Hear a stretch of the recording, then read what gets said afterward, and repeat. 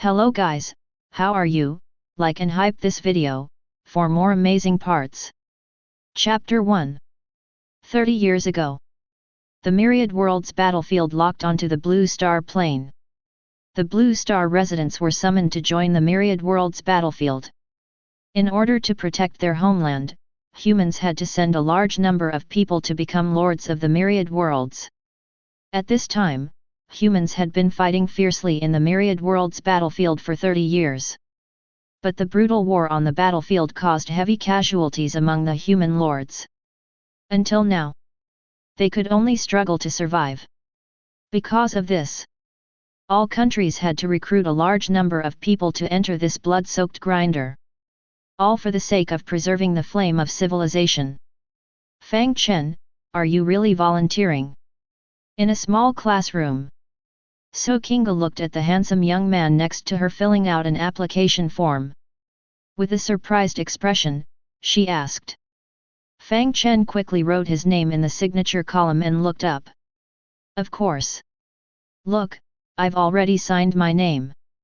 Fang Chen raised the application form in his hand and replied in a relaxed tone. 16 years ago, he transmigrated to this parallel plane of the Blue Star. He thought it was an ordinary urban world. But he didn't expect. Only after growing up did he realize that this world was on the brink of destruction. The terrifying Myriad Worlds battlefield devoured a large number of Blue Star's population every year. And in recent years, the region where the Blue Star humans were located was experiencing a catastrophe of undead. Many human lords died. The fate of Blue Star's civilization in the Myriad Worlds battlefield was uncertain. However, even so, the Myriad Worlds battlefield still held great attraction for Fang Chen. Because entering the battlefield meant gaining immortality as long as the city was not breached. For him, who had died once, immortality was the greatest temptation. Rather than living a mediocre life and eventually dying in bed, why not take advantage of his youth and strive for immortality in the Myriad Worlds battlefield?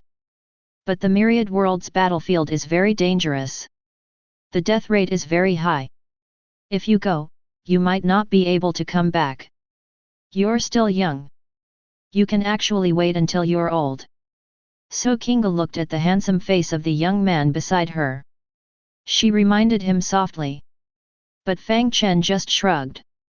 When you're young, your mind is active and you have the adventurous spirit. When you're old and your thinking becomes rigid, going to the Myriad Worlds battlefield is no different from seeking death. Furthermore, the recruitment of lords by various countries has become more frequent recently. Being recruited into the Myriad Worlds battlefield is just a matter of time. Instead of being passively recruited, it's better to join voluntarily.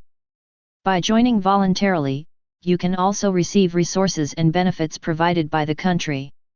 Fang Chen's words were indeed irrefutable. Although the Myriad Worlds battlefield has been open for 30 years, the situation of the Blue Star human race has never been good. After entering the battlefield every year, the number of lords who died in battle was too high. In order to defend the dimensional passage leading to the Blue Star, and resist the Myriad Worlds beast tide entering the Blue Star, the humans of Blue Star had to continuously strengthen their efforts. Even if they were sending cannon fodder, they had to send people into the Myriad Worlds battlefield.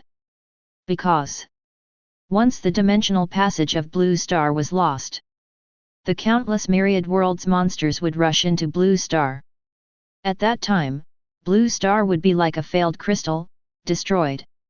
Not only would everyone die, even the planet would be devoured by the Myriad Worlds battlefield, becoming a part of the Myriad Worlds battlefield. Therefore, in order to defend their homeland, in these years, the countries of Blue Star had been under pressure, forced to recruit a large number of people to enter the Myriad Worlds battlefield. And the next attack of the Myriad Worlds beast tide will be at the end of this year. Therefore, there will be more people forcibly conscripted as lords this year. In Fang Chen's opinion, it's better to be proactive and apply rather than passively join. You can also get more benefits. So Kinga, who was beside Fang Chen, heard his words. She also fell into contemplation. The Sokinga family belongs to the official family on Blue Star. They have heard more news than Fang Chen. The pressure on the Myriad Worlds battlefield is indeed great. It is said that the number of conscripted people this time has reached millions. No one can guarantee that they will not be selected.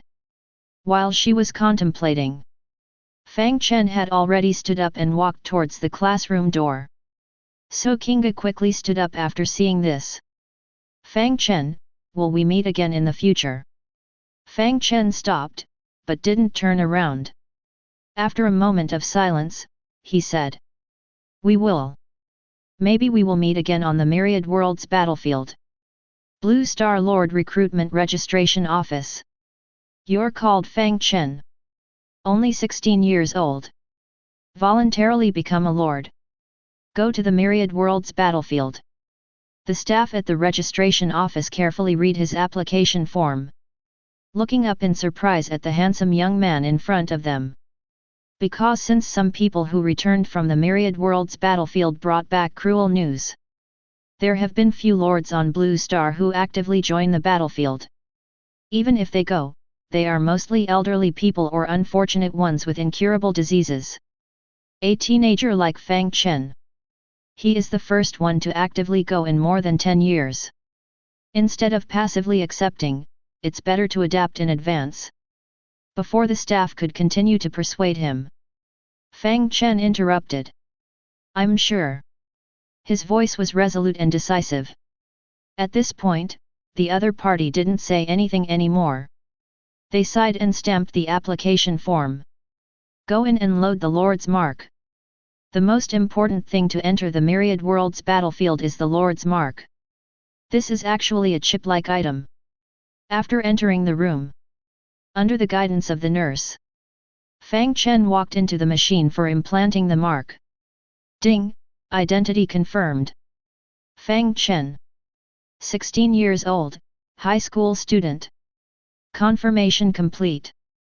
Implantation begins. In the next moment, Fang Chen felt a slight pain in his neck.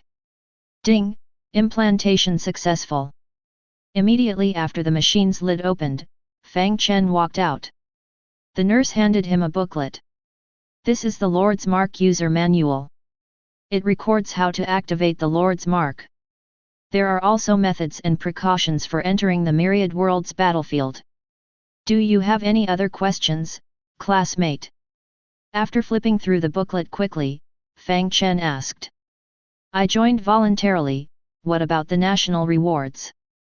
After activating the mark, there will be a main city and a hero altar in the dimensional package, which our system provided. The national rewards are 10,000 points of various resources and a talent activation scroll. You can find all of these in the dimensional package. The nurse patiently explained. After understanding, Fang Chen quickly skimmed through the booklet in his hand. He found that the Lord's Mark can only be activated after entering the Myriad Worlds battlefield. He didn't stay any longer. He turned around and walked towards the passage to enter the Myriad Worlds battlefield. Chapter 2. There is a portal to the Myriad Worlds battlefield in every country. This is a large teleportation platform, and it is bidirectional. Blue Star can teleport lords over. Similarly, the Myriad Worlds battlefield can also teleport back. However, the return portal of the Myriad Worlds battlefield is heavily guarded. Only special personnel can return. On this side of the Blue Star leading to the Myriad Worlds battlefield, the defense is not very tight. When Fang Chen arrived here, he saw the teleportation portal constantly lighting up. The conscripts this year have not started yet, and those who enter the Myriad Worlds battlefield are all elderly people who have returned from there. When Fang Chen approached the portal, his identity as a new lord was immediately recognized. Ding! New Lord Fang Chen detected. The voice quickly spread through the teleportation platform. All the lords who were preparing to teleport looked at him. Hey, I remember that the conscription hasn't started this year. How come there's a new person? He's a handsome young man. Could it be that he voluntarily applied to become a lord? Oh, it's really rare.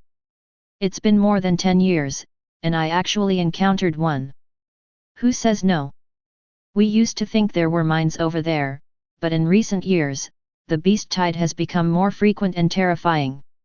More than half of the lords have died or been injured, and several major cities of the official authorities have been destroyed.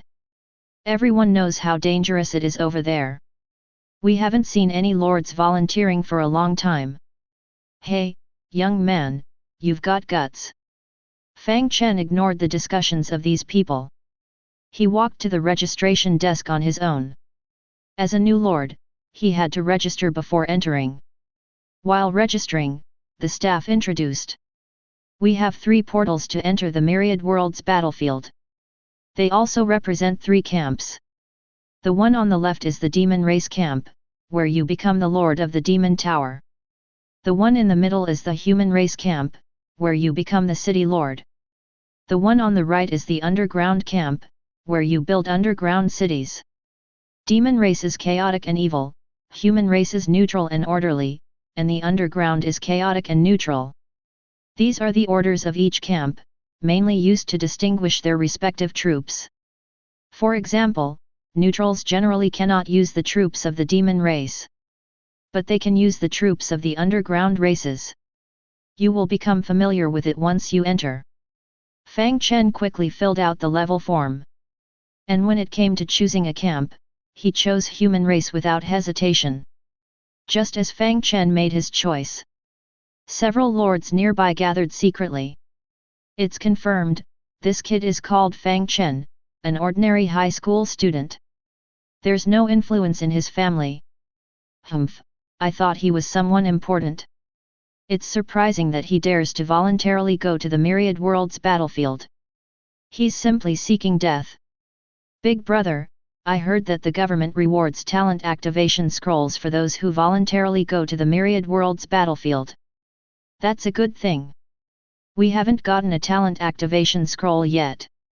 Now the Myriad Worlds battlefield is in the midst of an undead disaster. He's just going to die. I suggest we take the opportunity to deal with him, take his talent activation scroll from him. The leader among them is a fat scar-faced man. Nickname Ming Ji.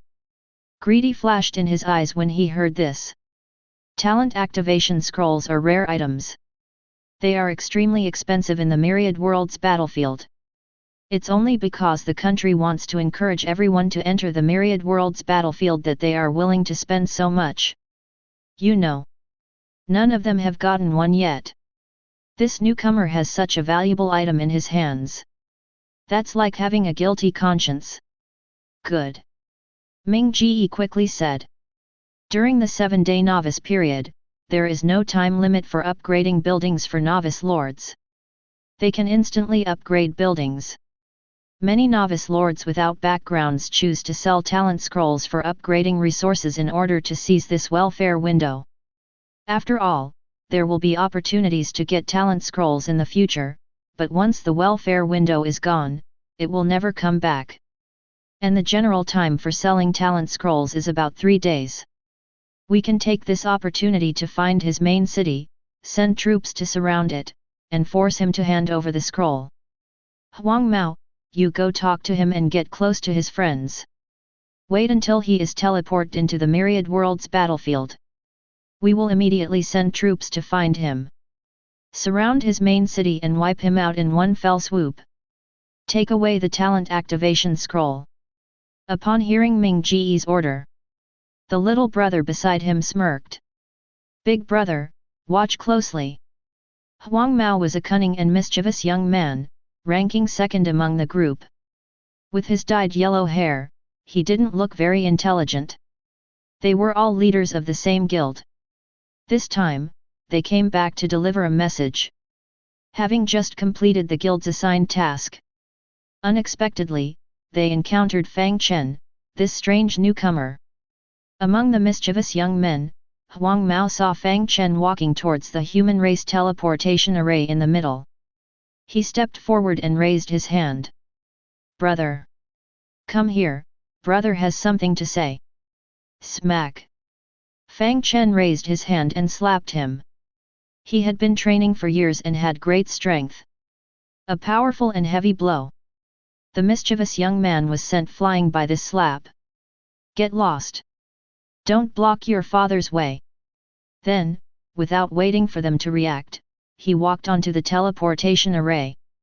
As the teleportation light shone, amidst the anger of the several little gang leaders, Fang Chen was teleported into the Myriad Worlds battlefield. Through the blue star teleportation platform. To achieve targeted teleportation, a main city is needed in the Myriad Worlds battlefield. New lords without a main city will be randomly teleported to the human race area where they are located. Ding! Teleportation successful. Welcome, Lord Fang Chen from the Blue Star, to your arrival. This is the battlefield of Myriad Worlds conquest. As a lord, you will obtain territory, build cities, train armies, and raise the divine throne, thus creating an era and vying for dominance in Myriad Worlds. Here. As long as the city is not destroyed, you will be immortal. Begin random identity selection. Human race, Pioneering Lord. Begin random starting point. Northern Territory Pioneering. Ding! Chip activated. Continuous prompts sounded. Fang Chen opened his eyes. Before him was a dilapidated castle. It seems this is the Myriad Worlds battlefield. And my starting point is in the Northern Territory Pioneering. It seems my luck isn't that great. Choosing the human race faction, lords from the Blue Star Dragon Kingdom usually start in the United Kingdom of Gondor. An old continent that has been destroyed. The central region of the United Kingdom is more prosperous, with more resource points, monsters, and cities. While the Northern Territory was originally the border of the Gondor Kingdom. To the north is the wilderness. Not only is it desolate, but the monsters here are also powerful, and there are fewer resource points. But one advantage is that there are fewer high-level lords here. You won't be bullied in the early stages of development. There are pros and cons. Fang Chen was not a fussy person. He accepted it as it came. Then he opened his dimensional package.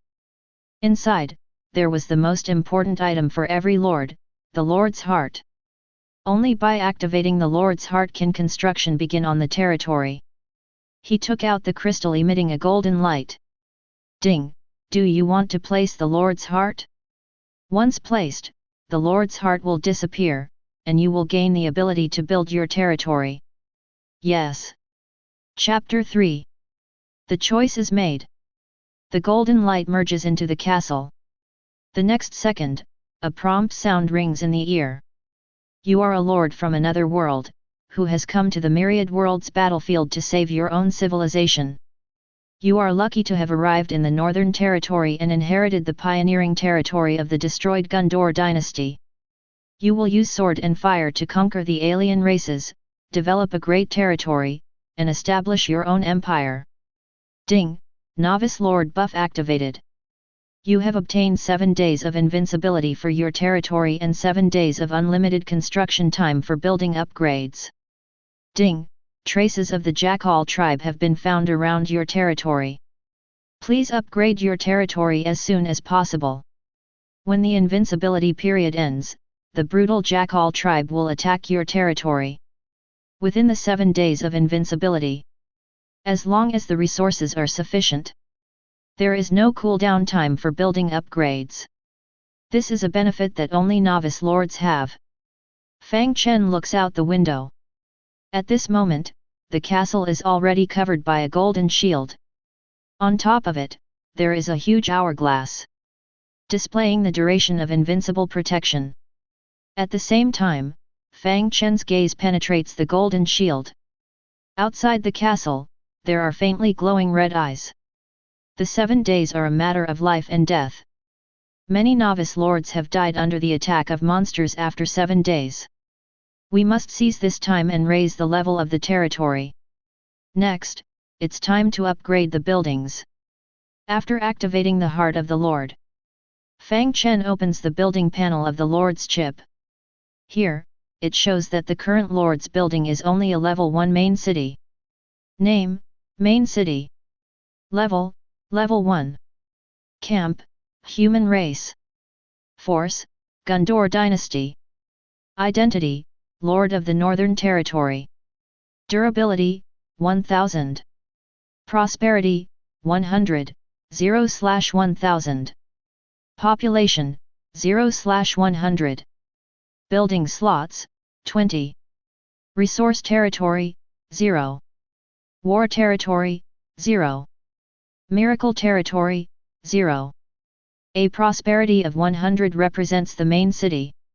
As a level 1 main city, the maximum prosperity is 1000 points. The maximum population is 100 points. Only when both requirements are met, can the main city be upgraded to the next level. To increase prosperity, new buildings need to be constructed. For each level increase in a white quality building, 100 points of prosperity are added. The higher the quality of the building, the more prosperity it adds. Population growth can only be achieved through residential buildings. And for all buildings, you need to obtain building cards for residential buildings first. A building card represents your ability to construct a building. And the building slots represent the maximum number of buildings that can currently be constructed. Fang Chen looks at the package. There are still 3 items left inside. 1 talent activation scroll, 1 resource card, and 1 hero sacrificial building card. Name, talent activation scroll. Quality, special item, no quality. Function, can only be used once. After activation, the Lord gains a talent. Name, resource card. Quality, special item, no quality. Function, upon opening, you will receive 10,000 units of wood, stone, iron, food, and gold. Name, hero sacrificial building card. Quality, special item, no quality. Camp, none. Function, consumes a rare item, used to recruit racial heroes. Each level increase allows for an additional hero recruitment opportunity. Among the 3 items, apart from the talent activation scroll, which is relatively valuable, the other 2 are ordinary items. Let's use the talent scroll first and see what talent can be activated. Fang Chen opens the scroll and selects to use it. Ding! Talent scroll activated. Select Fang Chen as the activation target. Activation successful. You have obtained the unique mythical talent, Prayer of Good Fortune. Upon hearing the prompt, Fang Chen was momentarily stunned. But soon a smile appeared on his face. The items in the Myriad Worlds battlefield can generally be classified as white inferior, green common, blue excellent, red superior, purple rare, orange epic, gold legendary, and dark gold mythical.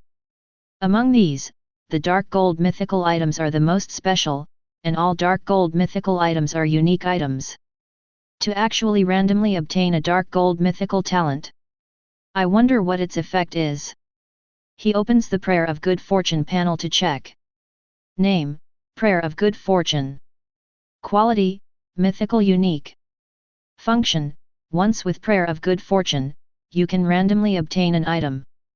The first Prayer of Good Fortune each day is free, and subsequent ones cost at least 10,000 gold coins or an item of equivalent value. As the number of Prayer of Good Fortune increases, the value of the consumed item increases. The higher the value of the consumed item, the higher the probability of obtaining high-level items with Prayer of Good Fortune, and the higher the user's luck, the better the obtained items. The first Prayer of Good Fortune has a high probability of producing high-level items. Prayer of Good Fortune. 1 free chance per day. The number of gold coins consumed increases with each subsequent use. Hiss. This talent is definitely a lucky one. The better the luck, the better the obtained items. I wonder how lucky I am. But to start with a mythical talent, I should belong to the lucky category. Fang Chen looks at the talent panel. His heart starts to itch with anticipation. The first Prayer of Good Fortune has a probability bonus. Then let's give it a try. He clasps his hands together, mentally reciting. Without spending, there is no salvation, without spending, fate cannot be changed. Prayer of good fortune. In the next moment, a golden light shines before his eyes. Ding! Prayer of good fortune successful. You have obtained a probability bonus for the first prayer of good fortune. Ding! You have obtained the gold legendary level item, Heart of the Arcane, Fire Element. Chapter 4. Name, Heart of the Arcane, Fire Element. Quality, Golden Legendary Level. Function, mainly used for recruiting heroes, opening the hero altar, selecting recruitment and attracting golden legendary level hero units to join your command. Golden Legendary level heroes. A hint of joy appeared on Fang Chen's face. Although this golden hero is not the first, but no one has ever seen a dark gold unique hero. Therefore, everyone assumes that golden legendary heroes are the best units. Heart of the Arcane. From the name, it should be able to recruit high-level mage units. I wonder if it can recruit golden legendary level mage units. After all, mage units are notoriously difficult to recruit. But their strength is also well known. This probability is not 100% successful. If it fails, it will lose a golden legendary artifact. Fang Chen clenched the Heart of the Arcane in his hand. My luck shouldn't be too bad. Let's first build the altar. Fang Chen opened the package and took out the Hero Altar construction card. Recruiting heroes is a prerequisite for the Hero Altar. Click on the construction card. Ding! Obtained new building Human Race Hero Altar, Prosperity plus 100. Name, Human Race Hero Altar. Level, LV1. Quality, none. Durability, 100. Race, Human Race. Function, altar used to recruit human race heroes. Use artifacts to communicate with the souls of Myriad Worlds human race and have them join your command. Currently usable 1/1, the number of uses can increase with the building level. The hero altar cannot resurrect heroes, so use hero units with caution. Note, the higher the level of the item used, the higher the probability of recruiting high-level heroes. Heroes on the Myriad Worlds battlefield cannot be resurrected using the altar. To resurrect hero units, only high-level items like resurrection scrolls, or spells like resurrection magic. And the hero altar, like the main city, is a building without quality. It belongs to the unique category of buildings, which means only one can be built. Fang Chen murmured as he took out the Heart of the Arcane. When I was on Blue Star before, I only heard that every golden artifact would cause a war. Because on the Myriad Worlds battlefield, there is an immortal law of artifacts. Artifacts can be used and will not disappear after use, but become part of the summoned hero unit. As long as the summoned hero unit is killed, the artifact can be obtained. So if someone knows they have this golden artifact, Fang Chen's heart trembled slightly. I'm afraid I won't survive the 8th day. As soon as the news spreads, I will immediately be surrounded by lords with ulterior motives. He stared at the golden artifact in his hand. If I don't expose my strength, this thing will be a source of disaster. But if no one knows, then it will lay the foundation for my own strength. And it will be an unbreakable foundation. Fang Chen's gaze was firm as he tightly held the Heart of the Arcane. Let me see what surprises you can bring me.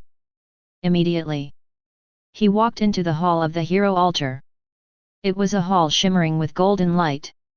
In the center of the hall, there was a golden altar. On the altar was a golden stone tablet engraved with various texts. Fang Chen stepped onto the altar. Soon he learned how to use this building. It's not complicated to say. Just place the Heart of the Arcane on the golden stone tablet. Fang Chen took out the Heart of the Arcane, took a deep breath, and carefully placed the golden item on it. The moment the Heart of the Arcane touched the tablet, the texts on the golden stone tablet emitted golden light in an instant. Then they floated in the air. Then, a majestic voice came to Fang Chen's ears. Lord from another world. Do you wish to awaken the dormant souls and recruit them to join your command? To expel the demons invading this world? The voice seemed to come from nowhere. But at this moment, Fang Chen seemed to hear countless souls whispering. They kept roaring angrily at themselves, trying to get Fang Chen to rescue themselves. After a brief moment of confusion, Fang Chen secretly thought to himself, these are souls. Perhaps they were once the civilized races on this continent. After their defeat, they were invaded by the forces of other dimensions, dragging the entire civilization into the Myriad Worlds battlefield. In the end, they were defeated in the Myriad Worlds battlefield, and the entire civilization became a colonial ruin. Although some survived, they were barely hanging on. The main body of the civilization has all turned into these souls, becoming recruits for humans. And if the Blue Star humans are defeated, this will be the ultimate outcome as well. Fang Chen's heart trembled slightly. But soon, he became firm in his belief. The Blue Star has not reached that point yet. We still have hope. Immediately, Fang Chen nodded solemnly. That's right. The civilizations of the otherworldly battlefield, although you have fallen and become spirits. But I need you to join me, to drive out the demons from this continent, and reignite the flame of civilization. After Fang Chen finished speaking, countless golden lights rushed into his body. Then he heard a whisper in his ear. Remember your words. The visitors from the other world. Then the golden light disappeared. Fang Chen looked down at the golden stone tablet. He found that he could now read the words on it. This stone tablet is called the Prophet's Tablet. Now, with just a light touch, he can recruit the spirits that once existed on this continent. Fang Chen thought of the weak voice just now. Although he didn't know what it was, he vaguely felt that this recruitment might have an extraordinary power. Then let's begin. The fallen spirits, join me and fight for me. Drive out the demons from the other world. Recruit.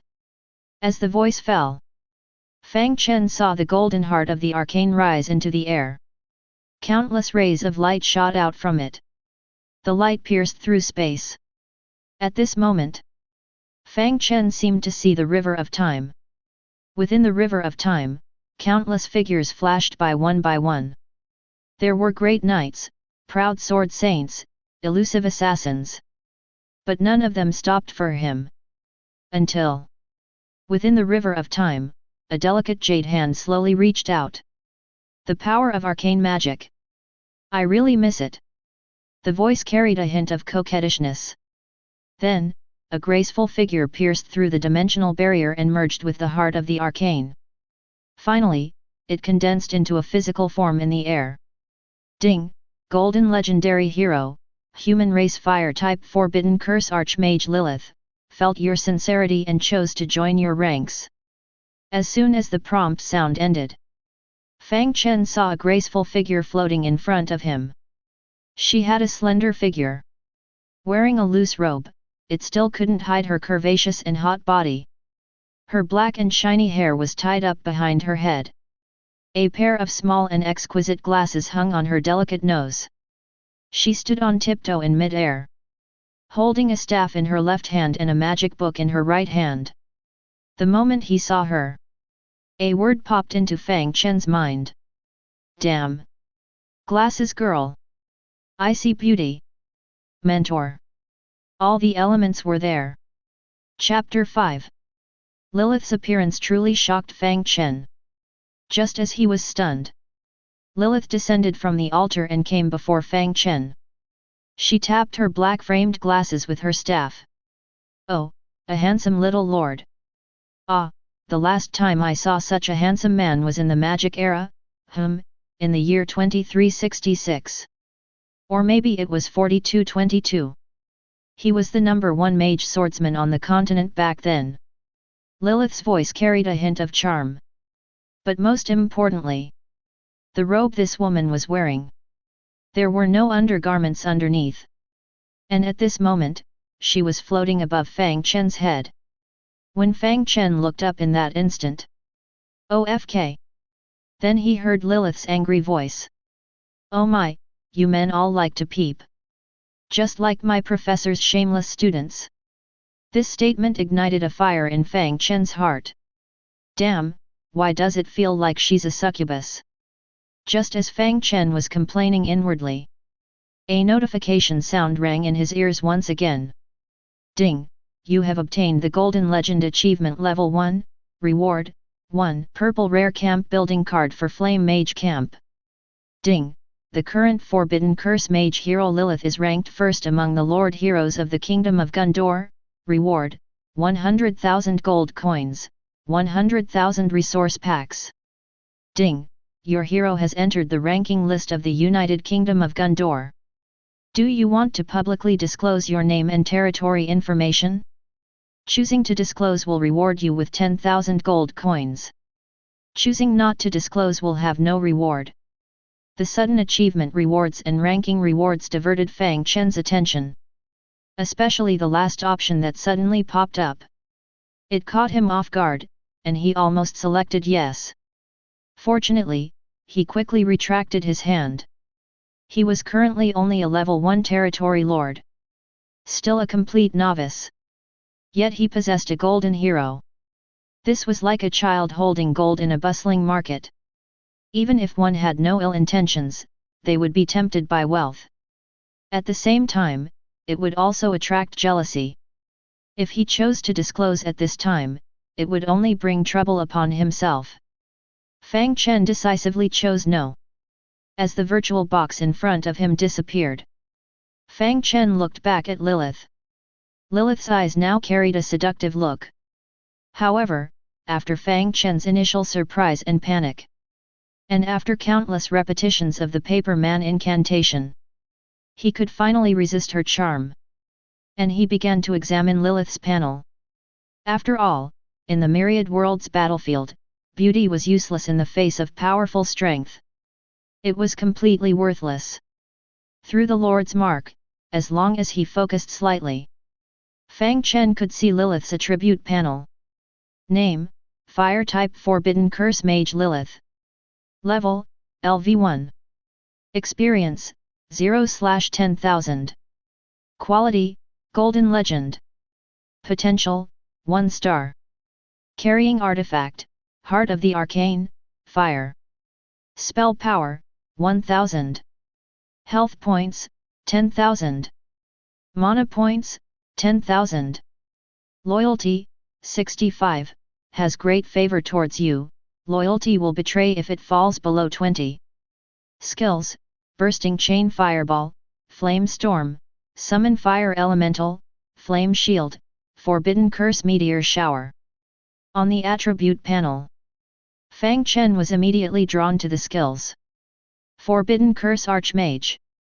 Truly deserving of its reputation. 5 skills. Among them, the most powerful should be the Forbidden Curse. Meteor Shower. Fang Chen briefly read the skill description. Meteor Shower, channel for 10 seconds, summon a meteor shower to indiscriminately strike a large area, lasting for 30 minutes. Each meteor fire inflicts massive damage on the target. It's a bit terrifying. A continuous attack lasting 30 minutes. And it covers a particularly wide area. One skill can directly destroy a city. Fang Chen couldn't help but think. The power of Forbidden Curse is indeed fierce. This belongs to a strategic level weapon. I got a royal flush right from the start. But Lilith is not only strong with Forbidden Curse. The other few spells are also good. Bursting Chain Fireball can cast 10 bursting fireballs at once, causing dizziness while also exploding. Flame Storm is an area of effect damage spell. After 3 seconds of guidance, rising flames can burn all targets within range. It will also explode. Summon Fire Elementals, 10 at once. Each Fire Elemental can cast Bursting Chain Fireball in a row, causing a sudden burst. Flame Shield is used to resist damage and protect oneself, with a resistance aura and a flame aura effect. It can burn targets and push away surrounding enemies. It can be said that just from her skills, Lilith's terrifying strength can be seen. In addition, Lilith's attributes are also very powerful. 1000 points of spell power. According to Fang Chen's understanding, the spell power of an apprentice mage is only 5 points. A high-level mage has at most 200 points of spell power. Lilith starts with 1000 points of spell power. With the increase in level, her attributes can also be enhanced. That makes Lilith's upper limit a bit terrifying. This is why she is only a level 1 hero. Just recruited, she can top the list of hero quality rankings in the Gundor Kingdom. No other reason. Just too strong. And potential represents the attributes gained when a hero levels up. All heroes start with 1 star. With leveling up, special artifacts can be used to increase potential. But there are also limitations to the increase. From what Fang Chen knows, generally only orange-colored heroes can reach 9 stars. As for gold, he checked. His Lilith can reach a maximum of 12 stars. So strong. No wonder she is a gold tier unit. Finally, Fang Chen looked at the artifacts and loyalty carried by Lilith. The artifacts are fused within Lilith's body and cannot be taken out unless she is killed. And loyalty is the foundation of Lilith.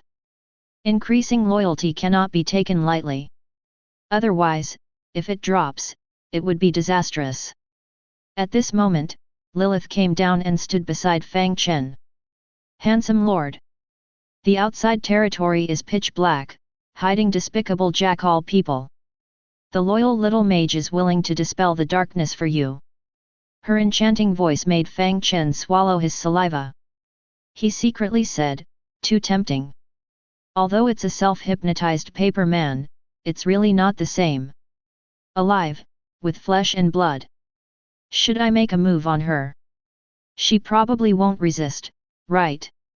Fang Chen couldn't help but be eager to try. But when he saw the loyalty, Fang Chen suppressed the fire in his heart. Loyalty is too low.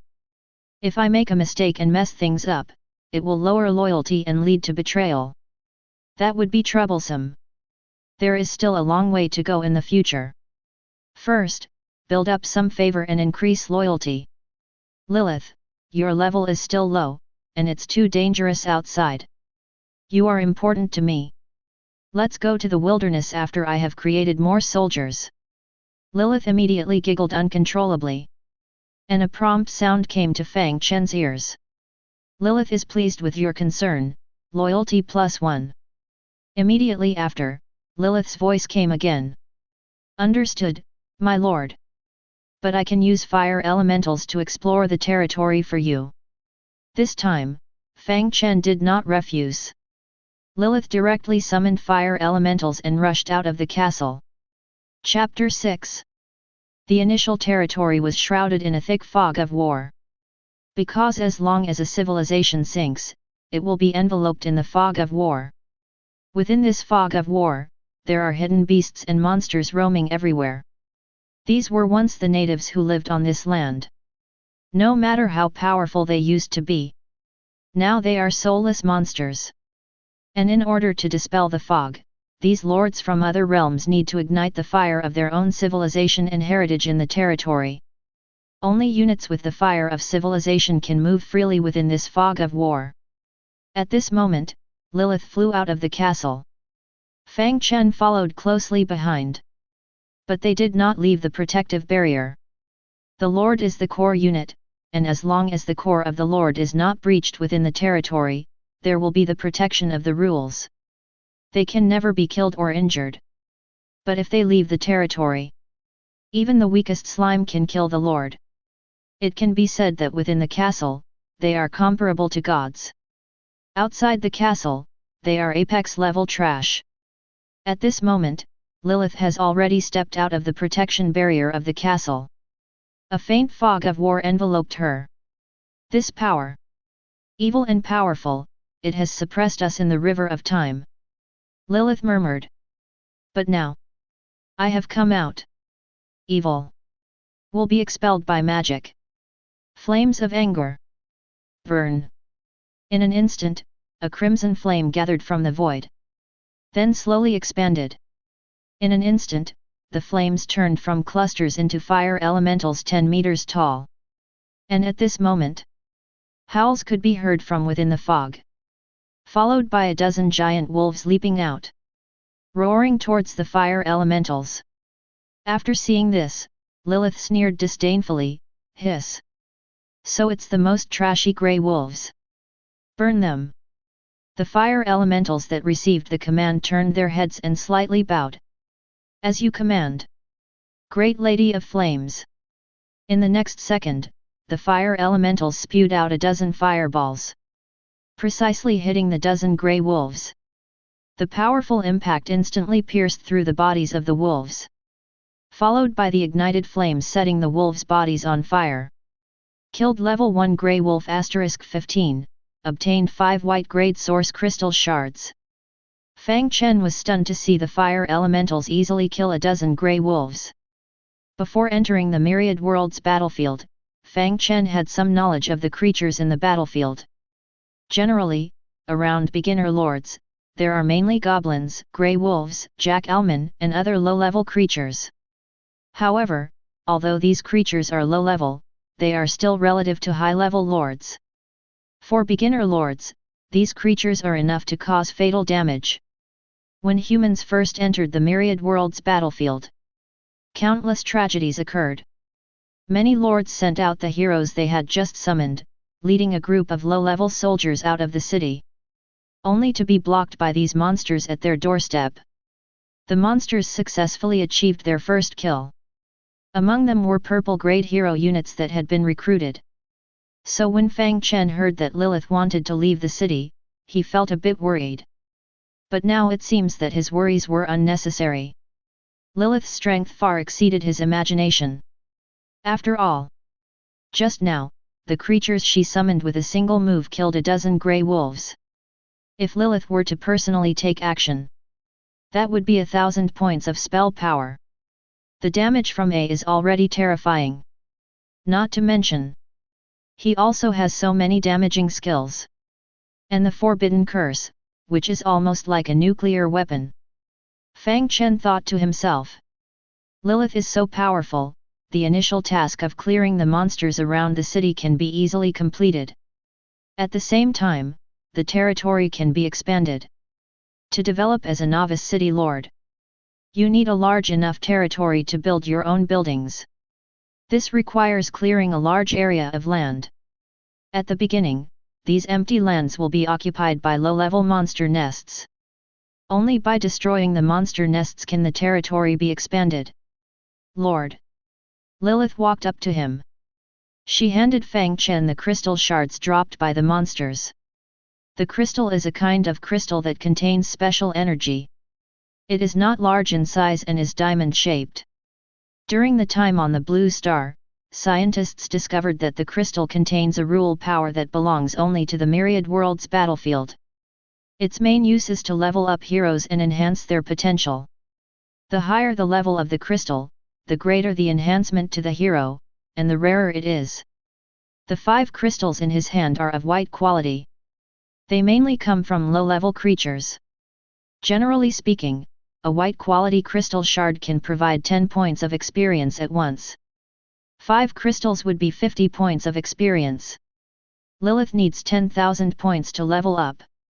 Fang Chen pinched the crystal and said, Lilith, you need a large number of these crystal shards to level up. You need to hunt more monsters. Lilith slightly bowed. Yes, my lord. I have sensed a grey wolf's nest. Please let me eliminate it for you, my lord. Fang Chen nodded slightly. Killing monsters can only obtain crystal shards. But if a monster's nest can be destroyed, then a whole, intact crystal can be obtained at once. Because according to the records in the official Myriad Worlds battlefield manual on the Blue Star, the monsters in the nests rely on these crystals for production. As long as the crystals are not destroyed, they can continuously absorb energy and create new monsters. It's like an assembly line. This magical technology shocked the entire scientific community on the Blue Star when it was brought back. It is the embodiment of the void creation machine. Scientists once tried to replicate it, but unfortunately failed.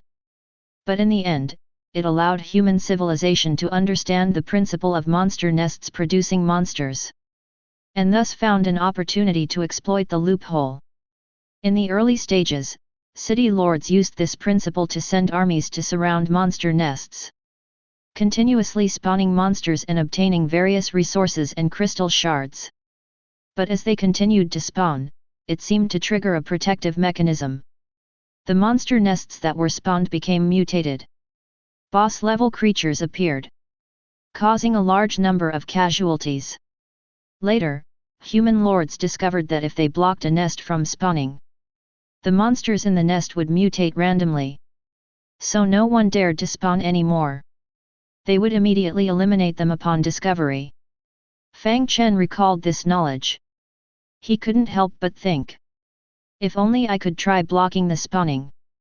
There are countless crystal shards. The key is that the probability of failure shouldn't be too high.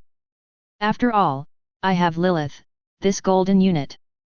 Her strength far surpasses ordinary units, even if they are mutated monsters. She shouldn't be her match. Fang Chen's heart began to stir. Although there are risks, they can be controlled. Moreover, I'll try it myself. Just one mutation will do. After making up his mind, Fang Chen looked up and said, Lilith, do you want to play something exciting? Chapter 7. Exciting. Upon hearing these two words, Lilith's eyes sparkled with excitement.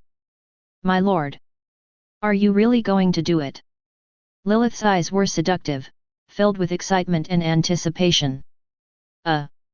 Fang Chen realized that she might have misunderstood him. He quickly explained. After Lilith listened to his plan, a disappointed expression appeared on her face. And Fang Chen continued.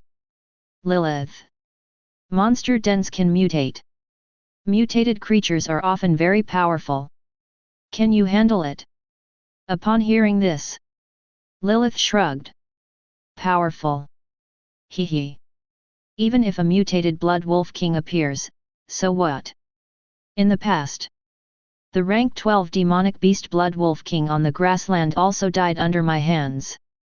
Listening to Lilith boasting, Fang Chen didn't take it seriously. If their magic was really that powerful, the entire civilization wouldn't have been destroyed. So, just to be cautious, let's take it one step at a time. Fang Chen quickly said. Lilith, listen to my plan, just once. Mutate once and that's it. Seeing Fang Chen being cautious, Lilith could only nod. I'll listen to you, my lord. Then, Lilith leaped onto the fire elemental, and said to Fang Chen. My lord, watch closely. I'm setting off now. Fang Chen nodded slightly, watching Lilith drive the fire elemental into the war fog. With the power of the rule of civilization's fire, they wouldn't lose their way in the fog. The fire light emitted by the fire elemental could also temporarily dispel the war fog. Not long after, Fang Chen saw level 1 grey wolves constantly attacking them. But under the fire elemental's attacks, they were easily killed. Soon, under the illumination of the firelight, Lilith and the fire elemental arrived at the grey wolf's den. It was a den hidden in the dense forest. Guarding the den were a group of elite grey wolves and the white boss grey wolf king inside the den. Compared to ordinary level 1 grey wolves, the attack power and damage of the elite grey wolves were stronger.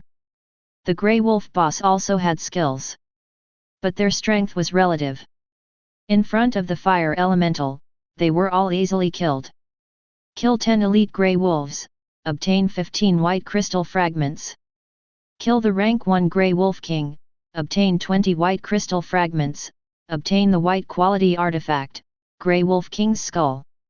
Compared to ordinary grey wolves, the elite grey wolves and grey wolf kings had a higher chance of dropping crystal fragments. And the Grey Wolf King could even drop artifacts. Usually, artifacts were used to recruit hero units.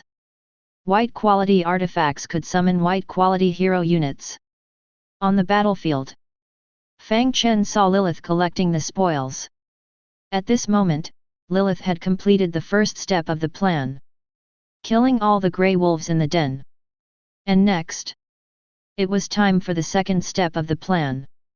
To attack the grey wolf den and trigger the den's self-defense mechanism.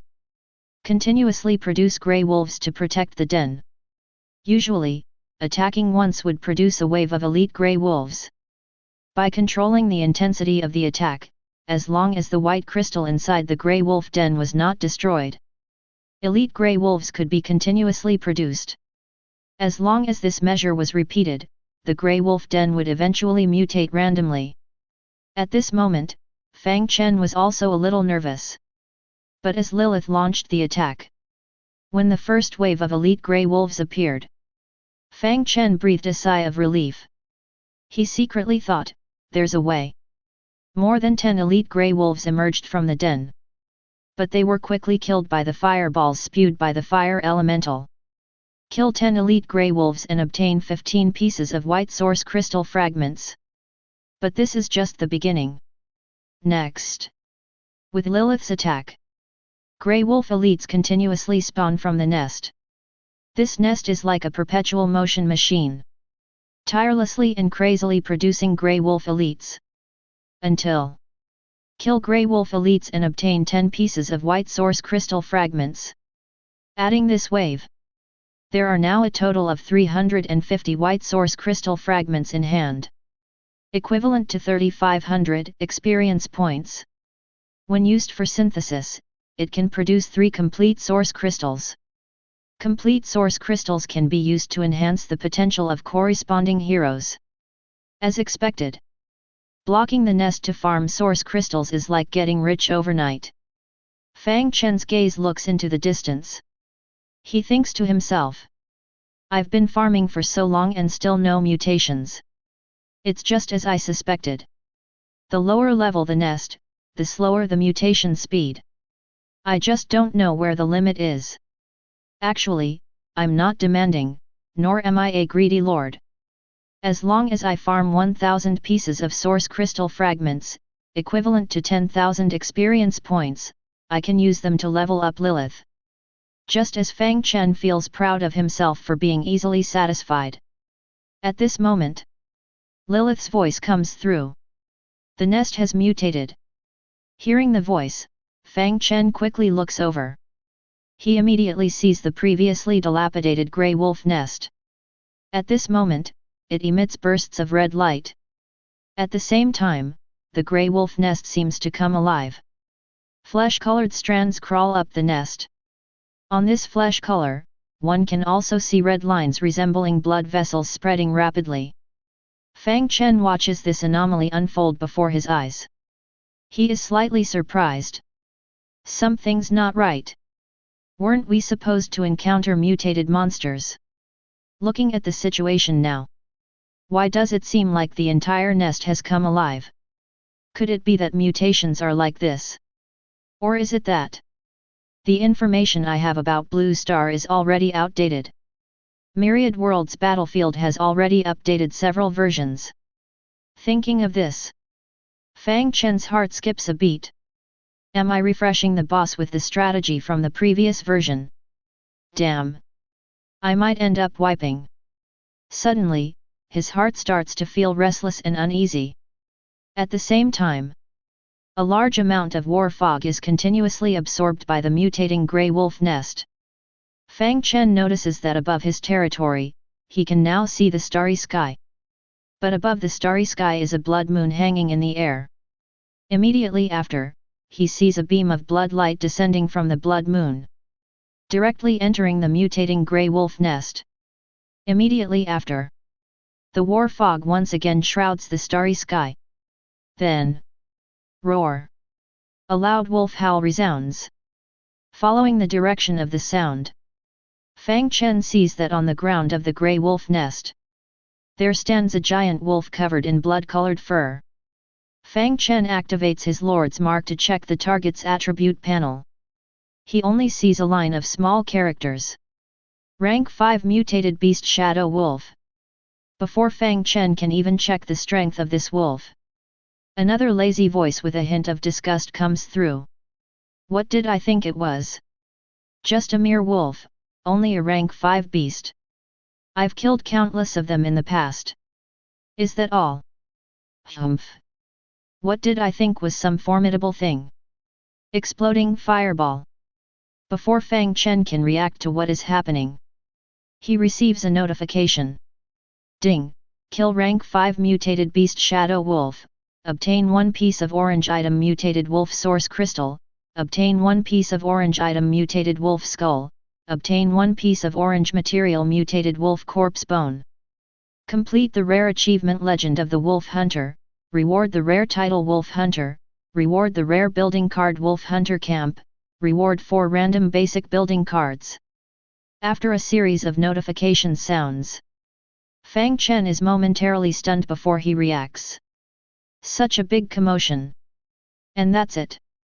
Chapter 8. Lilith's strength far exceeds one's imagination. When he saw the kill prompt, Fang Chen was shocked by this woman. But after a brief shock, he was filled with excitement. The source of his excitement naturally came from the spoils. This time, I killed an orange-grade demon beast.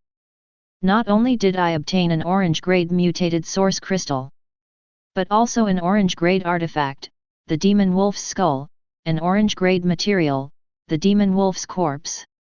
Among these items, the most valuable one is undoubtedly the mutated source crystal.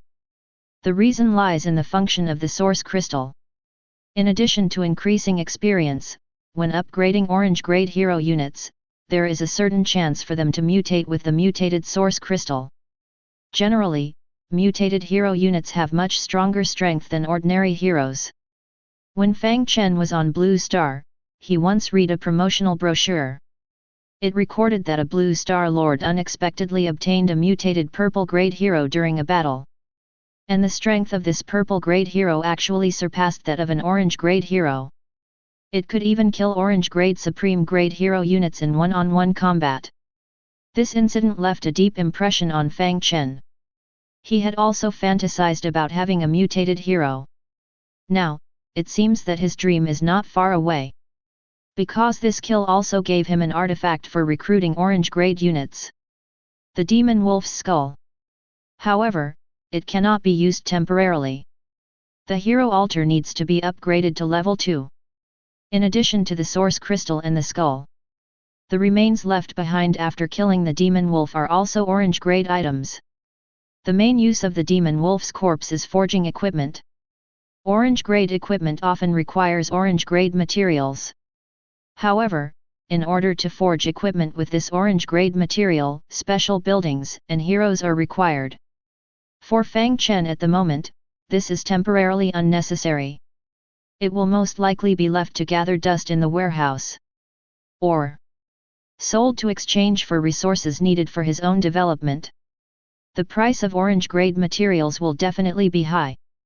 Thinking of this, Fang Chen opened the Lord's Mark.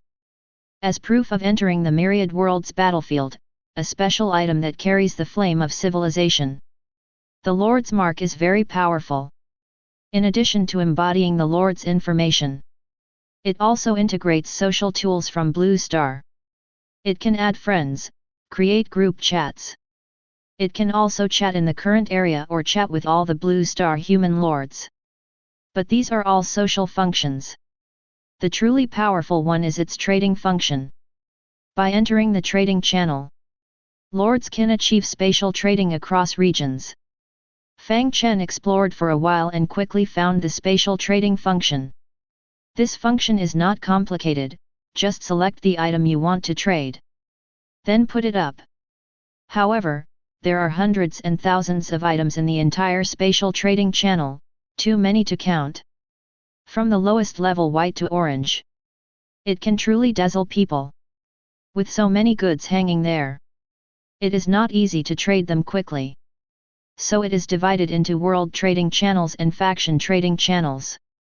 The World Trading Channel is grey. It shows that it cannot be entered at the moment. It requires reaching a certain level.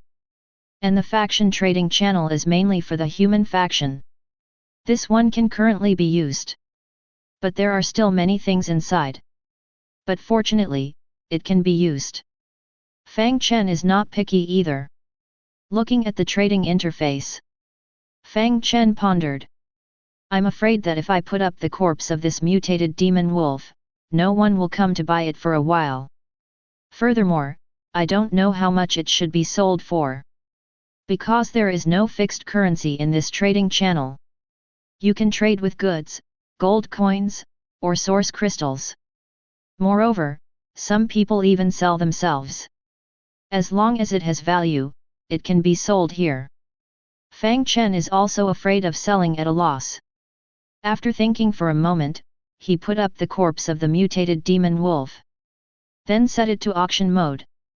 Whoever offers the highest price and presents something that moves me, I will trade with them.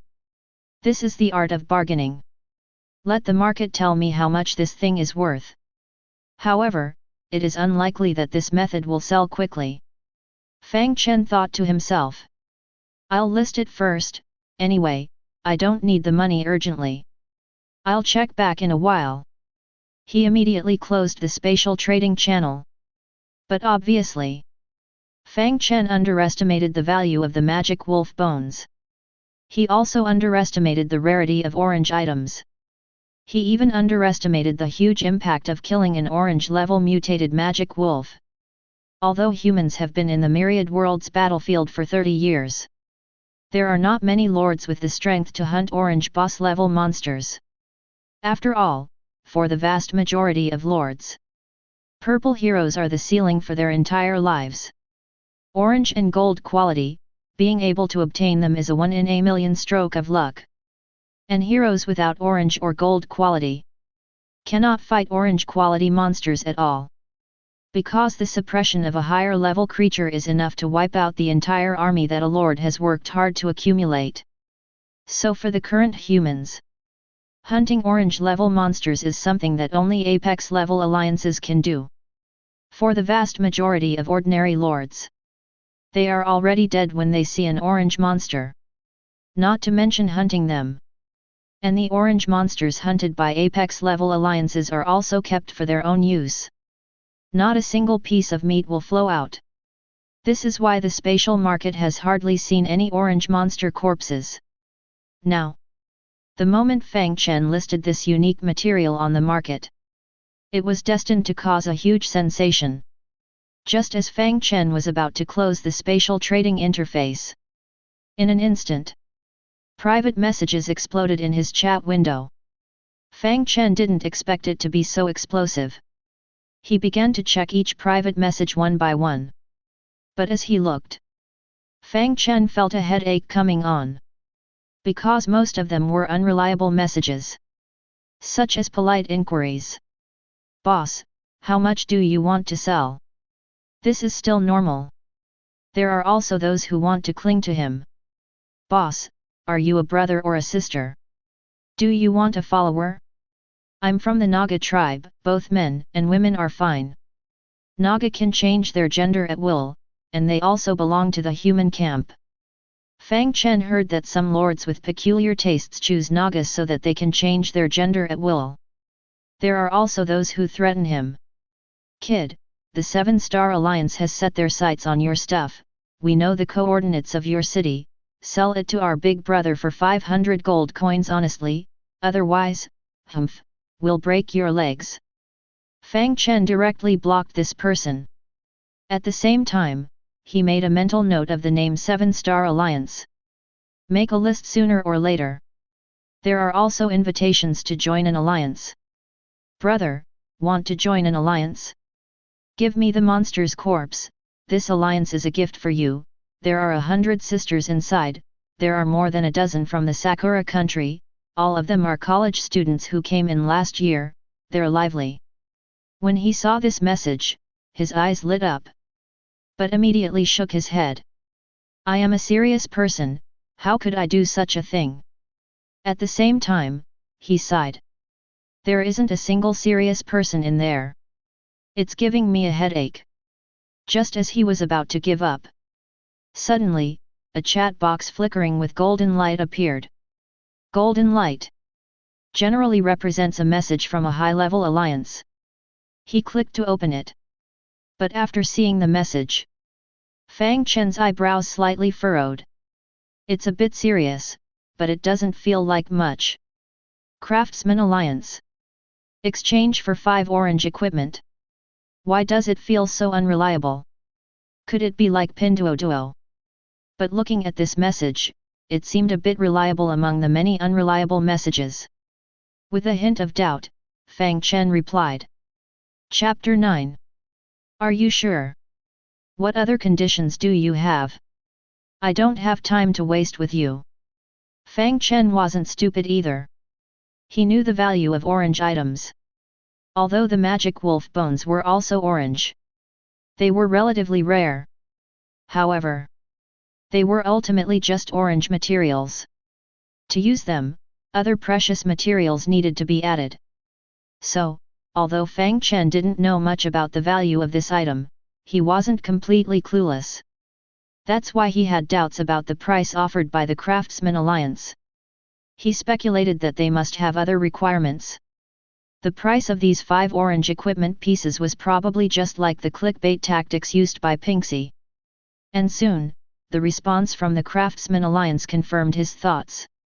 After all, everyone was from the Blue Star. Most tricks could be guessed. Our Craftsman Alliance can use these magic wolf bones to help you forge 5 pieces of orange equipment. We will provide the other rare materials. But you have to pay us a portion of the forging fee. The fee is not cheap, after all, it's orange quality equipment. If you're willing, let's exchange the mutated source crystal and the magic wolf's oddity. If you understand our Craftsman Alliance, you'll know that this little thing can be exchanged for 5 pieces of orange equipment crafted by us. You definitely won't lose out. Looking at the confident words of the other party, Fang Chen's expression remained unchanged. The value of the mutated source crystal and the oddity couldn't be measured by just a few pieces of equipment. Good equipment is only good if it's worn by the right person. Without high-quality hero units, even if you forge a divine weapon, you won't be able to wield it. Without a suitable hero, even if you wield it, you won't be able to unleash the power of the equipment. Before entering the Myriad Worlds battlefield, Fang Chen had a deep understanding of these things. He did it so that he wouldn't be foolishly deceived. After all, most items in the Myriad Worlds battlefield don't have a fixed price. The selling price depends on one's own judgment. Lords who don't understand often sell divine weapons as trash, and buy trash as divine weapons. They become victims of information asymmetry in the hands of knowledgeable people.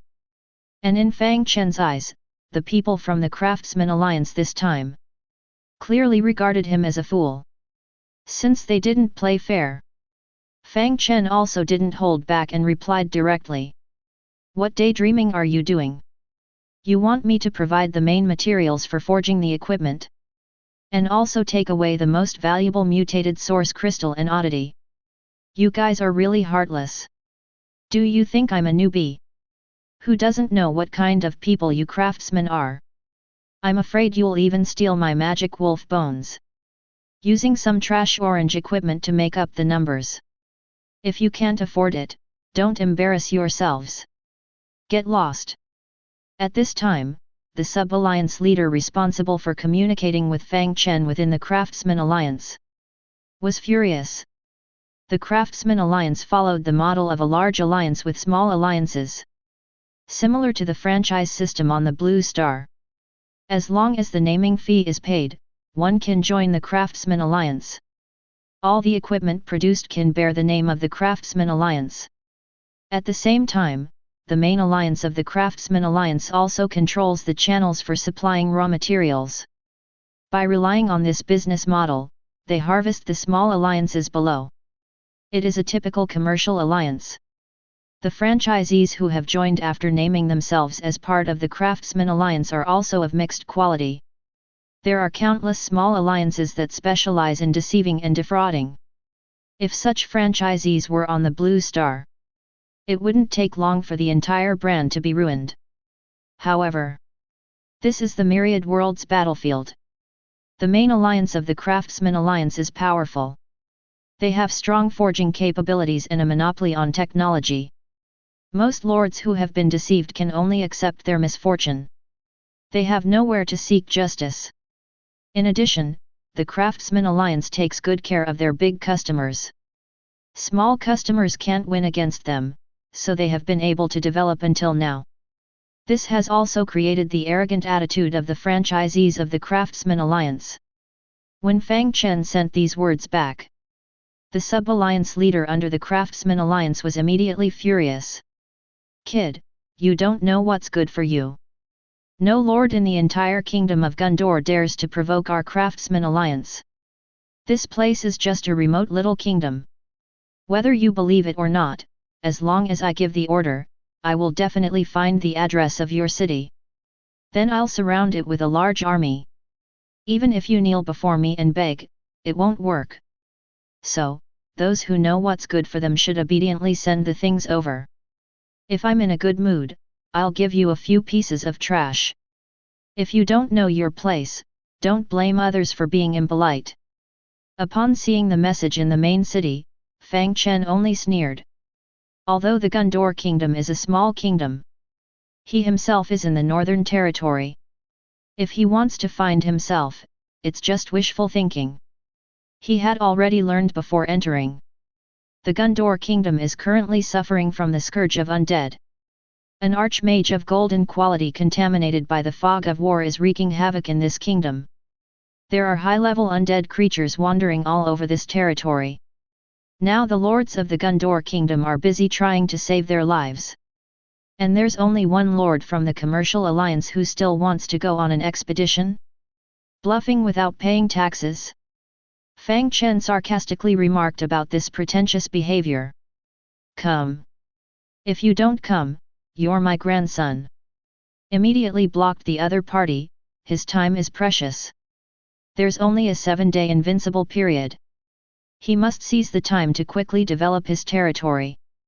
As for this magic wolf corpse, if it can't be sold, then forget it, he'll use it himself in the future.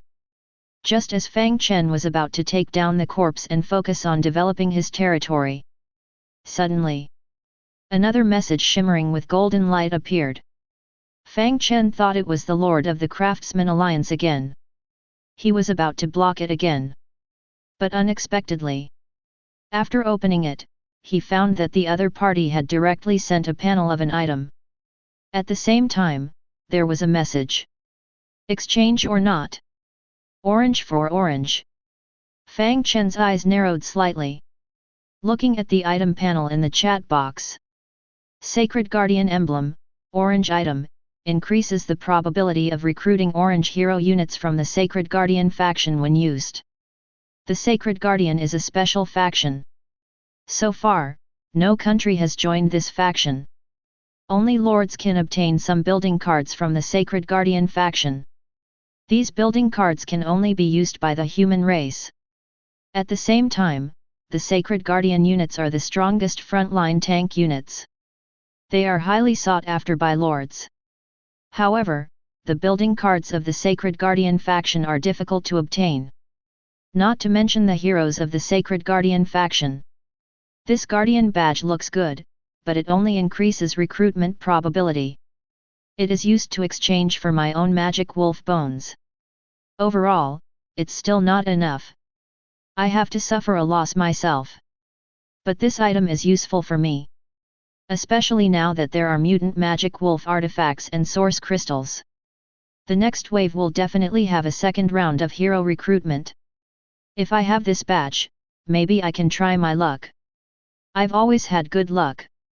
But I can't suffer too much loss either. The other party wants to trade. I must add money. Fang Chen replied. I can trade, but this badge is too low in value. But this is an orange mutant magic wolf bone. If it's in the hands of a high-level blacksmith, there may be a chance to forge a mutant orange equipment. So, you have to add money. And soon the other party replied, directly saying, add another 100,000 gold coins and resources. No more than that. Seeing the other party being so generous, Fang Chen had no reason not to push his luck. Add 5 green building upgrade blueprints. These are for the upcoming building upgrades. Not worth much. But I am a novice lord. Saving a little is still saving, there will be many places to spend money in the future. When the other party saw this request, they were speechless for a while. But they didn't refuse either. Immediately, Fang Chen completed the transaction with the other party in the spatial market. When Fang Chen received the sanctuary batch, resources, and upgrade blueprints, just as he was about to exit the trading channel, the lord who traded with him sent another message. Add me as a friend, let's trade often in the future. Fang Chen pondered for a moment. Adding a friend would expose his coordinates, so he decided against it for now. He doesn't trust the other party. Let's talk about it later. After sending the message, he exited the trading channel. Now I have money, resources, and buildings. It's time to expand my territory. Chapter 10. Fang Chen was unaware that he had rejected the other party's friend request. In fact, he had avoided a disaster. At this moment, under the jurisdiction of the Duke of Lani, a subordinate of the Kingdom of Gondor. Boss, these are the mutated shadow wolf bones. The other party is quite cautious and did not accept my friend request. The one speaking was a short human lord, also the deputy leader of the Gondor branch of the Craftsman Alliance, Wei Su. The boss he referred to was Zhao Yu, the leader of the Gondor Kingdom branch of the Craftsman Alliance. He was also currently the most skilled lord in forging in the Gondor Kingdom. Oh! Upon hearing Wei Su's words, Zhao Yu showed a hint of frustration. This guy doesn't budge no matter what. If he comes at me aggressively, I'll just block him. If he comes softly, I'll just reject him. Damn it! The mutated source crystal and the strange object are too important. If I can get the mutated source crystal and the strange object, with my talent, I might be able to summon a mutated master blacksmith. By then, I might even be able to enter the main alliance. He paused slightly at this point. Then he asked, can we find his exact location? But the answer he received was a shake of the head. Not for now. The astrologer can only determine the approximate range. For now, we can only locate him in the Northern Territory. But we don't know the specific location. Upon hearing this, Zhao Yu furrowed his brows slightly. The Northern Territory. That area is not smaller than our Gondor Kingdom. Without a specific location, it's indeed impossible to find him. Wei Su continued, not only is it close to the Blood Desolation, but it's also close to the grasslands of the half-orc camp and the wilderness of the half-elf. Furthermore, if you go northwest, there are vast mountains where dragons are said to appear. It is the most dangerous place in the entire Gondor Kingdom territory.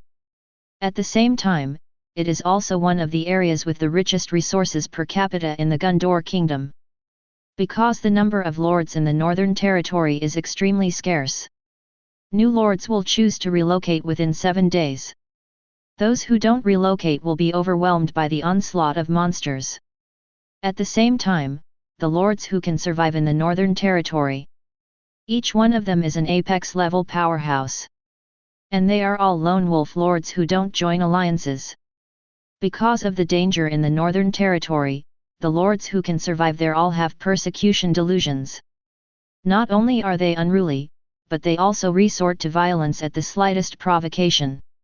It's a blatant law of the Dark Forest, where there won't be 2 adjacent lords in a territory.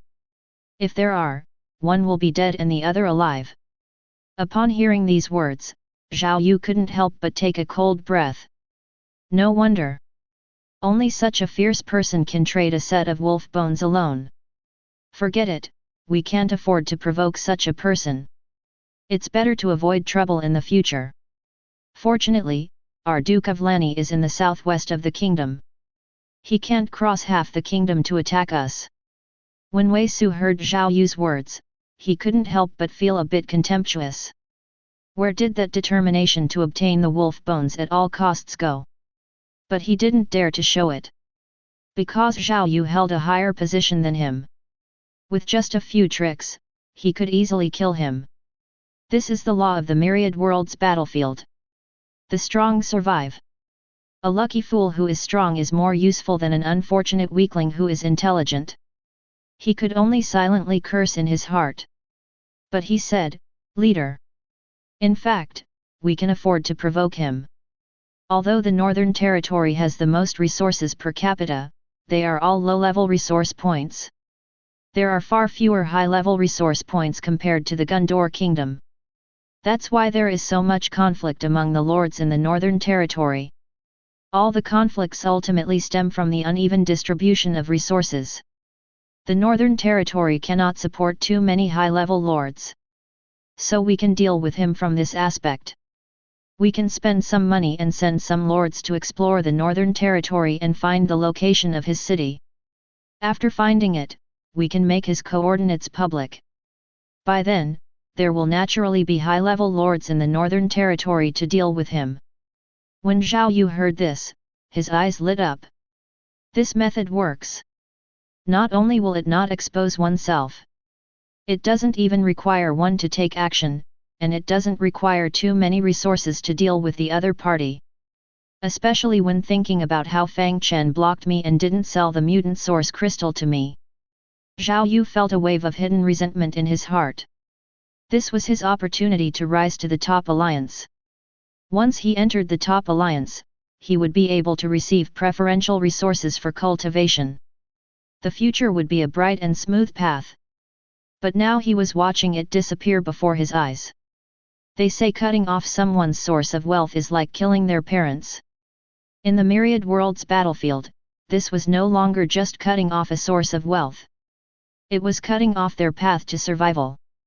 Thinking about this, Zhao Yu slammed the table. "Good. We'll do it as you said."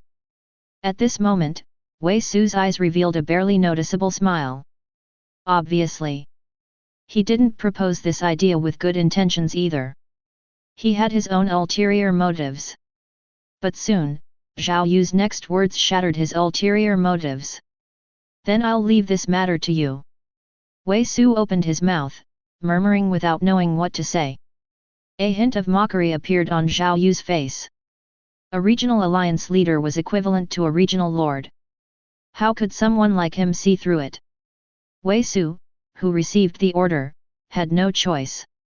He could only grit his teeth and release the news of searching for Fang Chen.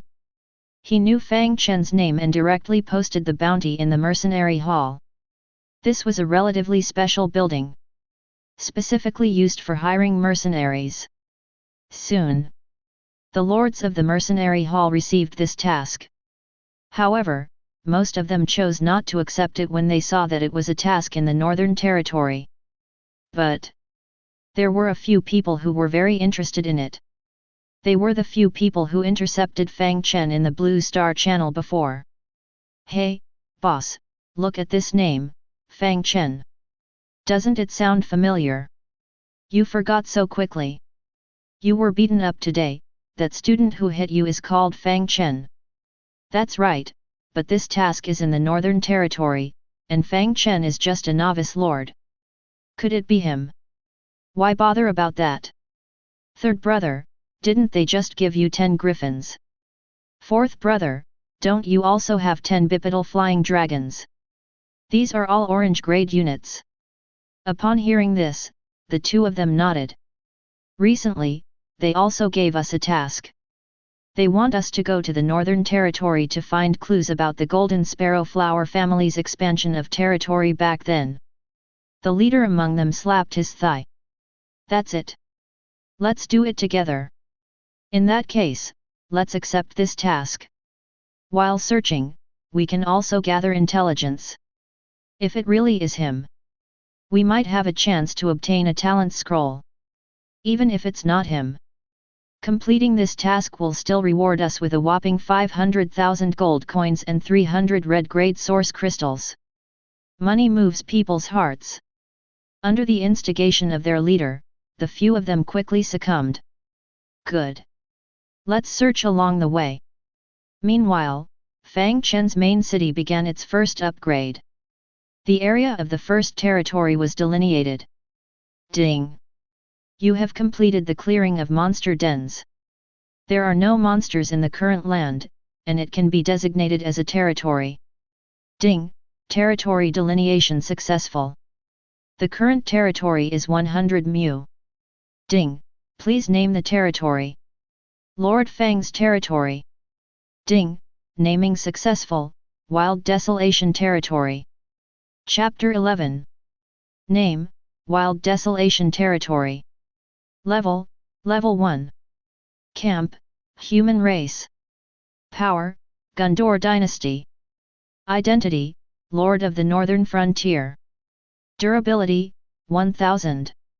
Prosperity, 200/1000. Population, 100/100. Building slots, 20. Castle building, Hero altar. Power value, 100. Resource territory, 0. War territory, 0. Miracle territory, 0. Upgrade conditions, 1000 units of gold, 1000 units of stone, 1000 units of wood, 1000 units of food, 1000 units of minerals, prosperity reaching 1000 points. After completing the naming, the panel of the territory also changed accordingly. New building displays were added. This means that new buildings can now be constructed on the territory. Currently, the Lord's power value is only 100 points. The maximum number of buildings that can be constructed is 20.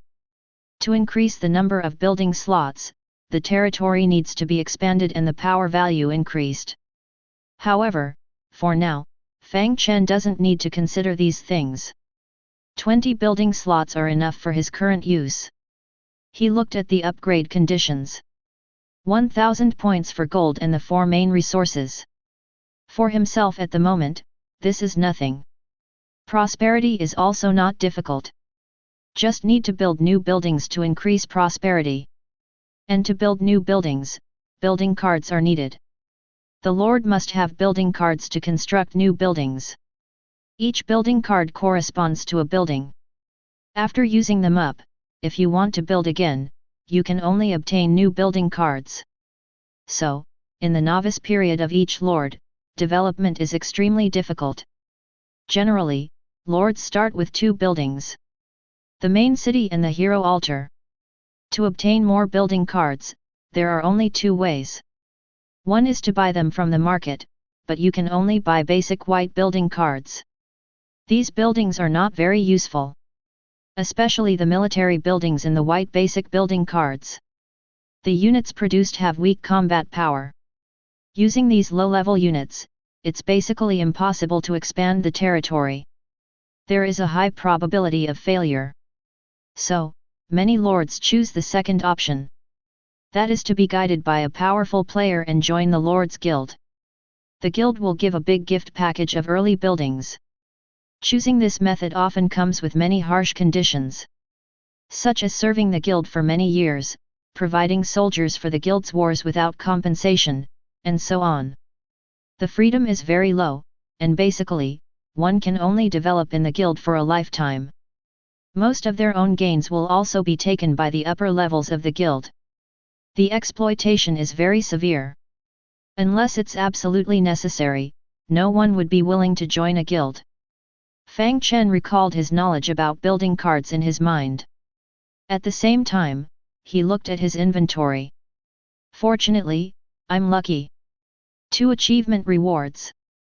Not only did I receive 4 white basic building cards, but also 2 purple rare building cards. There are 6 building cards in Fang Chen's inventory. Among them are 4 random basic building cards and 2 high-level building cards. Name, Random Basic Building Card. Usage, after opening, randomly obtain 4 white basic buildings. There's nothing special about basic building cards. They are all low-level building units, such as watchtowers, walls, sentry camps, and so on. The highest level is only level 5, and to continue upgrading, high-quality building blueprints are needed. However, even if they are upgraded, their combat power is not that high. Of course, white buildings are not completely useless. When it's necessary to expand the territory, white buildings are the best cannon fodder. The consumption will be very high. But for now, they are not very useful. What can quickly increase his combat power at the moment are the two high-level building cards: Flame Mage Barracks and Wolfman Camp. Name: Flame Mage Barracks Construction Card. Quality: Purple Rare. Usage: after construction, it produces the rare unit Flame Mage. Name: Wolfman Camp. Quality: Purple Rare. Usage: after construction, it produces the rare unit Wolfman. Compared to the white building cards, high-level buildings not only have higher levels, the combat power of the units they produce is also incomparable to these low-level buildings. A level 1 purple unit can easily wipe out an army composed of fully upgraded white units. And if these purple units form an army led by a hero unit, they can maximize the combat power of the hero unit. At the same time, the prosperity added by purple buildings is equivalent to 5 times that of white buildings. In other words, to upgrade himself, he only needs 1000 points of prosperity.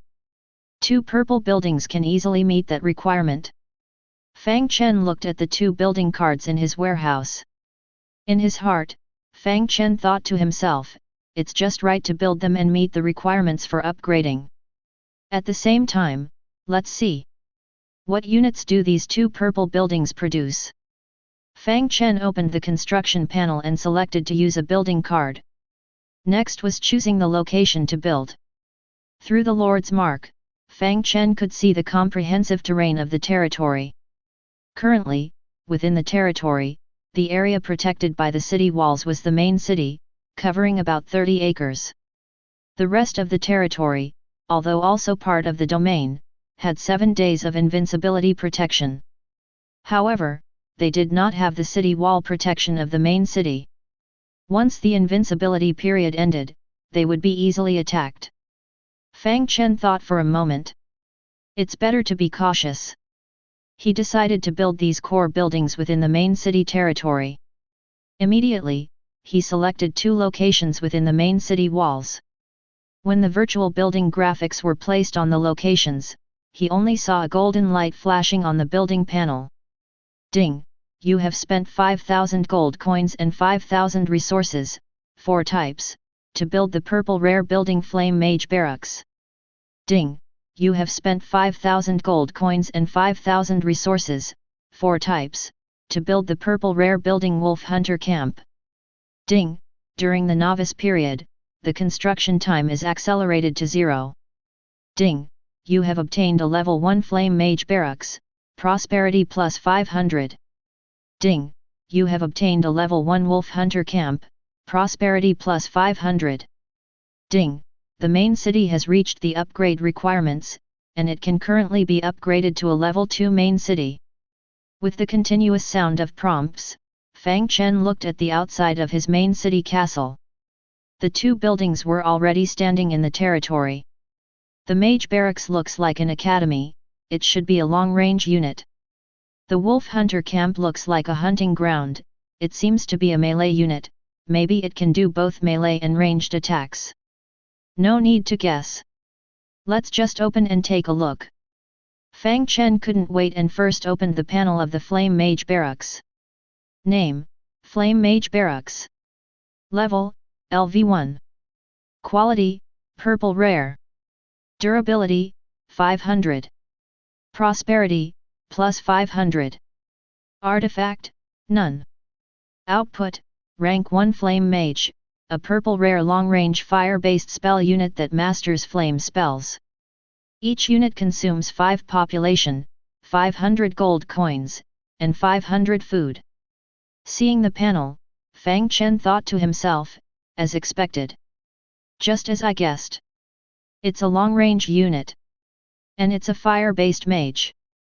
According to Fang Chen's understanding, fire-based mages had high damage. The flame mage should be a high-damage unit, which could be seen from its skills. Fang Chen clicked on the flame mage to view the attributes of this unit.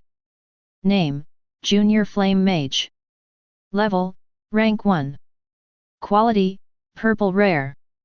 Combat Power: 500. Spell Power: 50. Health: 500. Mana: 500.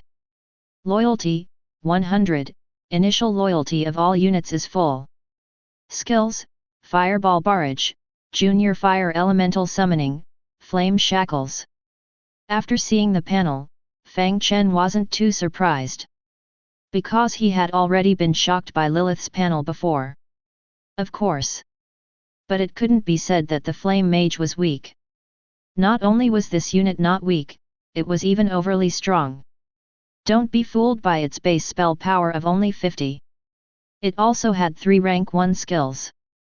Fireball Barrage could only release 5 small fireballs to attack enemies, with a stun probability of only 10%. Junior Fire Elemental Summoning could only summon a fire elemental with a combat power of 250. Flame Shackles could be considered a control skill, but it only lasted for 1 second and had low damage. However, this thing could be mass-produced. One unit might not be strong on its own. But what about 50? What about 100? And if it got even crazier? 1,000? Quantity can lead to a qualitative change. A 10% probability can become 100% when the absolute quantity is reached. This is the difference between units and heroes. Moreover, if these purple units were led by a high-level gold unit, then their combat power would double again. This is why Fang Chen believed that the Flame Mage would be very strong. Thinking of this, Fang Chen selected the output and prepared to produce them. But he received a prompt that the current population was insufficient. A level 1 main city only had 100 population. To increase it, he needed to upgrade. Fang Chen selected the main city and casually clicked on the upgrade button. At the same time, he looked at the Wolf Hunter camp. As expected. It's a versatile unit. Chapter 12. Name: Wolf Hunter Camp. Level: LV1. Quality: Purple Rare. Durability: 500. Prosperity: plus 500. Curio: none.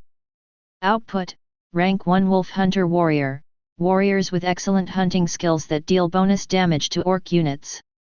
Each unit consumes 5 population, 500 gold, and 500 food. According to Fang Chen's understanding, the versatile units are still very useful in the early stages. They can serve as both long-range attackers and frontline warriors. However, the specific effectiveness depends on the skills of the wolf hunters. Fang Chen opened the unit panel to check. Name: Wolf Hunter. Level: Rank 1. Quality: Purple Rare. Combat Power: 600. Attack Power: 50. Health: 700. Stamina: 300. Loyalty: 100. Initial loyalty of all units is full. Skills: Beast Taming, Poison Arrow, Deadly Trap, Tracking. Hey! Oh, it actually has 4 skills. Fang Chen was surprised when he saw the Wolf Hunters panel. The number of skills exceeded that of the Flame Mage, and each one seemed powerful. As the name suggests, Beast Taming allows the taming of a wild beast as a companion. Currently, only rank 1 beasts can be tamed, which reminded Fang Chen of the grey wolf he encountered before. Grey wolves are rank 1 creatures. Although their combat power is not impressive, with enough numbers, they can fulfill the scouting function. Mage units have high damage, but they are too fragile. If they encounter high damage units, they can easily be killed. The skills of the wolf hunters can compensate for this weakness. The grey wolves can serve as peripheral guards, while the deadly trap provides nearby defense. Poison arrow deals damage, and tracking helps discover targets. Fang Chen thought to himself. Now, the wolf hunters will be of great help to me, especially when teamed up with the flame mages. After checking the 2 barracks, Fang Chen didn't rush to produce soldiers.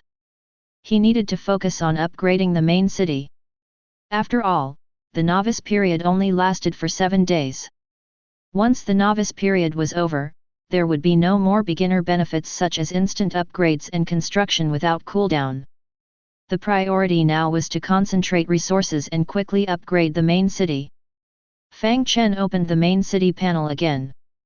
Name: Wild Desolation Territory. Level: Level 2. Camp: Human Race.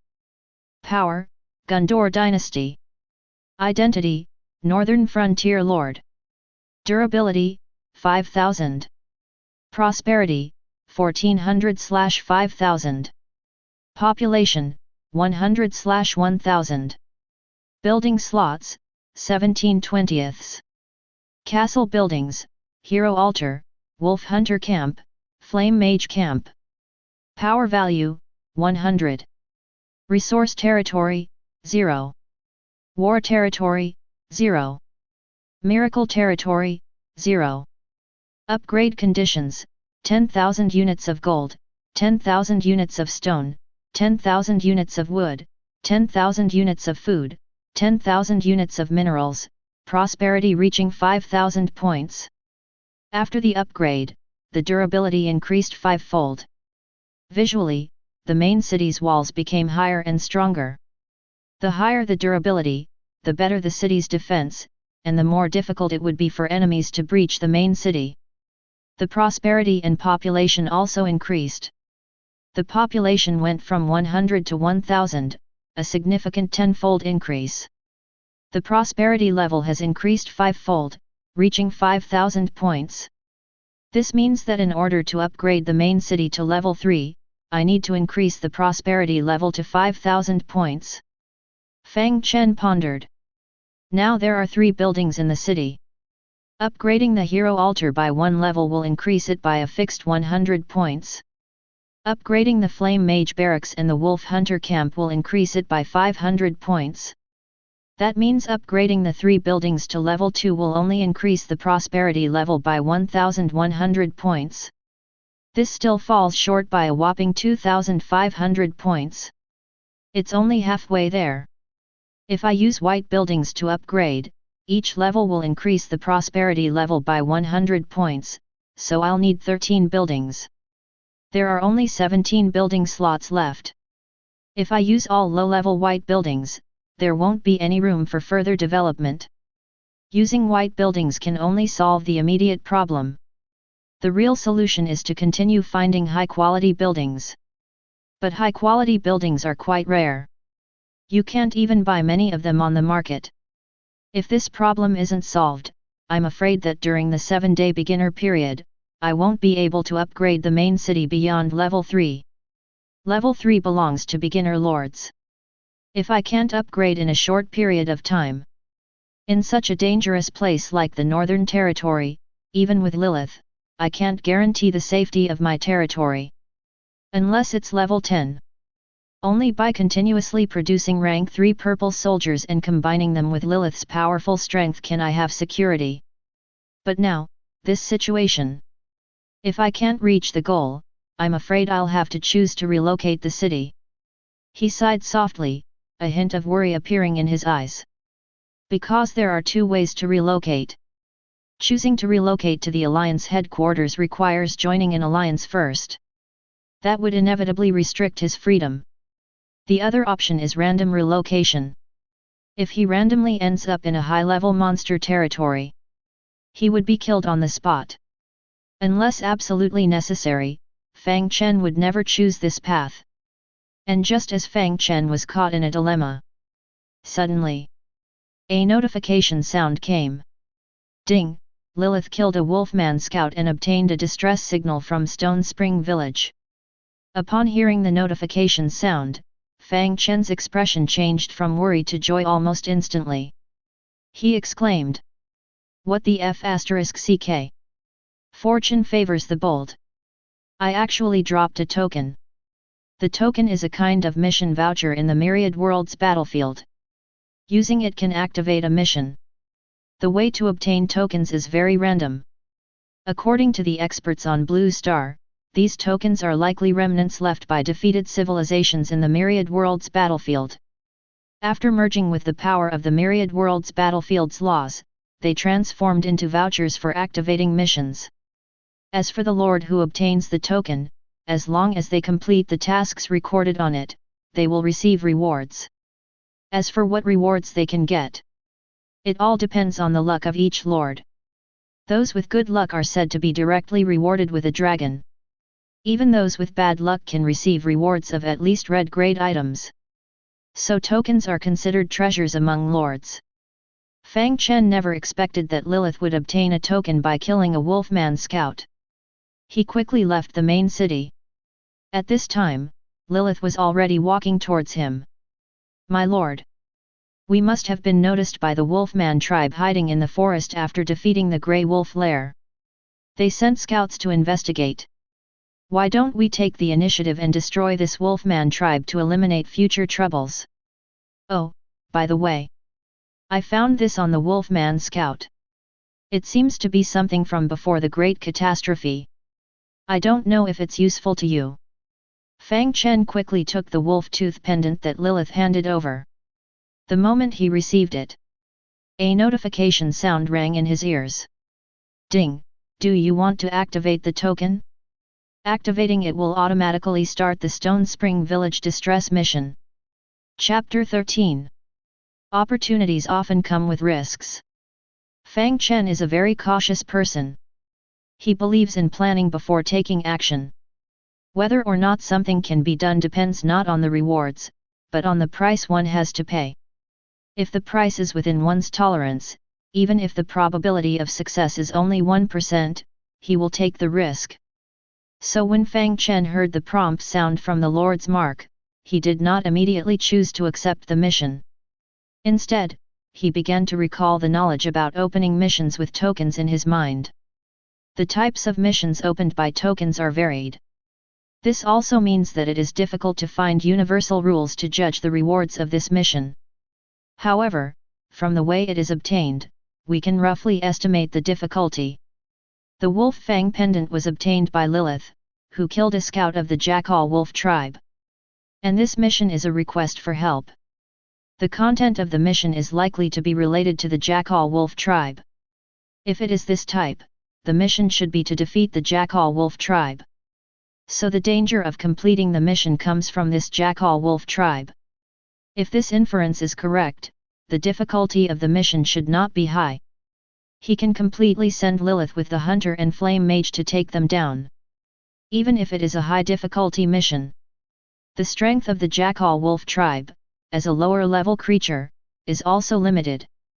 At most, Lilith can use Meteor Shower to clear the field.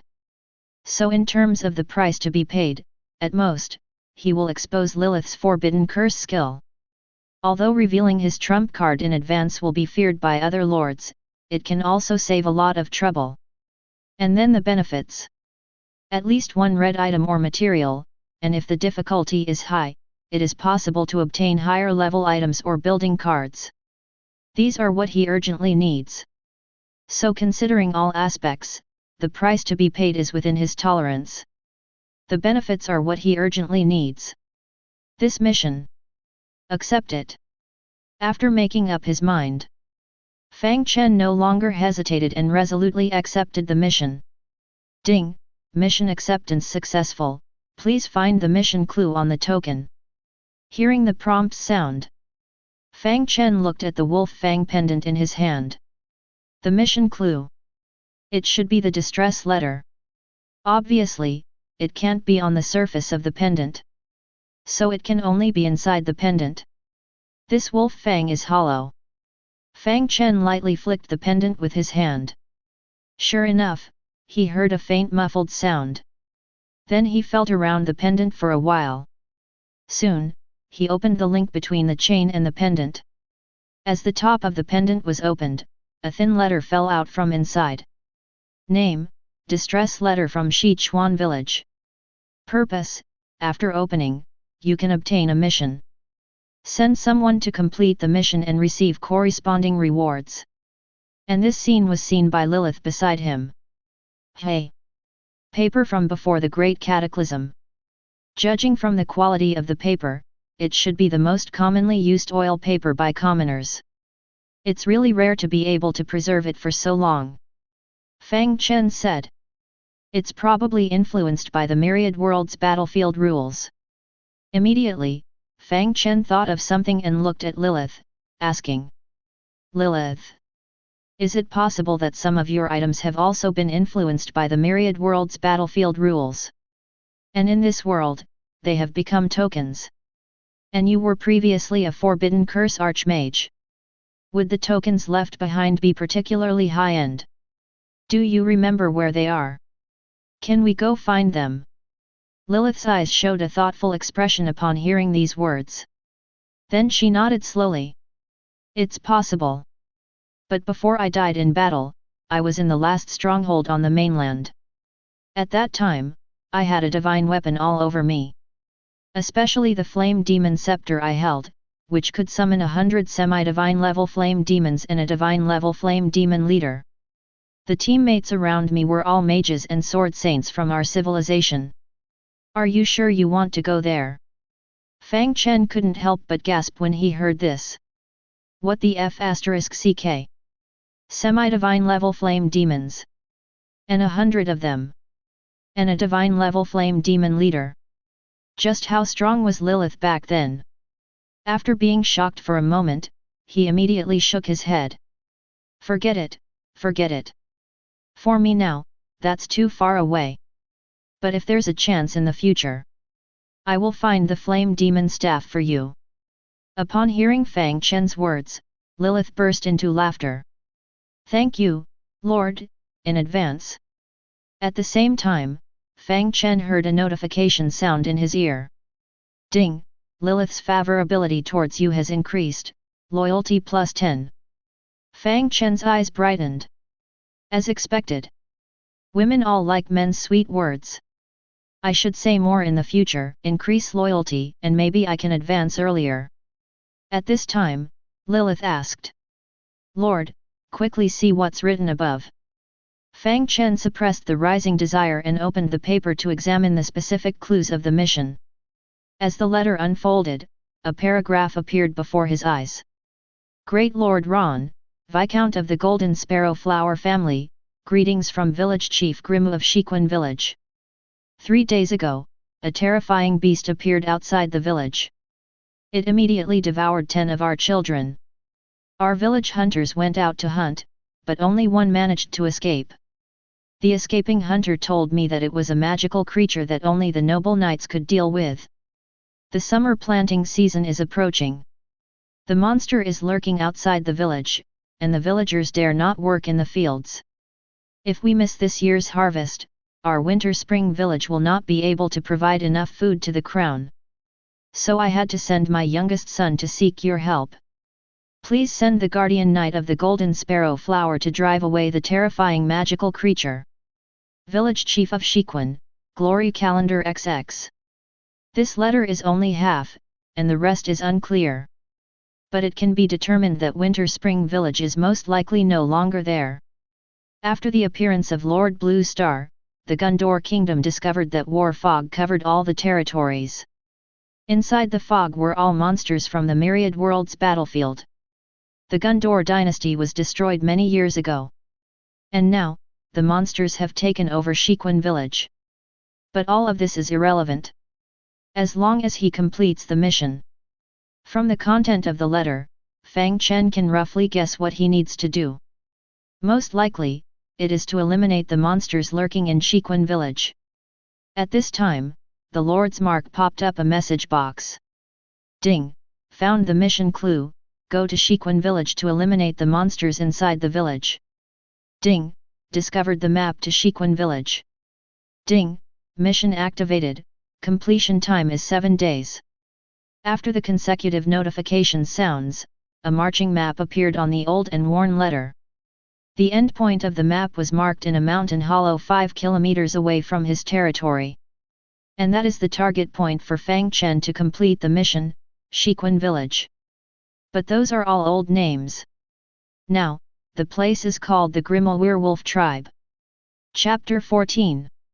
Just as the specific location of the Jelimo Wolfman tribe appeared on the Lord's Mark map, the countdown has also begun. The mission only has 7 days. If it were other novice lords, they would definitely choose to give up. 7 days is only enough for them to upgrade their main city to level 3. But the wild monster forces that can form tribes on the Myriad Worlds battlefield are all monsters that have reached level 5. But I am not an ordinary lord. I have a golden hero, 2 purple barracks, and also the mutant source crystal and the wolf head artifact. A mere level 5 tribe is nothing. Fang Chen looked at the map. The mission time is 7 days. The mission location is about 5 kilometers away from his territory. The map shows that he needs to pass through a jungle. Fang Chen pondered for a moment. The jungle is quite dangerous. The map hasn't been explored yet, and I don't know what kind of wild monster nests are in the wilderness. If I recklessly send Lilith over, what if she encounters a high-level unit? If she dies, she can't be resurrected. So, for the sake of caution, I shouldn't send Lilith over for now. I can create wolf hunters and send them to scout and gather information about the Jelimo Wolfman tribe. After confirming the strength of the Jelimo Wolfman tribe, Lilith can go with the Flame Mage. Safety first. Coincidentally, the main city has just completed its upgrade. The population has reached 1,000. I can start producing soldier units.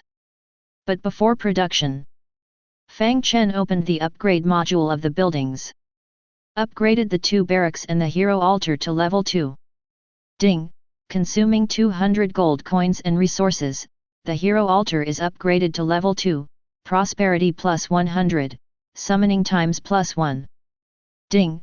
Consuming 10,000 gold coins and resources, the flame mage camp is upgraded to level 2, prosperity plus 500, unit magic power plus 10, skill level plus 1. Ding! Consuming 10,000 gold coins and resources, the wolf hunter camp is upgraded to level 2, prosperity plus 500, unit attack power plus 10, skill level plus 1. Seeing the prompt box in front of him, Fang Chen didn't feel too surprised by the slight attribute increase brought by the barracks upgrade. If a unit wants to greatly increase its strength, it usually needs to be promoted to rank 1 every 5 levels. The increase is significant during promotion. Other than that, the increase is not significant. Then Fang Chen opened the 2 barracks and started recruiting units. Each unit of the 2 units requires 5 population, 500 gold coins, and food. Although there are still 900 population vacancies now. But I don't need so many soldiers for now. I still need gold coins and resources to upgrade the territory. Let's recruit 50 of each unit. Selected the barracks and set the quantity to 50. Ding! Consuming 250 population, 25,000 gold coins and food, producing 50 rank 2 flame mages. Ding! Consuming 250 population, 25,000 gold coins and food, producing 50 rank 2 wolf hunters. Because it is still in the novice period, the production units do not have a cooldown. With the 2 prompts sounding, Fang Chen saw 100 purple units in his territory. The wolf hunters will go out for reconnaissance, no need to send more at once. Send 10 to open the map first. If there are high-level creatures on the way, the wolf hunters themselves, as purple units, can ensure their combat effectiveness. Through their deaths in battle, I can also know the strength of high-level creatures.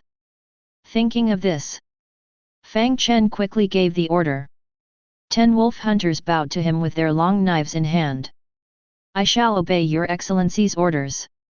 Watching the werewolf hunter leave, Fang Chen turned his gaze towards the hero altar. The level 2 hero altar has gained another recruitment opportunity. It's a good opportunity to not waste the 2 items in my hand. Let me see what kind of hero I can find this time. Fang Chen pondered in his heart. He quickly entered the interior of the hero altar. There were no major changes to the level 2 hero altar.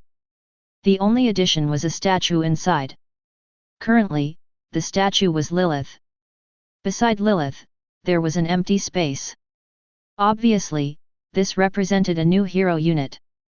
Fang Chen quickly walked to the altar and stood in front of the sage stone tablet. Then he quickly placed the mutated source crystal and the shadow wolf skull on it. These 2 items are both orange, but it doesn't guarantee a 100% chance of recruiting an orange unit. Fortunately, when I sold the wolf skull earlier, I obtained a Holy Sanctuary Guardian badge. Holy Sanctuary Guardian badge, orange item, increases the probability of recruiting orange hero units from the Holy Sanctuary faction when used. The damage of Holy Sanctuary units is good, especially against evil and chaotic units. Currently, the Gundor Kingdom's territory is being plagued by undead. If I can recruit a high-ranking Holy Sanctuary unit, it would be of great help to me. Fang Chen placed the Holy Sanctuary Guardian badge on it. Then he took a deep breath. Come. Let me see what kind of unit I can recruit this time. Whether it's profound or not, it depends on fate. Fang Chen's thoughts moved. He pressed the recruitment button. Soon. Inside the hall of the hero altar, countless orange lights circulated. Among these orange lights, there were also the holy light colors belonging to the holy sanctuary. There were also the blood colors of the shadow wolf. Seeing this scene, Fang Chen thought, this is not good. There is a conflict between the attributes of the 2. It's over. Attribute conflict, the recruitment is likely to fail. This time, I'm afraid I will waste a recruitment opportunity. Fang Chen suddenly felt a pang of pain in his heart. It takes 1 level up in recruitment opportunities. Wasting 1 means I will have 1 less hero. There will be a huge gap in combat power compared to other lords. Just as he was feeling a little discouraged. Suddenly, the hall of the hero altar was filled with a surge of holy light. It actually suppressed the blood light. And the blood light was gradually consumed by the holy light. Seeing this miraculous scene, Fang Chen was stunned on the spot. What is happening? And soon after, a figure appeared in mid-air, followed by a prompt sound. Ding! The mutated orange unit, Christine, the Fox of Holy Light, has heard your call. She has come to join your ranks. Do you want to recruit her? The headache from the new crown is too much. I'll stop here for now. I'll make up for it when I feel better. Chapter 15. Ding! Congratulations on obtaining the mutated orange hero Christine. It's actually her. During the time on Blue Star, the official released a high-level hero manual.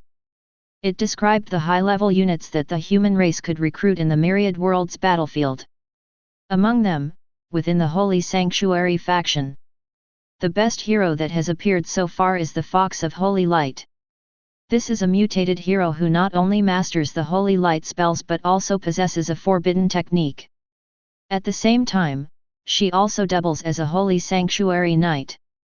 She is a rare unit that can engage in both ranged and melee combat. The lord who recruited this hero for the first time back then became one of the top 10 lords on Blue Star with ease, thanks to Christine. Unfortunately, he was surrounded by endless demons in a beast tide and died after 3 months of fighting. It was his sacrifice that allowed the lords of Blue Star to gather forces and defend the passage, preventing the monsters from the Myriad Worlds battlefield from pouring into Blue Star. And Christine is an important factor that allowed the Lord to defend the city for 3 months. Christine greets your lordship. I use the holy light and fire to drive away the darkness of this world. As the words fell, a tall and majestic young girl riding a warhorse appeared in mid-air. Upon seeing Fang Chen, the girl jumped off the horse. Supporting her body with a great sword, she knelt down and saluted him. Fang Chen observed the young girl in front of him for a moment. Compared to Lilith's charm, Christine exuded more strength and sacred inviolability. This is the characteristic of holy sanctuary units. Fang Chen stepped forward and helped her up with both hands. No need for formalities, please rise quickly. Then he opened Christine's panel. Name, Christine, Fox of Holy Light. Level, LV1, 0/8000. Quality, Orange Epic. Potential, 1 star. Carried artifacts, Shadow Wolf Skull, Holy Sanctuary Guardian Emblem, Mutated Source Crystal. Attack Power, 800. Health Points, 8000. Stamina Points, 8000. Loyalty, 85, has great favor towards you, loyalty will betray if it falls below 20. Skills, Holy Light Strike, Holy Light Shield, Devout Aura, Light of Resurrection, Holy Light Touch. Generally, the attribute values of orange units are mostly around 500. They also only have 4 skills. Christine has 300 more attribute points and an additional skill compared to a normal orange unit. This is closely related to her mutation. And her initial loyalty is also very high, reaching 85 points. In terms of skills, Holy Light Strike condenses the power of the Holy Light and smashes it towards the enemy with a great sword. In addition to causing 3 times the damage of a fatal blow, it also has the effects of stun and splash damage. The damage it deals to evil and chaotic units can reach 10 times. Holy Light Shield and Devout Aura are group skills. The former allows the surrounding 10 units to gain a shield with a current HP *2. The latter increases resistance to spells from evil and chaotic units and grants immunity to control effects. Light of Resurrection is exactly what its name suggests. It can resurrect nearby fallen units, including heroes. Fang Chen believes that this skill is the most useful. Even if unexpected situations occur and his heroes die in battle, they can be resurrected. However, a hero can only be resurrected once. A regular unit can be resurrected 10 at a time. But this is only the effect of the first level skill. As the level increases, the hero's skills will also become stronger. As for the last skill, Holy Light Touch, this skill seems quite anomalous. It can absorb the skills and attributes of units killed by Holy Light skills. It can also replenish the stamina consumed. This skill belongs to the type that becomes stronger with each battle. It also consumes a lot, almost depleting half of the stamina with one use. But if Christine kills a high-level unit and then uses this skill, the effect will definitely surprise the enemy. Just from the skills alone, Fang Chen feels that Christine is already not weaker than a gold grade unit. Each skill is at the transcendent level supreme grade. No wonder she is a mutated hero. Coincidentally, he currently has 2 heroes and 2 barracks under his command. The Flame Mage belongs to the ranged unit, so Lilith will be in charge of commanding them. Among Christine's skills, there are more melee-oriented ones, so he will leave the Werewolf Hunter to her. When the scouting troops return, it will be a good opportunity to test their specific combat capabilities. After a brief thought, Fang Chen included the Werewolf Hunter under Christine's command. At the same time, he said, "Christine, I am about to conquer the Jackal Wolf tribe. I leave the Werewolf Hunter under your command. Next, you will lead them to fight for me."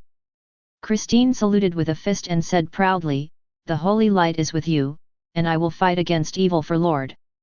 After speaking, she rode her horse and walked towards the exit of the hero altar to take over the Werewolf Hunter. Watching Christine's departing figure, Fang Chen looked back at the hero altar. "This time, I got lucky. Putting 2 items with incompatible attributes together has a high chance of recruitment failure. Wasted 1 recruitment opportunity. I must be more careful next time." After all, the number of hero recruitments is fixed, and failing once means 1 less opportunity. The next recruitment will have to wait until level 3. Now I only have one white quality artifact left in my hands. At most, I can recruit a white hero. Since I don't have good recruitment materials for now, I won't recruit for the time being. Let's wait and see for now.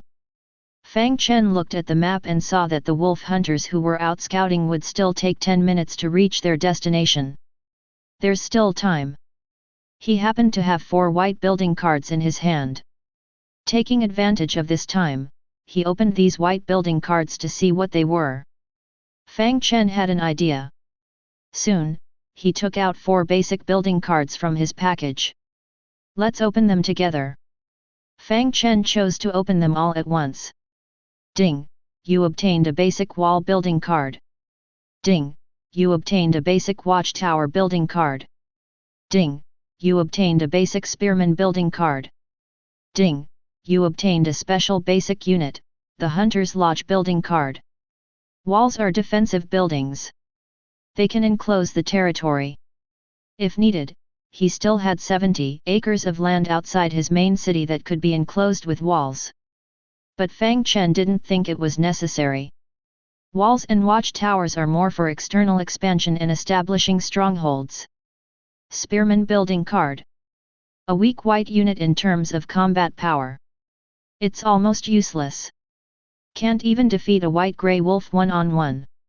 And it's melee. It's the cannon fodder among cannon fodders. He doesn't have many building slots. And he already has the purple barracks. There's no need to build such low-level units. He might as well sell them. But Fang Chen was a little surprised by the last rare basic unit, the Hunter's Lodge. It seems luck is not bad. Even random white building cards can randomly produce rare units. Let's see what it's useful for. Hunter's Lodge building card. After construction, it can produce hunters, who possess skills such as hunting, skinning, and gathering, and can increase food production for the territory. Seeing the specific uses, Fang Chen thought to himself. No wonder it's a rare basic card. For a lord, food is precious. Especially in the early stages, when there is no stable source of production. Each upgrade consumes inventory. Other resources can be depleted, at most affecting the speed of development. But without food, there's nothing for the heroes and soldiers under your command to eat. Loyalty will plummet. With the hunter unit, I can ensure a portion of the food supply myself. Although not much, it's better than nothing.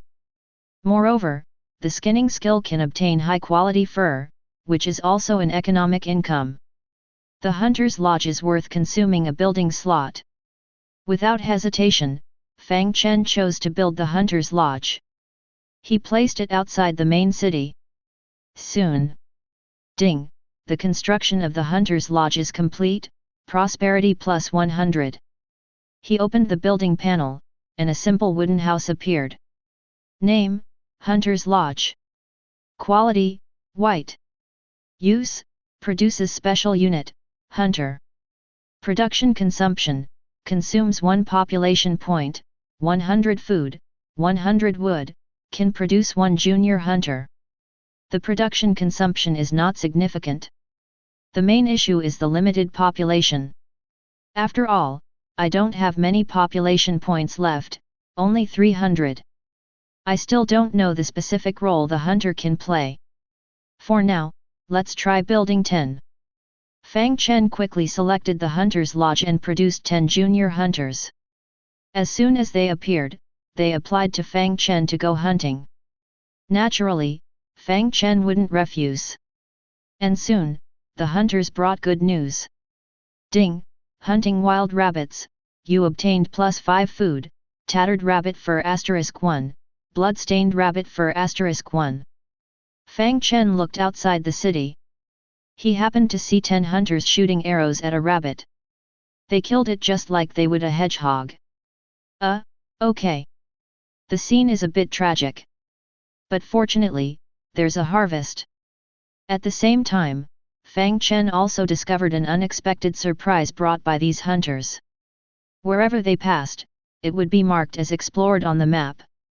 Not only can they explore the map, but they can also increase food production. The role of these hunters is quite impressive. Upgrade. Ding! The Hunter's Lodge has been upgraded to level 2, Prosperity plus 100. After the upgrade, rank 2 hunters were produced. Fang Chen upgraded all 10 hunters he had before. Then he produced another 40. With a total of 50 hunters, they went out together to explore the map. The forest is rich in resources, not only wood but also minerals. With enough hunters, the area he explored on the map would expand. And he would obtain more resources.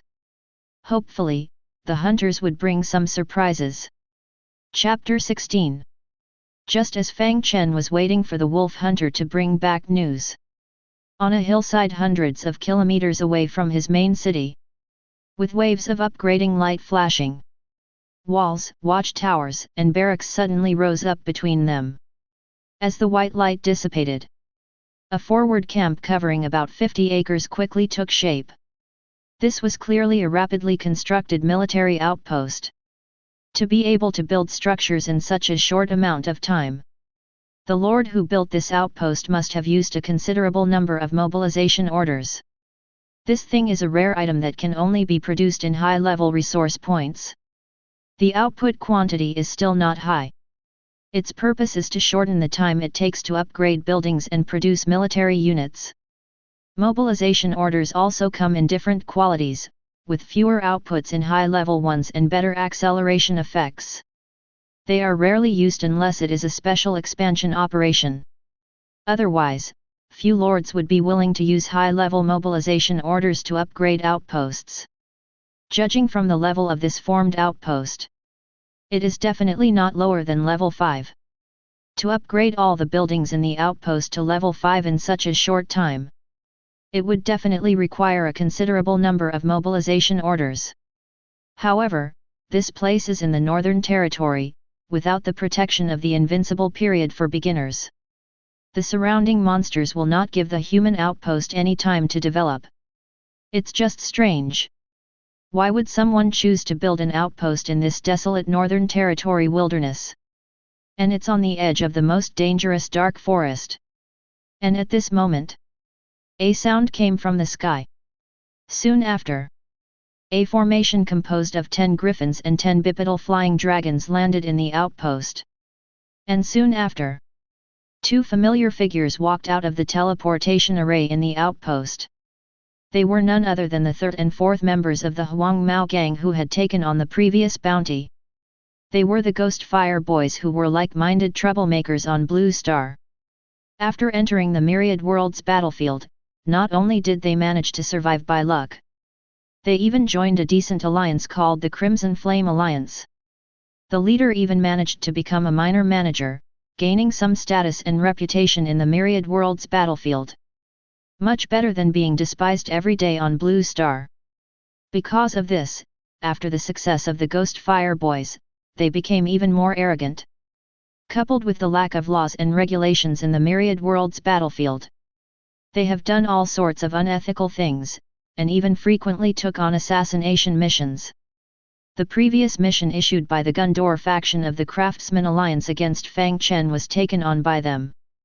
But this time, the 3rd and 4th members came to the Northern Territory not to deal with Fang Chen, but because they received a mission from the Crimson Flame Alliance. To go to the Northern Territory to find intelligence about the Golden Sparrow Flower family's expansion. It is said that this is related to a high-level chain mission. Once found, they will be rewarded with at least 1 orange-grade item. Money is a powerful motivator. The Ghost Fire Boys' biggest characteristic is their boldness and fearlessness. They don't care how dangerous the Northern Territory is, they directly accepted the mission. Afterwards, the Alliance even gave them 10 orange griffin soldiers and 10 bipedal flying dragon soldiers as support. At this moment, the 3rd and 4th members who had just walked out of the teleportation array opened their Lord's Mark and activated holographic communication. Boss, the forward outpost has been upgraded to level 5, and we have settled in with the griffins and bipedal flying dragons. The leader among the Ghost Fire Boys is called A Ming. His face looks a bit fierce, mainly due to the ferocious scar at the corner of his eye. But this scar was not from fighting, but from falling off an electric scooter. After hearing the news, Ming showed a pleased expression. Third and fourth, you've done well. A level 5 outpost is enough to withstand the attacks of ordinary tribal level monsters. But this mission is related to our future. So, I will transfer another 300,000 gold coins, 300,000 resources, 10 red mobilization orders, and 30 blue mobilization orders to you. Upgrade the city walls as quickly as possible, and produce at least one army with a quantity of 2,000. The army should be mainly of blue quality, with some red quality as the main force. When the army is ready, I will send a purple hero-led purple army as reinforcement. With this strength, we should have no problem searching for information in the Northern Territory. What do you think of this arrangement? After pondering for a moment, the third member asked. Boss, the mission to find the golden sparrow flower is a long-term one, so there's no problem with your arrangement. We also have another mission this time. Find Fang Chen. According to your plan, upgrading the city walls to level 6, producing 2,000 troops, etc., even with the use of mobilization orders, it will take at least half a month. After waiting for half a month, Fang Chen, the young lord, will probably be nothing but a pile of bones. At this moment, the fourth brother also spoke up. Yes, boss.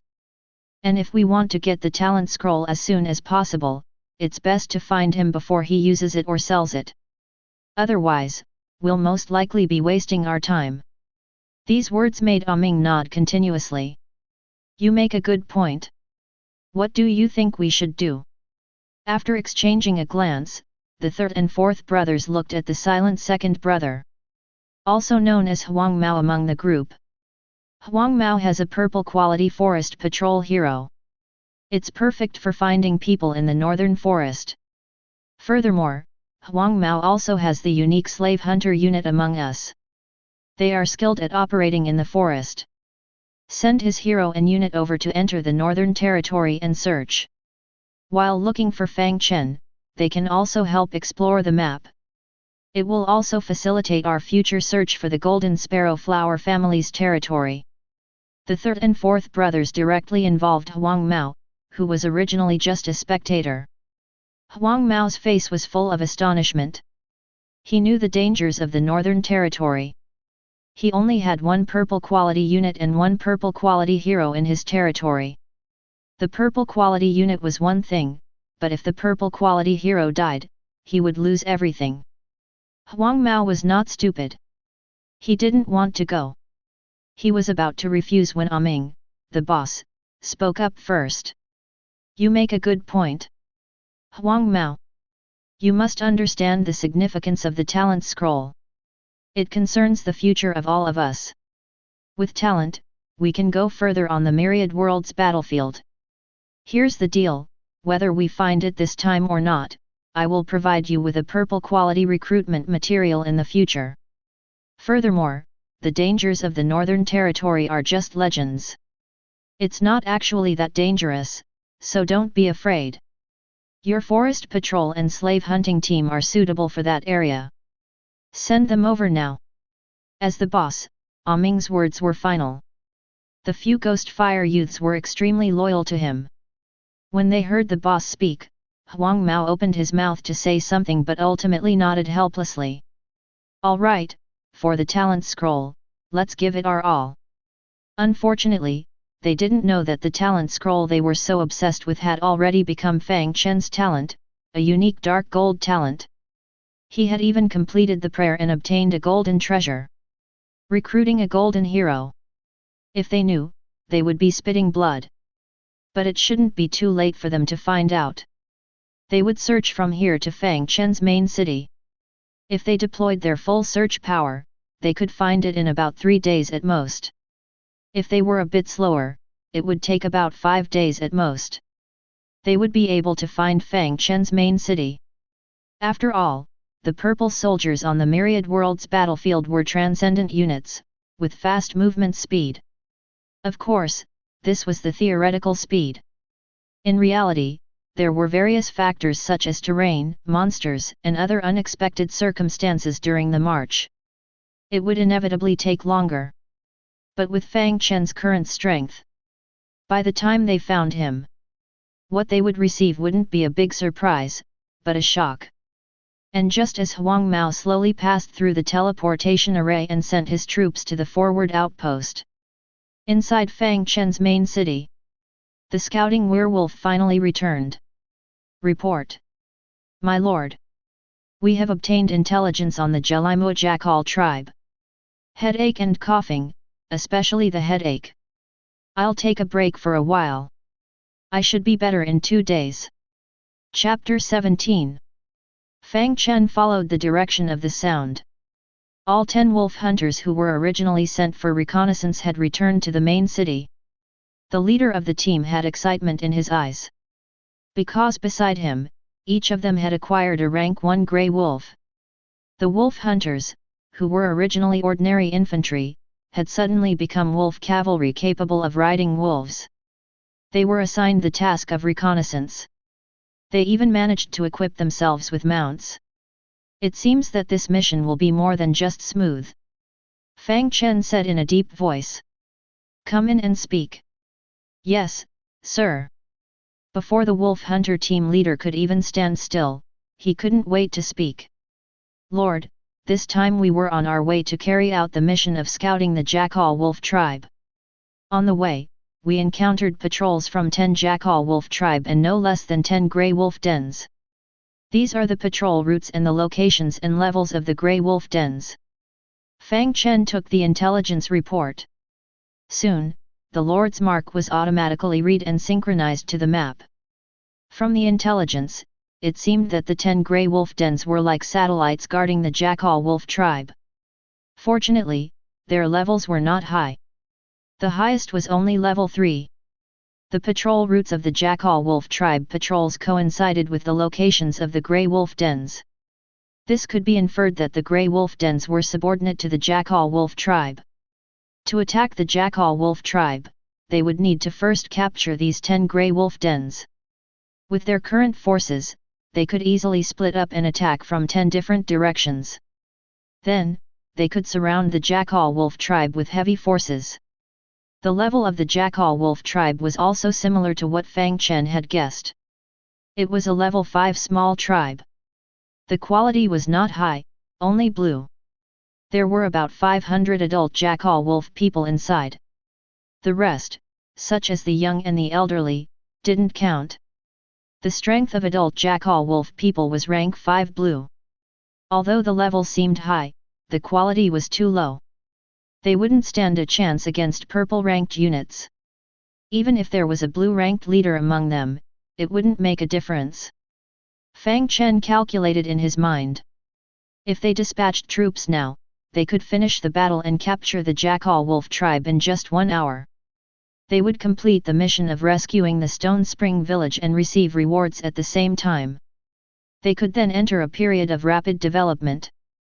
Just as Fang Chen was contemplating, the wolf hunter team leader below suddenly spoke up. Lord, there is one more thing I need to report to you. Fang Chen raised his head upon hearing the voice, curious. What is it? After thinking for a moment, the wolf hunter spoke. This time during our reconnaissance mission. In addition to obtaining intelligence on the Jackal wolf tribe, we also captured a prisoner. Upon hearing this news, Fang Chen furrowed his brows slightly. A prisoner. A prisoner of the Jackal wolf tribe. These are the products of war fog that are almost impossible to communicate with. What's the use of capturing a prisoner? Fang Chen couldn't help but wonder. But what the wolf hunter said next surprised him. Lord, he can communicate.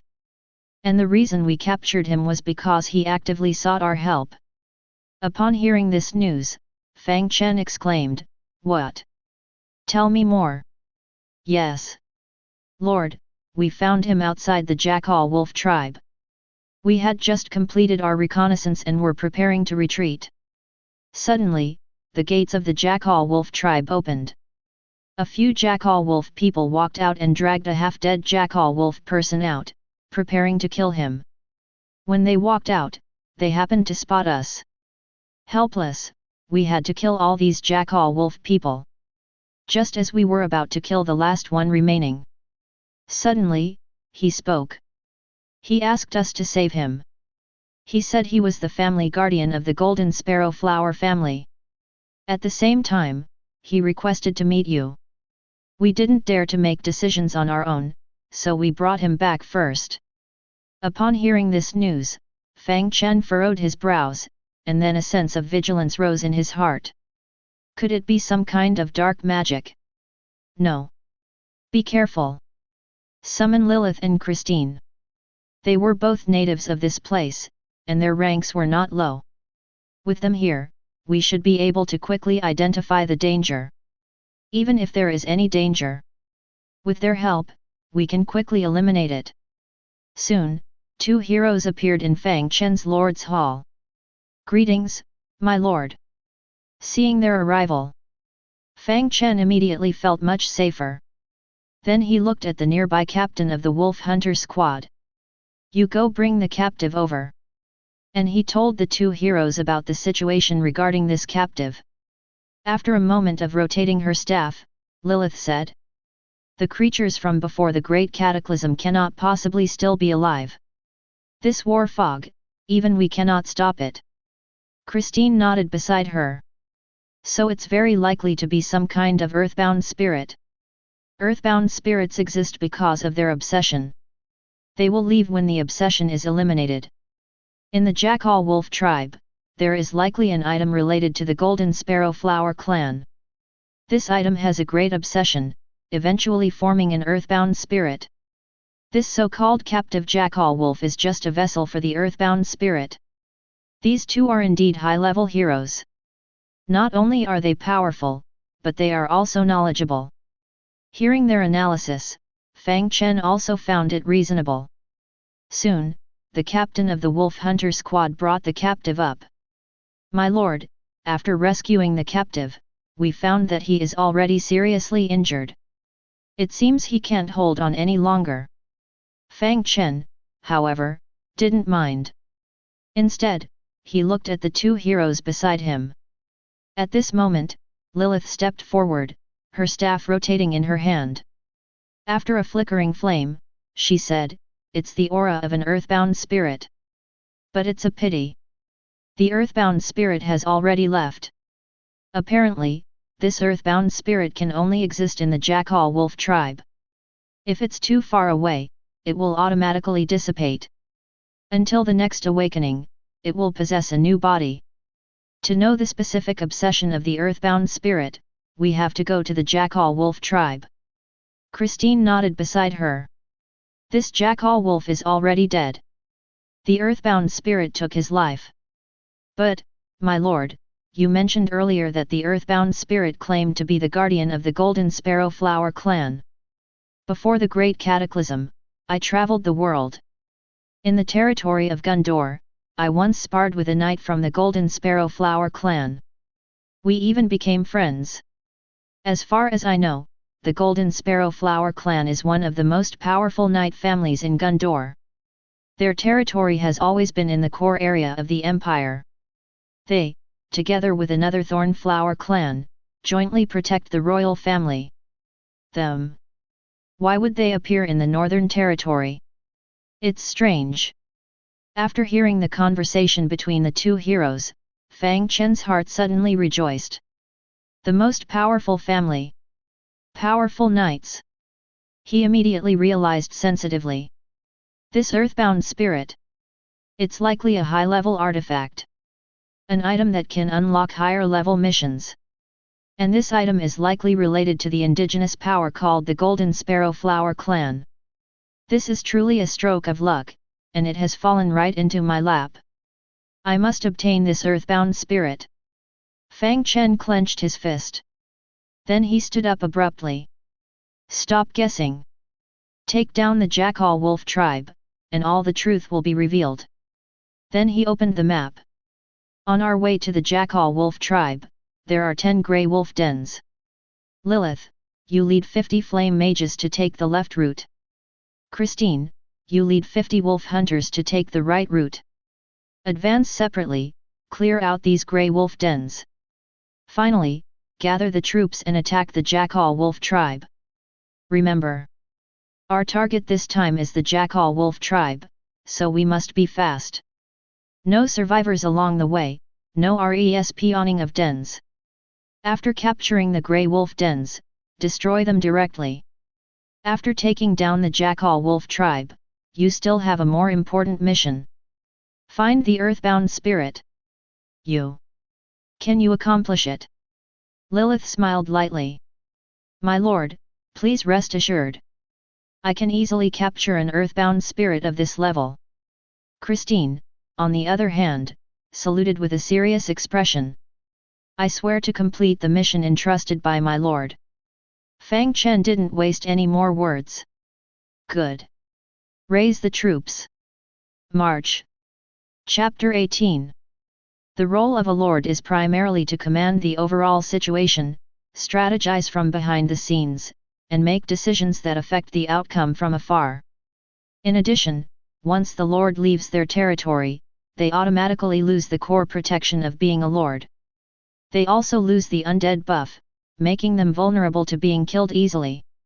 Therefore, very few lords personally lead their troops into battle. Because most of the time, it would only be counterproductive.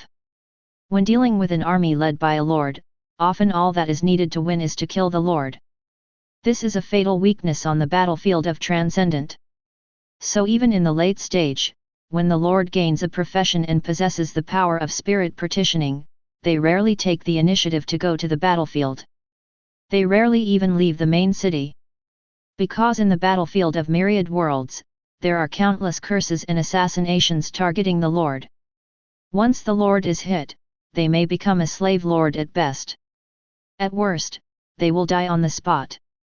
Once the lord dies, their subordinates lose their allegiance and will choose to defect. So when Fang Chen stood on the city wall of the main city, watching Lilith and Christine lead their troops away, although a thought of personally leading the troops emerged in his mind, it was quickly suppressed. Although every man has the dream of being a general. But now, it seems that I am more suitable to be a king who sits and rules the land. Furthermore, as someone who has received modern education and has lived in 2 different worlds, Fang Chen has a clear understanding of himself. He has never even killed a chicken, so how could he lead troops into battle? Isn't that just incompetence, leading to the exhaustion of the entire army? After the development of modern social productivity, many people understand the principle of letting professionals do professional work. In terms of leading troops and killing people, Lilith and Christine are obviously more professional. One is a former Forbidden Curse Mage, and the other is one of the strongest melee holy professionals in the Holy Hall. Fang Chen has enough confidence in them. Now, all he needs to do is stay in the city honestly and wait for good news to come back. Outside the main city. After the figures of the 2 heroes leading their troops disappeared, Fang Chen began to plan in his mind. I have built a hunter's cabin. I have pushed the overall prosperity to 2,700 points. But upgrading the main city requires a total prosperity of 5,000 points, still lacking 1,300 points of prosperity. It should take about an hour to complete the Winter-Spring Village Rescue mission and receive the reward. If it's just a red quality building card, the prosperity provided by upgrading 2 levels is not enough. I need to find a red quality building card at least. Now the only way to obtain this kind of building card is through the spatial trading market. Fang Chen had a thought and entered the trading market to search for building cards. After the last sale of the magic wolf bones, he quickly became familiar with the trading rules of the market. The items in the market seem chaotic, but as long as the search function is used well and the specific characteristics of the desired item are set, it is not difficult to find what you want. He entered a keyword. Red building card. After clicking the search button, countless product interfaces appeared. Many of them were not building cards, but rather lords intentionally setting their own search keywords to increase the exposure of their goods. Damn, they all come from Blue Star. They really understand the e-commerce system of Pinduoduo. I need to use more unique keywords. Fang Chen pondered for a moment. High-level building cards often provide a significant increase in prosperity. Let's try searching from the perspective of prosperity. He entered the option to search for buildings that increase prosperity by no less than 500. These are usually at least purple quality. If there are no results, he will lower the conditions a bit. Then Fang Chen clicked the search button. This time, it was like switching from a fuzzy search to a precise search. Soon, nearly 100 product catalogs appeared. Although the quantity was still considerable, it was much better than the exaggerated number before. Fang Chen began to open and check them one by one. After a while, his brows slightly furrowed. Many of them don't meet the requirements, and some of them are already sold. Only 3 remain that meet the unique conditions. Mermaid Guard Building Card, Treant Barracks Building Card, Griffin Camp Building Card. The Mermaid Guard is a type of water combat unit, different from the Fishmen. Fishmen are units of the Half-Beastmen faction, while mermaids are units of the human race. Another characteristic is that mermaids are actually beautiful mermaids, with high intelligence and magical damage, unlike the lower creatures like fishmen. The Treant Barracks looks somewhat similar to a druid and can transform large trees into tree soldiers for combat. It is a spell unit. As for the Griffin, it goes without saying that it is an air combat unit. However, these 3 building cards are all orange quality. The sellers did not list the prices, only saying detailed discussion.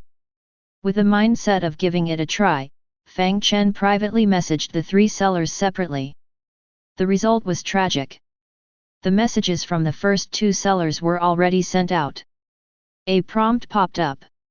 Ding, your trading level is too low. The other party does not accept private messages from lords with a trading level lower than level 10. Seeing this message, Fang Chen realized that there are levels here as well. The condition for upgrading a level is the value of the traded item. To go from level 1 to level 2, it requires 2 million gold coins. He had just reached level 2. Seeing this, Fang Chen couldn't help but think bitterly. 30 years in the east, 30 years in the west, don't underestimate a poor young man. Just wait until I take off.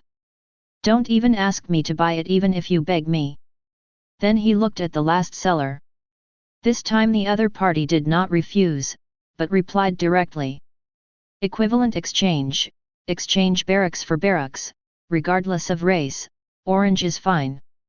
Fang Chen scratched his head. It seems that I can't buy the item. It's strange, why aren't there any purple or red ones for sale in the market? Could it be that they are too popular? They are sold out as soon as they appear. Come to think of it, it's quite possible. Fang Chen shook his head helplessly. Never mind, let's wait for Lilith's message, maybe there will be some progress with the earthbound spirit. It just delays the development of the city. Just as he was about to leave. At this moment, the lord who sells griffins suddenly sent another message. Looking at your transaction records, you previously sold a orange mutated wolf corpse. How about exchanging it for a mutated source crystal and a magical wolf skull artifact?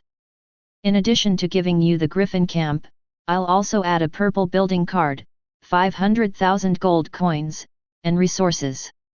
He sent a purple building card. Fang Chen took a closer look.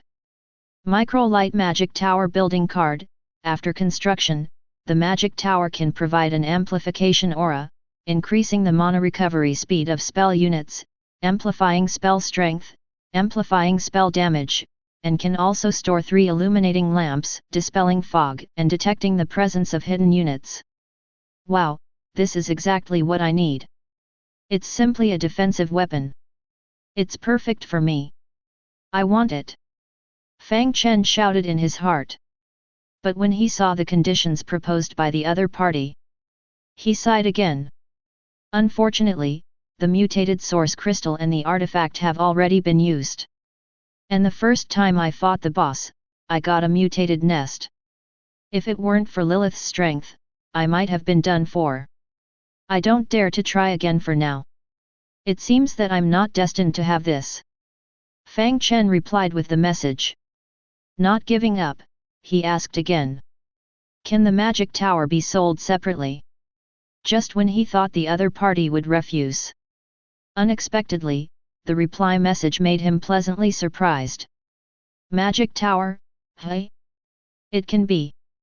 But I won't sell it, I need you to do something for me. If you can do it, I'll give you this. Seeing the reply message, Fang Chen's heart skipped a beat. I'm afraid it's not something simple. The danger must be high, after all, this magic tower is a rare building. Let's ask what it is first before deciding. Fang Chen sent the message. The other party's reply was also straightforward. Exploration. My territory has reached its limit. I'm planning to destroy an orange monster territory. But I don't have enough troops.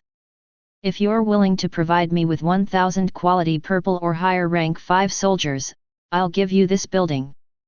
But I can't guarantee the safety of your soldiers. And after these soldiers die, you have to continue to replenish them for free until I finish exploring. In Fang Chen's eyes, this condition from the other party. It's like treating him as a big barracks. If the war can be ended in a short period of time, this exchange is very cost-effective. But obviously, that's not possible. Should he accept it? Accepting is possible, but the conditions can be negotiated. After thinking for a moment, Fang Chen replied. The conditions are too harsh. If you fight for a lifetime, I'll be bound to your territory for a lifetime. If you use my soldiers as cannon fodder, I won't be able to supply them even if I go bankrupt. Unless you add a condition that the war cannot last more than 30 days. And the maximum number of replenishments cannot exceed 15 times. If that's possible, I'll agree to cooperate. If this condition can be met, overall, Fang Chen will make a big profit. But the other party is not stupid either. After bargaining, the number of replenishments was changed to 20 times. In the end, both parties reached an agreement and signed the contract.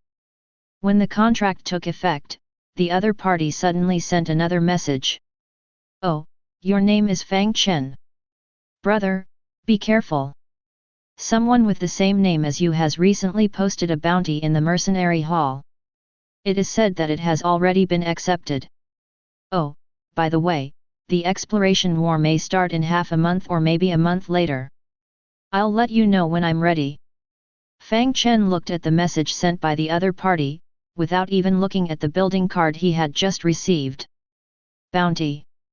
I just arrived at the Myriad Worlds battlefield. I already have enemies so soon. After thinking for a while, Fang Chen could only think of the Craftsman Alliance with whom he had a dispute before. Could it be them? It should be them. Knowing the enemy, Fang Chen clenched his fist. The river flows east for 30 years. Just you wait. Chapter 19. Meanwhile, the two teams that were sent out to battle have successfully eliminated 10 grey wolf dens along the way. At this moment, not far from the Jack Alman tribe's lair, Christine and her wolf hunters are stationed under a small hill. They arrived here before Lilith did. Because, apart from Christine, all of her wolf hunters have captured grey wolves and become mounted wolf riders. They can move very easily in the mountains. Although Christine arrived outside the Jack Alman tribe ahead of time, she did not rashly approach for reconnaissance.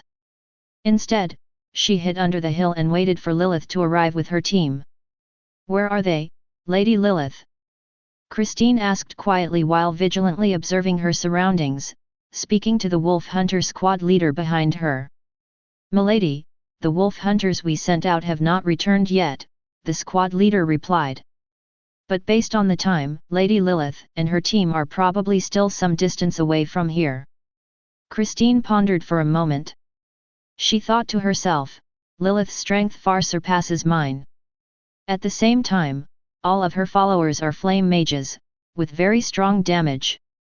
And the enemies we encountered along the way were just patrols of grey wolves and jack-alman. Their average strength is around rank 3. Just a few flame mages could easily deal with them. Even though we have mounts and can move faster, there's no reason for them to be this slow. Unless something unexpected happened. But what could it be? Just as Christine was speculating, the Wolf Hunter squad leader responsible for perimeter surveillance came to report. Lady Lilith and her team have arrived, he said. Christine looked up and indeed saw Lilith leading her people coming over. As soon as they approached, Lilith spoke up. When we were coming, I sent a portion of our forces to set up an ambush around the jack-alman tribe's lair, she said. In case the jack-alman try to escape from all sides after we break through their defenses. That's why it took a little longer.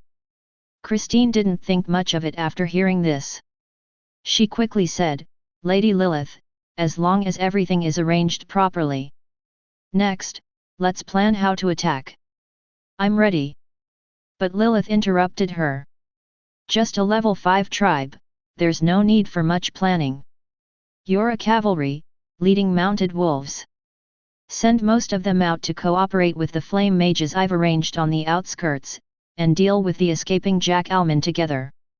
As for the main camp, you lead 5 wolf hunters as the vanguard. I'll lead 5 flame mages for firepower support. Just use spells to break through. No need for any plans. Back in the days of the Cataclysm, that's how we fought. Upon hearing Lilith's words, Christine fell silent. She knew this woman was telling the truth. The simplest tactics, the ultimate enjoyment. Of course, it's always the mages who enjoy it. But on the battlefield, mages are the kings. In the end, Christine reluctantly bowed. I will follow your orders.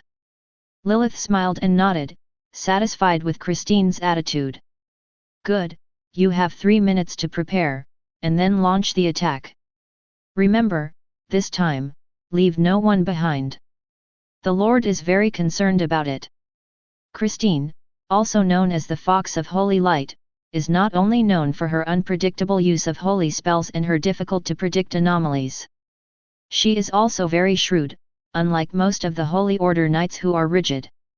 Without hesitation, she said, yes, everything for the Lord. Only then was Lilith satisfied and nodded. Soon. With Lilith's command issued, the 45 wolf hunters dispersed and spread around the jack-alman tribe's lair. They set traps and, together with the flame mages Lilith arranged, surrounded the area tightly. When everything was ready, under the hill, Lilith clapped her hands, stretched lazily, and said, "Ah, so tired, let's finish this quickly. Come out." Flames of fury. In an instant, as Lilith clapped her hands, 10 giant fire elementals appeared out of thin air. The flame mages behind her also summoned their own fire elementals. They are only 2nd level, so they can summon 2, but their strength is definitely not comparable to Lilith's. But it's more than enough to deal with the jack-alman. Then Lilith gestured and commanded. 10 giant fire elementals, accompanied by 10 small fire elementals, rushed towards the jack-alman tribe's lair. The wolf hunters who saw this scene were stunned. They had never seen such terrifying fire elementals before. Christine, on the other hand, was not surprised. She had seen stronger ones. Seeing her astonished subordinates, Christine angrily said, "No backbone. Hurry up and catch up." Only then did the wolf hunters realize and followed the team in front of them. The location of the jack-alman tribe's lair is not bad either. Backed by a cliff, there is only one passage leading to the tribe. At the same time, there is a small river as a moat at the foot of the mountain. If a fortress were built here, it would be an impregnable position. Even now, the jack-alman tribe's defense, built with dirt mounds, is not bad. Ordinary infantry launching a frontal attack. Without several times the number of troops, it's impossible to kill a large number of soldiers. I'm afraid we won't be able to take this place. And obviously, the Jackal people know that their stronghold has excellent terrain, making it easy to defend and difficult to attack. So they didn't send too many Jackal soldiers to patrol outside the stronghold. As a result, even when the patrol team was wiped out, the enemy still hadn't noticed their approach. By the time they realized it, it was already too late. At this moment, outside the Jackal people's camp, the sudden appearance of 20 fire elementals shocked all the Jackal people. Especially the appearance of 10 giant fire elementals. It caused a great panic. "O wolf god, what is this? A god descending to earth. The wolf god has brought down divine punishment." One by one, the Jackal people fell to their knees. Although these creatures had their souls extracted by the Myriad Worlds battlefield and new souls infused into their bodies through the war fog. But their inherent ignorance and foolishness couldn't be replaced. And this scene alarmed the commander of the Jackal people's camp, Jelimu. He was a high-level boss unit. Compared to the foolish ordinary Jackal people, he immediately recognized this as an enemy attack. Jelimu let out a wolf howl. The loud sound awakened the shocked Jackal people. "Fools! These are enemies. The wolf god is above the fog, only protecting us. These are terrifying enemies from another world. For the wolf god! Kill!" Hearing these words, the Jackal people who were just lying on the ground were immediately inspired. Each of them revealed a ferocious expression. "For the wolf god! Kill!" But before they could finish shouting, a voice suddenly came from the battlefield, engulfing them. "Noisy! Chain fireball! Release!" As soon as the voice fell, the entire battlefield was filled with fireballs raining down like a storm. The density was comparable to a torrential rain. After the rain of fireballs passed, not a single living Jackal person remained in the entire tribe. This efficient method of slaughter once again stunned the wolf hunters behind. Could this be the forbidden curse of a mage? A wolf hunter squad leader murmured. "No, this is just a small trick of a mage. Forbidden curse. That's the power to change the world," Christine calmly replied. And in the blink of an eye while they were talking, Lilith had flown into the main stronghold of the Jackal people's tribe. She kicked the charred head of the Jackal people's leader and took out a book from his body. "It seems this should be the earthbound spirit. Someone come!" Upon hearing the shout, Christine hurriedly rushed forward. "Lady Lilith, what are your orders?" Lilith threw the book over and said. "Give it to the Lord and tell him of our great victory." "Yes. Is it now, Your Excellency?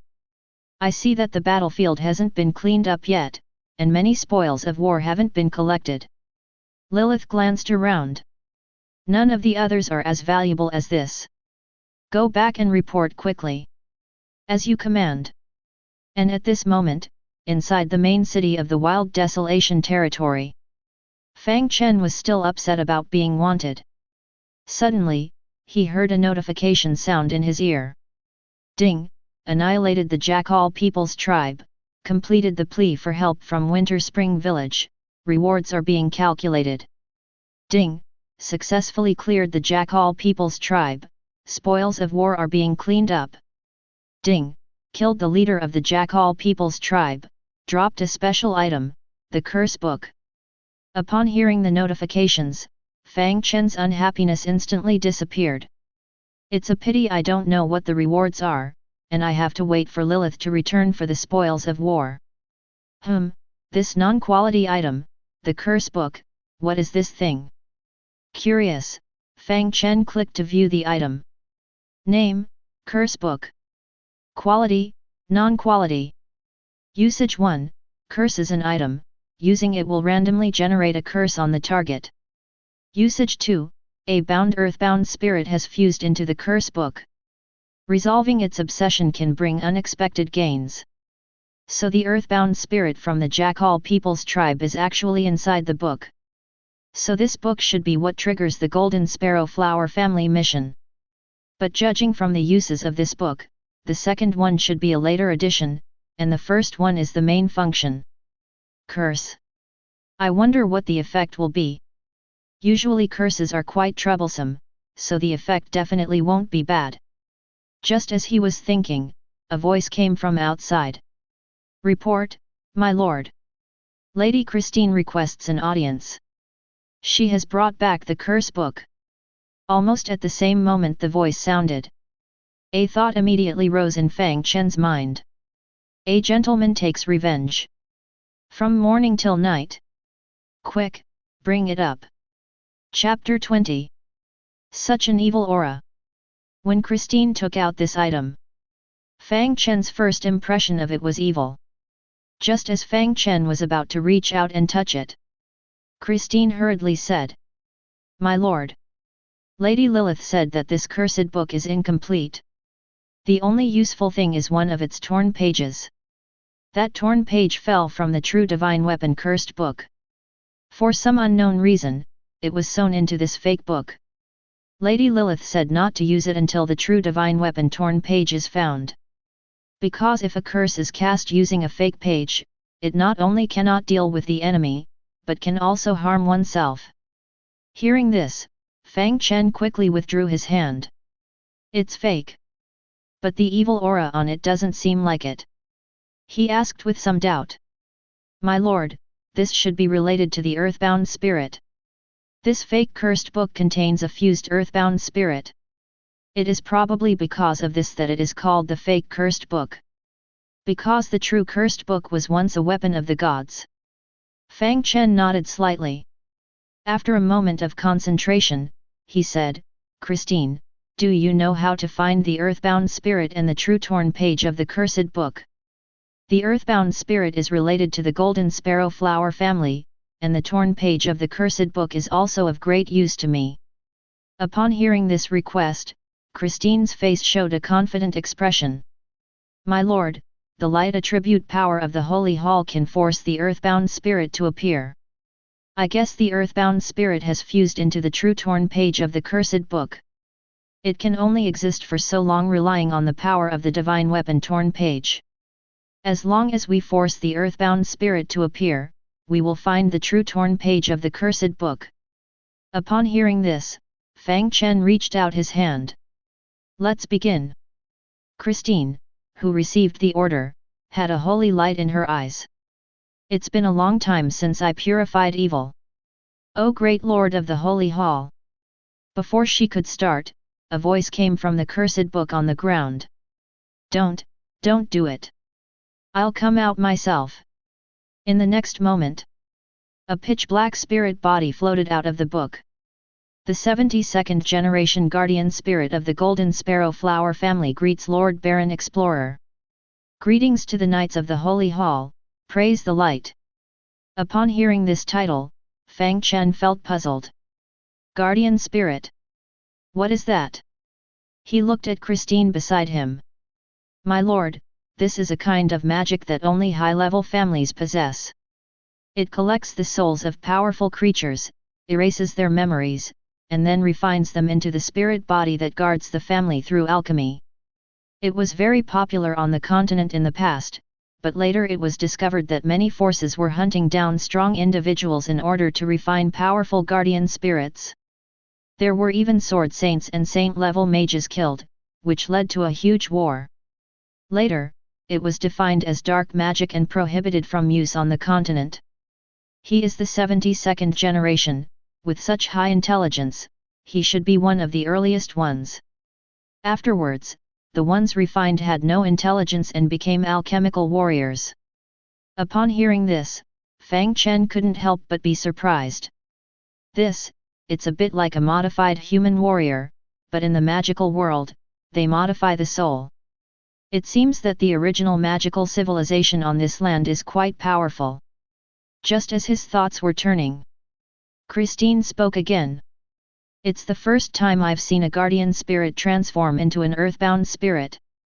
My lord, he may have a story that interests you. The story Christine mentioned is most likely the clue to starting the mission.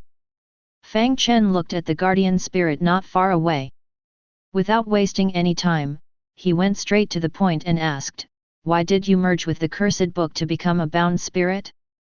Where is the real cursed book? And why did the Golden Sparrow Flower family, which is clearly in the central region of Gondor, appear in the Northern Territory?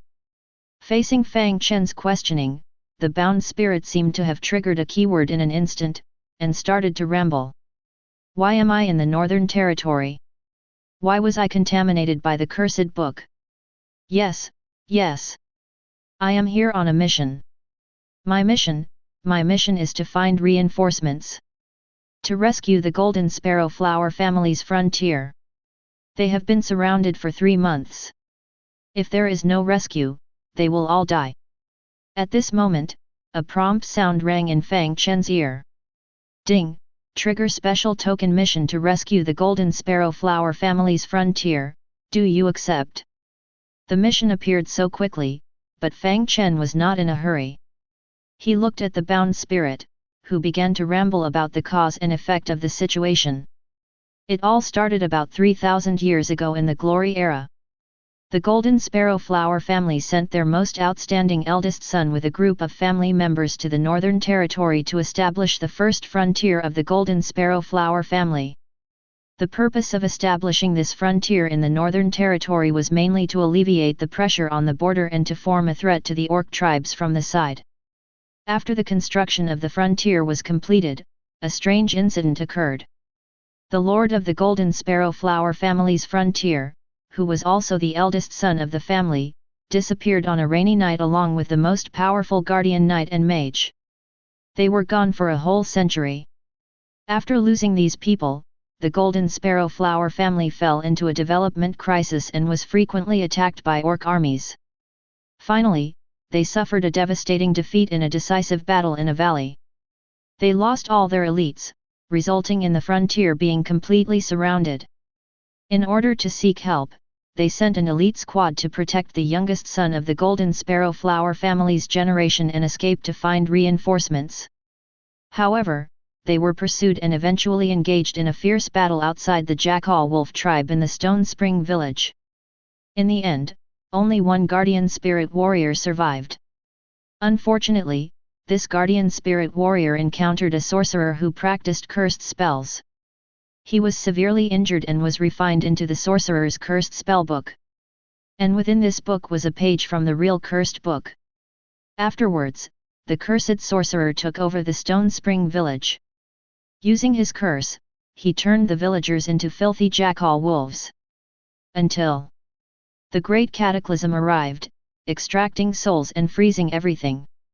Only this guardian spirit was relatively lucky, protected by a trace of divine weapon power, and fused with the determination to find reinforcements for the Golden Sparrow Flower family, eventually becoming a bound spirit.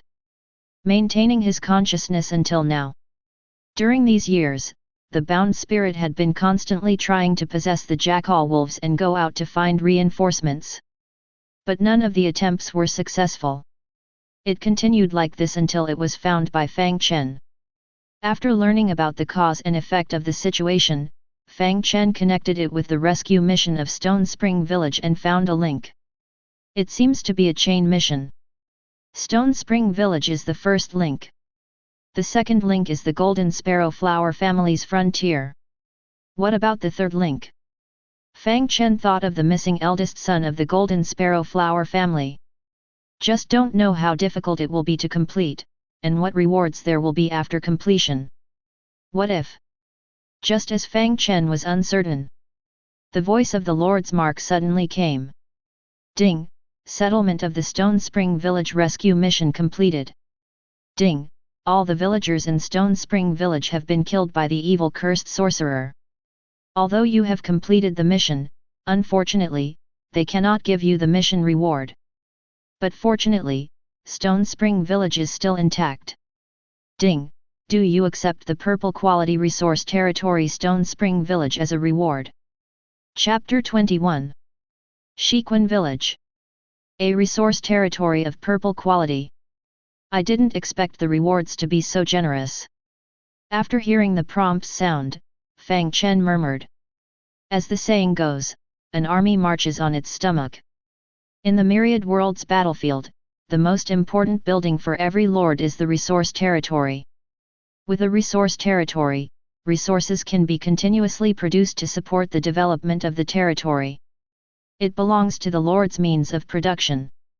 However, obtaining a resource territory is not easy for a lord, especially for a novice lord like him who entered later. So most novice lords are very poor. To obtain a resource territory, at least a level 5 main city is required. And the quality is not high, at most it is white quality. Even if obtained, it takes a long time to cultivate before it can generate positive returns.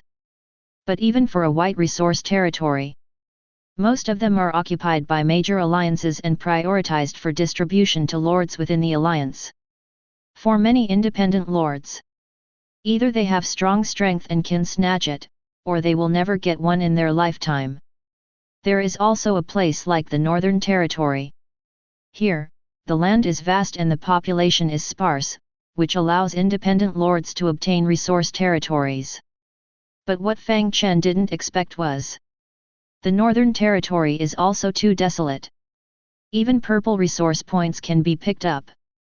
It should be noted that a level 1 purple resource territory can produce 10,000 gold coins, 4 major resources, and 10 purple mobilization orders every day. And as the level increases, the output grows exponentially. It is a territory called strategic power by the lords. In the central region of Gundor, a purple resource territory is enough to trigger a war between alliances. He actually had the luck to easily obtain it with just one task. Fang Chen couldn't help but sigh. It seems that the Northern Territory is really desolate. Even purple resource points can be picked up. It's really vast and sparsely populated. But this way, it's just right for me in the early stage to occupy resource points with a small number of troops. And there is no need to worry about the resource points being snatched away, and having to allocate a large number of guard troops to occupy the resources in the early stage. Immediately, Fang Chen looked at the option box that popped up in front of him. He quickly made his choice. Ding! You choose to occupy Shiquan Village, Prosperity plus 1000, Power plus 100. Fang Chen opened the map and found Shiquan Village. After including it in the territory management, he can now view the attribute panel of Shiquan Village. Name, Shiquan Village. Level, Level 1. Durability, 10,000/10,000. Output, gold coins plus 10,000/day, wood plus 10,000/day, grain plus 10,000/day, minerals plus 10,000/day, stone plus 10,000/day, rank 1 purple mobilization orders plus 10/day. Garrisoned hero, none. Garrisoned army, none. Upgrade conditions, 10,000 gold coins, resources, main city reaches level 2. The level 1 output has reached 10,000 points. Generally, purple seems to have a 5-fold increase. In other words, a level 2 resource territory can produce 50,000 units of various resources per day. Wow! 50,000 a day, these resources are enough to support my early stage upgrades. Fang Chen no longer hesitated, he opened the upgrade option for Shiquan Village and directly chose to upgrade. Ding! Meet the upgrade conditions, allowed to upgrade, resource territory Shiquan Village reaches level 2, territory output increases 5-fold. Ding! Prosperity plus 1000 points. After the prompt sound, Fang Chen glanced at his main city panel. Now the prosperity of the main city is also satisfied. The main city can be upgraded to level 3.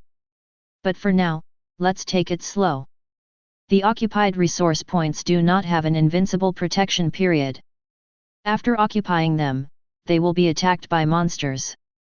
To defend them, troops must be stationed. It's best to dispatch heroes. Because after the hero is stationed, it can also increase the production of some resources. And the higher the quality of the hero, the greater the increase.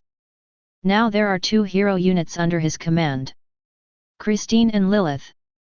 Lilith is gold quality, so if pursuing production, she should be arranged. But Fang Chen shook his head. Lilith should stay by my side and slowly increase her favorability. At the same time, protect myself.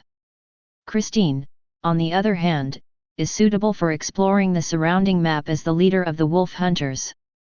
With this in mind, Fang Chen looked towards Christine in the Lord's Hall. Christine, I appoint you as the guardian of Stone Spring Village. Lead the wolf hunters to settle in immediately. Bring Lilith back. Christine bowed, I will obey the Lord's command. After completing the appointment, Fang Chen then looked at the earthbound spirit floating in the air. As the first stage of the mission, Stone Spring Village has already been rewarded with a purple quality resource. The earthbound spirit has given the second stage of the mission. The rewards after completion will definitely not be low. Although risks come with benefits. But I came to the Myriad Worlds battlefield knowing that there are great risks. The greater the risk, the greater the benefit. Furthermore, with Lilith, the Forbidden Curse Archmage, as my backup, I can try any danger.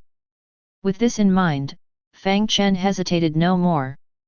He chose to accept once again. Ding, you have accepted the mission entrusted by the Earthbound Spirit. Please find the Golden Sparrow Flower family's pioneer territory and rescue the Marquis of the Golden Sparrow Flower family within the territory within 30 days. Upon hearing the prompt, Fang Chen furrowed his brows slightly. The mission time has increased, and the difficulty has also increased. The first Stone Spring Village was returned as the mission location. Now, he even has to find the mission location himself. Fang Chen looked at the earthbound spirit in front of him and asked directly. Don't you know the location of the pioneer territory? The earthbound spirit's favorability towards Fang Chen greatly increased after seeing him accept the mission. It was also very straightforward in answering questions. It's been too long, I have long forgotten. But, Lord, I only remember that when I escaped from the pioneer territory back then, my young master had a map on him. If you find his corpse, perhaps you can find the map. Upon hearing the earthbound spirit's reply, Fang Chen was slightly stunned. The young master mentioned by the earthbound spirit should be the young son of the Golden Sparrow Flower family's nobility. It has been so many years, where can I find the corpse of your young master? Unless it has also been contaminated by the fog of war. Otherwise, not to mention the corpse, even bone fragments cannot be found now. Fang Chen couldn't help but worry. But for now, there is no solution, he can only take it step by step. Wait for Lilith to come back and ask her. Then he looked at the earthbound spirit again. Are you now bound to the curse book and fused together? The earthbound spirit nodded.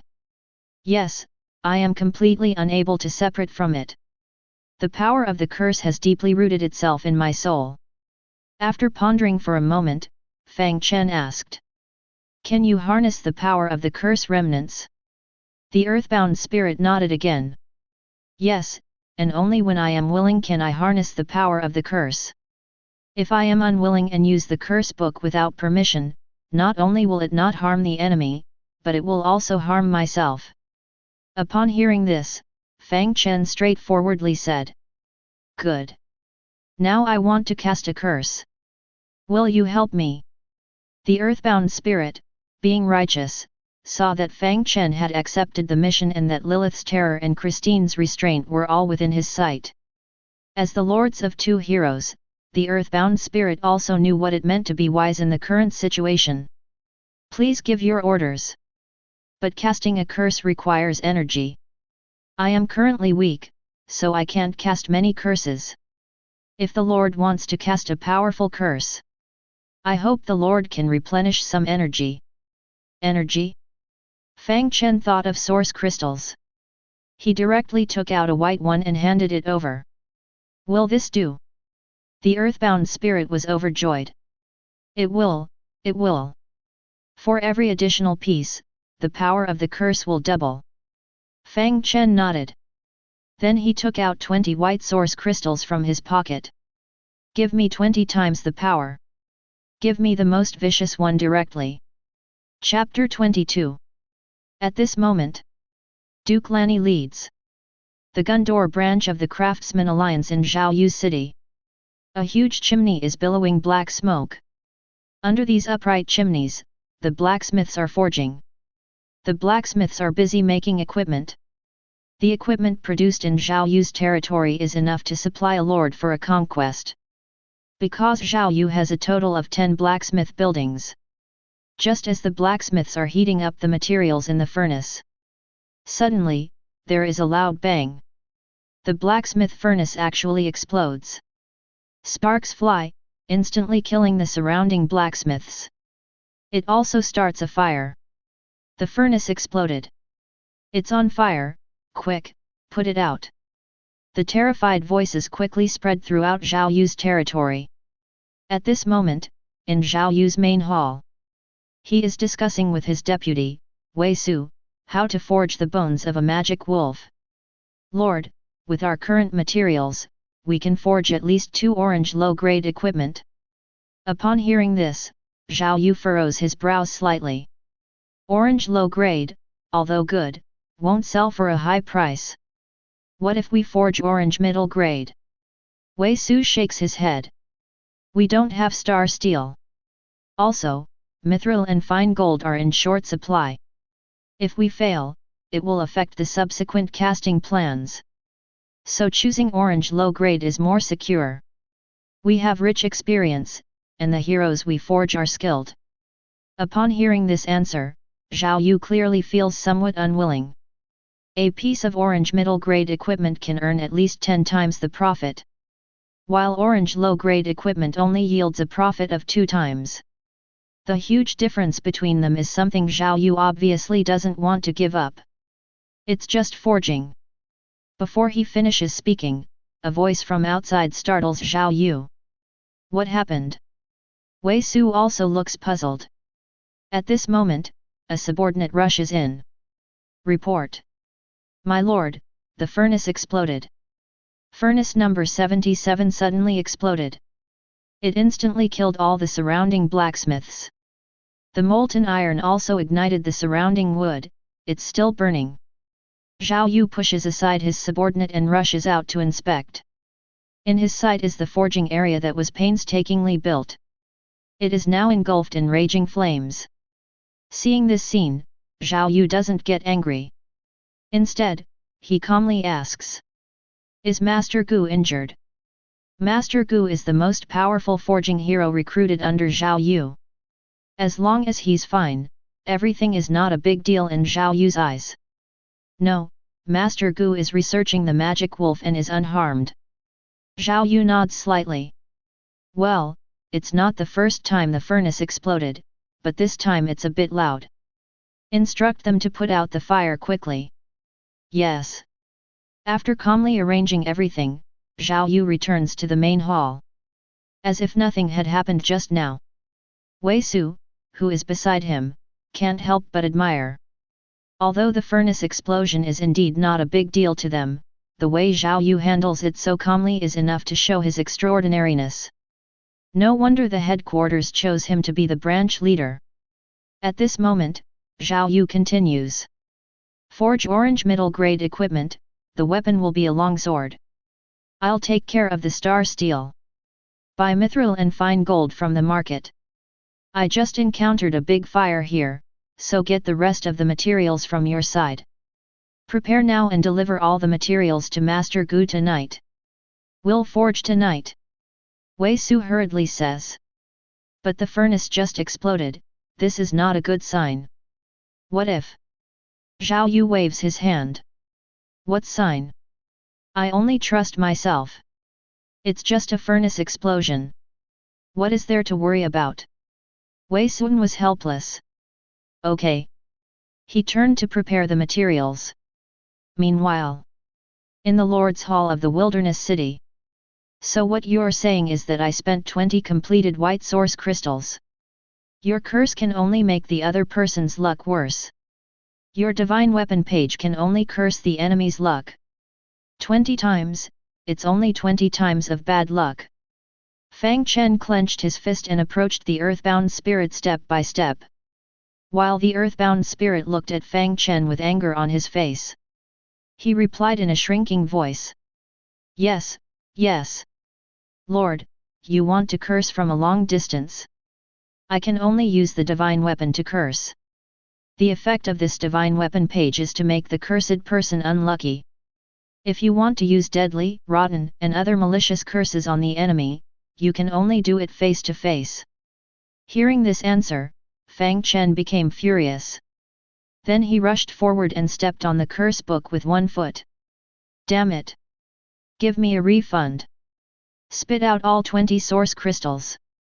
This was all his belongings, obtained by risking his life to clear the Grey Wolf's lair. Just to make the other person unlucky. It's a huge loss. At this moment, the earthbound spirit said, Lord, it's all used up. I can't refund it. Hearing this, Fang Chen took a deep breath. Okay, no refund, hey. Someone, bring Christine to me. I'll use the holy light to cleanse it fiercely. The earthbound spirit was suddenly scared. When you cursed me, you weren't like this. No, no, Lord, I really can't refund it. How about this, I will curse for you every day from now on. Curse the leader of the Craftsman Alliance every day. I'll curse him to death. And this curse that makes people unlucky is very powerful. Every day, the other party will encounter all kinds of misfortunes.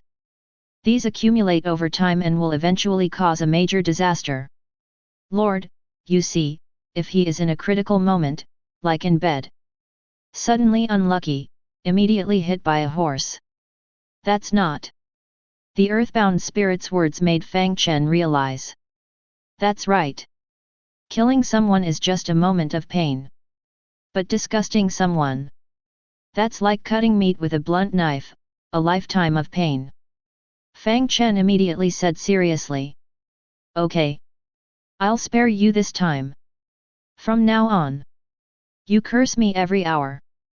No breaks every day. If I can't kill him, I'll make him sick. The earthbound spirit escaped a disaster and didn't dare to ask for compensation. Hastily replied, yes, yes, I will obey the Lord's orders. And Fang Chen couldn't spend all his time on the curse book. He still needed to develop his territory. After all, the territory is the foundation of a lord. Development is the key. Fang Chen opened the main city interface. With the resources obtained, the prosperity of the land has reached 4,600 points, 400 points short of leveling up. Fang Chen took out a purple building card, the Radiant Magic Tower, from his bag and chose to build it in the main city. Ding! The construction of the Radiant Magic Tower is successful, prosperity plus 500. Ding! The Radiant Magic Tower has been upgraded to level 2, prosperity plus 500. After hearing the prompt, Fang Chen thought to himself. The prosperity of the third level main city has reached the standard for leveling up. Now it's time to level up. Level up the third level main city. Ding! During the novice period, the upgrade time is automatically reduced to 0, and you have upgraded the main city to the third level. Just as Fang Chen had just completed the upgrade and was about to check the changes in the third level main city, he suddenly heard a prompt sound in his ear. Ding! Your hunter has discovered an underground dungeon. Ding! Your hunter has been killed. Chapter 23. Underground City. Fang Chen's heart trembled slightly. There are 3 factions in the Dragon Country. Humans, Demon Race, and the Underground. The starting point for the territory of the Underground faction is an underground city. Could it be that there are other lords near my territory? But it doesn't seem like it. If it were other lords, they would attack my units. There would be a prompt to enter a state of war. Since there is no such prompt, it is unlikely that the other party is a lord. Not a lord. Then it must be a monster's lair underground. He quickly opened the map and found the location where the hunter was killed. He had built a total of 50 rank 2 hunters, and they had explored the area.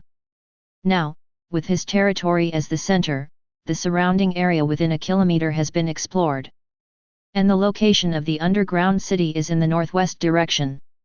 The hunters had just explored this area when they encountered an attack from the underground city monsters. It's so close to me. But I'm not sure about the strength of these underground city monsters.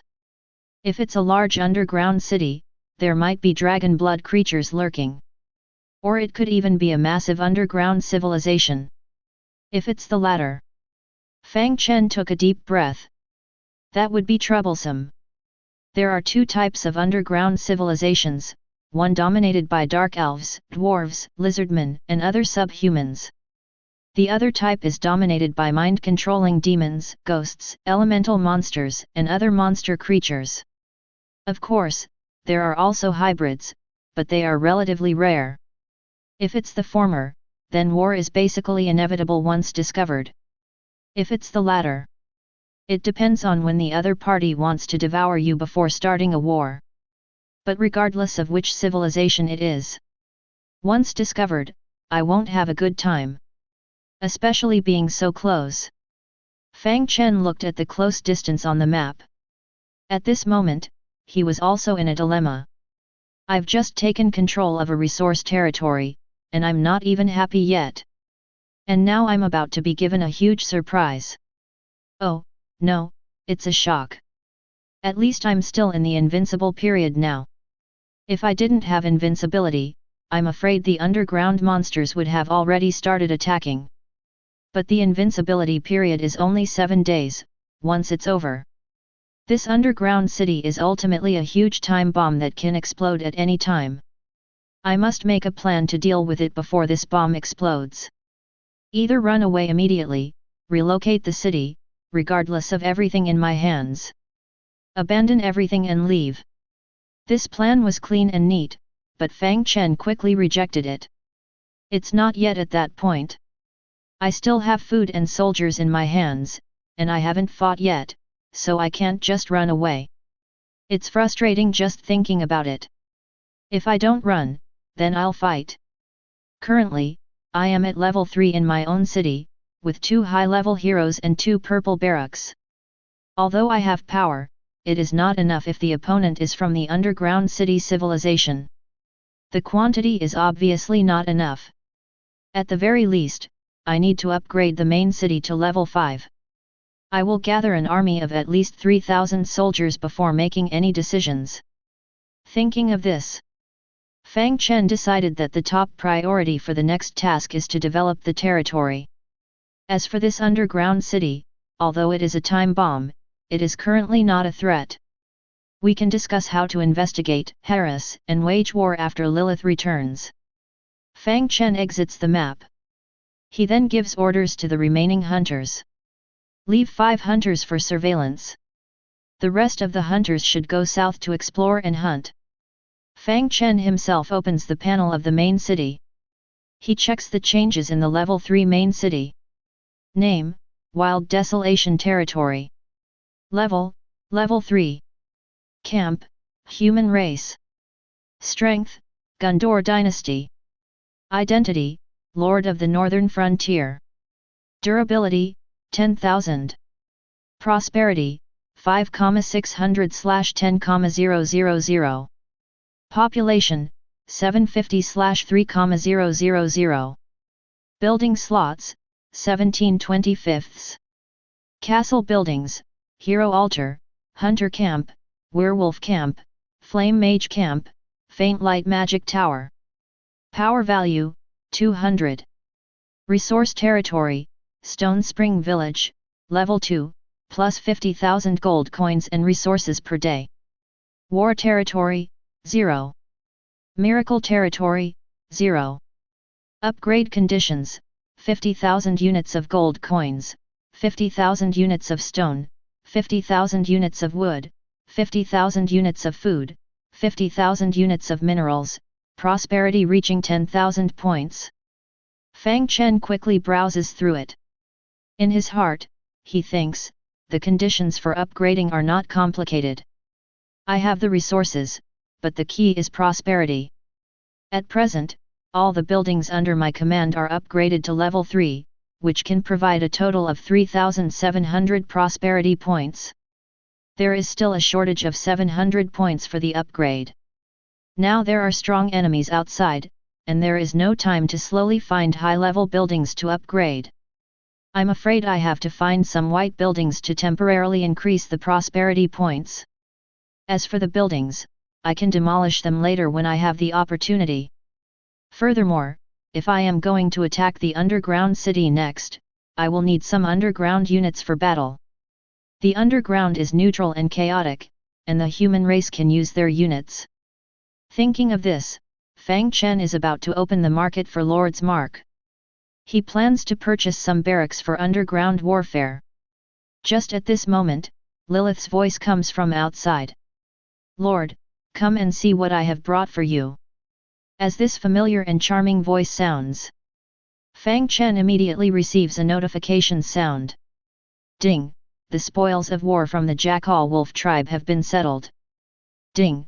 You have obtained 60,000 gold coins and resources, 288 blue crystal fragments, obtained a blue equipment warlock staff, obtained a blue building Jackal Wolf warlock reincarnation tower. Ding!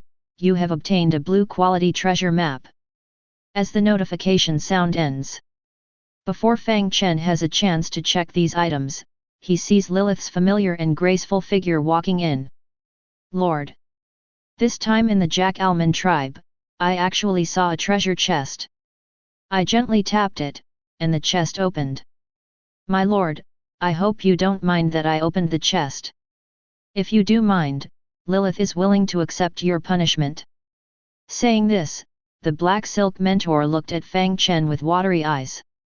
I do mind, I want to punish you. But your loyalty has never reached 100 points. I also dare not." Fang Chen could only helplessly say. "Don't let it happen again. Remember to let me open it next time." Lilith's eyes curved into a moon shape. "Thank you, my lord, for forgiving me." Saying this, she took out the spoils from the Jackal-man's lair. "Look, the best thing here is this treasure map. The rest are all source crystal fragments. There are really a lot of source crystal fragments this time. There are almost 300 of them.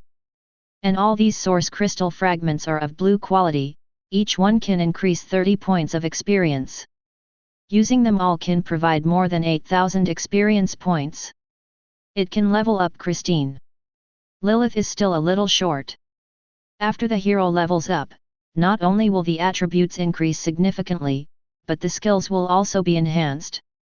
Whether it's completing the Golden Sparrow Flower Family Rescue mission or dealing with the underground dungeon, they will be very useful.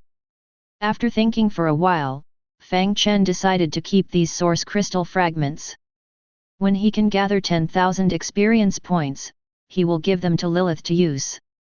Now he turned his attention to the treasure map. Name: Treasure Map. Quality: Blue.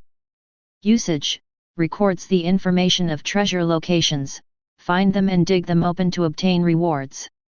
Seeing Fang Chen looking at the treasure map, Lilith quickly said, "My lord, I have seen it, but it has a special power on it that I cannot use."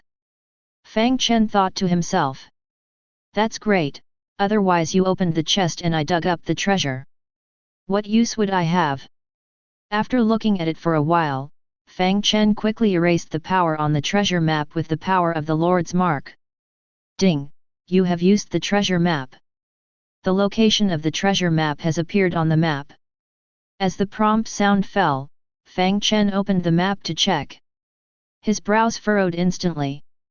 It's actually not far from the underground dungeon. How strange! Lilith next to him also sensed it at this time. She stood up and looked towards the northwest. "Oh, my lord! When did we have an entrance to the underground dungeon here? This entrance is shrouded in heavy mist. I'm afraid there are high-level creatures below the dungeon." Fang Chen nodded. "It was accidentally discovered, it should have been there all along. I was also worried about this matter." "Lilith, what would be the consequences if we organize forces to enter the underground dungeon now?" Lilith shrugged. "We'll die together. The underground dungeon is very dangerous, even in my prime, I might not be a match for the heart-stealing demons down there. Their psychic spells are unique, and it is said that psychic energy can even counteract the war fog. So the underground dungeon likely still hides the indigenous people of the Glory era. And on the surface, even the strongest doomsday fortress has been breached. Hearing this, Fang Chen was also shocked. He murmured, so this nearby one is not a bomb, but a big Evon. Now I have to think about how to move away. Lilith next to him, however, shrugged. There's no need to be so pessimistic. Shallow underground dungeons are all low-level monsters. It might just be an outpost. It's only necessary to determine which underground civilization this dungeon belongs to. Sometimes they are friends, not enemies. At that time, my lord, you can even do business with them. The resources in the underground dungeon are quite abundant. This gave Fang Chen an idea. Yes. The Myriad Worlds battlefield doesn't necessarily have to be all about fighting and killing, there can also be diplomacy. He was about to ask. But Lilith spoke again. But the premise of doing business is that you have to be strong enough. So, my lord, you have to become stronger. To the creatures in the underground dungeon, the weak have no rights. When dealing with the weak, they prefer to use knives to speak. Oh, by the way, I'll go dig up this treasure map for you. And take a look at the specific situation of this underground dungeon, scare them a bit. Don't let them act recklessly. Before Fang Chen could react, Lilith took the treasure map and left. Damn! Is this how golden heroes treat their lord? Who is the real lord? Fang Chen sighed softly. Then he opened the main city building. No matter what, at least Lilith said one thing right. The weak have no rights. Let's start getting stronger. He selected all the buildings at once and chose to upgrade them to level 3. Ding! The Wolfman camp has been upgraded to level 3, attack plus 10, prosperity plus 500, skill level plus 1.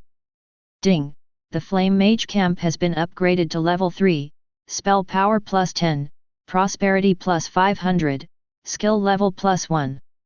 After the upgrade, there is still a shortage of 700 prosperity points.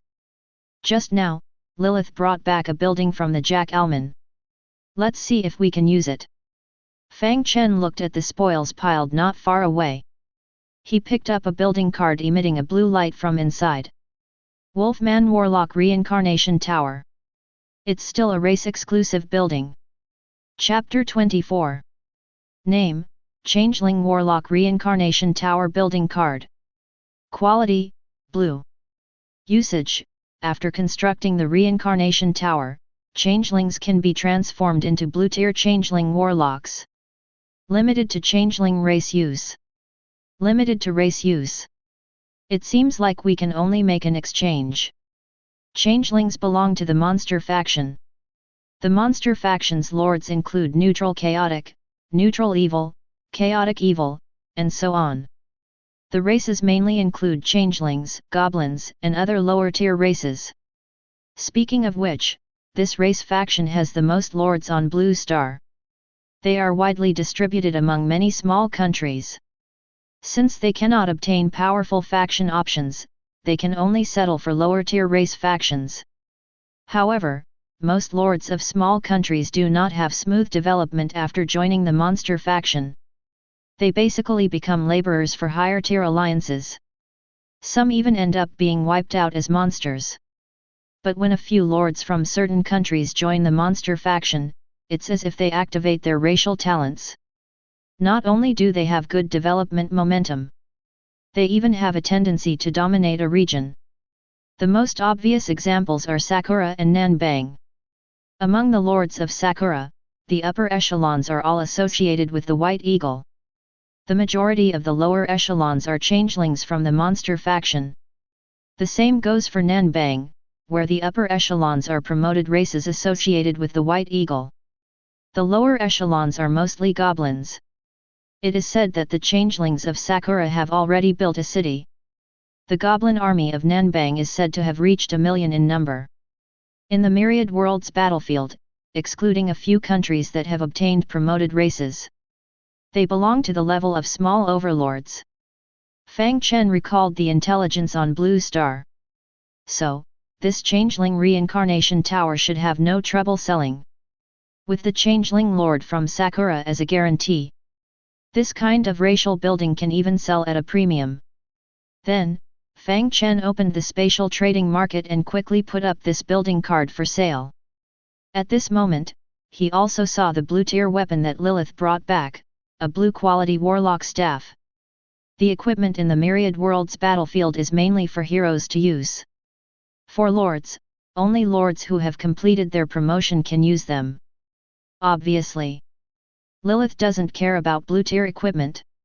He himself hasn't promoted, and as a member of the human race, even if he were to promote, he wouldn't choose to be a warlock.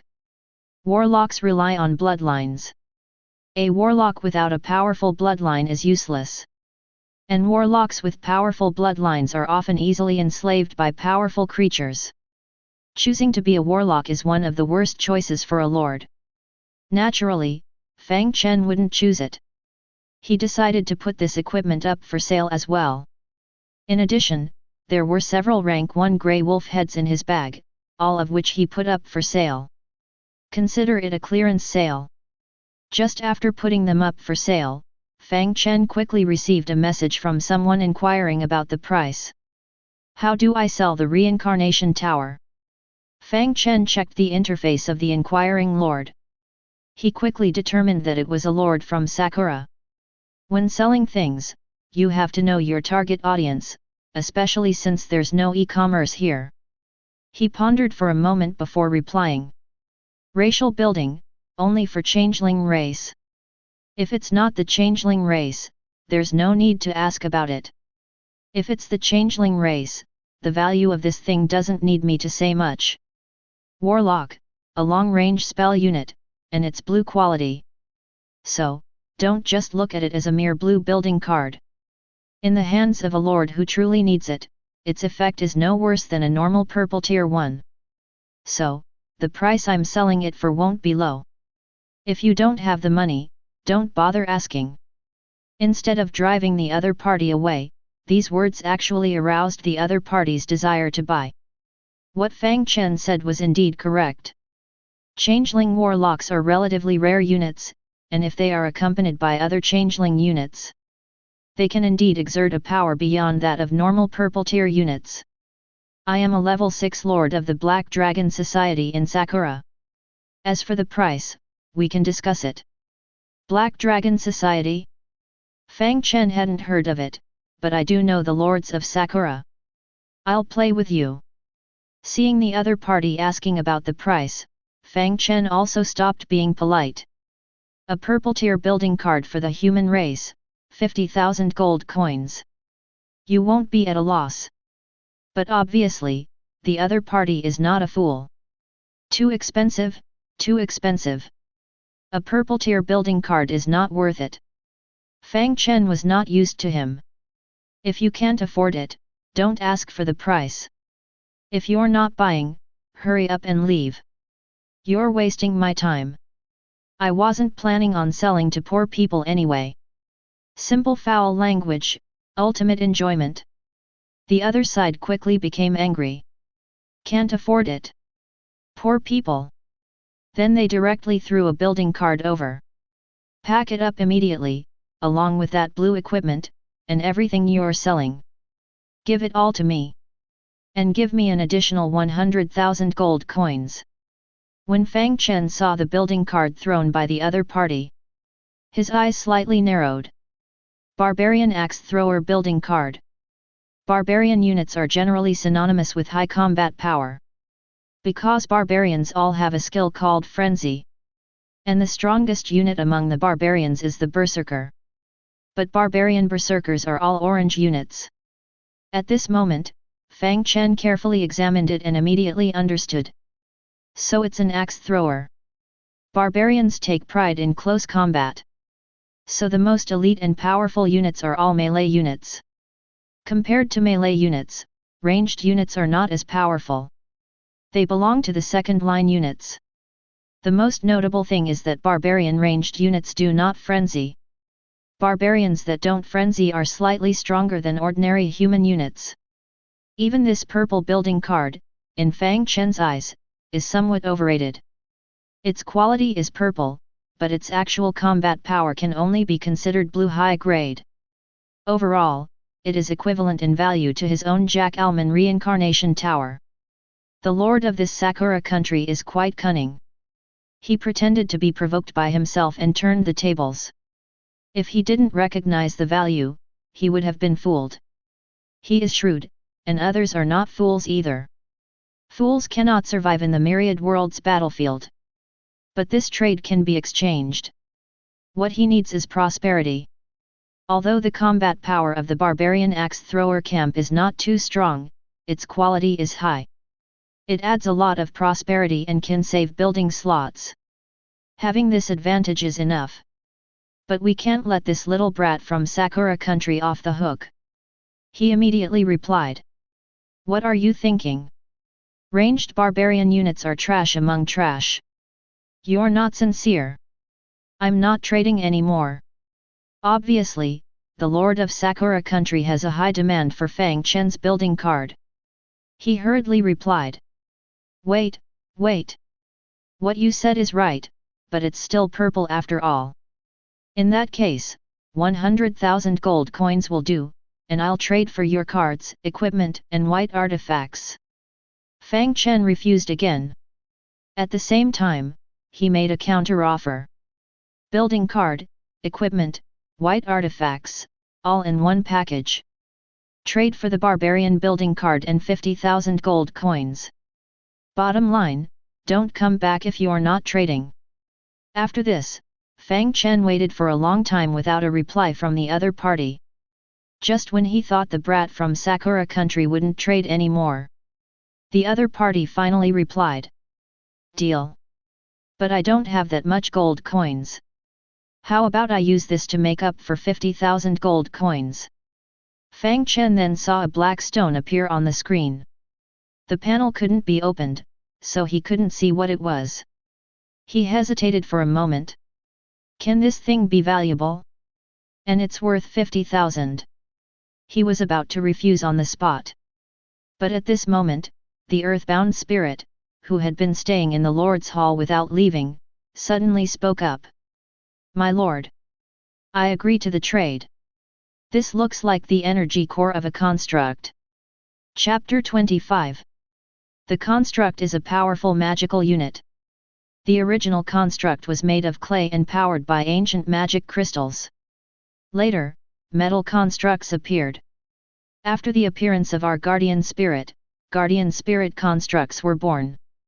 Before I fused into the cursed fragment, I heard that humans were researching constructs for use by powerful divine warriors. Inside the Lord's Hall, the earthbound spirit shared all its knowledge about constructs. Constructs, hey. So, what is the use of this energy core? Fang Chen asked.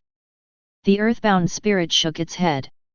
I'm not sure, but generally, the energy core of a construct is made of ancient magic crystals with extremely high energy. If the Lord obtains it, they can dispel the magic pattern on the energy core. Just the value of the ancient magic crystals alone is immense. Fang Chen nodded. That makes sense. He looked at the earthbound spirit at the same time.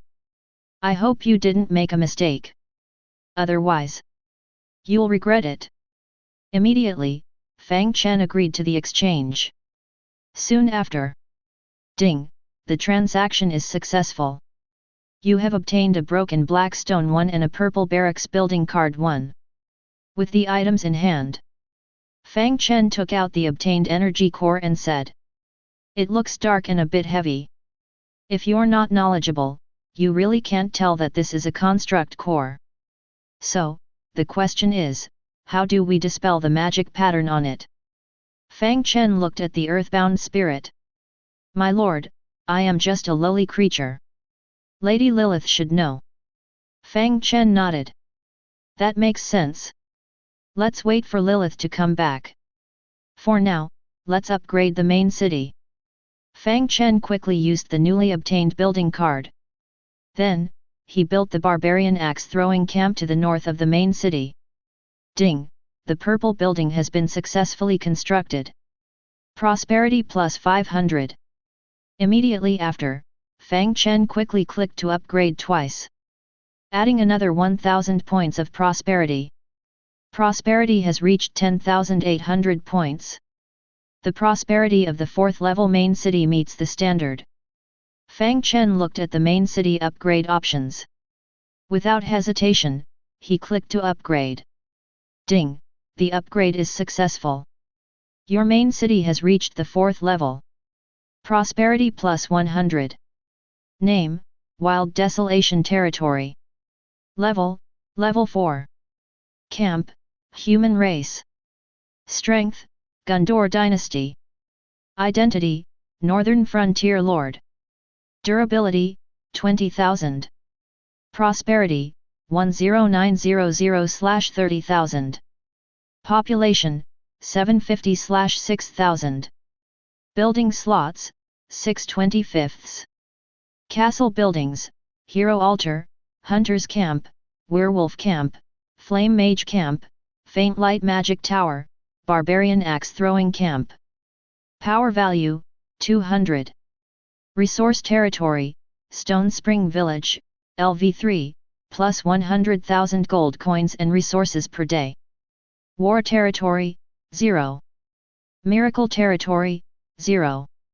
Upgrade conditions, 100,000 units of gold coins, 100,000 units of stone, 100,000 units of wood, 100,000 units of food, 100,000 units of minerals. Prosperity reaches 30,000 points, and at least one white resource territory is occupied. Finally reached the 4th level territory.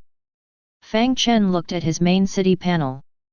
There was inevitably a hint of joy in his heart. Generally, reaching the 4th level territory meant that the Lord had moved beyond being a novice Lord. They had a bit of self-defense power in the Myriad Worlds battlefield. At the same time, the 4th level was also the highest level of territory that many lords could reach in the novice period. Because to continue upgrading, the required resources and time were not something that could be obtained in the novice period.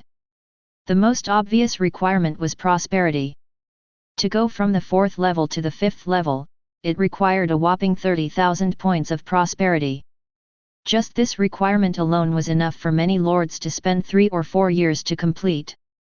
On the other hand, 100,000 resources were not much.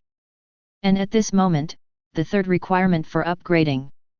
A white resource territory, for lords who do not join an alliance, this is almost an impossible task. Because all the resource territories are controlled by the alliance. Fortunately, this is not a problem for Fang Chen. He already has a purple resource territory. Now, the only thing that can restrict his upgrade is the 30,000 prosperity points. 6 buildings in the territory plus 1 resource territory. These buildings cannot meet the prosperity points required for upgrading. In order to continue upgrading the main city, I must have more high-level buildings. There are a total of 25 building slots, and only 6 are currently used. Upgrading all the current buildings can only provide 3,200 prosperity points. There is still a difference of nearly 20,000. I have 19 building slots left. This means that each of the remaining buildings must provide more than 1,000 prosperity points. I need to gather a total of 30,000 prosperity points for the upgrade. This also means that all 19 buildings must be red or above. If I consider future development, I need to leave some building slots, which means higher requirements for the remaining buildings. All purple, or even orange buildings are needed. Fang Chen thought about this and couldn't help but take a deep breath. So many high-level buildings. Where can I find them? Damn, do I have to join an alliance? The alliance has alliance buildings, and building some useless alliance buildings can also increase some prosperity points. However, the production of these alliance buildings is limited. They need to take turns to build. The required time is not short either. And Fang Chen looked at the warehouse in the main city. The resources and gold coins are almost depleted. Previously, I sold things and received several resources and gold coins in the tens of thousands through achievements. Now, with consecutive upgrades, especially the upgrades of purple buildings, the consumption is enormous.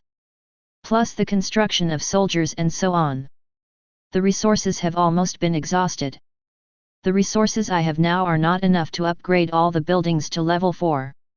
They are only enough to sustain the daily consumption of soldiers and heroes. If there is no income, even the soldiers under my command will rebel. I need to expand my source of wealth as soon as possible. Fang Chen pondered.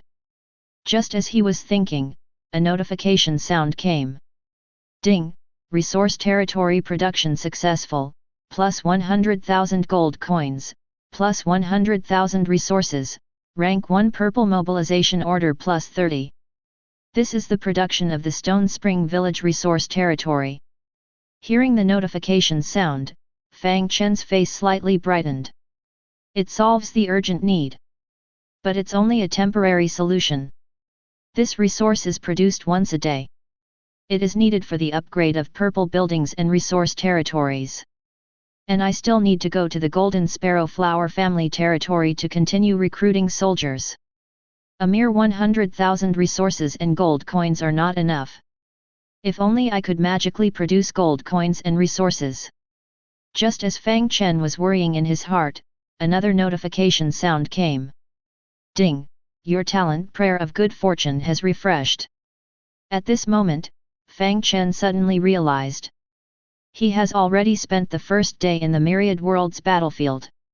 He looked outside the main city, and it was still a gloomy weather. There was no brilliant sunlight. He murmured, so many things happened on the first day. There is no sun, no day or night. Without looking at the Lord's mark, I wouldn't even know that only one day has passed.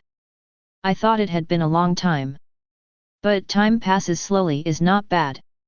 At least I still have 6 days. After 6 days, the novice period will end. This is also good news. But I can't be too happy yet. The 30,000 prosperity points required for the upgrade are too many. I can't complete them in a short time. In fact, I don't have much time left. I need to seize the time and see if there will be any surprises after the refresh of the prayer of good fortune. Fang Chen opened the talent prayer of good fortune. Took a deep breath. Without spending, there is no salvation. Without spending, fate cannot be changed. Prayer of good fortune. The light wheel rotated.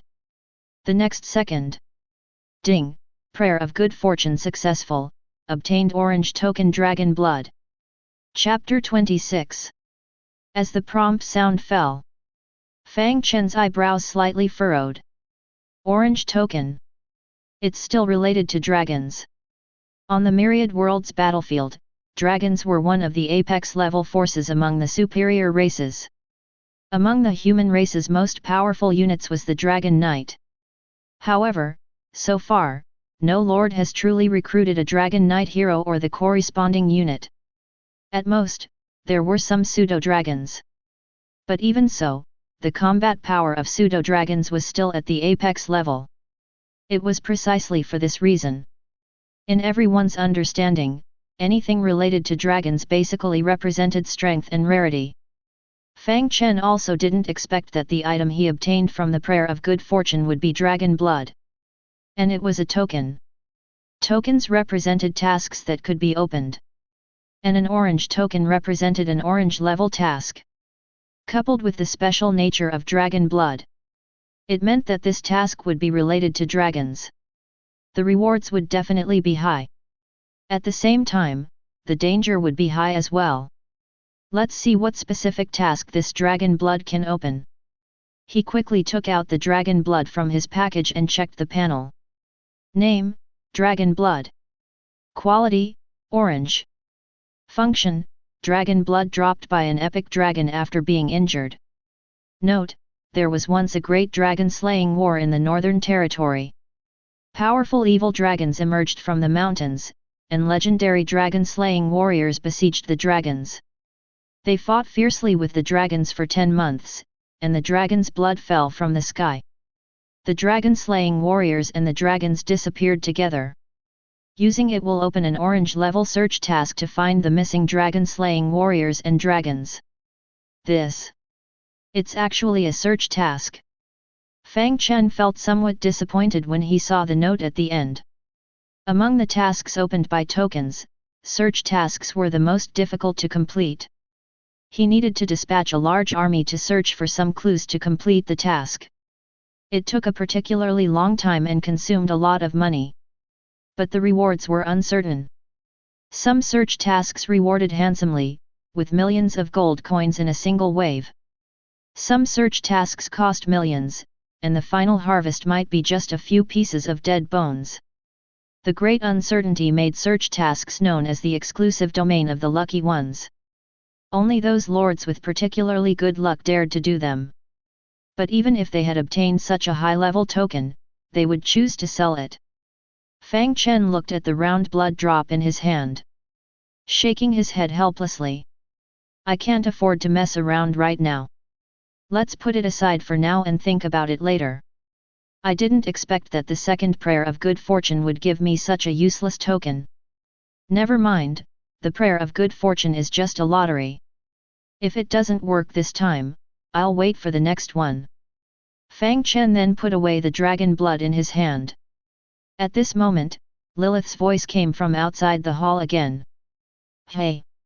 Why do I smell a hint of evil dragon's aura? When Lilith came in, she saw Fang Chen preparing to put away the dragon blood. My lord, how do you have the blood of a red dragon? Fang Chen asked in surprise. Do you recognize this dragon blood? Lilith took the dragon blood and examined it before shaking her head. I don't recognize it, but as a giant dragon of the evil faction, I am familiar with the blood of a red dragon. This drop of red dragon blood has a trace of misty rules on it. Unfortunately, I can't open it and can't track the red dragon.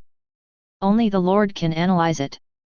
If you can find the lair of the red dragon, with the wealth in the dragon's lair, the Lord will immediately become the richest lord in the world. Upon hearing this, Fang Chen said. It's not that easy. In a search task, we don't even know the specific location. For now, let's keep it for now and discuss it later when we have the chance. Oh, by the way, Lilith, what did you find when you dug up the treasure? Lilith shrugged. I only found a treasure chest. I didn't open it this time, Lord Fang Chen, you can open it yourself. Saying that, she placed the treasure chest in front of Fang Chen. Name, Find Treasure Chest. Usage, opening it may yield treasures or monsters. It can also release monsters. Fang Chen looked at Lilith and asked. Of course, mimic monsters disguised as treasure chests. Low-level adventurers who get close to them will be eaten in one bite. And dirty goblins hiding in the treasure chests to ambush adventurers. But those are just tricks. With me by your side, Lord Fang Chen, feel free to open it. Fang Chen nodded slightly and gently tapped his finger. The treasure chest opened with a click.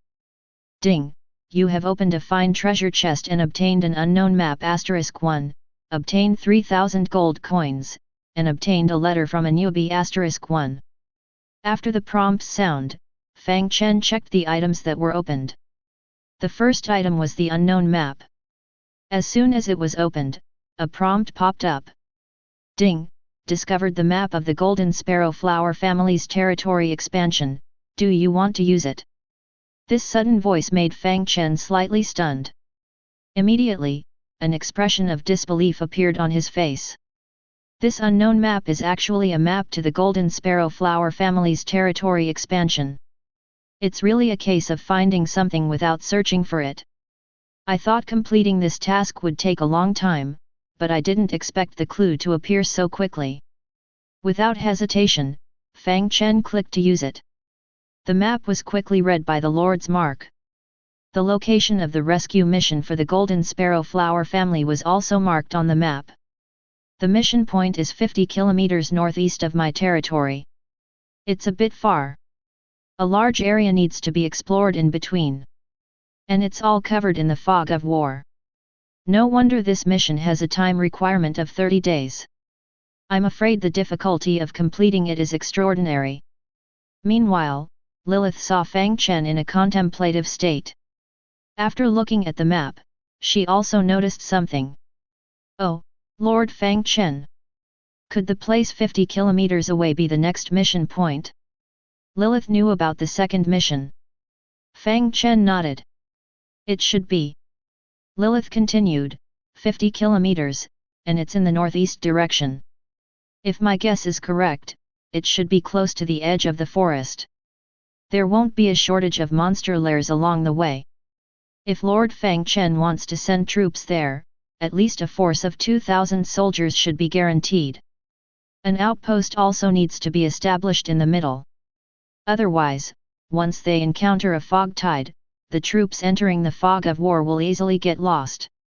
Lilith's reminder made Fang Chen realize that in order to open up the northeast direction, he would probably have to invest a huge amount of resources.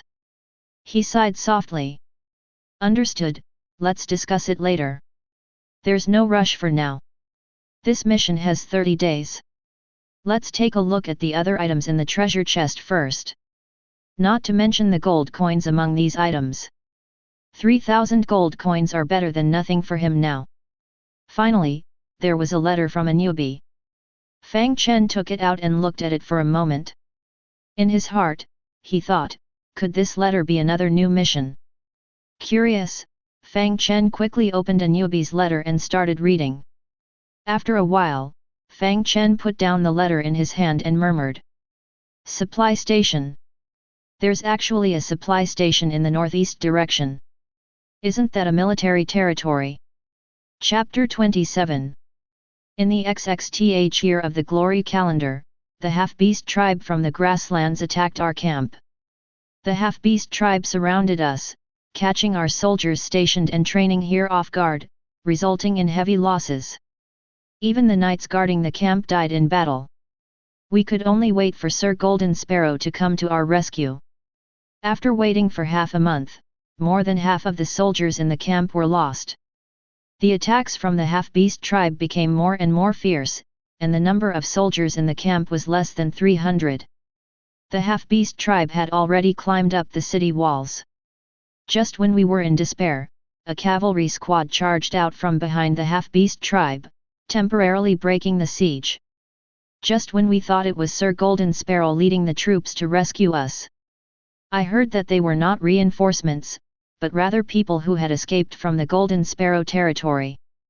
The half-beast tribe not only besieged us, but also surrounded the Golden Sparrow territory. In other words, there will be no more reinforcements coming to save us. In order to survive, I decided to escape. Before fleeing, I chose to steal a map and some gold coins from the cavalry squad. In the XXTH year of the Glory calendar, I escaped before the camp was breached. Later, I heard that the half-beast tribe broke through the camp and everyone died. Even the Golden Sparrow family's territory was breached, and there is no longer any human territory here.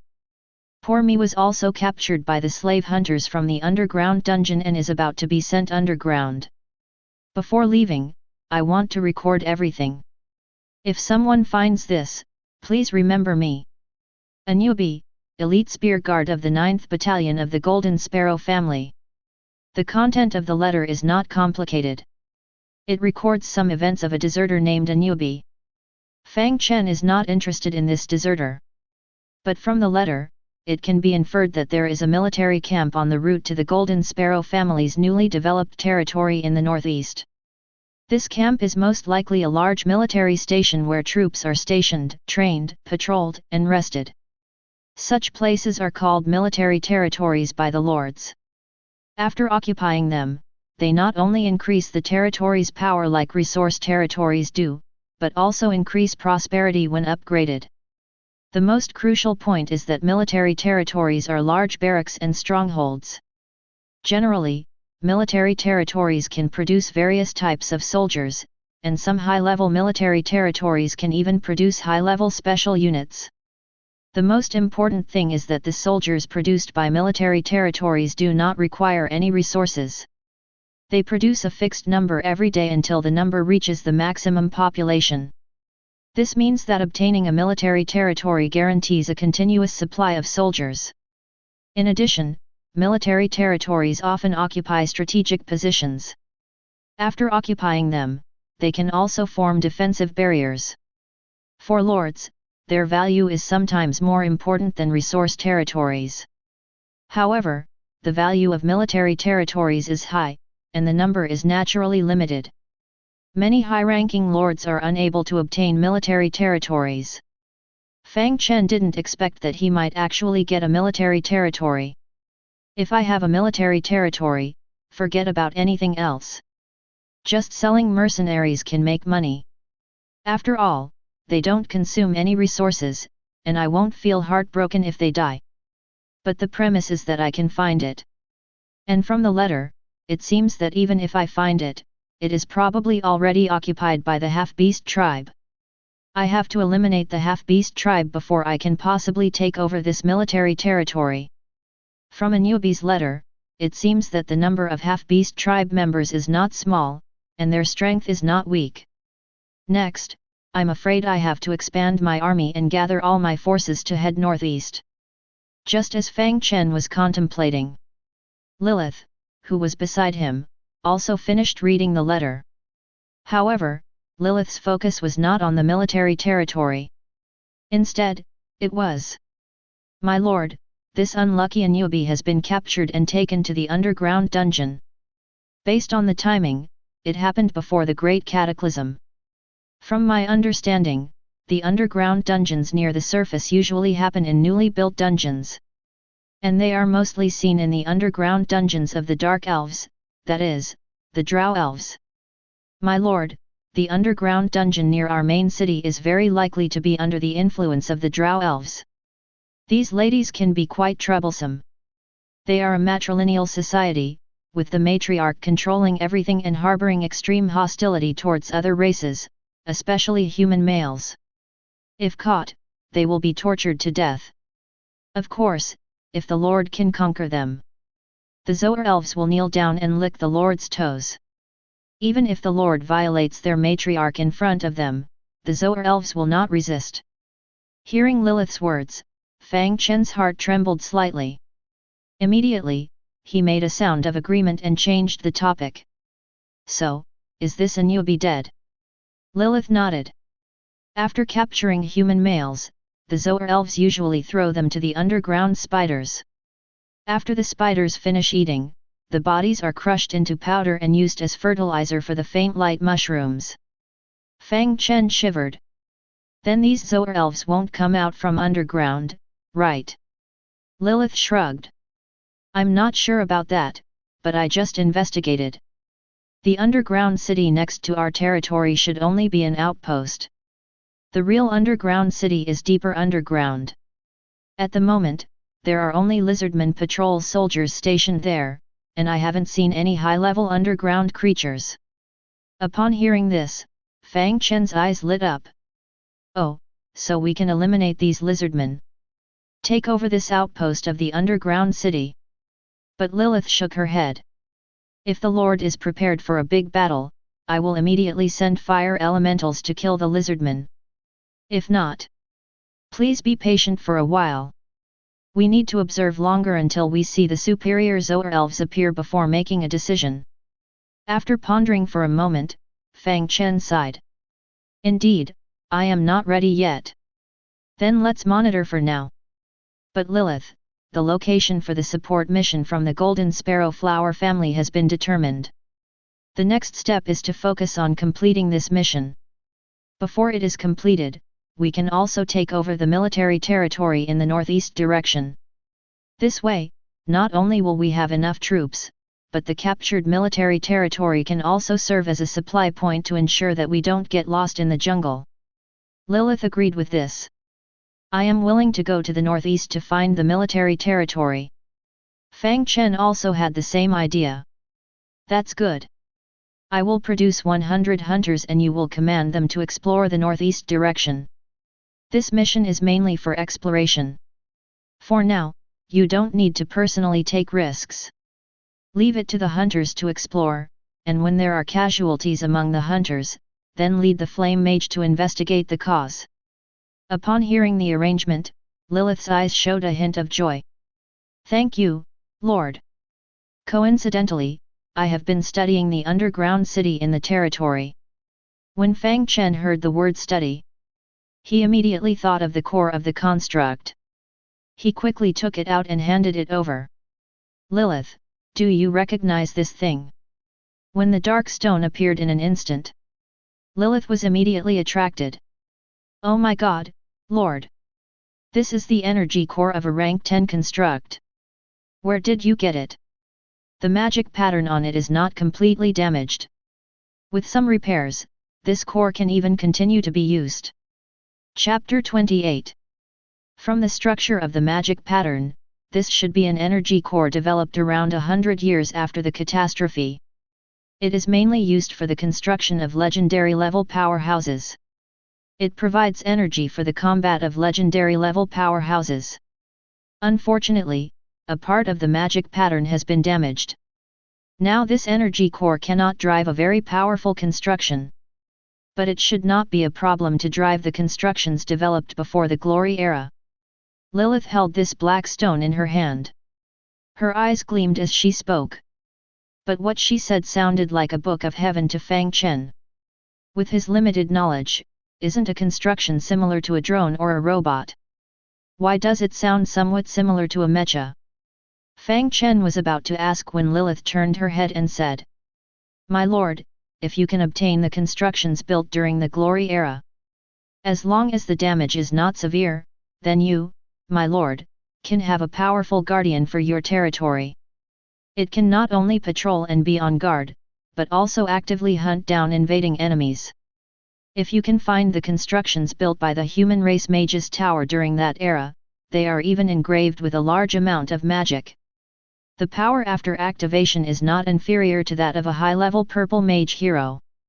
Upon hearing Lilith's words, Fang Chen's eyes widened. He gulped. A construction equivalent to a high-level purple mage hero. Is it really that strong? Lilith nodded confidently. The constructions built during the Glory Era are often bulky but sturdy. If you, my lord, can find them, their actual combat power may even surpass that of a purple high-level mage hero. Upon hearing Lilith's second confirmation, Fang Chen couldn't wait to ask. Then where should I look for them? Lilith shrugged.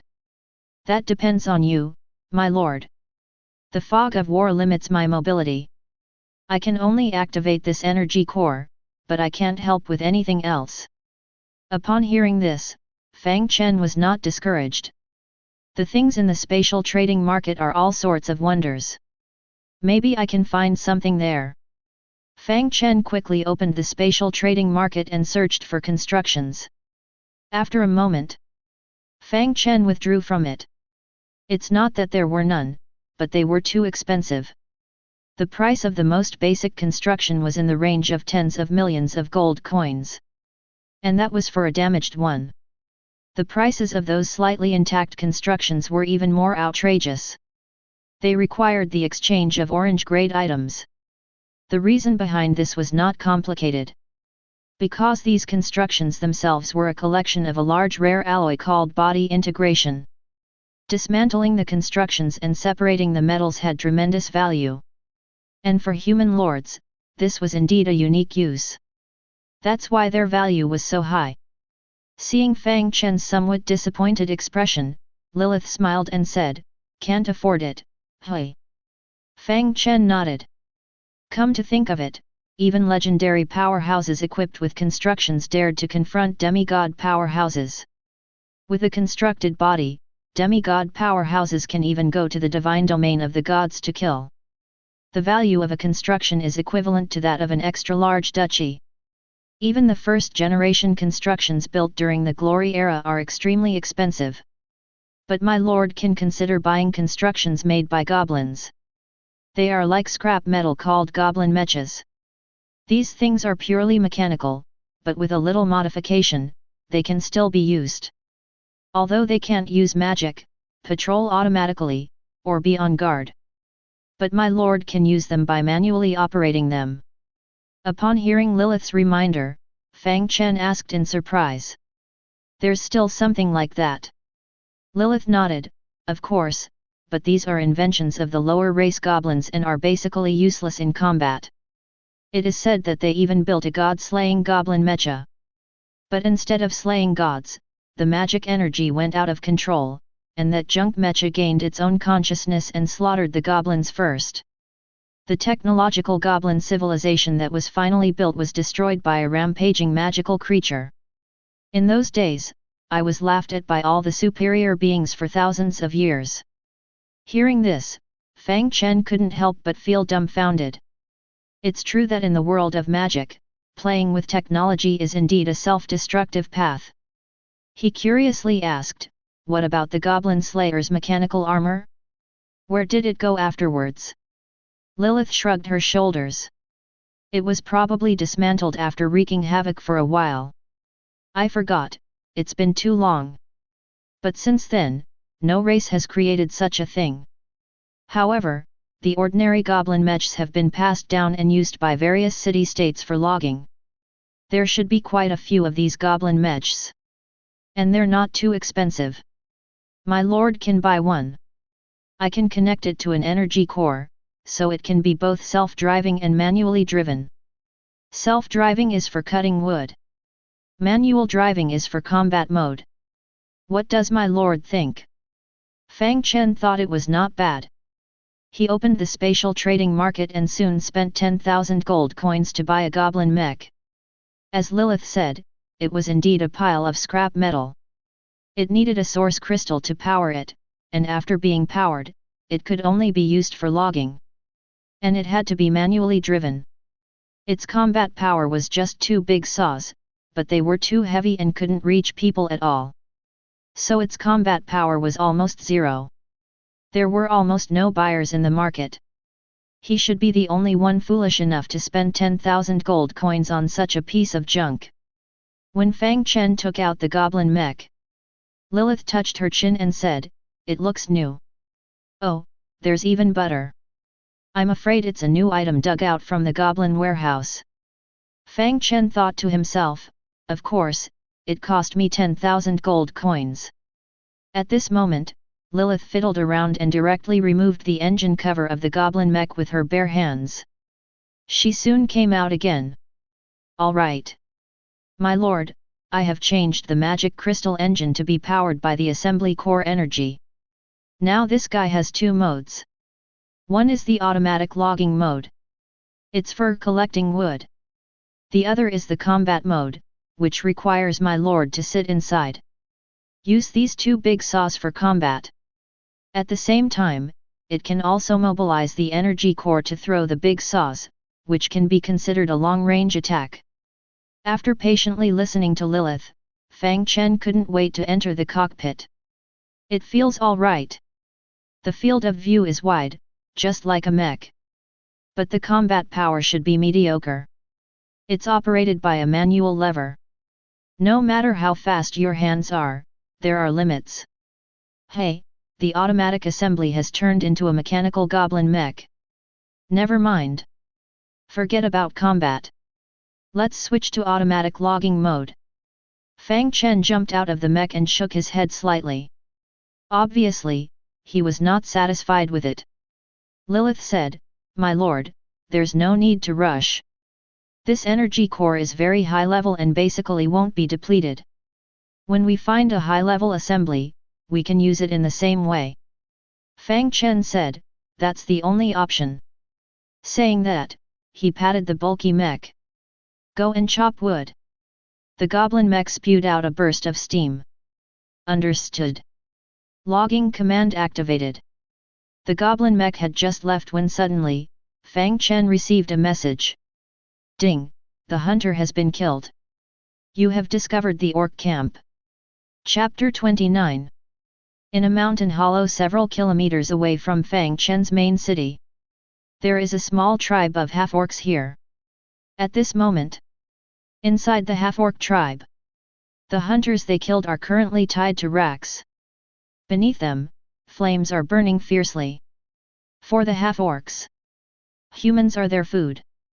And just as the hunter's body is being used for barbecue, not far from the half-orc tribe, a particularly strong-looking half-orc is scanning the direction in which the other hunters are escaping. Half-orcs also possess intelligence. They are a tribe, and before the Great Cataclysm, they were a civilized race. Although their souls were plundered during the subsequent catastrophe, the fog of war helped them reshape a new foggy soul. These half-orcs, who appear to be walking corpses in the eyes of the Blue Star Lord, not only possess intelligence, but are also quite powerful. Otherwise, the human lords would not have been forced to retreat repeatedly by them. And these few half-orcs who are scanning, clearly, they are the leaders and shamans of this half-orc tribe.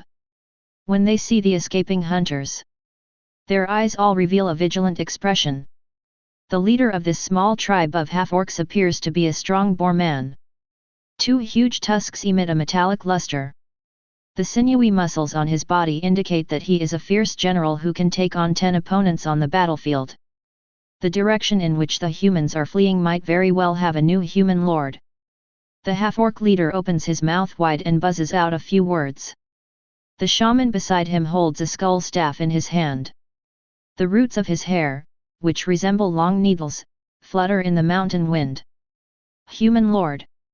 This is the first time we have been awakened since we joined the fog. Has the power of humans already penetrated into the northern territory? Clearly, these half-orcs have been in a dormant state all along. They will not awaken until they encounter a human lord. And the half-orc leader says, "Never mind that, the gods in the fog have long given their orders. Discover the human lord. Kill without mercy. We only need to carry out their commands. Now that the human lord has appeared, I should fulfill the command. Shaman, I will gather the warriors of the Steel Fang tribe and launch an attack on the human lord. Do you agree or not?" Compared to the recklessness of the half-orc commander, the shaman is much more steady. "Here, we must obey the orders of the chief of the Steel Fang tribe. The main force led by the chief is still sleeping behind us. I propose to awaken the chief and the main warriors of the tribe before proceeding." Clearly, the chief of the Steel Fang tribe is the half-orc stationed in the military territory. But this proposal is rejected by the half-orc commander. "Humph! Shaman, you are afraid of death. The sleep has already eroded the ferocity of the half-orcs in you. While you go awaken the chief, the humans have already sent troops over. Can't you see that the humans have only dispatched these low-level soldiers and have not discovered us? Now is the opportunity for me to lead the awakened warriors in a sudden attack. The humans will definitely not expect us to take the initiative to attack. We will definitely catch them off guard. Even if we don't win, we will disrupt the humans' formation and buy time for the chief's awakening. But if you give up this opportunity, the humans will also have time to react while we wait for the chief to awaken. They will calmly arrange their defenses and deploy their forces. If the human lord gathers a large army, we will immediately be put on the defensive, surrounded by the human army." The words of the half-orc commander make the half-orc shaman sitting beside him show a hint of agreement in his eyes. Although these half-orcs have lost their souls, their memories have been preserved. Every bit of fighting they had with humans, especially the characteristics of human lords being good at strategizing, left an indelible mark in their memories. Once given enough time by humans, they will be like an endless stream of pigs and boars. Kill one wave and another wave comes. In the end, the half-orc warriors will be devoured by the human tide. So if they are to fight humans, they absolutely cannot give them enough reaction time. They must remove the human territory at the fastest speed possible. Kill every single human. This lesson was bought with countless lives of half-orcs. Recalling this, the half-orc shaman turns around. "You are right. We cannot give humans reaction time. I agree to immediately launch an attack on humans. But Chief Steeltooth must also be awakened. Leave 10 warriors to go to the tribe and awaken Chief Steeltooth. All other warriors, follow me immediately. Kill all humans. The last sentence was almost growled by the orc shaman. The sound reached the ears of the awakened orc warriors behind him. Yes. Humans have appeared again. We absolutely cannot give them a chance. We can only fight to the death. The orc commander beside him turned around and raised his huge iron hammer towards the awakened orc warriors behind him. Humans have appeared. Our archenemies have come again, they come to plunder our land. They take away our offspring, drive us into the mines, and torture us to death in the bottomless mine shafts. Orc warriors, do you want to become slaves of humans, become lowly miners? No, we don't want to. Hundreds of orcs roared angrily, making a deafening sound. Orc warriors, what should we do to survive? Kill. Kill all humans. These were all strong orc warriors, almost every one of them a seasoned soldier. They wore iron armor and wielded sharp weapons. In this wilderness, the echoing roars resounded through the desolate land. The orc leader also raised his iron hammer in his hand. Kill the humans. Follow me. In an instant, hundreds of angry orcs, led by their commander, followed the direction the hunter had fled, chasing towards Fang Chen's main city. And at this moment, inside Fang Chen's main city, upon learning that the hunter had been killed, Fang Chen immediately opened the map, confirmed the location where the hunter was killed, then quickly marked the spot. Within 5 kilometers. Judging from the contour lines on the map, it should be a mountain hollow. In other words, there is an orc camp here. Or it could be an orc tribe. Lilith nodded beside him. It should be a camp, this hollow doesn't look very big. Orcs are civilized creatures. The tribe they form wouldn't be this small. There should be at least a few thousand people. This place is so small, it can't possibly accommodate so many people. Lilith's words surprised Fang Chen. So many. Thousands of people, and if everyone is a soldier, then I'm in danger here. After hearing this, Lilith smiled and said, "Don't worry, my lord. No matter how many ants there are, they are still just ants. These orcs, although slightly stronger than the Jack Alman, but it's easy for me to kill them. Of course, as long as they don't run amok. Once they escape, with the cover of the mist, they will pose a threat to you, my lord." Fang Chen agreed deeply with these words. Lilith was very powerful, but the fog of war limited her operational radius.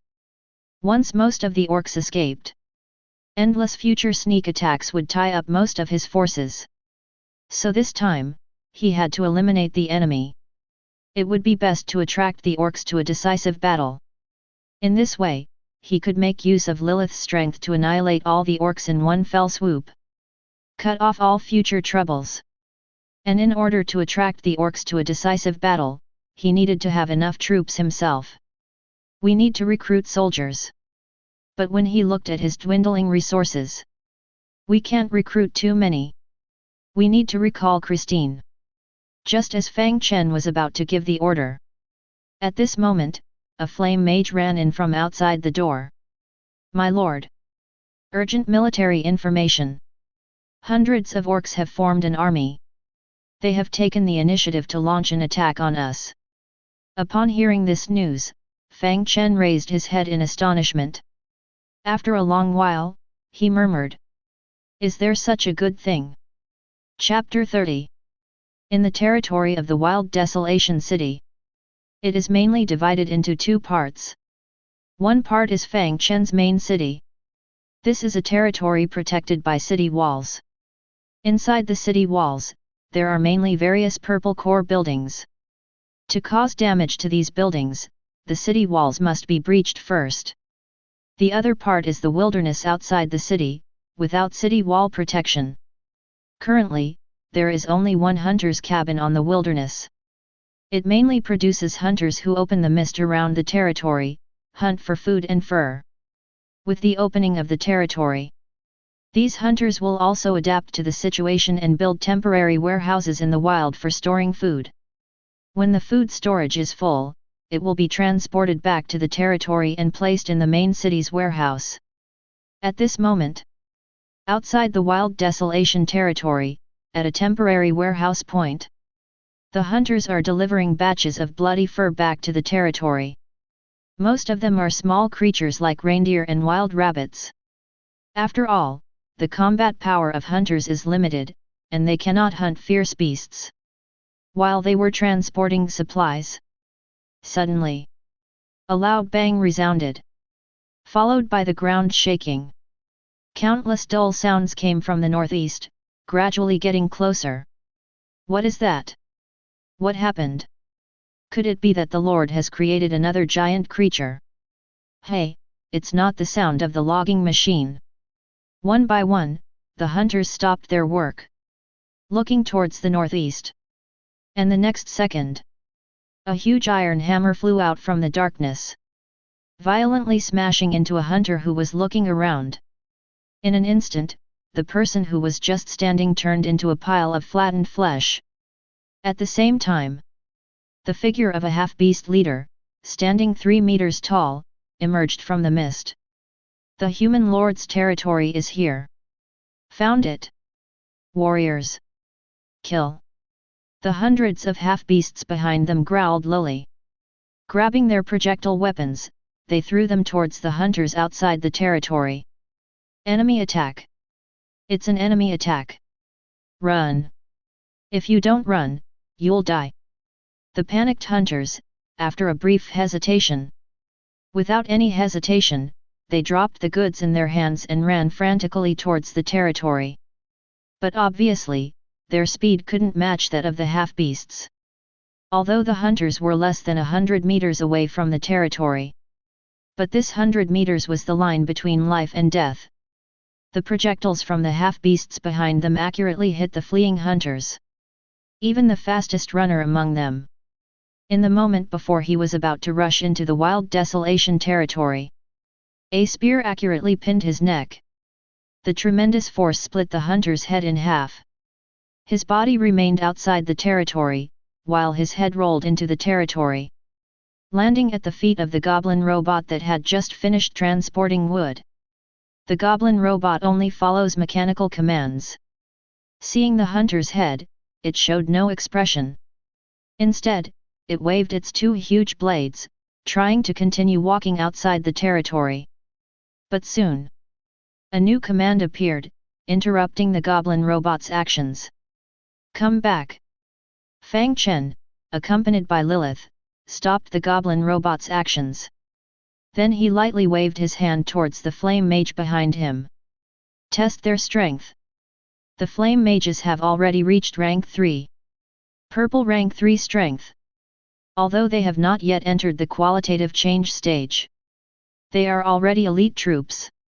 After receiving Fang Chen's command, the captain of the Flame Mage squad personally stepped forward.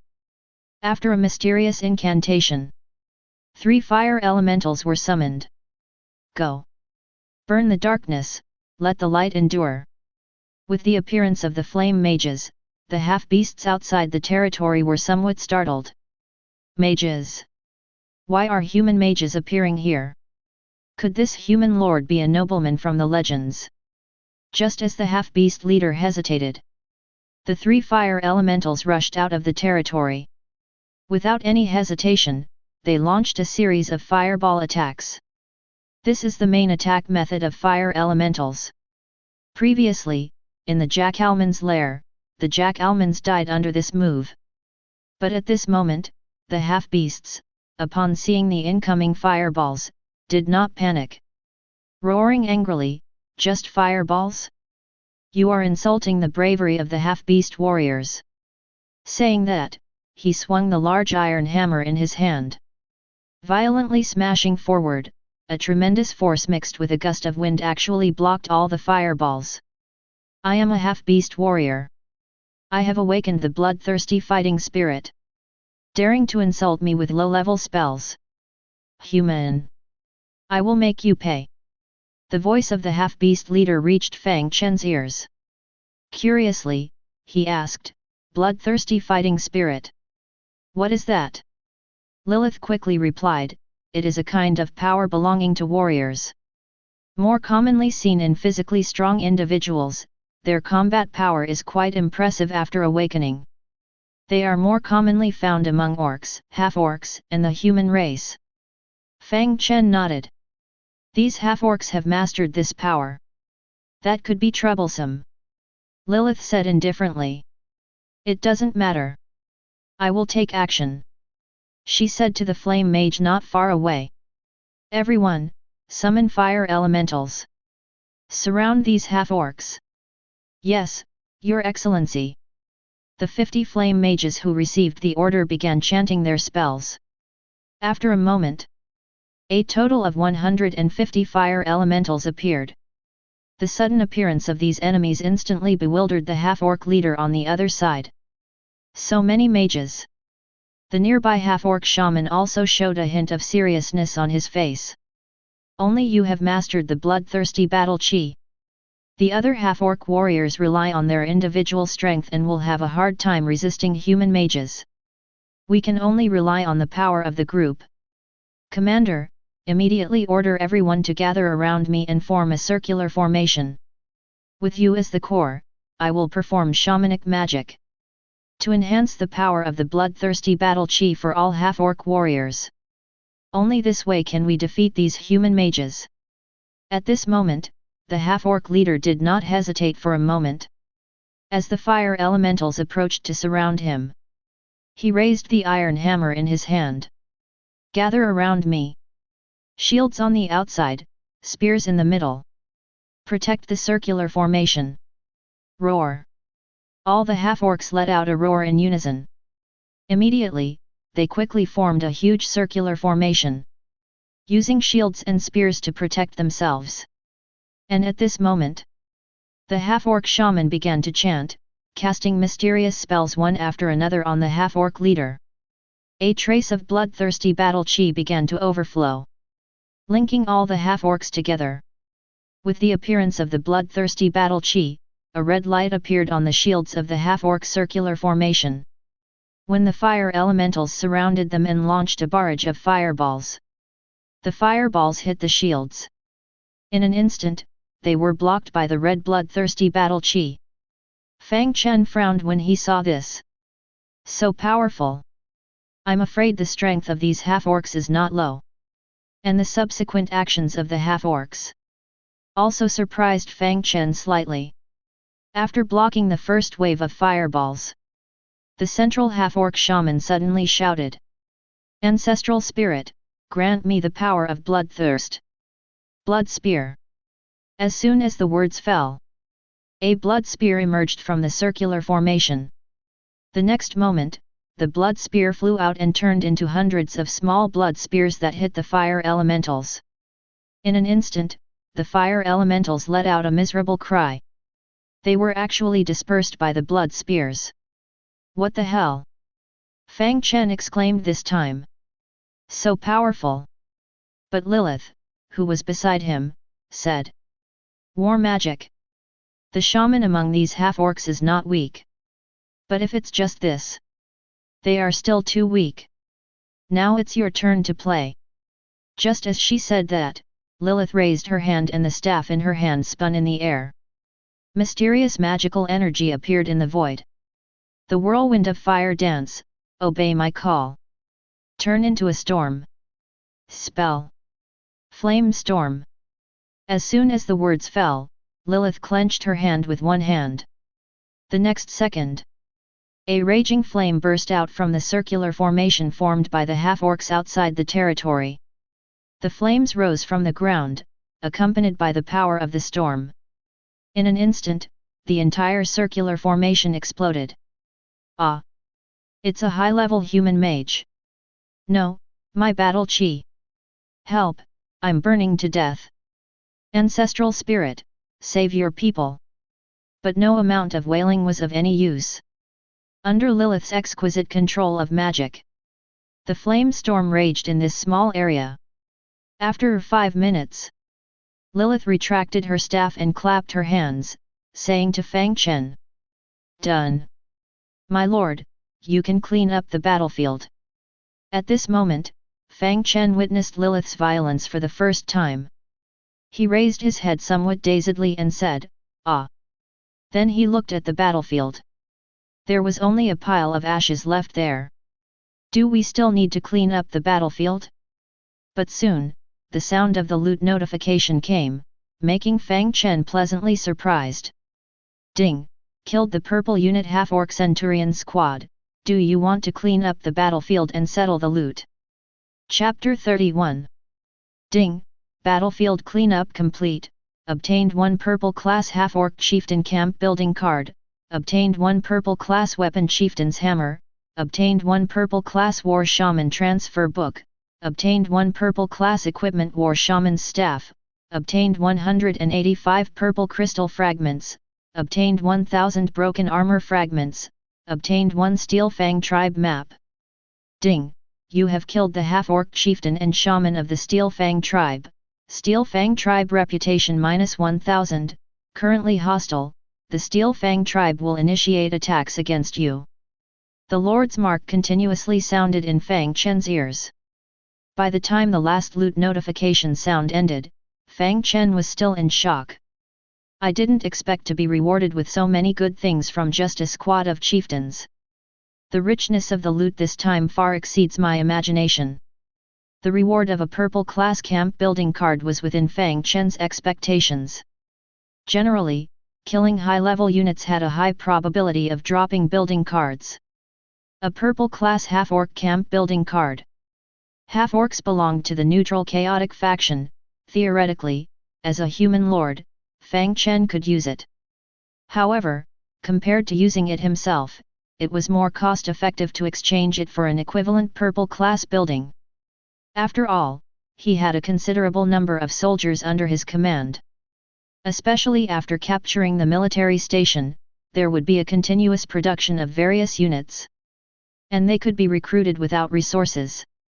So, in comparison, the camps that required resources to recruit soldiers could be selectively chosen, choosing rarer and more powerful soldiers. Although this purple class half-orc chieftain camp, which possessed bloodthirsty combat aura, was not bad. But its overall functionality was a bit lacking, and its combat power was limited. It was not suitable to keep it, exchanging it was more cost-effective. Therefore, Fang Chen wasn't particularly surprised by the appearance of this building card. As for the subsequent purple equipment, there was no need to mention it. Dropping from killing high-level units was not considered rare. What truly surprised him were the dropped transfer books. This thing was truly shocking. As the name suggests, transfer books are used for transferring occupations, specifically for lords. In the Myriad Worlds battlefield, every lord starts off as weak. They have almost no combat power. Survival depends entirely on the lord's core. As long as the lord's core is not destroyed and the lord does not leave the territory, even if they are killed and turned to ashes, they can still revive in their territory. But this is only possible within their own territory. Once they leave the territory, the lord will die if killed. So lords generally do not leave their territory unless they have the power to protect themselves. For lords, the so-called power to protect themselves is through occupation transfer. In the Myriad Worlds battlefield, killing monsters has a certain probability of dropping transfer books. Transfer books are the source of power for lords. After completing the transfer, lords can also level up and gain mastery of magic, combat aura, or other powers. It's just that transfer books have a low drop rate and are expensive in the market. Many lords spend their entire lives without being able to complete a job change.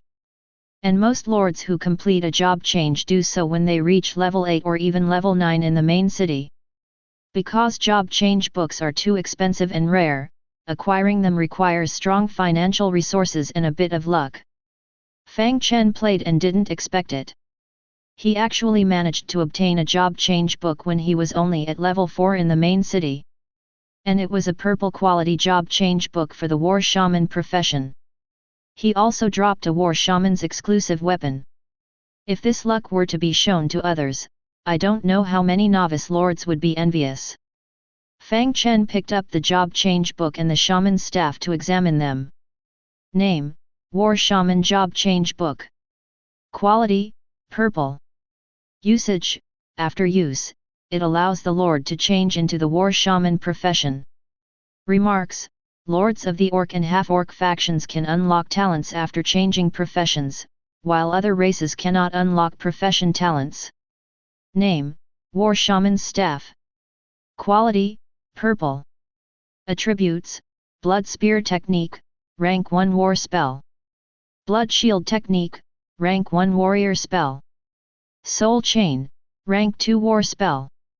Remarks: exclusive equipment for war shamans, non-professionals cannot use it. From the job change book, it seems that the war shaman is a characteristic profession of orcs and half-orcs. He can change professions, but after changing, he may not be able to exert the strongest power of this profession. And the war shaman's staff is a weapon designed for this profession. It comes with 3 spells, all of which are war spells. Fang Chen has also seen these 3 spells. Blood Spear Technique is for damage, Blood Shield Technique is for protection. Soul Chain should be a spell that can distribute power. It's just unknown whether the damage can be distributed. Lilith killed them instantly, and the specific effect couldn't be seen. But no matter what, the improvement to soldiers from these 3 spells is obvious. To be honest, Fang Chen is also very tempted by this. The war shaman is a battlefield support profession.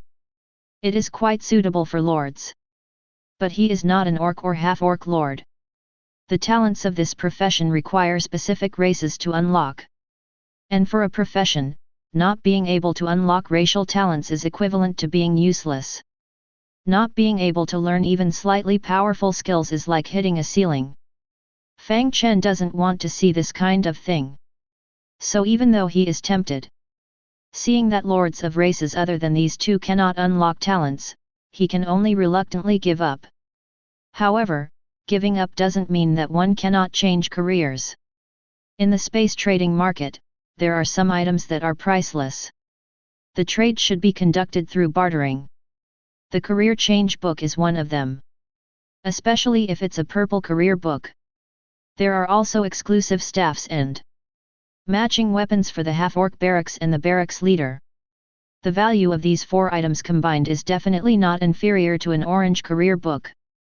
One can bundle them together and exchange them as a rare orange career book.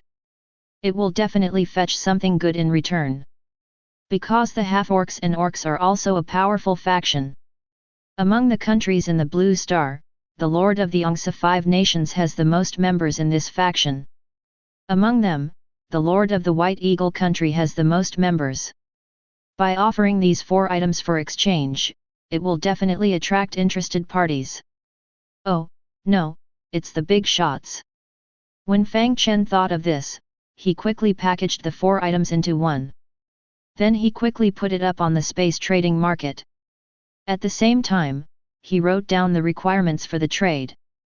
Only exchange for a human race orange career book, no discussion if it's lower than orange. After putting it up, Fang Chen clapped his hands. Next is to wait for the fish to bite. The big shots will take the bait. After that, Fang Chen looked at the other spoils of this battle. The source crystal fragments go without saying, purple source crystal fragments are good stuff. Combined with the ones from before, they can be used to upgrade Lilith. Next, it's time to deal with the stronger tribes in the half-orc camp. For every increase in Lilith's strength, the probability of annihilating the enemy increases. Of course, this is under the premise of not using the Forbidden Curse. Fang Chen took out all the source crystal fragments and handed them all to Lilith. Start upgrading. Lilith held the massive source crystal in her hand. A hint of joy appeared in her eyes. Thank you, Lord. Ding, Lilith's loyalty +5. Hearing the prompt, Fang Chen muttered.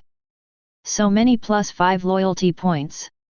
Ah, when will it reach 100 points? While Lilith was upgrading, Fang Chen looked at the last spoils.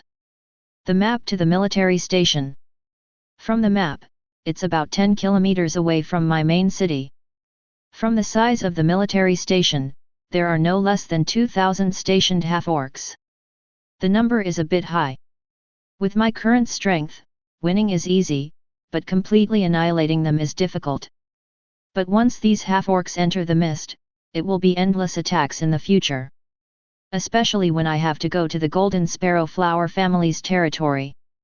That will definitely be a tough battle, if these half-orcs harass the rear.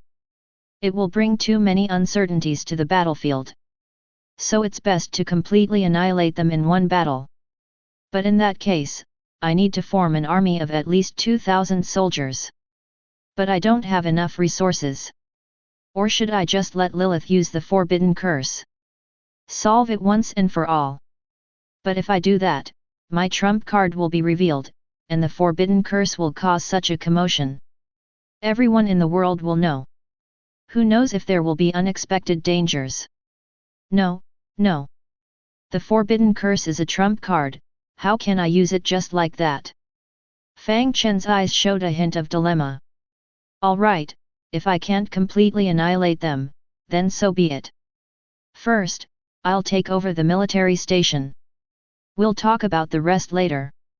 Besides, I still have 100,000 gold coins, I can continue recruiting soldiers. And I'll bring Christine back. 1 gold hero, 1 orange hero, plus numerous purple units. If the tactical plan is good, it might not be impossible to completely annihilate them. Suddenly, Fang Chen's heart was filled with confidence. He opened the barracks and began preparing to recruit soldiers to attack the military station. And at this moment, a message popped up from the Lord's Mark. Owner, are you there? Can you see if this career book can be exchanged? Chapter 32. Magic Pattern Architect, a rare orange profession that, after changing jobs, can draw magic patterns to assist in combat. Powerful magic patterns can even unleash the power of Forbidden Curse magic.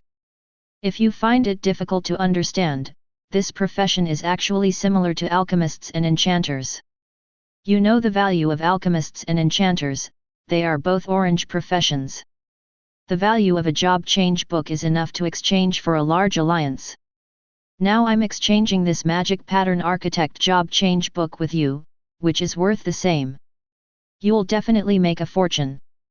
Inside the wilderness city, Fang Chen looked at the message sent by the other party, but his face did not show excitement. During a trade, if one party appears particularly anxious, it probably means that the value of the item does not match what they claim. But this Magic Pattern Architect. Fang Chen immediately thought of the construct body Lilith mentioned before. The core of the construct body is made from magic patterns. Could the Magic Pattern Architect be related to this? Lilith can repair magic patterns, so she might have some knowledge in this area. Fang Chen looked at Lilith beside him and asked, Lilith, do you know about this profession, Magic Pattern Architect? Upon hearing Fang Chen's voice, Lilith was somewhat surprised and said, where did you hear about this ancient profession? Then she quickly continued, the Magic Pattern Architect was a profession during the early development of magic patterns. It mainly involved low-level mages who, after systematic learning, mastered the creation of magic patterns. But as magic patterns became more powerful, this profession faded away. After all, low-level mages can only support the creation of low-level magic patterns. High-level magic patterns require strong magical support, so even if they master the drawing of magic patterns, they don't have the magical power to create them.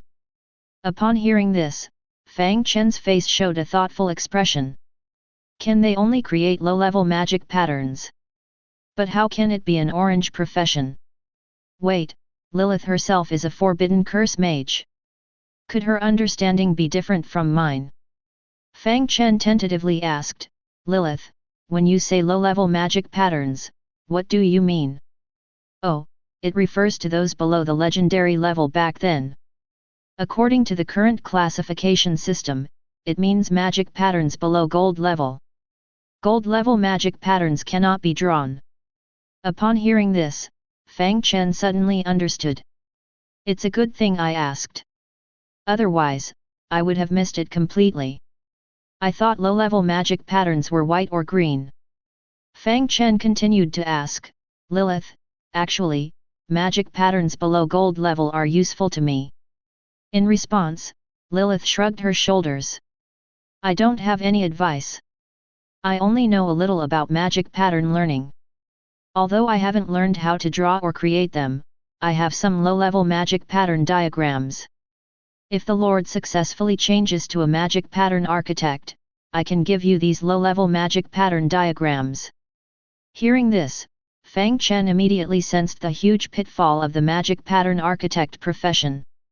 Lilith, are you saying that the magic pattern diagrams of the magic pattern architect need to be learned separately? Lilith blinked and said, of course. Magic pattern diagrams are high-level secrets. Complete magic pattern diagrams only exist in high-level mage towers. Even as a mage, I couldn't read them all, let alone a low-level magic pattern architect.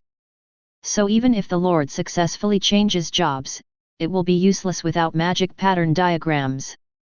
Upon hearing this, Fang Chen thought to himself.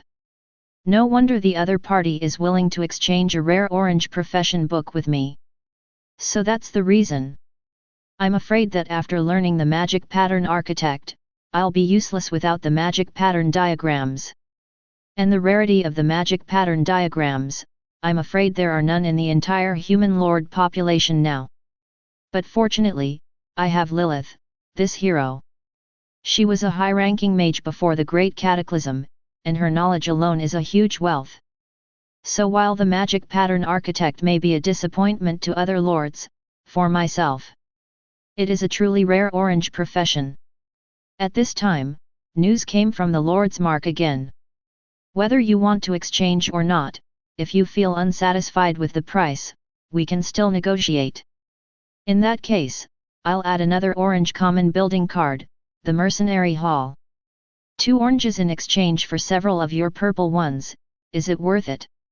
Seeing this message, Fang Chen could determine that the other party had a great demand for this half-orc profession.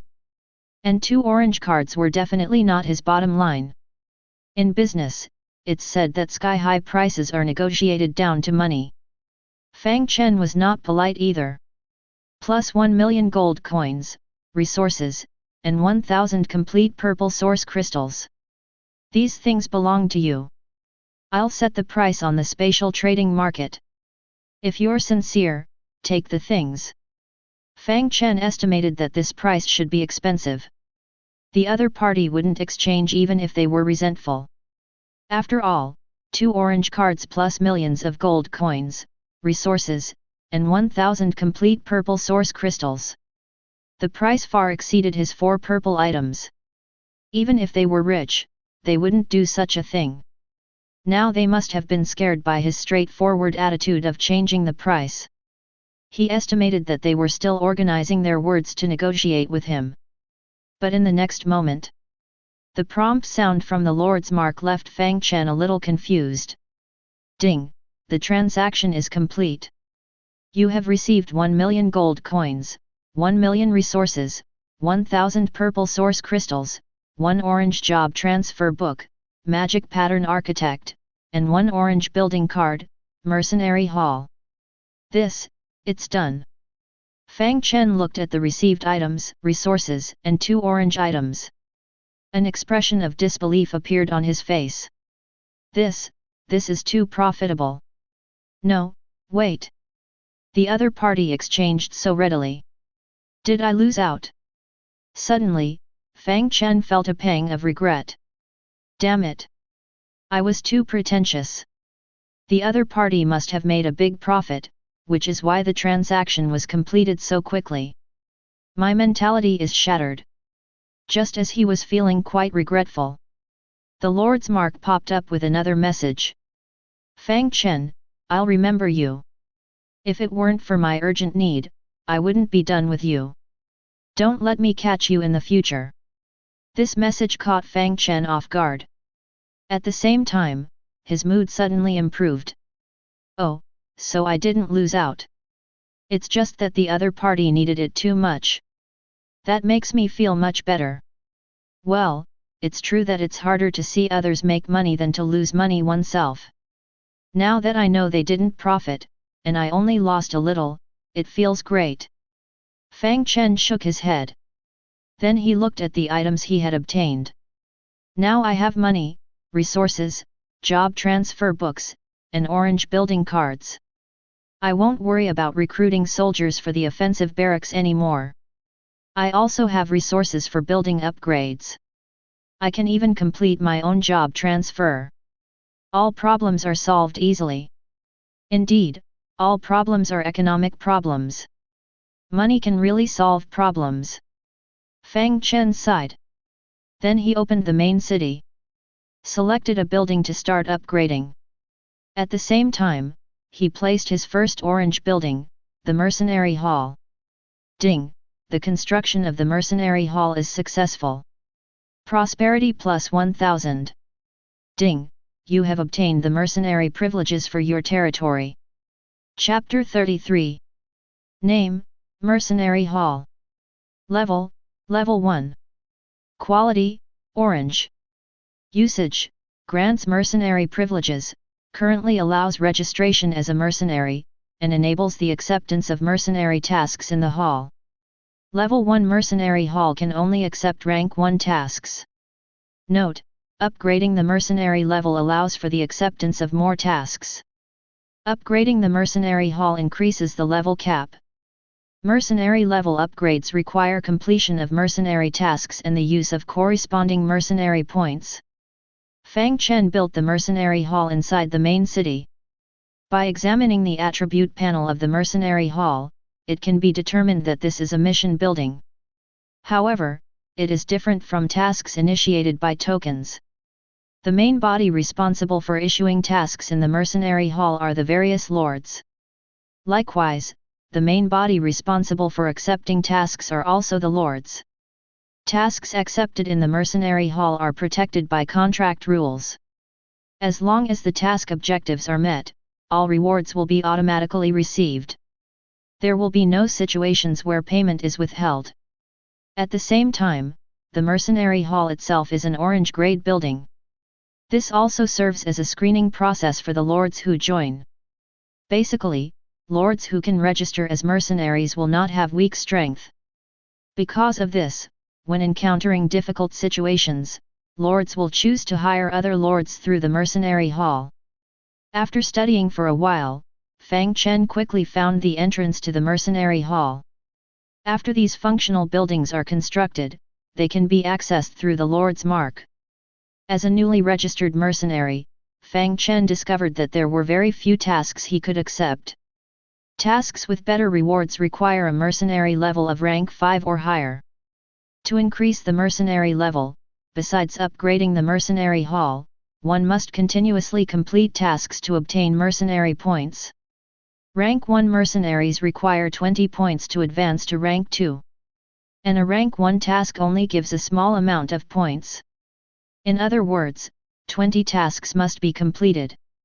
The problem is that there are very few rank 1 tasks in the Mercenary Hall. It seems that I won't be able to make use of it for now, but in the future, when I have time and energy, I can try my luck in the Mercenary Task Hall. I need to quickly raise my mercenary level. After all, looking at the high-level war tasks ahead, the rewards for a single task are at least in the millions of gold coins, and there are even tasks settled with orange-grade equipment. It's just a pity that the requirements are too high. Thinking of this, Fang Chen was about to exit and continue upgrading the buildings. But suddenly, he remembered that someone had told him before. In the Mercenary Hall, there was a lord who had put a bounty on him. They wanted to hire someone to kill him. Fang Chen thought to himself, I wonder if I can find this task. Fang Chen used the search function of the Lord's Mark. Surprisingly, he quickly found this bounty task. Bounty target, Fang Chen. Strength, level 2 Lord. Region, suspected to be in the Northern Territory. Bounty Issuer, Craftsman Alliance, Gundor Sub-Alliance, Weisu. Credit Rating, 5 stars. Bounty Reward, 500,000 gold coins, 300 intact red grade source crystals. Task Requirements, break through the target's territory and kill the target. Task Status, already accepted. Acceptor, Ming Ji. Task Progress, currently searching the dark forest in the Northern Territory, target not found.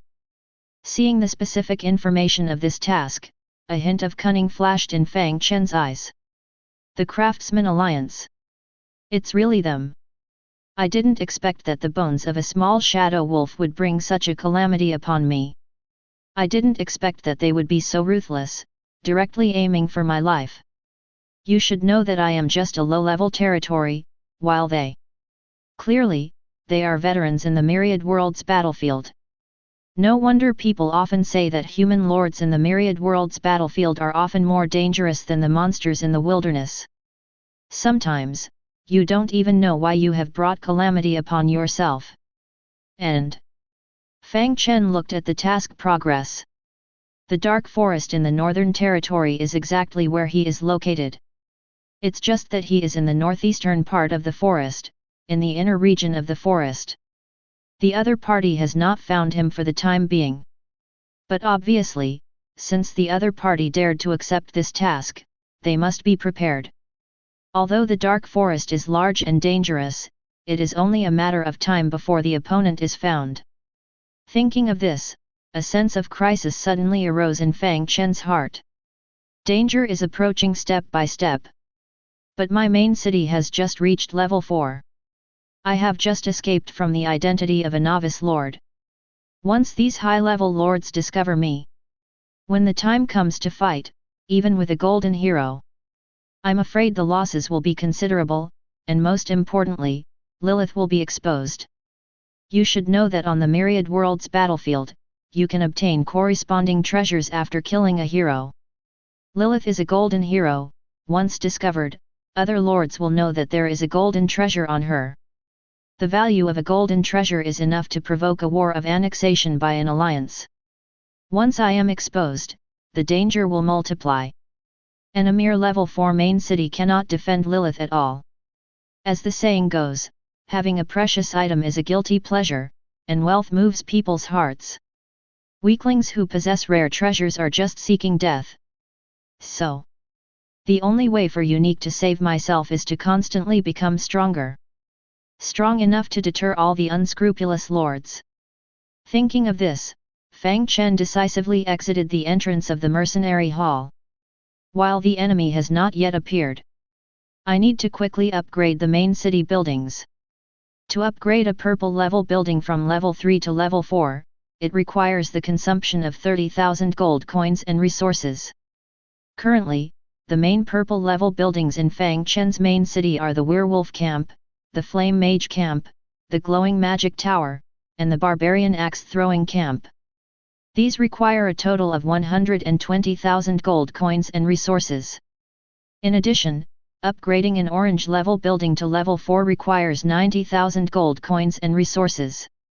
And the resource point in Stone Spring Village, to upgrade from level 3 to level 4, requires 150,000 gold coins and resources.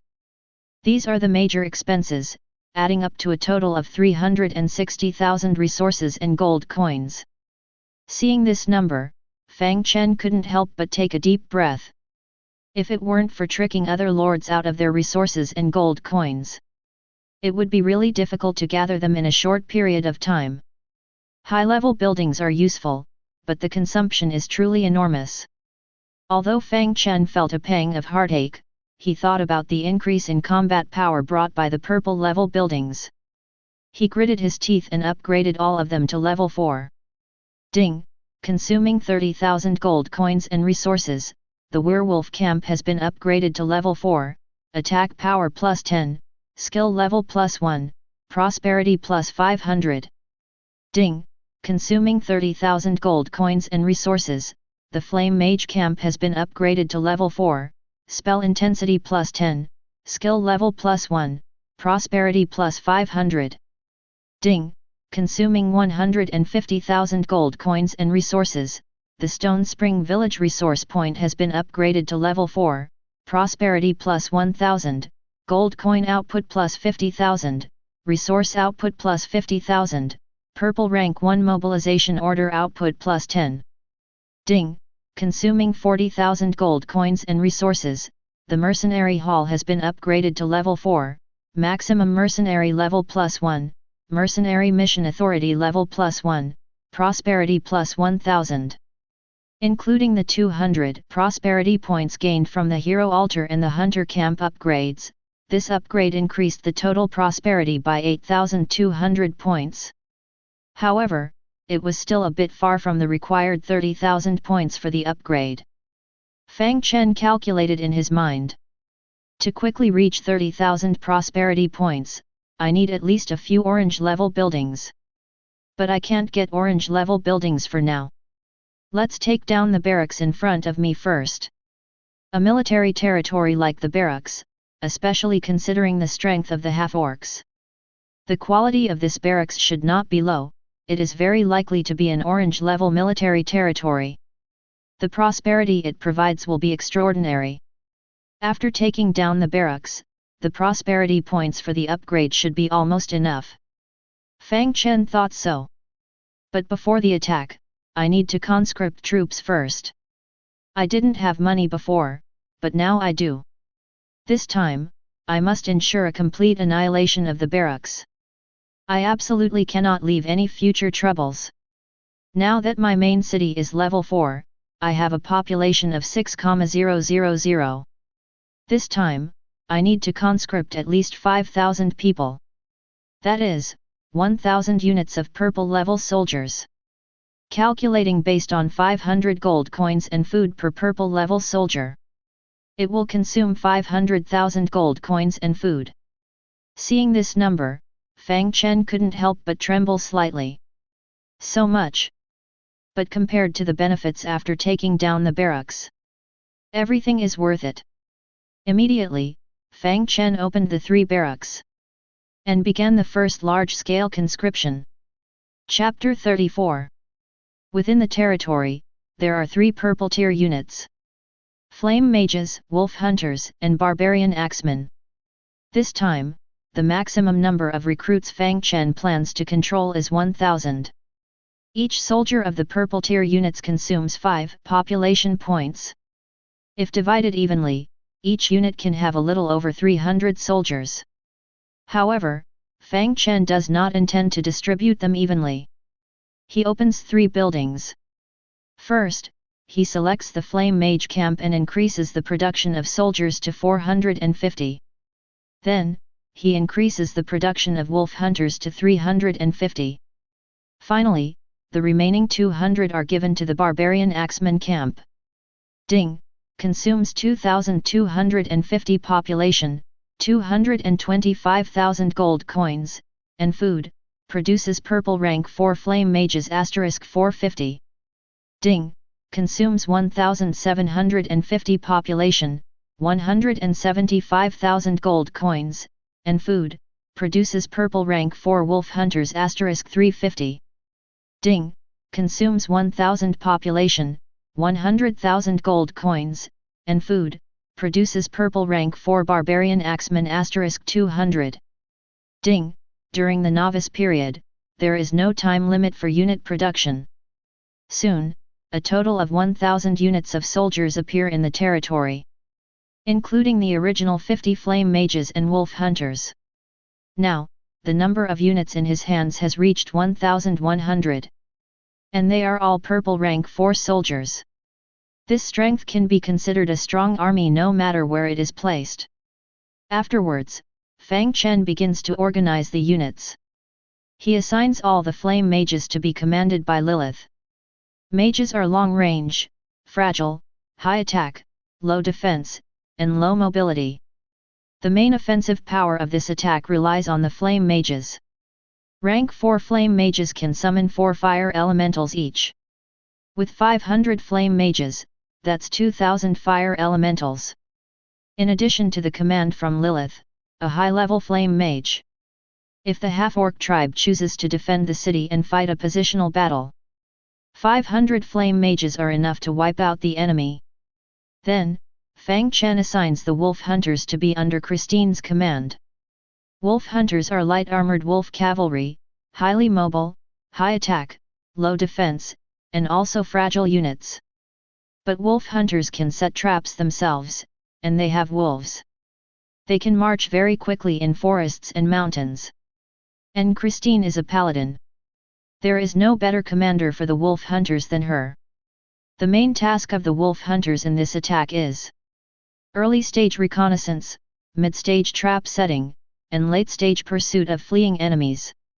This is also the main function of cavalry. With 400 wolf hunters, plus the wolves, there are 800 units. Once the half-orcs are defeated, the wolf hunters must ensure that these half-orcs cannot escape. By completely annihilating this tribe, the war can be permanently resolved. To avoid any trouble for the next step of going to the Golden Sparrow Blossom to expand the territory. After completing the organization, Fang Chen finally looks at the Barbarian Axemen. Barbarian Axemen are ranged units with average attack, defense, and mobility. The biggest characteristic is that among the three types of troops, Barbarians have the longest attack range and the fastest attack speed. Fang Chen only trained 200 of them. However, he doesn't plan to use them for this attack on the military station. He wants to leave 100 for defending the Stone Spring Village territory and 100 for defending the main city, the wilderness. Stone Spring Village is his most important resource production area, and he absolutely cannot afford any mishaps.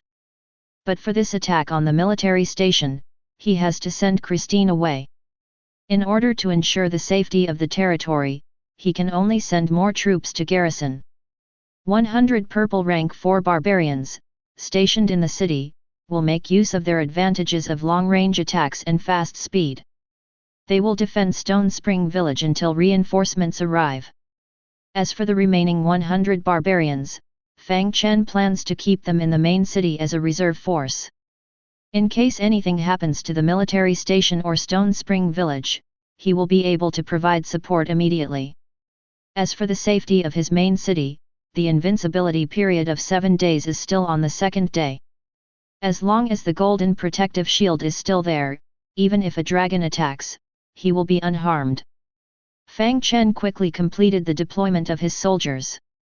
While sending the barbarians, throwing axemen and warriors to Stone Spring Village, he also gave Christine the order to return to the territory with her troops. At the same time, he opened the map to the military station and prepared to study the marching route. At this moment, a notification sound rang in his ears. Ding! Your golden hero Lilith has leveled up to level 2, skill level +1, spell power +500, health +5000, mana +5000, loyalty increased to 88 points. Name, Fire type Forbidden Curse Mage Lilith. Level, LV2, 0/20,000. Quality, Golden Legend. Potential, 5 stars. Carrying Artifact, Heart of the Arcane, Fire. Spell Power, 1500. Health, 15,000. Mana, 15,000.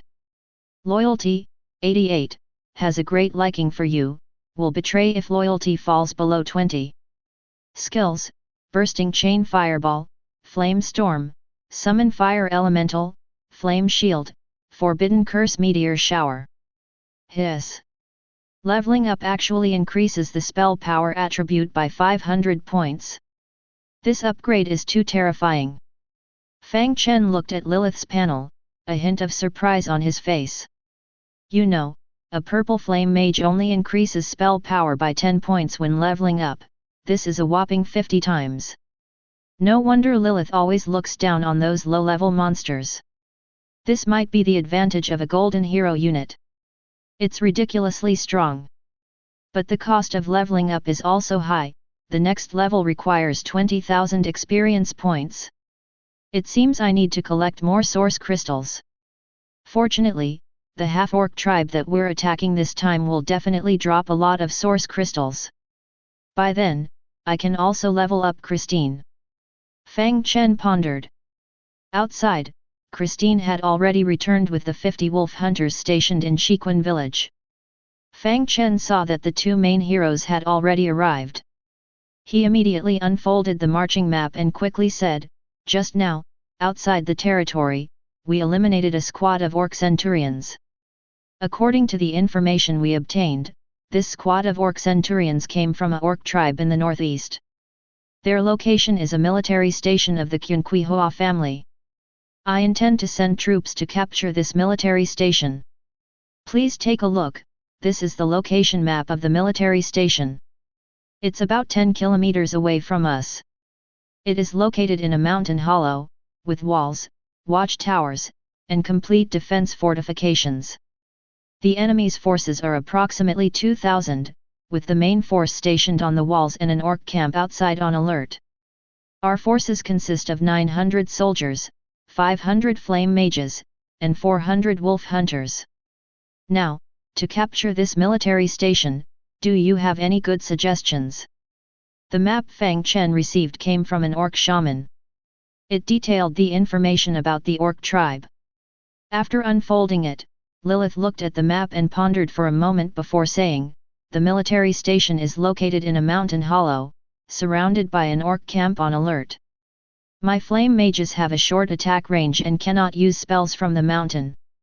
It would be best to clear the orc camp and then have me lead the flame mages to approach the walls. Summon fire elementals to attack. My strength has recovered to rank 2, and I can summon up to 20 high-level fire elementals at once. With my high-level fire elementals as the spearhead, even if there are high-level units in the orc tribe who can control chi, they won't be able to do much to my high-level fire elementals in a short period of time. Afterwards, we can use the fire elementals summoned by the flame mages to launch a fierce attack on the walls and break through. As long as the enemy loses the protection of the walls, just the fire elementals alone are enough to deal heavy damage to them. And the flame mages I lead have more than just fire elementals as spells." The plan Lilith proposed was exactly what Fang Chen had originally planned. However, there was a key point in this plan, which was to let the flame mages approach the walls and release the fire elementals. Because the flame mages' mana was limited, summoning 4 fire elementals at once would basically deplete their mana. If they were summoned in advance, the fire elementals would not be able to focus their attacks on the walls and quickly break through them. Once they were blocked under the walls, they would likely be eliminated by the orcs inside the city using war spells. If the summoned fire elementals were gone and the flame mages had no mana left, approaching the walls would be like presenting themselves as targets. At that time, the losses would probably be significant, and even Lilith would be in danger. After all, she could summon 20 high-level fire elementals at once. Her own mana was also running low. Therefore, letting Lilith lead the flame mages to the outside of the walls in full condition was the key to determining victory or defeat. Fang Chen then looked at Christine beside him. She was originally a commander of the Holy Hall's paladins. Experienced in countless battles, Christine immediately understood the key points of this small battle. She clasped her fist and said, "My lord, leave this to me. I have looked at the terrain of the military station, it is located in a mountain hollow. Although the surrounding terrain is mountainous, there is a small flat plain in the hollow. The orcs' alert camps are mainly located on this flat ground. And this flat ground is perfect for cavalry charges. Let me lead the wolf hunters as the vanguard, break through the orcs' alert camps, and open up a path of attack for Lady Lilith." Fang Chen quickly said, "Good. But Christine, your mission is not limited to this. In the early stages, the wolf hunters will be responsible for enemy reconnaissance and clearing out orc scouts. At the same time, before Lady Lilith leads the flame mages to arrive, you need to set up traps in the surrounding area. After Lady Lilith breaks through the military station, you also need to gather forces and be prepared to pursue the remnants of the orcs. Make sure to completely annihilate all the orcs. Can you accomplish this?" Christine pounded her chest with her fist. "Please rest assured, My lord. As long as I, Christine, am here, not a single orc will be able to escape into the forest. Christine had the divine skill of resurrection. In other words, even if the wolf hunters were killed in battle, she could resurrect them. She said she could do it, and Fang Chen believed she could. Fang Chen immediately said, "Good. Speed is of the essence, we can't delay. Christine, you must lead the troops immediately." Understood. When Christine led the wolf hunters and left, Fang Chen looked at Lilith. In 5 minutes, the Flame Mage Corps will march. As Fang Chen watched the army slowly leave the main city, he thought to himself, when they return in triumph, he will have a military territory. And it is very likely to be orange. Just as Fang Chen was thinking about the military territory, the earthbound spirit in the cursed book suddenly shouted, "My lord! It seems like I've been discovered. The other party is counter-cursing me." Chapter 35. Count Lanabar's territory. Headquarters of the Gundor branch of the Craftsman Alliance. Only a loud bang was heard. The forge that was being operated exploded again. Since yesterday, every forge within the branch of the Alliance would explode uncontrollably. This situation was enough to make the branch leader of the Craftsman Alliance explode with anger. Impossible! The blast furnace has been running for so many years, how could it explode so easily? Go investigate, we must find out the results. The furious branch leader, Zhao Yu, roared. Because just now, the bones of the shadow wolf, which had been obtained with great difficulty, were destroyed in the explosion of the blast furnace. This was an orange-level material. Furthermore, the explosion also injured the high-ranking heroes he had recruited. This was unacceptable to Zhao Yu. And not long after he gave the order to investigate, Wei Su, the deputy branch leader, walked in. Branch leader. I just consulted an astrologer. According to the divination results, you have been cursed. And it's a very powerful curse, it's related to the consecutive explosions of the blast furnaces in our alliance. Upon hearing this, Zhao Yu felt an unnamed anger surge up. A curse? Who, which despicable creature cursed me? It should be noted that these forging lords were most afraid of curses. Once cursed, even a tiny mistake during forging would turn the materials they had painstakingly collected into a pile of furnace ash.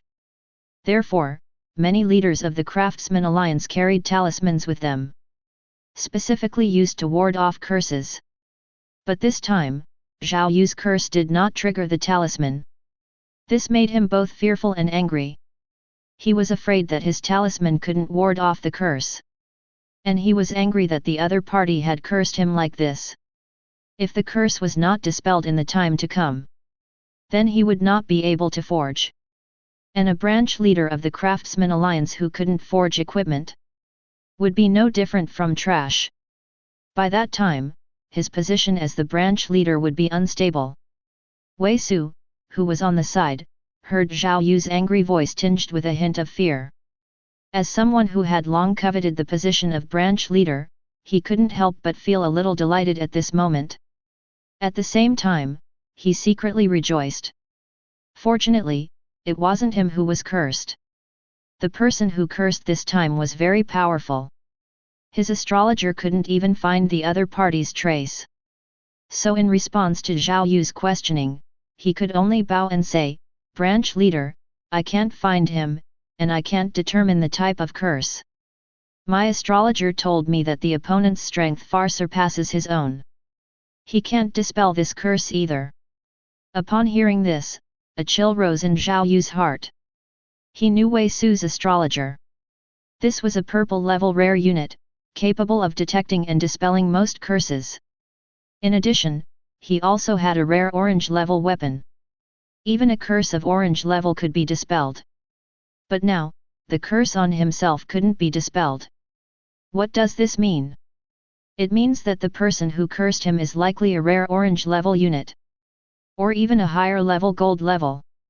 Thinking of this, Zhao Yu trembled. Who have we recently offended among the high-level lords? Zhao Yu asked tremblingly. Wei Su, who was on the side, pondered for a moment before shaking his head. Although we sell some low-level equipment, the quality is good, at most the price is a bit high. If a customer comes to us and has a background, we will make up for the price difference, so we haven't offended any high-level lords. Furthermore, when selling things, we rely on the lower-level lords for distribution. Our Craftsman Alliance doesn't participate, even if we cause trouble, it won't come to us. And as for custom-made equipment, we have never cut corners, we wouldn't dare to offend those high-level lords. After saying that, he paused and said, if we have offended anyone, it would be a low-level lord we offended yesterday. We put a bounty on someone named Fang Chen.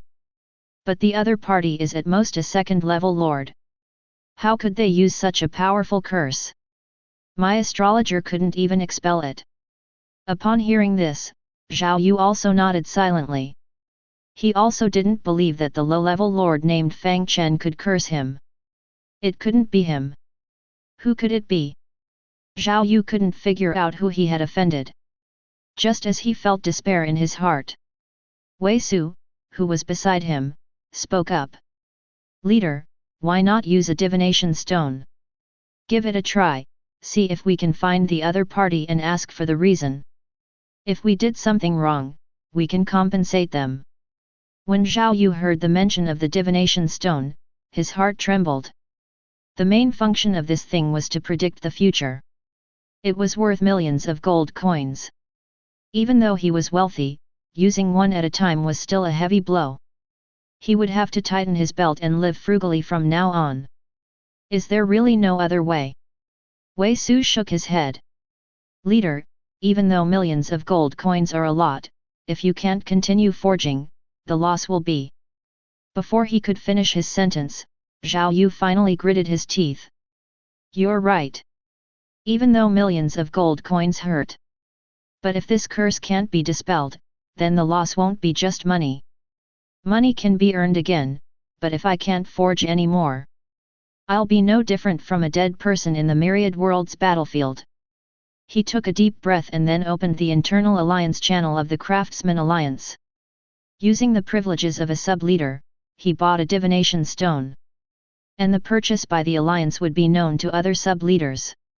Immediately, the sub-leader channel of the Craftsman Alliance started to exclaim in surprise.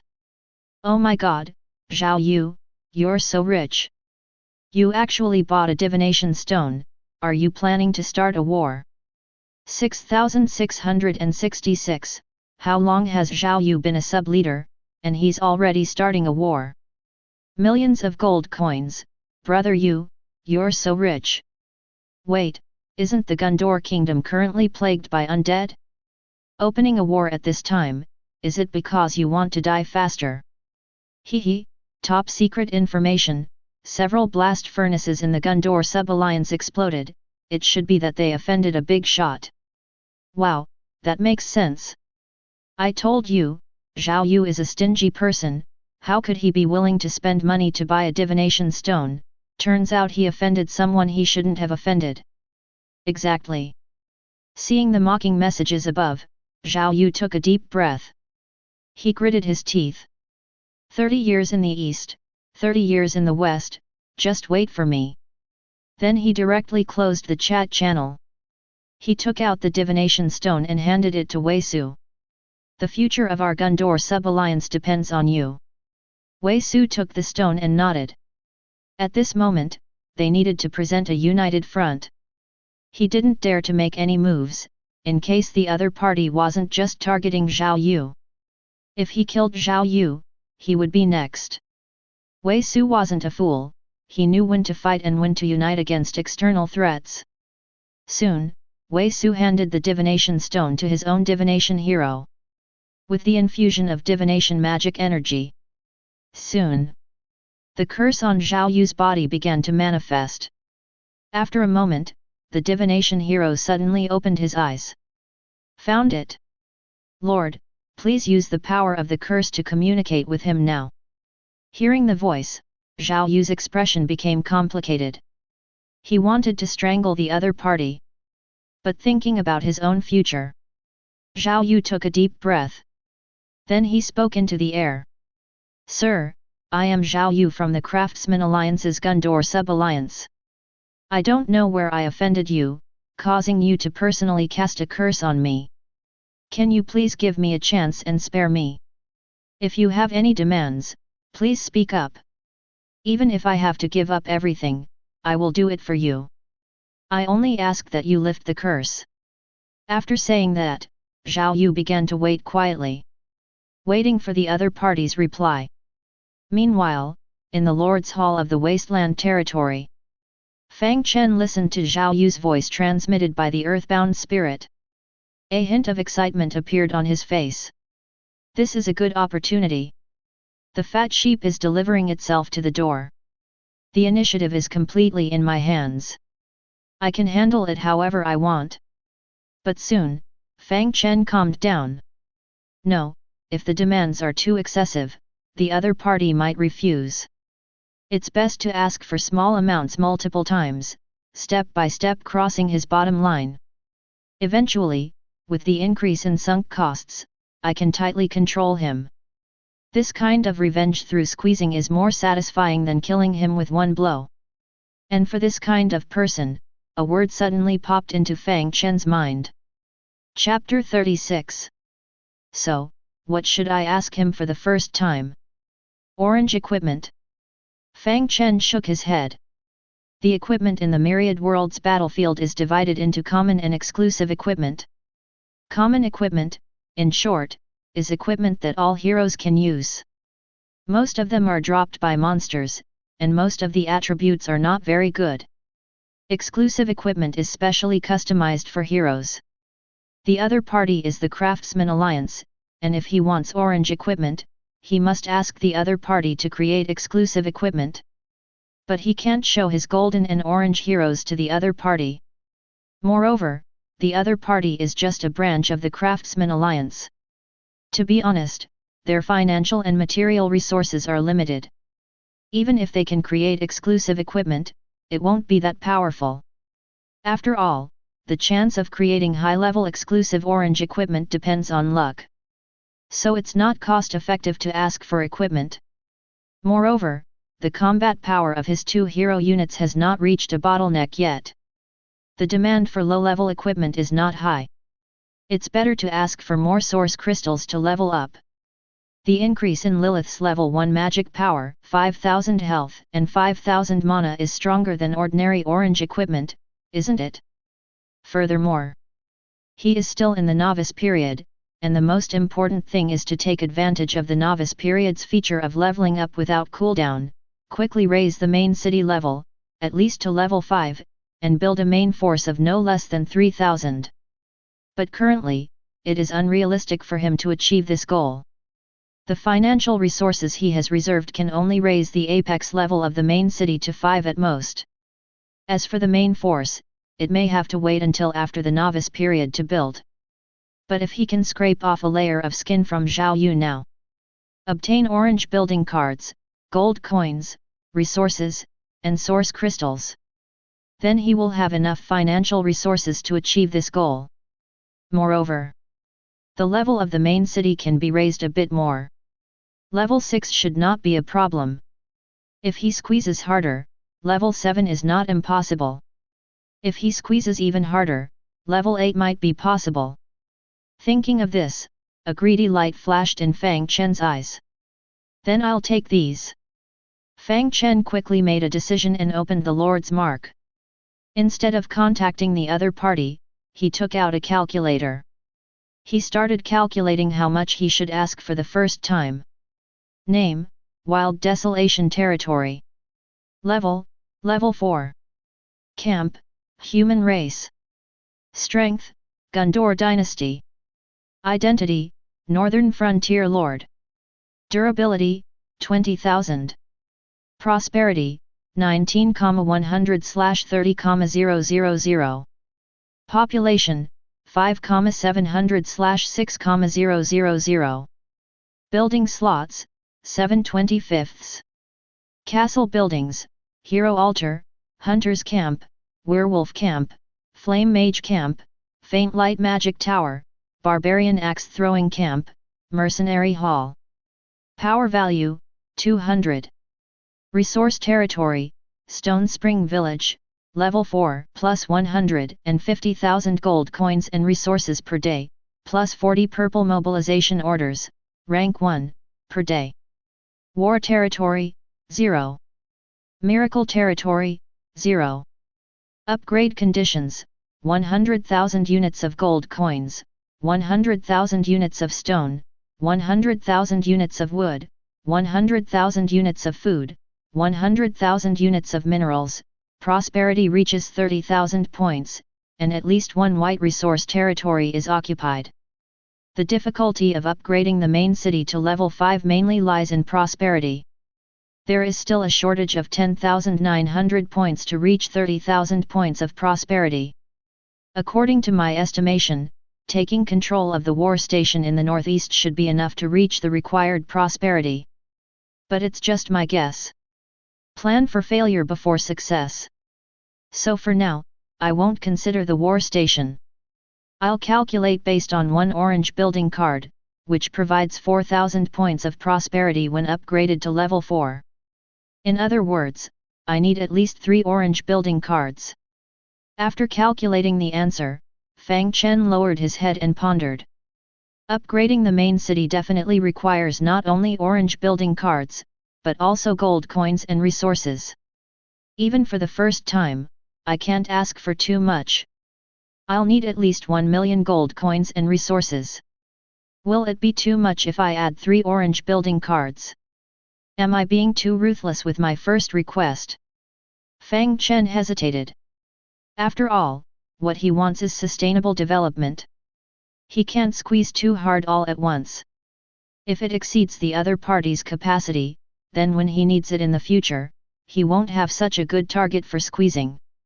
Then let's reduce 1 orange building card. Fang Chen gritted his teeth and made up his mind. The war station can be taken anyway. Even if the war station is of purple quality, the prosperity it provides is enough. Ah, it feels like I'm losing a lot of money. Fang Chen felt a pang of pain in his heart. But I'll treat it as accounts receivable. There will be plenty of opportunities to recover it in the future. After realizing this, Fang Chen no longer hesitated. Instead, he began to convey his requirements to the earthbound spirit. Meanwhile, in the territory of the branch of the Craftsman Alliance, Zhao Yu anxiously waited for a reply. Wei Su, it's been so long without a reply. Could it be that they don't accept it? The deputy leader beside him was also very nervous. The time for the divination stone is not unlimited. Once the time is exceeded without a reply, then the million-level gold coins will be wasted. Based on my understanding of Zhao Yu, if he knew that the curse couldn't be dispelled, he would lose hope for the future. I'm afraid he might do something reckless without considering the consequences.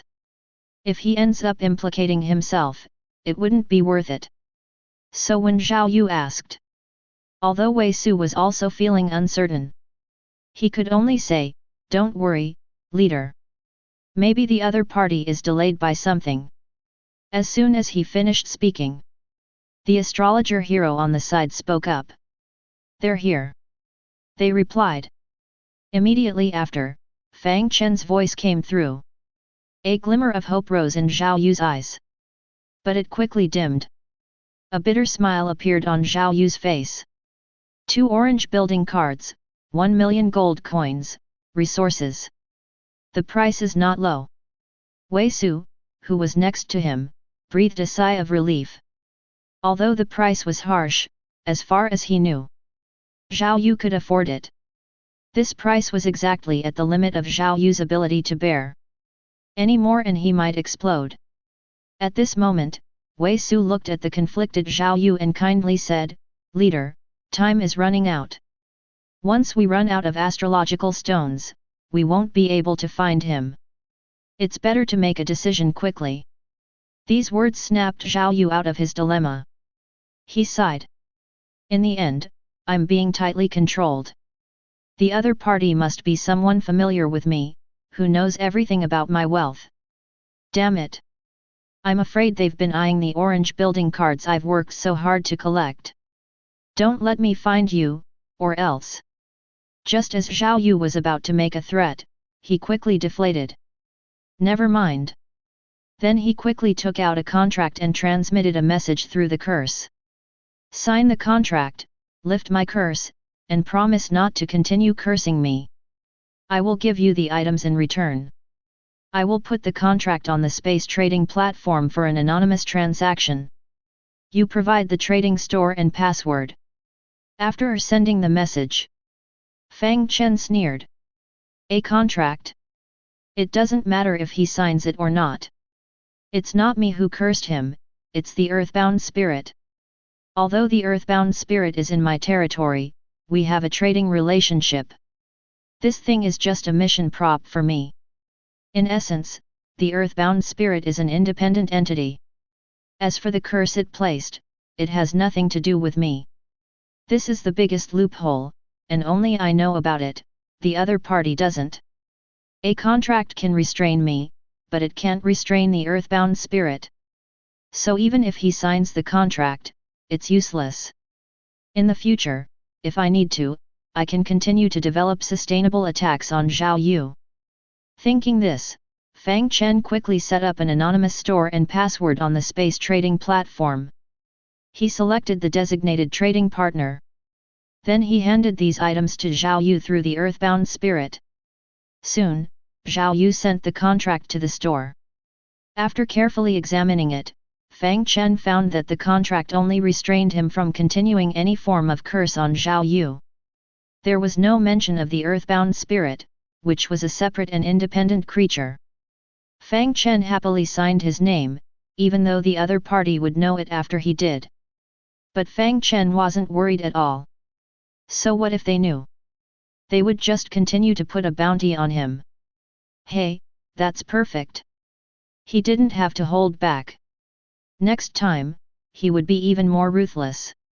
Let Zhao Yu know what it means to have no fear. As Fang Chen signed his name, the contract immediately took effect. Fang Chen immediately received a prompt. Ding, the contract is in effect. You have received 1 million gold coins, resources, and 2 orange building cards provided by Zhao Yu. Hearing the sound, Fang Chen's face lit up. Profit is the name of the game. It seems that getting rich is always through ill-gotten gains. Let's see what these 2 orange building cards are. Meanwhile, in the sub-alliance of the Craftsman League, Zhao Yu also received the notification that the contract had taken effect. And when he heard the name of the contracting party, a look of shock and fear appeared on Zhao Yu's face. It's really him. Wei Su, who was beside him, asked in astonishment. Who? Zhao Yu took a deep breath and slowly uttered 2 words. Fang Chen. Wei Su was also instantly shocked. What? How is that possible? Chapter 37. After finding out that the person behind the curse was actually Fang Chen, the 2 of them were shocked for a long time and couldn't calm down. After a long time, Wei Su finally spoke. Leader, I can't understand it. Fang Chen is just a second-level lord. How is it possible? Before he could finish speaking, Zhao Yu interrupted him. I just checked his territory level. It's level 4. In just one day, he went from being a 0-level lord to level 4. Upon hearing this news, Wei Su opened his mouth. He wanted to say something, but in the end, he didn't say anything. Instead, Zhao Yu said, going from 0 level to level 4 in one day is not too fast. With enough resources, it can even be done in just an hour. After hearing this, Wei Su suddenly understood. Fang Chen has someone behind him.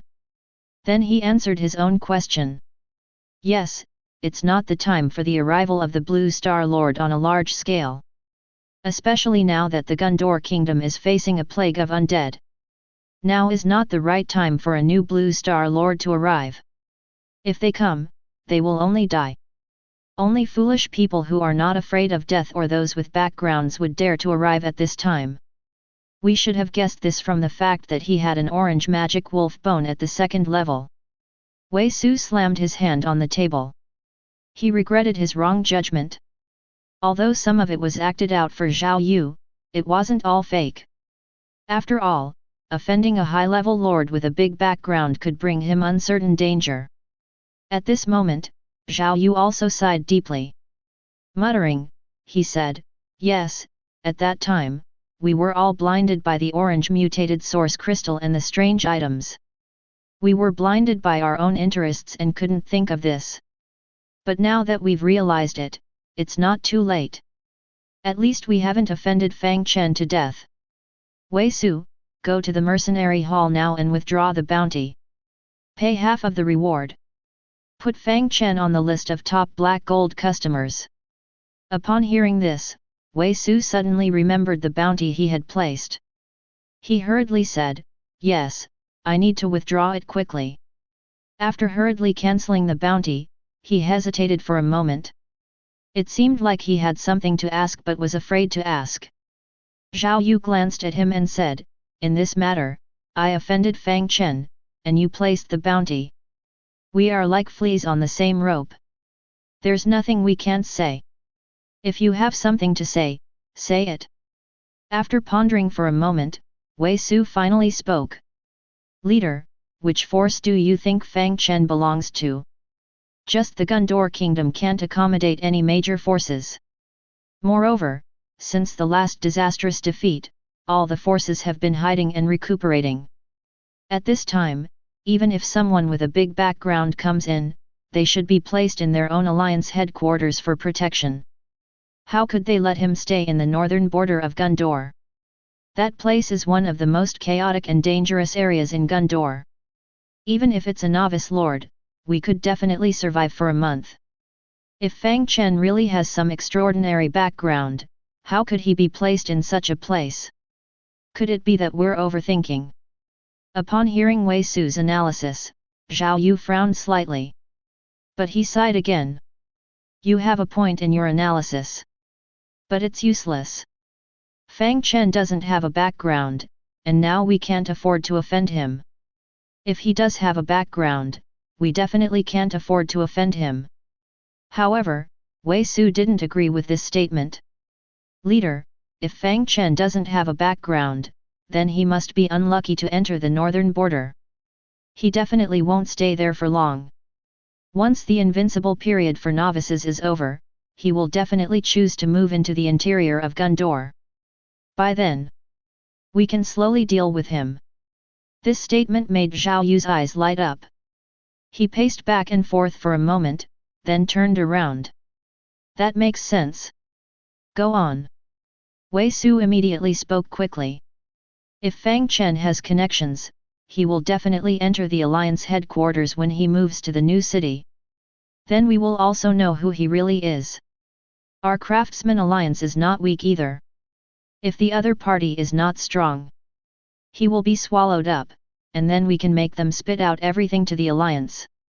If they are stronger than us, we can use this misunderstanding to show goodwill towards them in the future. We won't lose either way." This statement instantly brightened Zhao Yu's mind. He clapped his hands and said, "You're right.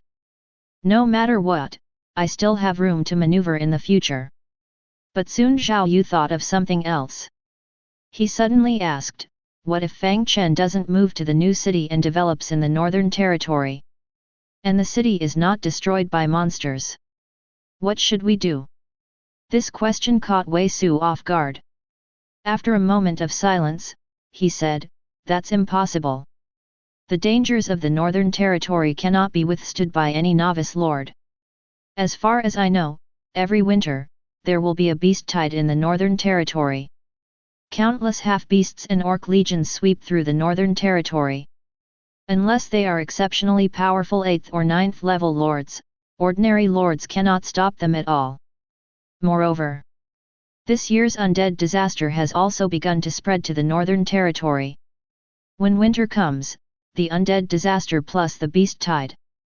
Even a 9th level lord would have to think twice, let alone a novice lord. Hearing this, Zhao Yu gave up on the idea. Yet, how could he withstand the undead disaster and the beast tide? He cannot stay in the northern territory. He will eventually move south. As long as he moves to the heartland of Gondor. This is our home ground. I will make him pay back tenfold for what I lost today. Especially my rare orange building card. I collected the fragments for a whole year to complete it. Today, Fang Chen took it all away. I will definitely seek revenge for this. Zhao Yu's final words were almost gritted through his teeth. Wei Su, who was beside him, felt a bit of schadenfreude. But he also felt sorry for Zhao Yu. Yeah, that's the orange rare building, the Secret Realm Hall. That's not a building that every lord can have. I've been thinking about it for 4 or 5 years, and I still haven't collected half of the building fragments. When these words were spoken, it was like another knife stabbing Zhao Yu's heart. He shouted fiercely, Fang Chen. Just you wait. One day, I will take back everything I lost today. And at this moment, in the Lord's Hall of the Wilderness Territory, Fang Chen opened 2 orange building cards. An exaggerated expression appeared on his face. What the F***ck? One is the orange building, Magic Crossbow Tower. And the other one? It's actually the orange rare building, Secret Realm Hall. Chapter 38. Name, Secret Realm Hall Building Card. Quality, Orange Rare. Usage, after construction, you can enter a specific secret realm. Remarks, this building contains the power of the rules before the Great Cataclysm. It is engraved with extremely rare spatial and temporal magic patterns. If you hold Secret Realm magic crystals and pass through the Secret Realm Hall, you can enter the time and space adventure before the Great Cataclysm. Fang Chen looked at the remarks of the Secret Realm Hall building. A hint of curiosity appeared in his eyes. The function of this building is actually to enter the world before the Great Cataclysm. Doesn't that mean I can understand the history of this world before the Great Cataclysm? I wonder if I can recruit heroes from these historical secret realms. Or maybe I can see the former Lilith and Christine in the historical secret realms of the Great Cataclysm. Thinking of this, Fang Chen's heart suddenly became excited. But when he saw the usage requirements, Fang Chen quickly calmed down. It requires secret realm magic crystals to activate. In other words, the Secret Realm Hall is actually a closed door. You need to use the Secret Realm magic crystal as a key to open it and enter. But what is this Secret Realm magic crystal? How can I obtain it? With a thought, Fang Chen opened the Lord's Mark to search for related knowledge. In addition to being an auxiliary city building system, the Lord's Mark also contains a large amount of knowledge. When needed, the Lord can search for corresponding information. Soon, knowledge about Secret Realm magic crystals appeared before Fang Chen's eyes. After quickly browsing through it, he fell into contemplation. My inference is correct. The Secret Realm magic crystal is the key to activation. And this key seals a fragment of a certain historical time and space. Through the Secret Realm Hall, it is possible to activate the historical fragment sealed by the Secret Realm magic crystal, allowing the Lord to lead a large army into this period of history. Often, the Secret Realm magic crystal is also a special artifact. After using it, you need to complete the tasks recorded on it to enter the history.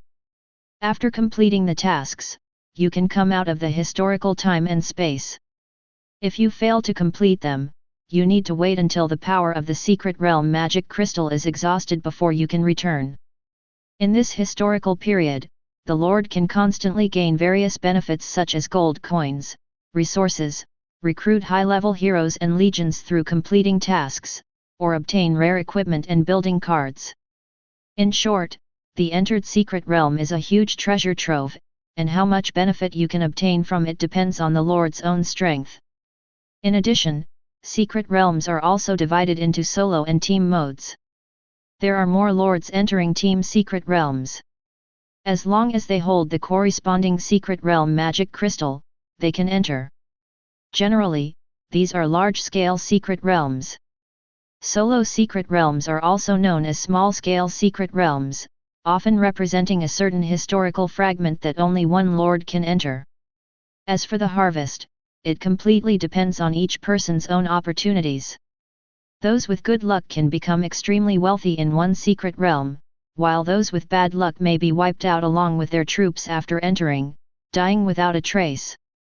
After carefully reading the knowledge about secret realms, Fang Chen exited the Lord's Mark. Muttering to himself, he said, "Danger and opportunity coexist. To enter a secret realm, the Lord actually needs to personally lead the army. This is really a dangerous task.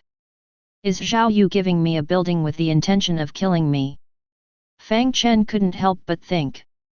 But when he searched for the price of secret realm magic crystals, he immediately dispelled this thought.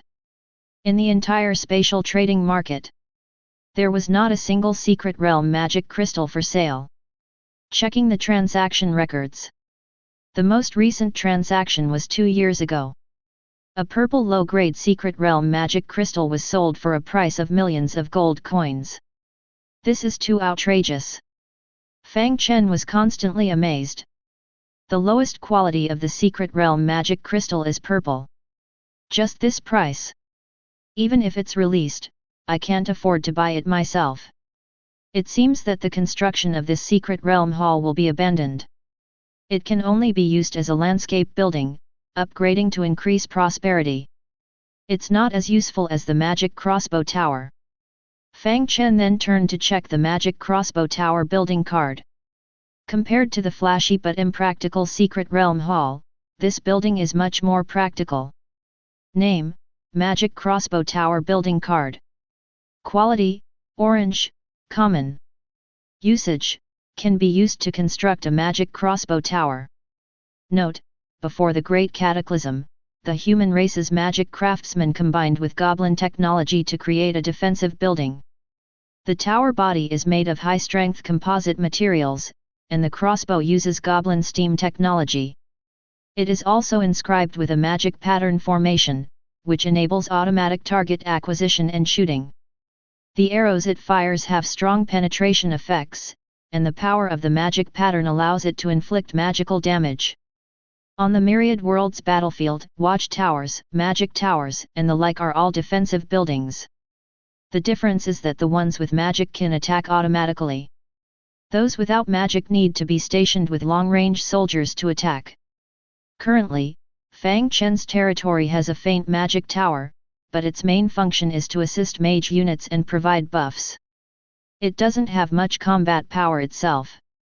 Now with the magic crossbow tower building card, it perfectly fills the gap in the defense tower of his main city. Fang Chen directly used 2 building cards. He began selecting the location to build on the construction panel. In my current territory, the north has not been explored yet, and the northeast is the military station. It's unlikely that enemies will come from there in the future. The south is the resource area of Stone Spring Village, and there are soldiers stationed there. It's not urgent for now. Only the west, or more precisely, the northwest, has an underground dungeon entrance. This is a huge unstable factor.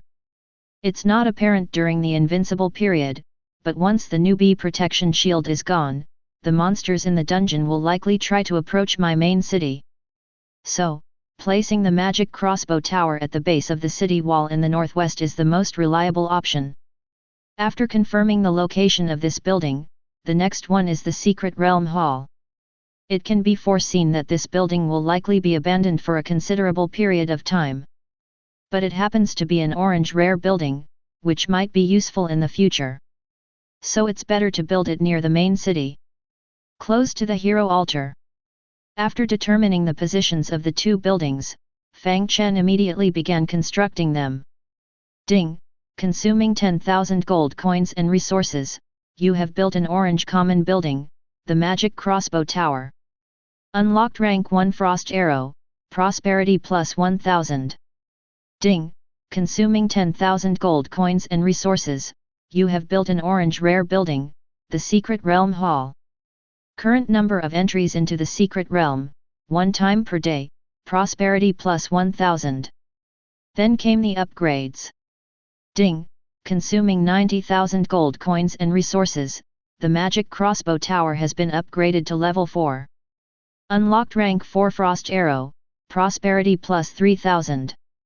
Ding, consuming 90,000 gold coins and resources, the secret realm hall has been upgraded to level 4.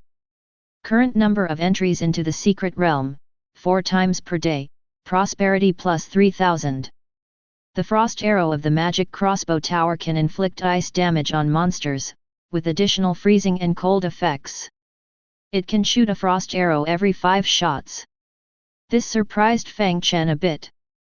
As for the upgrade effect of the secret realm hall, it only increased the number of entries into the secret realm. In Fang Chen's opinion, this is not as useful as prosperity. He looked at the prosperity on the main city panel. It has increased by 8,000 points. I only need 2,900 more points of prosperity to upgrade the main city to level 5. Now it depends on the northeast, Lilith and Christine. Fang Chen looked up towards the northeast. Based on the time calculation, it should be about time. I wonder how far the war has progressed. Chapter 39. The Half-Orc Steel Fang Tribe. As a former military station left behind by the Golden Sparrow Flower family, after being occupied by the Half-Orcs, the entire military station was transformed into the style of the Half-Orc tribe. Mainly, the walls and watchtowers were equipped with spikes. The spikes were covered with poisonous vines collected by the Half-Orcs. The entire military station looked primitive and rough. Outside the military station, the Half-Orcs set up several guard camps. The defense of the camps was not as complete as the military station. There were only wooden watchtowers covered in spikes and some Half-Orc sentinels stationed outside the city. At this moment, about 10 Half-Orcs carrying weapons walked out of the watchtower covered in thorny vines. These Half-Orcs were patrol sentinels. After being awakened from their slumber, each of them seemed a bit grumpy. What human lord? It's probably someone from the Centurion camp spreading false military information. Yet, we've been patrolling 3 or 4 times and haven't seen any human lord. Hush, what nonsense are you talking about? This message was sent by Shaman Sama. If Shaman Sama finds out, you'll be asking for death. The one who spoke last was a squad leader. After glaring fiercely at his subordinates, he said, "Everyone, patrol properly." Then he looked up at the distant mountain peak. Why hasn't the second squad returned yet? According to the time, they should have come back to replace us by now. Could something have happened? On the side, the Half-Orc deputy squad leader disdainfully said, "What could happen? The human lord is attacking us. That's impossible. The Centurion camp is still ahead. They are the bravest warriors of our Steel Fang tribe. The Centurion commander is an awakened warrior with bloodthirsty fighting spirit. The human territory is probably surrounded by the Centurion commander and his troops. How could they come to attack us? I think it's probably the second squad slacking off and going hunting." This statement gained the agreement of the surrounding Half-Orcs. "We've just awakened not long ago, and our mouths are already getting bored. Let's go hunting some wild beasts to eat. Let's go together. Maybe we'll run into the second squad." In the midst of their conversation, the Half-Orc squad leader left with a clamor. The main body of this Half-Orc tribe is the Boar Half-Orcs.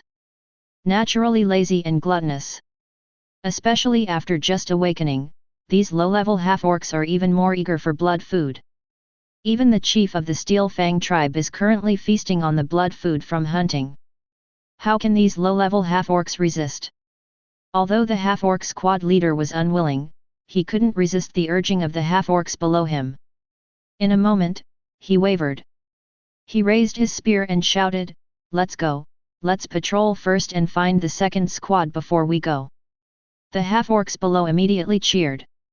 One by one, they followed closely behind and walked towards the patrol route. And this situation is not an isolated case. All the half-orcs patrolling the outskirts of the Steel Fang tribe are the same. And all of this was clearly seen by the lurking wolfmen surrounding them. Lord Christine, there are a total of 5 half-orc guard camps. Each camp has 3 patrol teams. We let the first one go, and we have already wiped out the second half-orc patrol team. Now the third patrol team has started patrolling along the predetermined route. Should we eliminate them immediately?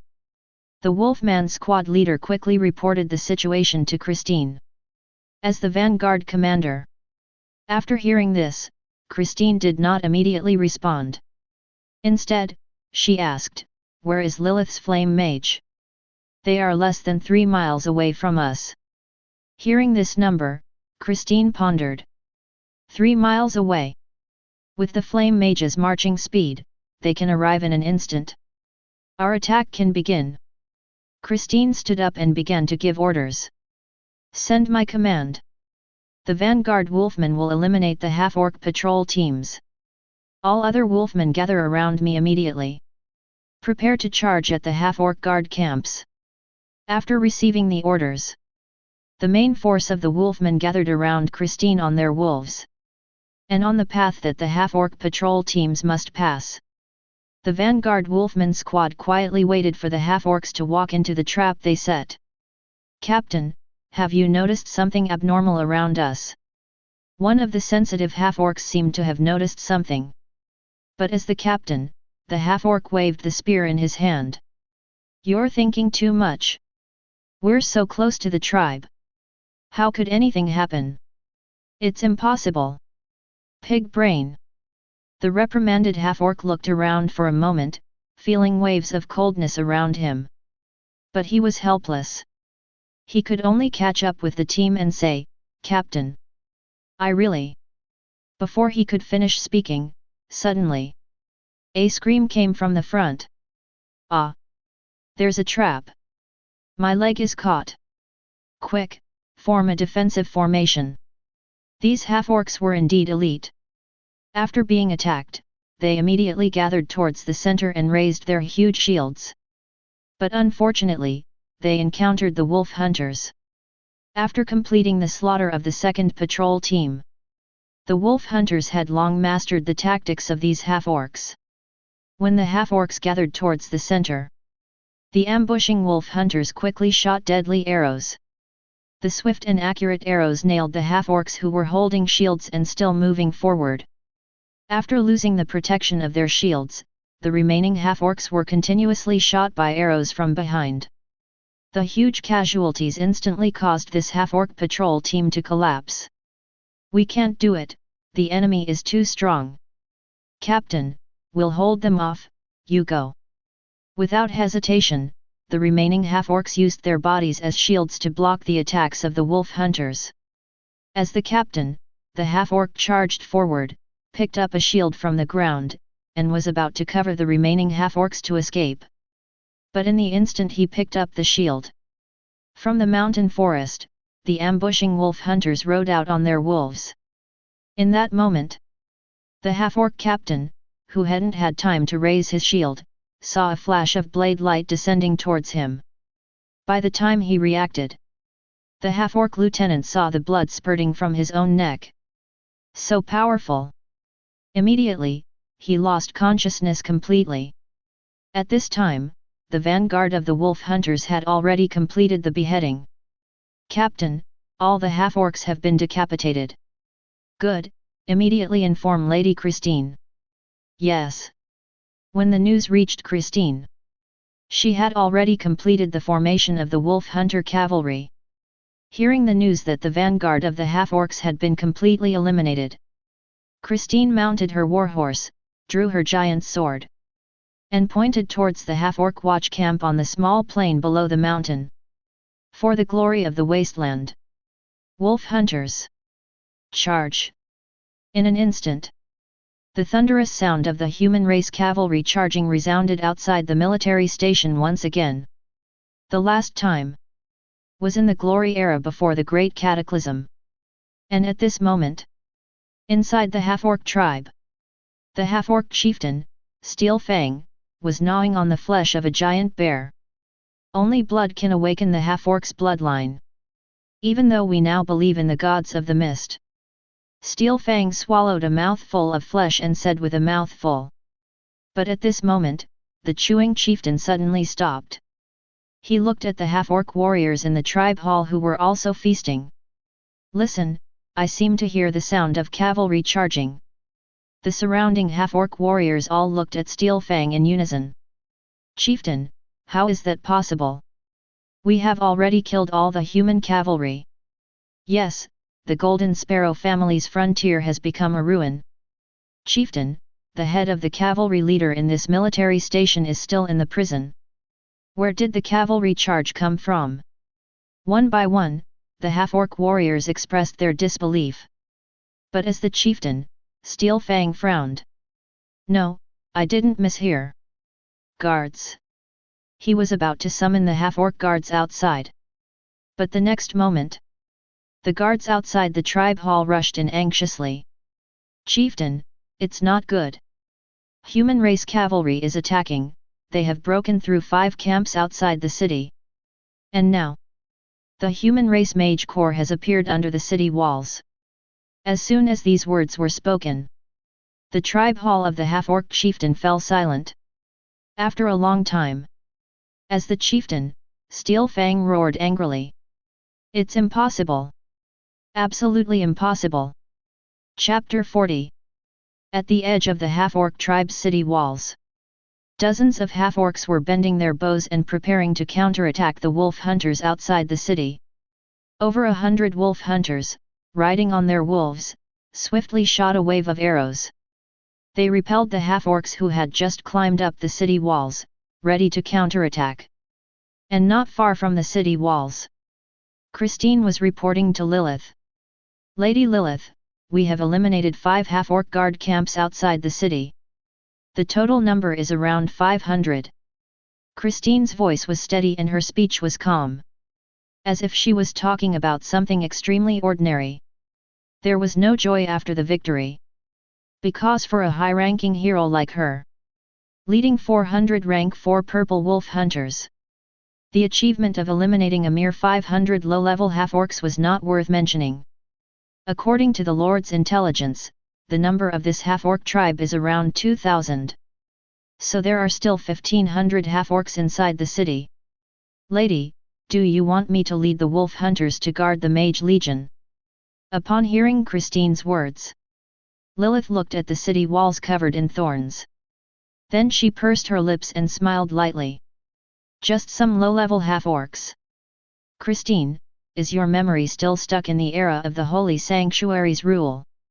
Since the beginning of the Glory era, mages are no longer weaklings relying on spell slots. As long as our magic power is sufficient, we can cast magic 10,000 times a day. You better obediently follow the Lord's orders. Prepare to deal with those half-orcs who managed to escape. Oh, provided that they can make it out intact. Lilith blinked her eyes, and under the shimmer of her beautiful big eyes, a charming color was released.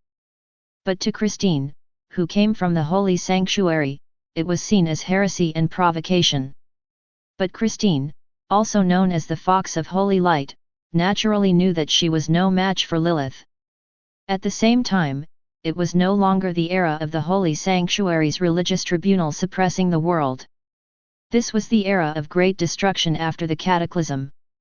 In fact, they were all dead, but they were brought back from the river of time by the fire of civilization from another world. They returned to the battlefield. Now their enemies were the heretical gods above the mist expulsion. Lilith was a teammate, not an enemy. So in the face of Lilith's unfriendly provocation, Christine slightly bowed.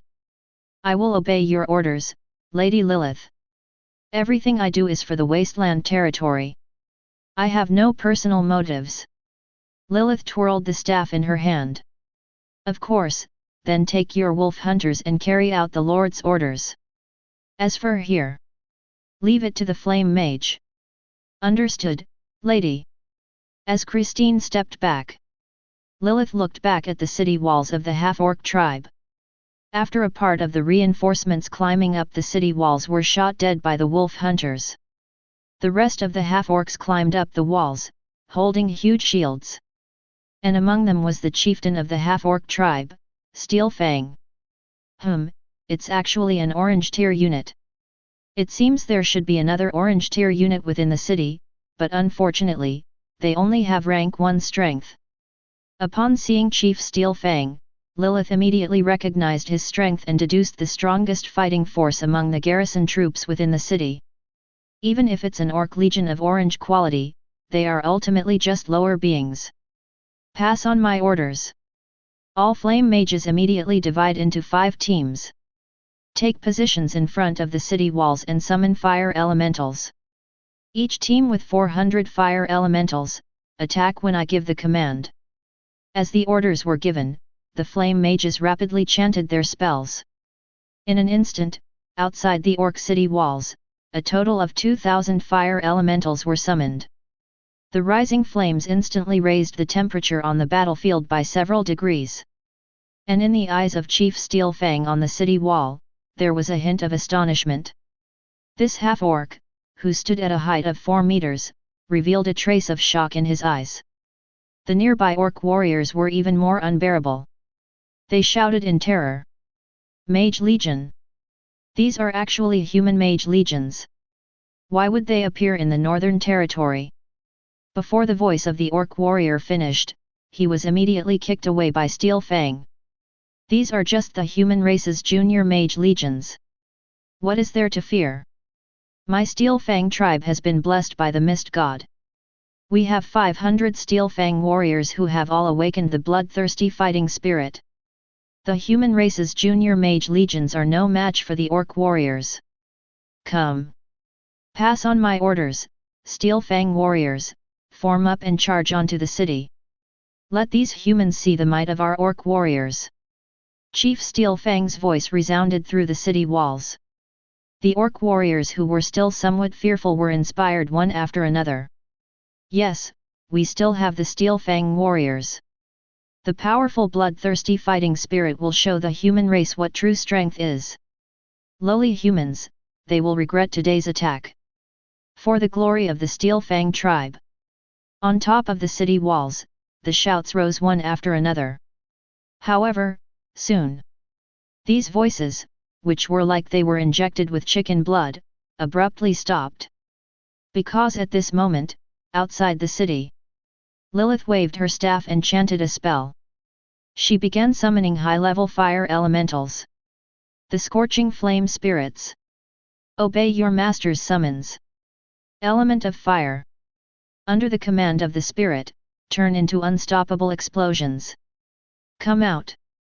Rank 2 flame spirit. Roar. On the battlefield. Suddenly, a burst of intense fire emerged in the void. Immediately, it split into more than 20 raging flames. As the incantation was completed, a terrifying roar resounded over the battlefield. In an instant, 20 high-level fire elementals, each standing at a towering 20 meters, appeared on the battlefield. The moment they appeared, flames ignited all over their bodies. Looking up, it was as if 20 flame demons were overlooking the battlefield. At this moment, the half-orcs who were just shouting moments ago fell completely silent. They stared dumbfoundedly at these 20 high-level fire elementals. Their mouths opened wide, but not a sound came out. Only trembling legs made them realize they were still alive.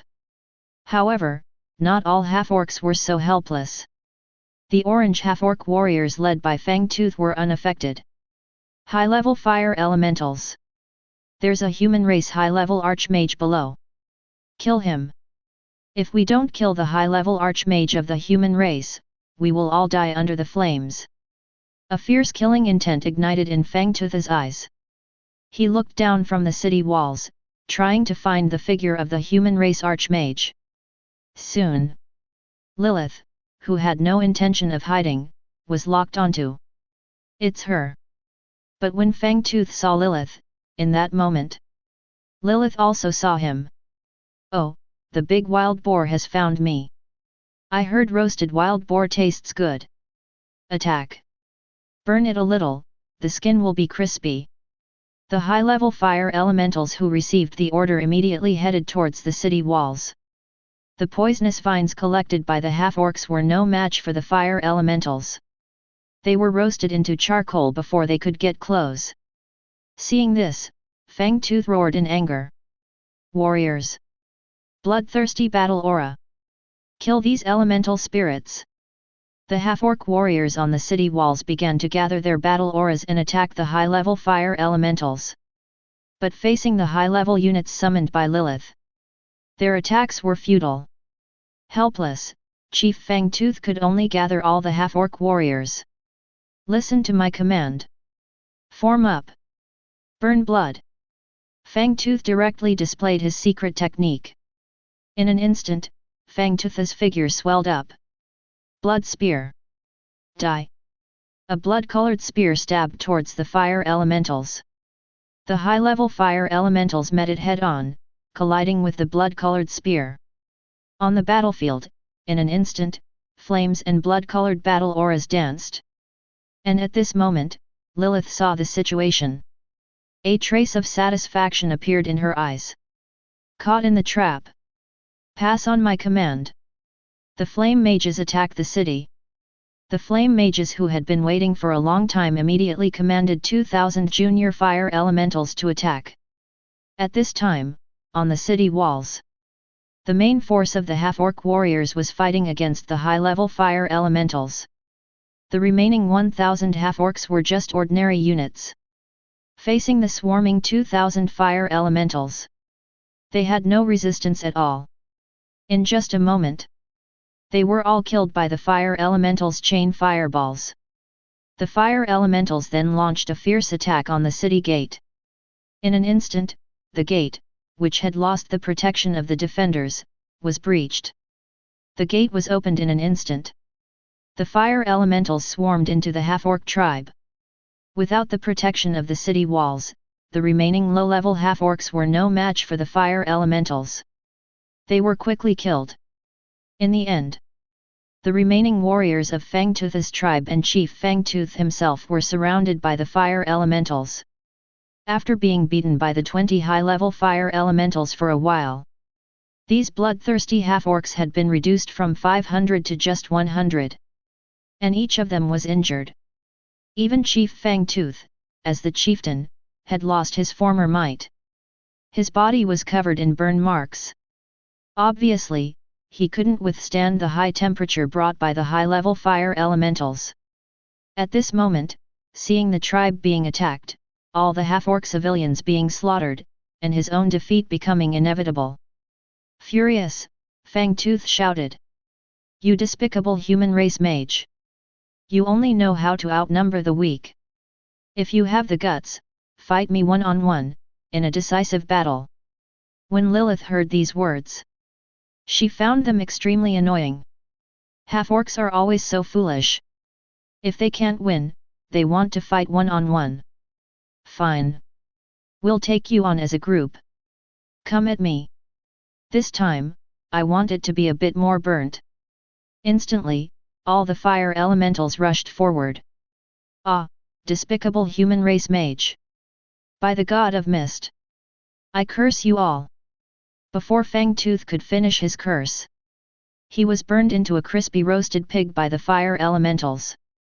With Fang Tooth's screams, Lilith stood on the outstretched hand of a fire elemental and stepped onto the city wall of Fang Tooth's tribe. On the city wall, Lilith looked disdainfully at Fang Tooth, who had been burned to charcoal. She kicked the charred roasted pig off the city wall. In the end, just a lower being. Someone, go. Inform Lord Master immediately. The entire half-orc tribe has been wiped out. He wanted the army camp, and I have taken it. Understood, Lady Lilith. Chapter 41. Barren Wilderness. Lord's Hall. At this moment, Fang Chen was taking out the job change book of Magic Pattern Architect from his package. That's right, he was about to complete his first job change. Name, Magic Pattern Architect Job Change Manual. Quality, Orange Rare. Usage, after use, the Lord will gain a new transcendent profession, Magic Pattern Architect. Note: before reaching level 10 in the territory, you can only have one transcendent profession. Please confirm that you have not taken any other professions before using. Regardless of whether the job change is completed or not, the job change manual will disappear.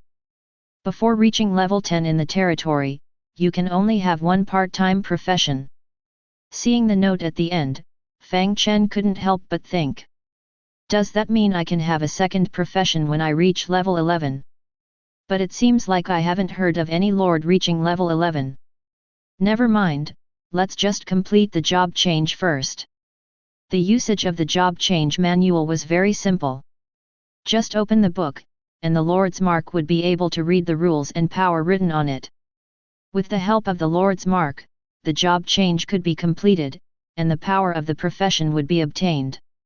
Fang Chen pinched the job change manual. He thought to himself. The Magic Pattern Architect profession can draw magic patterns in the early stage to assist heroes.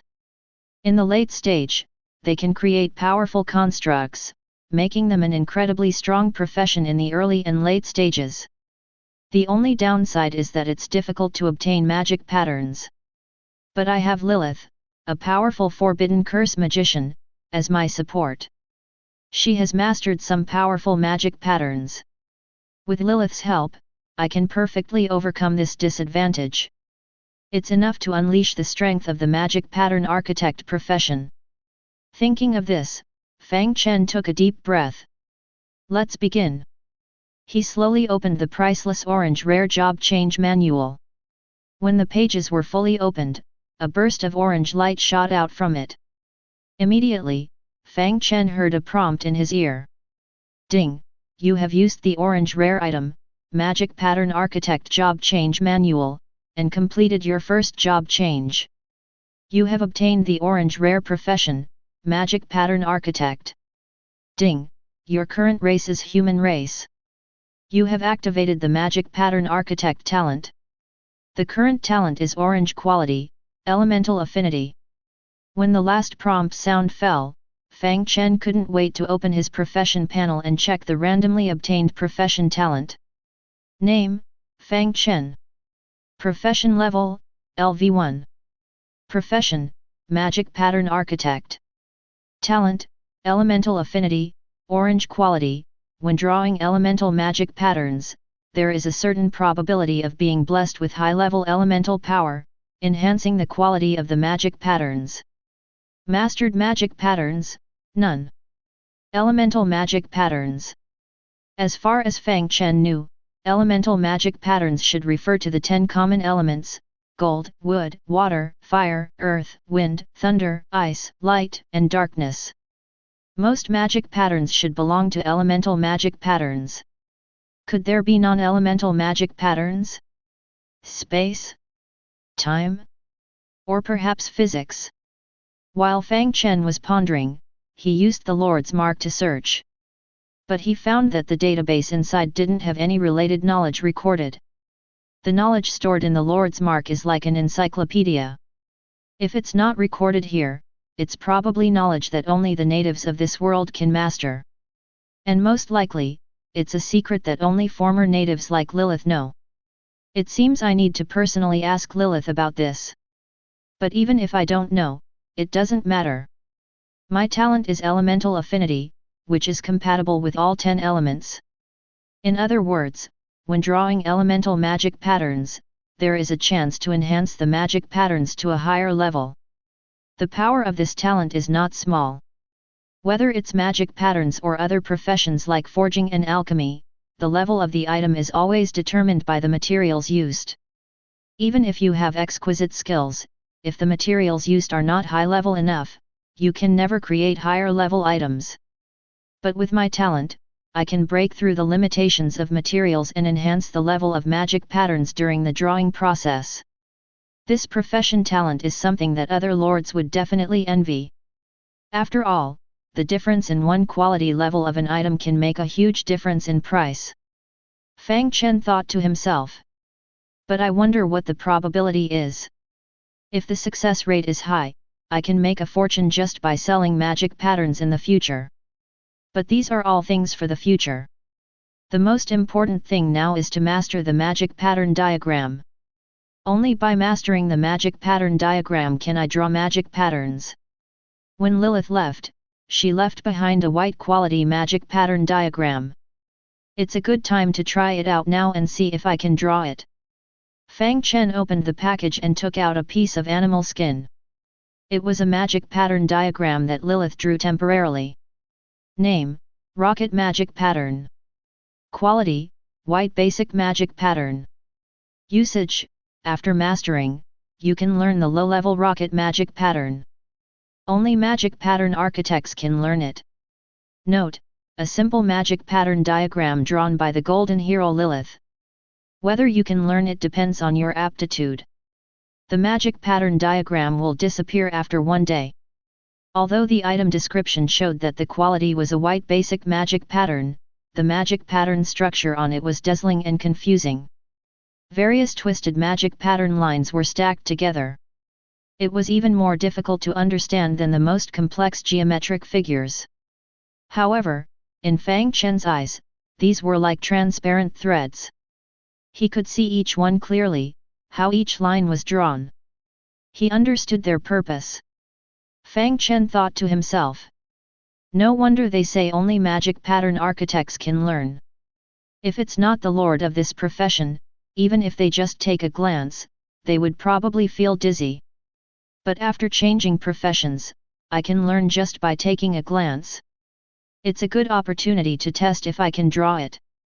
Magic pattern architects need specialized magic pattern pens and animal skins infused with magic power to draw magic patterns. These can be made by oneself or purchased from the market.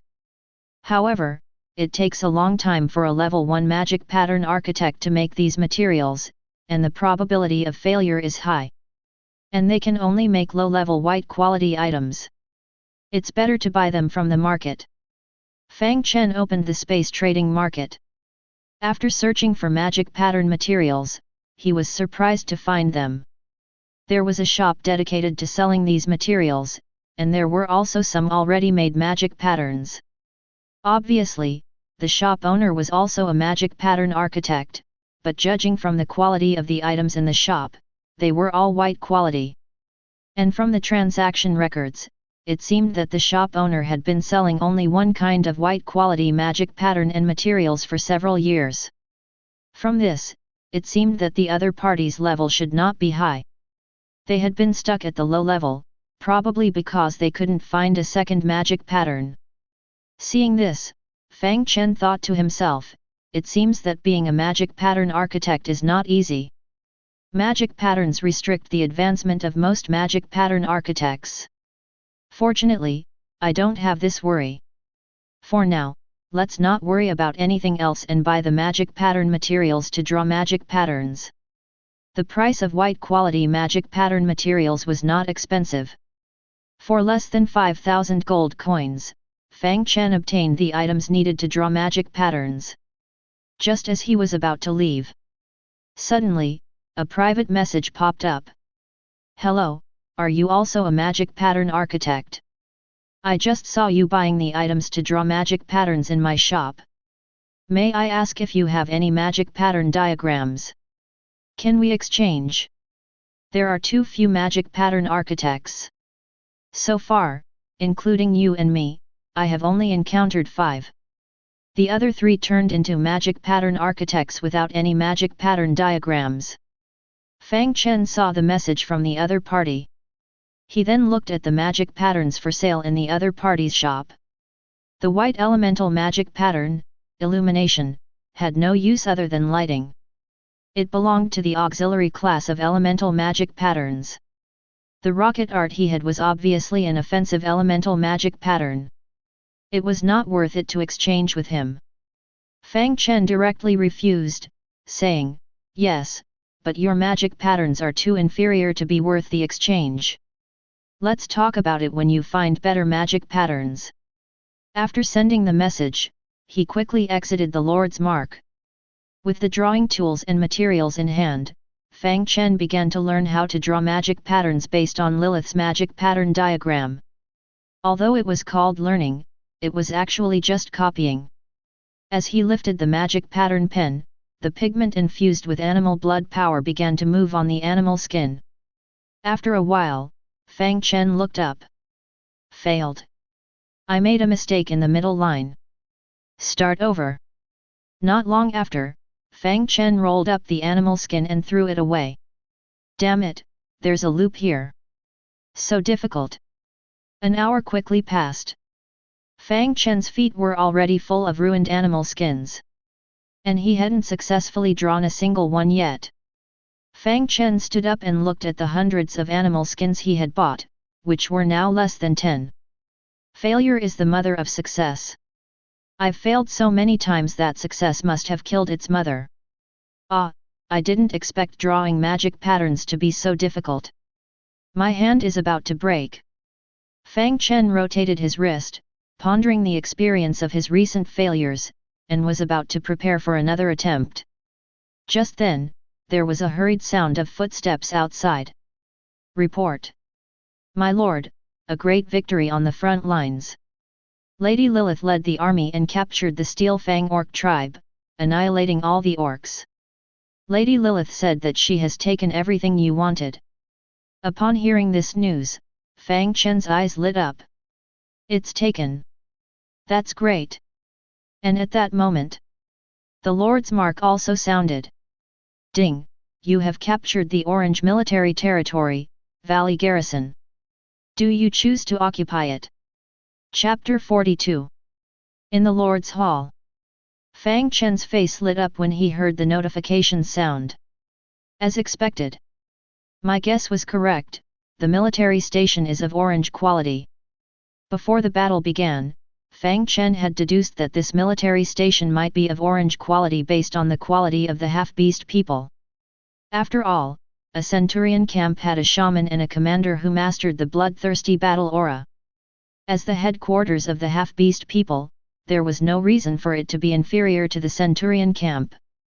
It was precisely because of this that Fang Chen had spent all his resources to produce soldiers and take over this half-beast tribe. And now, the reward has arrived. An orange military territory. This return rate is definitely 100%.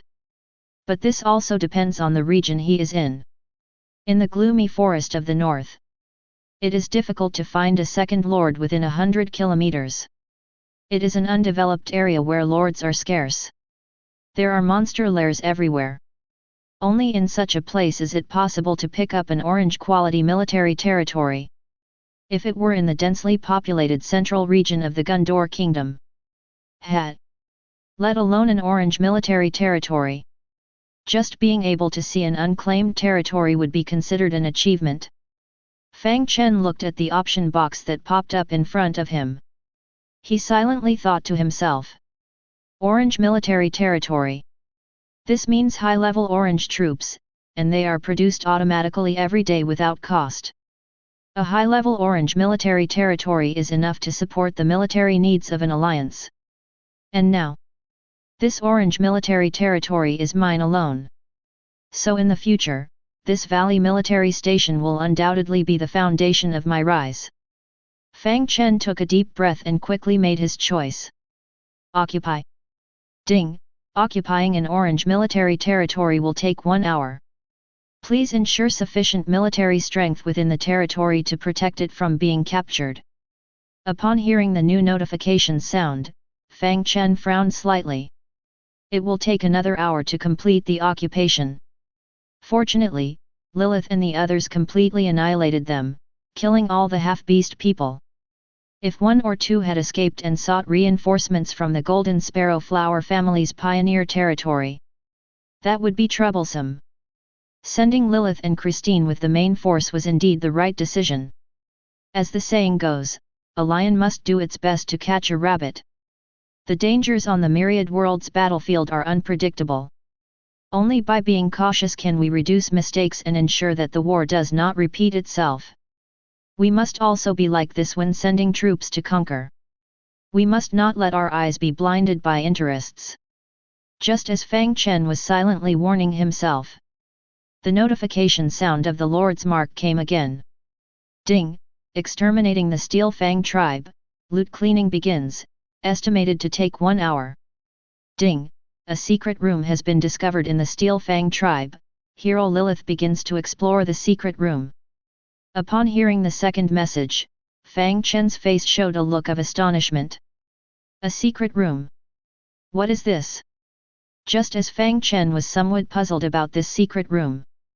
At this moment, inside the Valley Military Station, the Flame Mage, who was cleaning up the battlefield, quickly walked up to Lilith.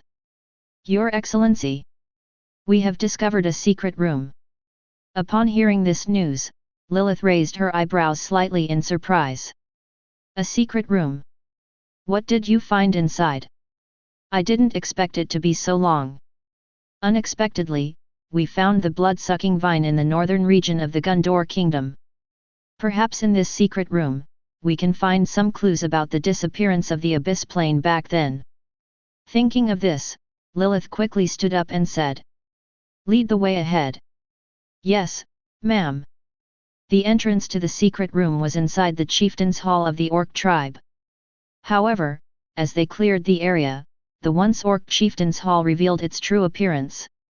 It used to be a command center for military operations. But it was still in the process of being cleaned up. It is still unknown what role this command center plays. Guided by the Flame Mage, Lilith quickly arrived at the entrance of the secret room. Guarding the entrance were the Flame Mages. Upon seeing Lilith's arrival, the leader of the team bowed and said, Your Excellency! The blood-sucking vine in the secret room is not strong, only a green rank 3 quality. We have already eliminated all the clones of the blood-sucking vine. Now only the main body remains. But this main body is parasitic on a skeleton. The specific situation needs to be personally inspected by Your Excellency. Lilith nodded. Then she followed the stairs of the secret room and walked down. The secret room was not deep, only one shallow level. She quickly entered the secret room. After entering, Lilith frowned slightly. Because she found that this was not a secret room at all. It was clearly a dungeon. The shallow level didn't look big. But on one side near the wall, there were dried up skeletal corpses everywhere. Dried human skin hung on the bodies. It was clearly a symptom of being drained of blood by the blood-sucking vine. Lilith walked in front of one of the corpses and used her staff to move it for a moment, causing a badge to fall from the corpse. As a mage and former ruler of the world, Lilith was also extremely knowledgeable in heraldry. She immediately recognized the origin of this item. This badge is the insignia of the Golden Sparrow family's elite guards. Then she moved the other corpses one by one. All 10 or so corpses in the dungeon dropped the same insignia. These are the most elite guards of the Golden Sparrow family. How did they die here? Lilith was greatly puzzled and looked towards the deepest part of the dungeon. Lilith sniffed. Such a strong smell of blood. The main vine of the blood-sucking vine is inside. Perhaps the answer can be found over there. Lilith took a step forward. In a moment, she arrived at the end of the secret room. Here, several fire elementals summoned by the Flame Mages surrounded a skeleton. The skull of the skeleton had been chopped off. Next to this skeleton was a long spear. It shimmered with an orange light. An orange weapon? No, it looks like a relic. Perhaps it will be useful to the Lord. Then he looked behind the skeleton. A ferocious blood-sucking vine was coiled on the spine of the skeleton. Its open suckers emitted a hissing roar towards the surrounding fire elementals. This is a parasite. A blood-sucking vine parasite. If I remember correctly, during the Glory Era, only the most devout bishops of the former demon cult could be parasitized. Immediately, Lilith looked sharply at the decapitated skeleton. So the identity of this skeleton is the bishop of the demon cult. Chapter 43. Inside the dungeon, Lilith looked at the vampire vine roaring towards her. A strong interest appeared in her eyes. Before the Great Cataclysm, magicians were often scholars. Using the power of magic to dissect all things and seek the truth was the motto of every magician. Now, this long disappeared abyss creature has reappeared. It ignited Lilith's strong scientific research enthusiasm. However, after seeing the vampire vine completely parasitizing the skeleton, Lilith sighed again. What a pity! I can't conduct detailed research on it now.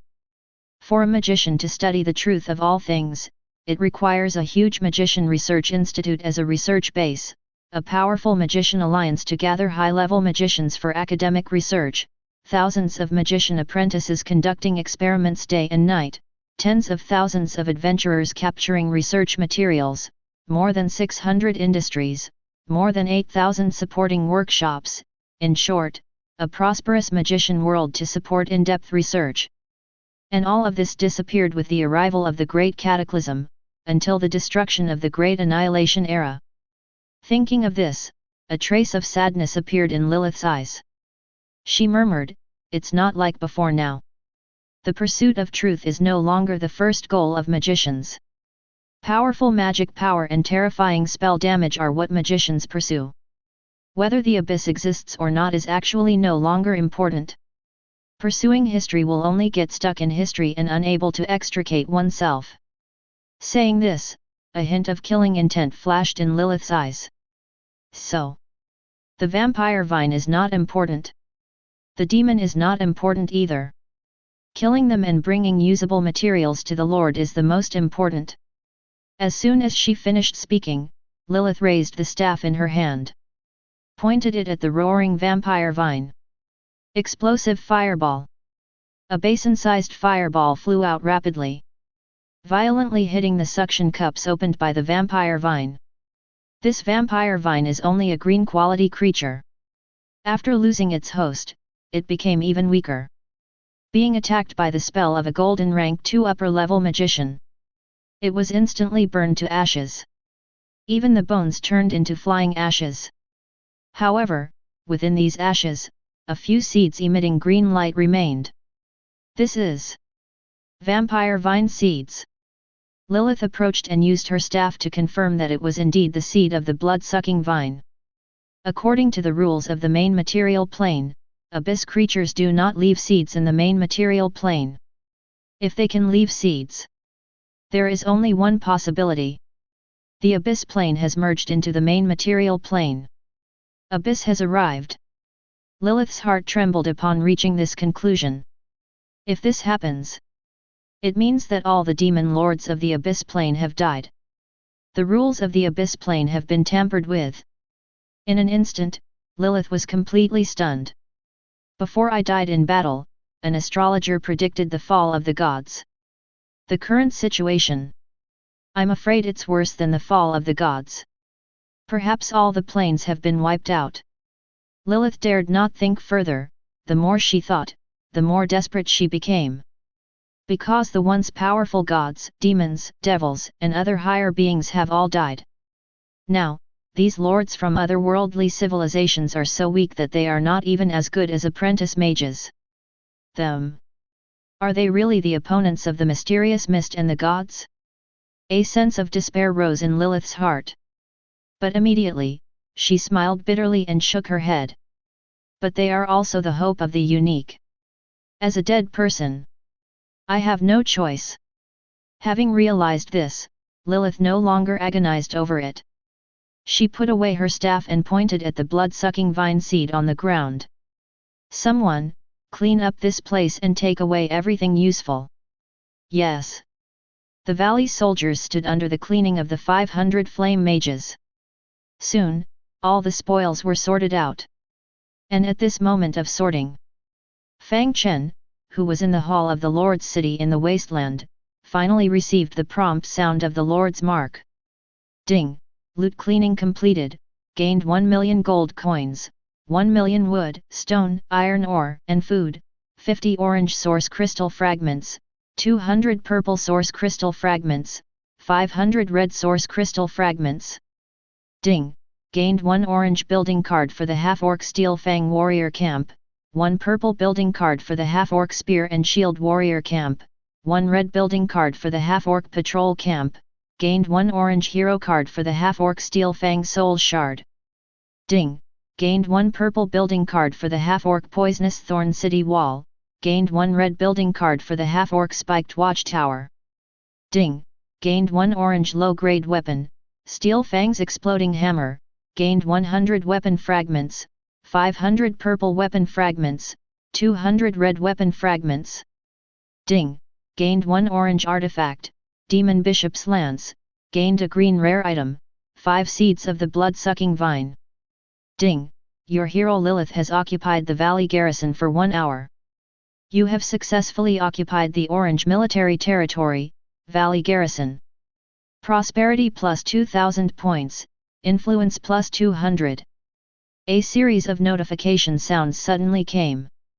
Fang Chen didn't have time to prepare and was momentarily stunned by the abundance of spoils. After the last notification sound, Fang Chen's body jolted before he reacted. Immediately, he quickly opened the loot notification panel.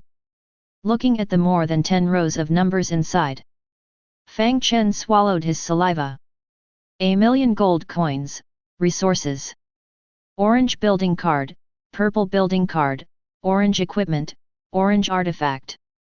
And most importantly, orange garrison. This seems like too much. Fang Chen didn't know where to start for a moment. I've been poor for too long. I suddenly became rich. To be honest, it's a bit unfamiliar. Fang Chen excitedly rubbed his hands. The rest of the spoils will be sent back by Lilith. But this garrison has been successfully occupied, so I can check it out first. The garrison belongs to the military territory. In the Myriad Worlds battlefield, military territories cannot produce any resources and require a large amount of resources to maintain their operation every day. To station troops inside, repair the walls of the camp, dispatch infantry to build fixed patrol points, drive away surrounding monsters, and so on. From this perspective, a military territory is definitely a liability for a novice lord who has just started developing. It can easily bankrupt their finances. In the end, the main city cannot develop, and the military territory cannot be built. When a strong enemy arrives, it can be easily breached, and the city will be destroyed and people will die. However, military territories are a desirable asset for all lords. Because each military territory is equivalent to a large barracks. Every military territory will have corresponding special units. And as the military territory upgrades, the quality of these units will also improve. The higher the base quality of the military territory, the higher the quality limit of the upgraded units. A white quality military territory. After reaching higher levels, it may yield a military territory that produces green or even blue units. And there is not just one type of unit inside, even the worst military territory will produce 2 units. Some high-level military territories can even produce 3 types or rare units. And the soldiers produced by military territories do not require any resources or gold coins. They are produced in fixed quantities every day. So, in the Myriad Worlds battlefield, as long as a lord discovers a military territory, even if they have to grit their teeth, they will choose to occupy it first.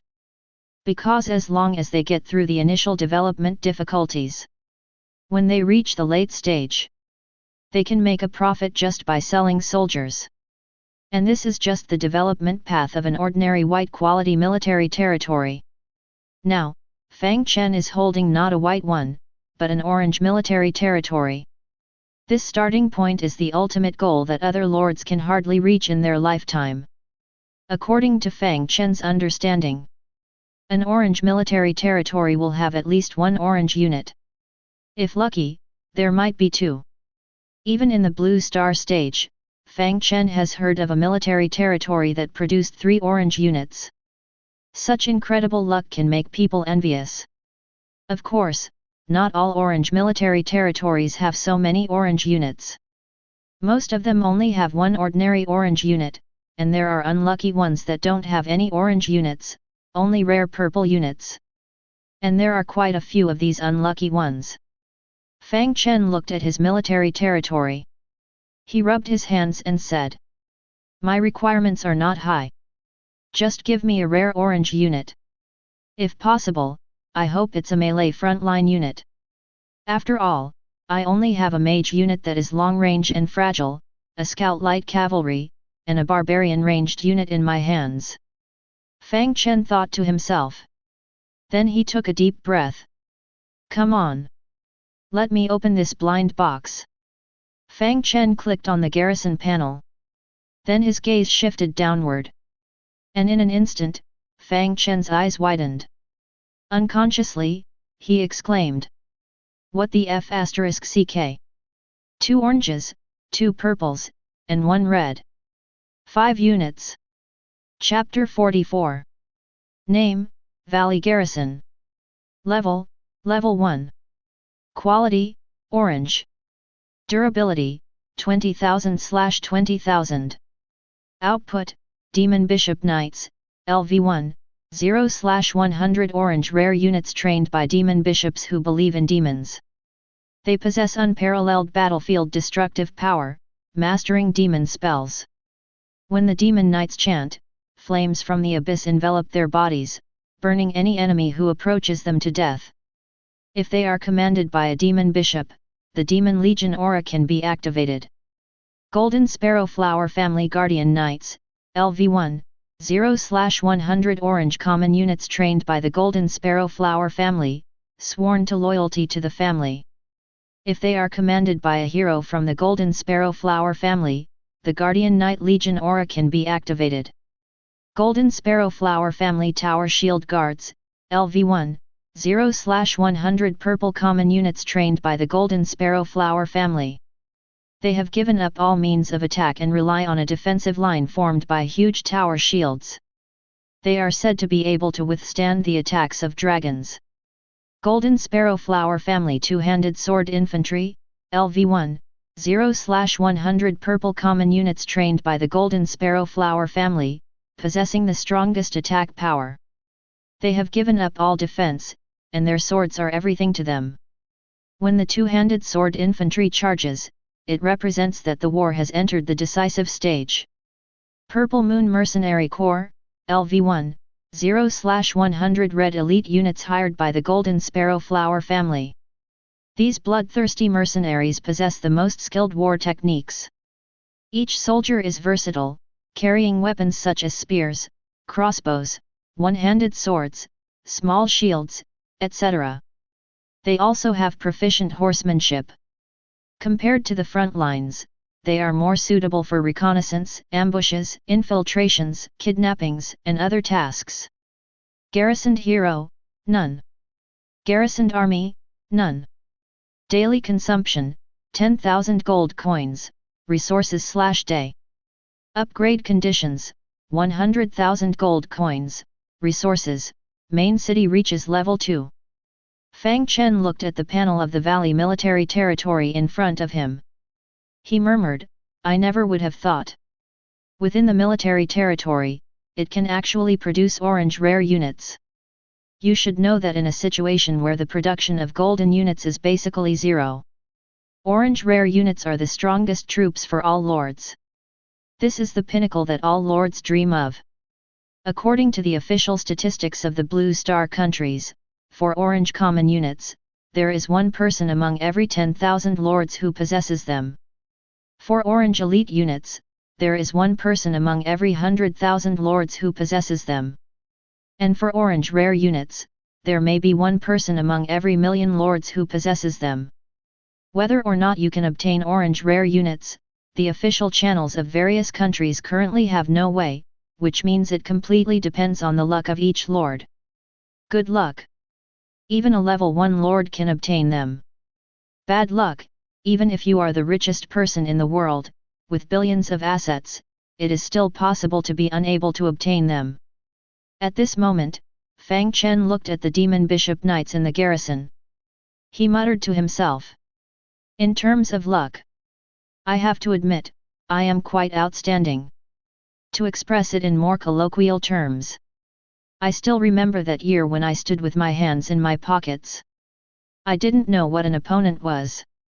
From the beginning, with talents, resource acquisition, and military territories. Fang Chen had a faint feeling. The coins of fate always showed him the side he wanted. I don't know if this situation is good or bad. Generally speaking, the greater the power, the greater the responsibility. Similarly, according to the law of conservation of energy, what goes around comes around. One day, everything you obtain will have to be repaid. From the current situation, if I wait until the day I have to repay, I'm afraid I'll have to give up my life. After all, no matter where, there is no such thing as unprovoked kindness. Everything has cause and effect. So where does this cause come from? The gods of the Myriad Worlds battlefield. But they died a long time ago. Or some other inexplicably powerful creature. That's also unlikely. I'm just a low-level lord. Fang Chen thought carefully but couldn't find a clue to this cause and effect.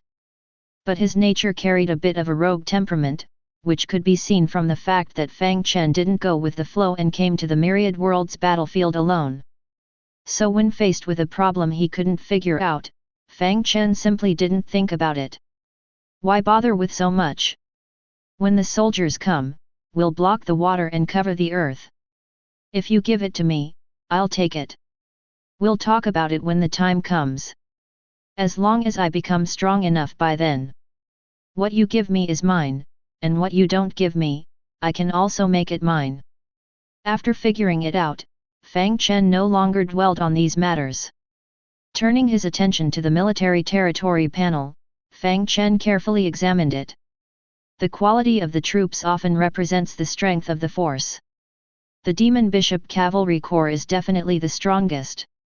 But this military station clearly belongs to the Golden Sparrow Flower family. Why would there be a troop like the Demon Bishop Cavalry Corps? From its name, this troop must be related to the Demon Bishop. In the past, demons were despised by everyone on this continent.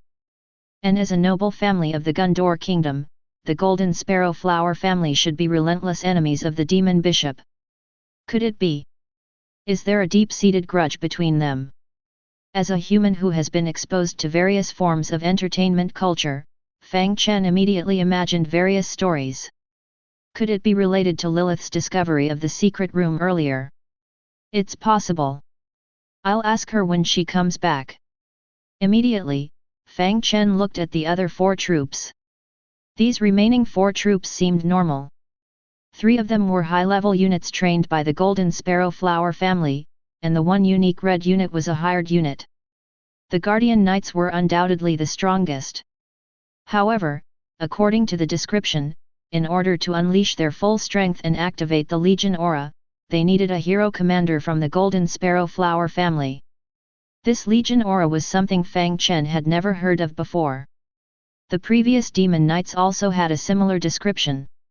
It was probably a skill unique to orange units. Because the other purple units of the Golden Sparrow Flower family did not have it. The Tower Shield Guards and the Two-Handed Sword Infantry were both ordinary purple units. But with the arrival of these 2 troops, Fang Chen's army had filled its gaps. The Tower Shield Guards were obviously frontline troops, and with them, Fang Chen could form a solid formation and fight in battle. This was crucial for a lord because the enemies they encountered couldn't all be weaklings who could be defeated in one move. Once they encountered evenly matched experts, without a large army capable of engaging in direct combat, they wouldn't be able to win on the front lines. The enemy could ignore their harassment and directly push forward. Now, with the Tower Shield Guards and the Two-Handed Sword Infantry, the core units of the frontline legion were complete. Combined with the Wolf Hunters and the Flame Mages, 2 Knight Legions, the foundation of a large army had taken shape. As for the last red unit, it belonged to the auxiliary troops on the battlefield. It had its uses, but they were not significant. It was more like icing on the cake. Fang Chen looked at the 5 troops. He secretly thought, the strength of the military territory lies in this. By allowing the Lord to skip the process of gathering barracks, they can easily form a complete legion. However, the current level of the valley garrison is too low. It can only produce a maximum of 100 units of various types per day. Although they don't require resources or gold coins, the quantity is too low. I need to quickly upgrade the military territory.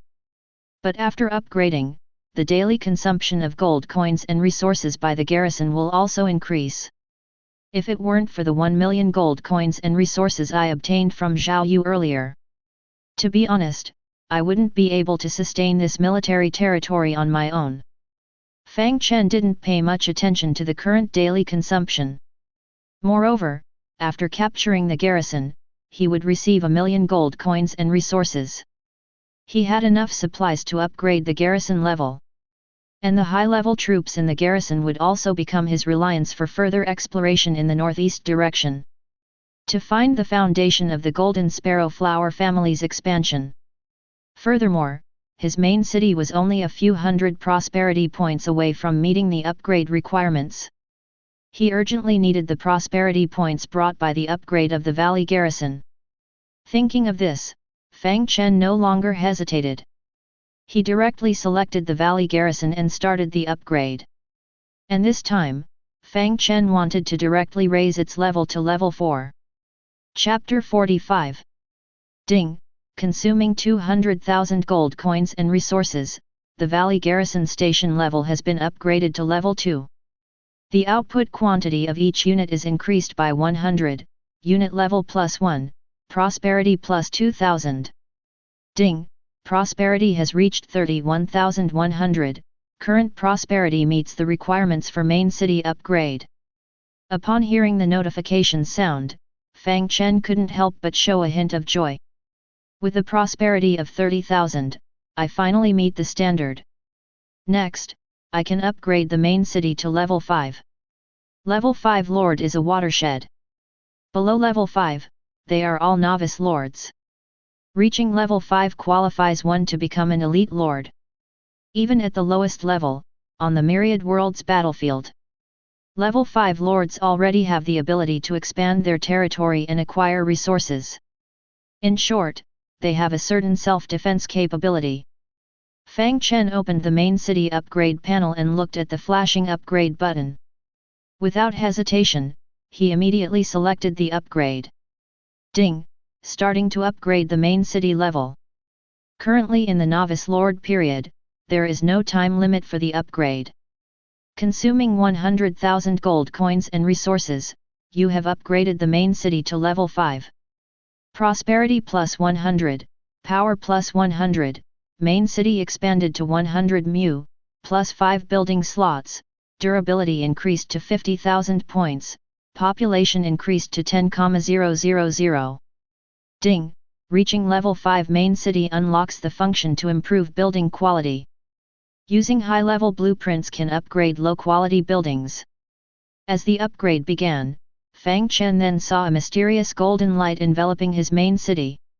When the completion sound of the upgrade fell, he saw that his main city had undergone tremendous changes during the upgrade. The originally low city walls disappeared. In their place stood towering walls like giants. Fang Chen walked to the base of the city wall and looked up at the towering structure. This height. It's probably around 40 to 50 meters. Indeed, in this world, many creatures have heights of hundreds of meters. Strictly speaking, a 50-meter city wall is actually not enough. Then Fang Chen looked at the other changes in the upgraded territory. The biggest change was inside the main city. The change in the city walls was just one of them. The rest included the expansion of the main city's area. The territories that were not enclosed by city walls were now included after this upgrade. The most noticeable was the Hunter's Camp. This building, originally outside the city, was now located at the base of the city walls after the expansion. And the wilderness outside the city also expanded. This can be seen from the invincible protective shield. With this upgrade, the area covered by the shield also expanded. The newly added wilderness under the jurisdiction of the main city covers 100 mu. In other words, the current main city covers an area of 100 mu, and the directly controlled wilderness covers another 100 mu. A total of 200 mu of land. These are all fertile lands where crops can be planted and buildings can be constructed without the need for clearing. In addition to this, the changes to his main city were also significant. Looking back, the main city that was originally only 1 or 2 stories tall. With this upgrade, its height increased dramatically. There are also some additional military buildings such as watchtowers and guard towers. These additional military buildings are even taller than the city walls. You can see the outside of the city at a glance. Even the Lord's Hall has been elevated to the top floor. From the entrance of the Lord's Hall, there is also a staircase that spans hundreds of floors from top to bottom. Looking at these densely packed steps, Fang Chen's scalp tingled. Wow, in the future, I'll have to climb up and down to enter the Lord's Hall. Do they even want people to come down? Just as Fang Chen was complaining, a message from the Lord's Mark answered this question. With the main city upgraded to level 5, he can now teleport within the main city at any time. In other words, as long as Fang Chen wishes. With just a thought, he can arrive at any location in the main city. It's quite convenient. No wonder they say that level 5 lords are a turning point. By the way, after upgrading to level 5, there is also a new function, upgrading building quality. Fang Chen entered the building module through the Lord's Mark. He quickly understood the specific function of this feature. In short, by using some high-level building blueprints, the quality of low-level buildings can be improved. To upgrade a white building, green quality blueprints are needed. To upgrade a green building, blue quality blueprints are needed. And so on. Fang Chen had learned about this feature during his time on the Blue Star. It seems quite useful, but it is limited to low-quality buildings. Because the higher the level of the building, the harder it is to obtain blueprints. It is not cost-effective to spend too much time searching for high-quality blueprints for upgrades. In the Myriad Worlds battlefield, most lords also ignore this feature. Only lords who have just reached level 5 would buy some green and blue blueprints for upgrades. Apart from that, they would rarely use it in the future. Fang Chen thought, there is a hunter camp in my territory that is white. But this building was originally just for show. The main role of the hunters is to act as cannon fodder to explore the map. Now that I have a military station, the Purple Moon mercenaries produced inside not only don't cost money, but they are also quite powerful. They are more suitable to serve as cannon fodder than the hunter camp. Unless the hunter camp can be upgraded to a more rare building, it will be demolished sooner or later. There is no need to spend money to upgrade it for now. With that in mind, Fang Chen temporarily put aside the idea of upgrading the hunter camp. Instead, he thought, today is the second day I arrived in the Myriad Worlds battlefield. I have already reached the 5th level lord on my own. There are still 5 days left. Perhaps I can aim for the 6th and chase after the 7th. During the beginner period, there is no time limit for upgrading buildings. We can't waste this benefit. Quickly take a look at the requirements for upgrading the 5th level main city to the 6th level main city. With a thought, Fang Chen summoned the panel of the main city. Name, Wild Desolation Territory. Level 5. Camp, Human Race. Strength, Gondor Dynasty. Identity, Northern Frontier Lord. Durability, 50,000. Prosperity, 31,200/60,000. Population, 5,700/10,000. Building slots, 9/35. Castle buildings, Hero Altar, none, Hunter's Camp, white, Werewolf Camp, purple, Flame Mage Camp, purple, Faint Light Magic Tower, purple, Barbarian Axe Throwing Camp, purple, Mercenary Hall, orange, Magic Ballista Tower, orange, Secret Realm Hall, orange. Power value, 400. Resource territory, Stone Spring Village, level 4 plus 150,000 gold coins and resources per day, plus 40 purple mobilization orders, rank 1, per day. War Territory, Valley Garrison, level 2, Demon Knight Order, orange, plus 200/day, Guardian Knight Order, orange, plus 200/day, Tower Shield Guards, purple, plus 200/day, Two-Handed Sword Infantry, purple, plus 200/day, Purple Moon Mercenaries, red, plus 200/day, consumes 20,000 gold coins and resources per day. Miracle Territory, 0. Upgrade Conditions 1. 500,000 units of gold coins, 500,000 units of stone, 500,000 units of wood, 500,000 units of food, 500,000 units of minerals, and 1,000 units of intact white source crystal. 2. Prosperity reaches 60,000 points. 3. At least one purple building is owned. 4. Conquer 10 forces, nests, tribes, etc. that are not lower than blue rank 5. Fang Chen frowned as he looked at the final upgrade condition. The conditions are increasing. The resource consumption for source crystals has increased. In Fang Chen's opinion, this was definitely not a good sign. Although upgrading from the 5th to the 6th level only required white source crystals, as the levels increased, would higher quality source crystals be required? And not source crystal fragments, but intact source crystals. To obtain source crystals, one must constantly attack the monsters' nests in the wilderness.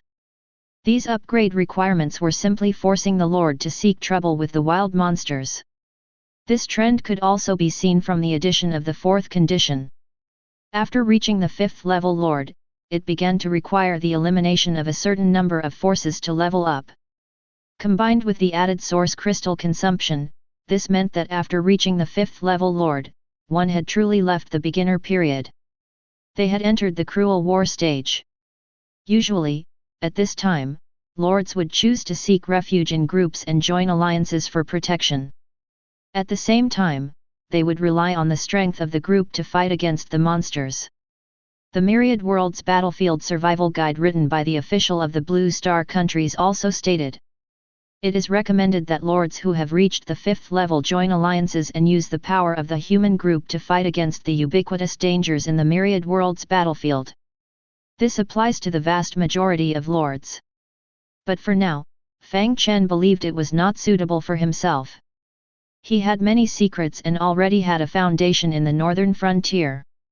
He didn't need to rely on the strength of the group in the alliance to fight against the monsters in the wilderness. At the same time, these conditions were absolutely difficult for other lords to complete. But in Fang Chen's opinion, they were quite easy. The 1st and 3rd conditions were already met. Fang Chen was confident that he could easily complete the 4th condition. The only problem was the 2nd condition. Fang Chen turned and walked to the Lord's position. His fingers lightly tapped on the table.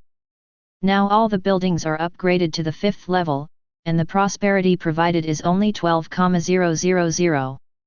There is still nearly 15,000 prosperity left. This is the amount of 3 orange buildings. I only have 5 days left. As soon as he finished speaking, the sound of the Lord's mark rang in his ears. Ding, Lord, it is already the 3rd day. This was the alarm set by Fang Chen. Hearing the reminder, he looked towards the outside of the Lord's hall. He whispered, "The 3rd day has begun. Now there are only 4 days left. 4 days, 3 orange buildings. Orange buildings are not common items. They can only be obtained through bartering. In 4 days, where can I find items of equal value to orange buildings?" Thinking about the difficulty of this matter, Fang Chen couldn't help but shake his head. And at this moment, a barbarian axe-throwing guard who was on duty outside walked in. Report. Lord, Lady Lilith has returned with spoils of war. Upon hearing the report, Fang Chen suddenly raised his head. Oh right! How could I forget about this? Spoils of war. Lady Lilith brought back orange items. Great! Everything is solved. Quickly invite Lady Lilith to the hall. Fang Chen's eyes lit up, and his voice was filled with impatience. Chapter 46. After the victory in the battle at the Valley Garrison. The biggest spoils of war were the garrison itself. The production of 2 orange, 2 purple, and 1 red unit types would surely make other lords envious. But the other spoils of war were also extremely abundant. Especially the orange building cards inside. Fang Chen secretly thought to himself. The building cards produced by the half-beast tribe should have some connection to the previous killing of the half-beast tribe Centurion camp. Perhaps I can continue selling them to the previous big grudge. Oh, no, I mean big customer. Although their attitude was not very good before, it doesn't prevent me from making money from them. Just as Fang Chen was thinking about a new sales channel for building cards. Footsteps could be heard outside the Lord's Hall. Immediately after, Lilith's unique and charming voice rang out. "My lord, it's been a day and I didn't expect the territory to change so much." As Lilith walked in, the flame mage behind her also placed a large number of spoils of war in the Lord's Hall. Fang Chen saw the items emitting orange light. His eyes lit up instantly. He didn't even pay attention to Lilith and hurriedly went up to examine these items. Seeing Fang Chen's eager appearance, Lilith covered her mouth and chuckled. "My lord, the gold coins, resources, source crystal fragments, and weapon fragments have already been placed in the main city warehouse. What I brought over are mainly various building cards, weapons, vampire vine seeds, and the most valuable orange artifact, the Demon Bishop's Spear." Without needing Lilith to explain, Fang Chen had already picked out the items emitting orange light from the spoils of war. Orange building card, half-beast tribe Steel Fang warrior camp. Orange hero, half-beast tribe Steel Fang soul shard. Orange weapon, exploding hammer. And the orange artifact, Demon Bishop's Spear. A total of 4 orange items. The first 3 were of ordinary orange quality. The Demon Bishop's Spear was of excellent orange quality. This was the first time Fang Chen had obtained so many orange items. Looking at the treasures emitting orange light in front of him, Fang Chen excitedly said, I'm rich, I'm rich. I didn't expect the spoils of war from a garrison to be so huge. If I take these out, I'll be considered a nouveau riche." Lilith, who was on the side, heard this and smiled. "My lord, this is all thanks to your accurate intelligence and strategic planning." Although she knew it was flattery, Fang Chen was overjoyed when he heard it. Then Lilith continued, "My lord, these items are nothing compared to the things from the half-beast tribe. The main thing is this Demon Bishop's Spear, it has quite a background."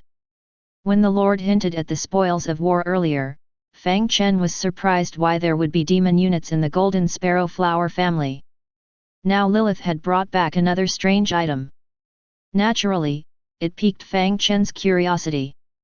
While opening the Demon Bishop's Spear, he asked, "Lilith, do you have any discoveries?" After pondering for a moment, Lilith said, "My lord, the Demon Bishop is the core commander of the Demon Church. In the Glory era, Demon Bishops were epic-level powerhouses. Leading a cavalry regiment that worships demons, they can easily destroy a kingdom. In the past, if it weren't for the Holy Hall suppressing the Demon Church, they could have occupied the entire southern part of the continent. But such a powerful force mysteriously disappeared when the Great Cataclysm arrived. Even their masters, the demon lords who occupied the Abyss Plane, also disappeared inexplicably. We once investigated and thought that the demon lords had surrendered to the invading mist gods. But throughout the Great Cataclysm era and the era of Great Destruction, we never found any trace of the Abyss demons. And now, these creatures that have disappeared for countless eras have suddenly appeared in the northern region of the small Gundor kingdom." At this point, Lilith paused before continuing, "I suspect the Abyss Plane did not surrender back then, but was suppressed by the mist gods. Only when our main material plane was breached did the mist gods take down the Abyss Plane together. This allowed these creatures that had disappeared to reappear on the mainland of the main material plane. Upon hearing Lilith's speculation, Fang Chen's gaze slightly condensed. Then he said, "There are no survivors under a collapsed nest. The invading mist gods definitely wouldn't let go of the abyss plane. Lilith, these are all past history, and the truth is no longer important. In this era, our past enemies may very well become allies on this Myriad Worlds battlefield." Upon hearing Fang Chen's words, Lilith was slightly taken aback. She then looked at the peculiar artifact, the demon bishop's lance, in Fang Chen's hand. She nodded slowly. "Yes, times have changed. We are not who we used to be." There was a hint of sadness in Lilith's voice. But soon, a smile appeared on her face. "My lord, you should take a look at the function of this lance. Orange-grade artifacts can summon orange-grade epic heroes from the river of time." Upon hearing this, Fang Chen's heart suddenly warmed.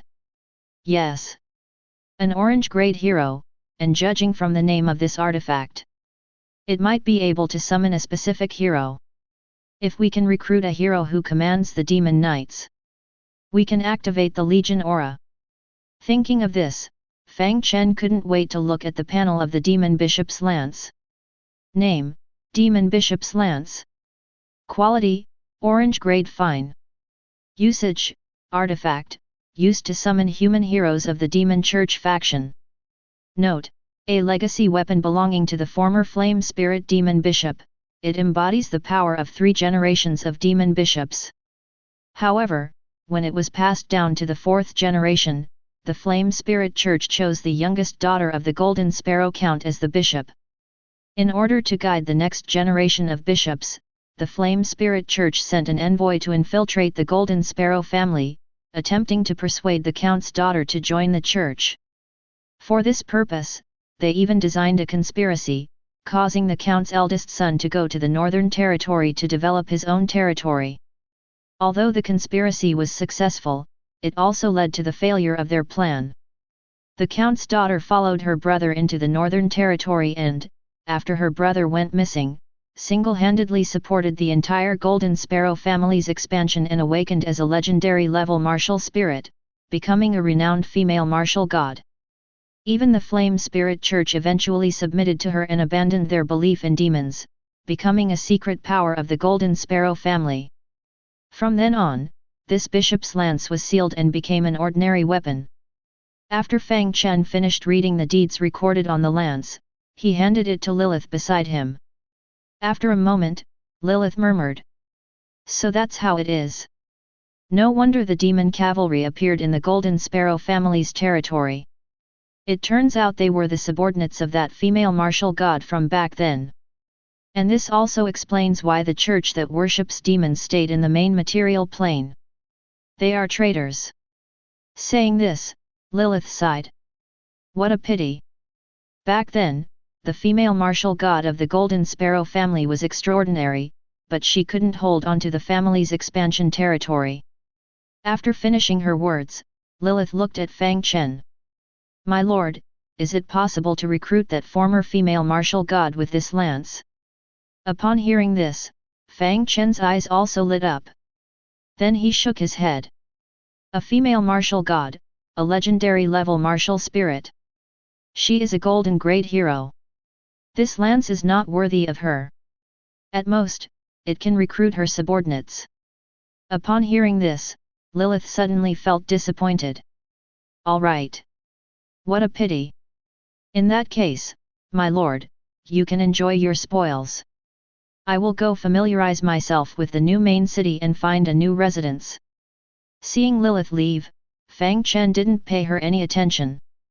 Instead, he held the lance in his hand. "The hero altar has reached level 4, and I've only used it twice.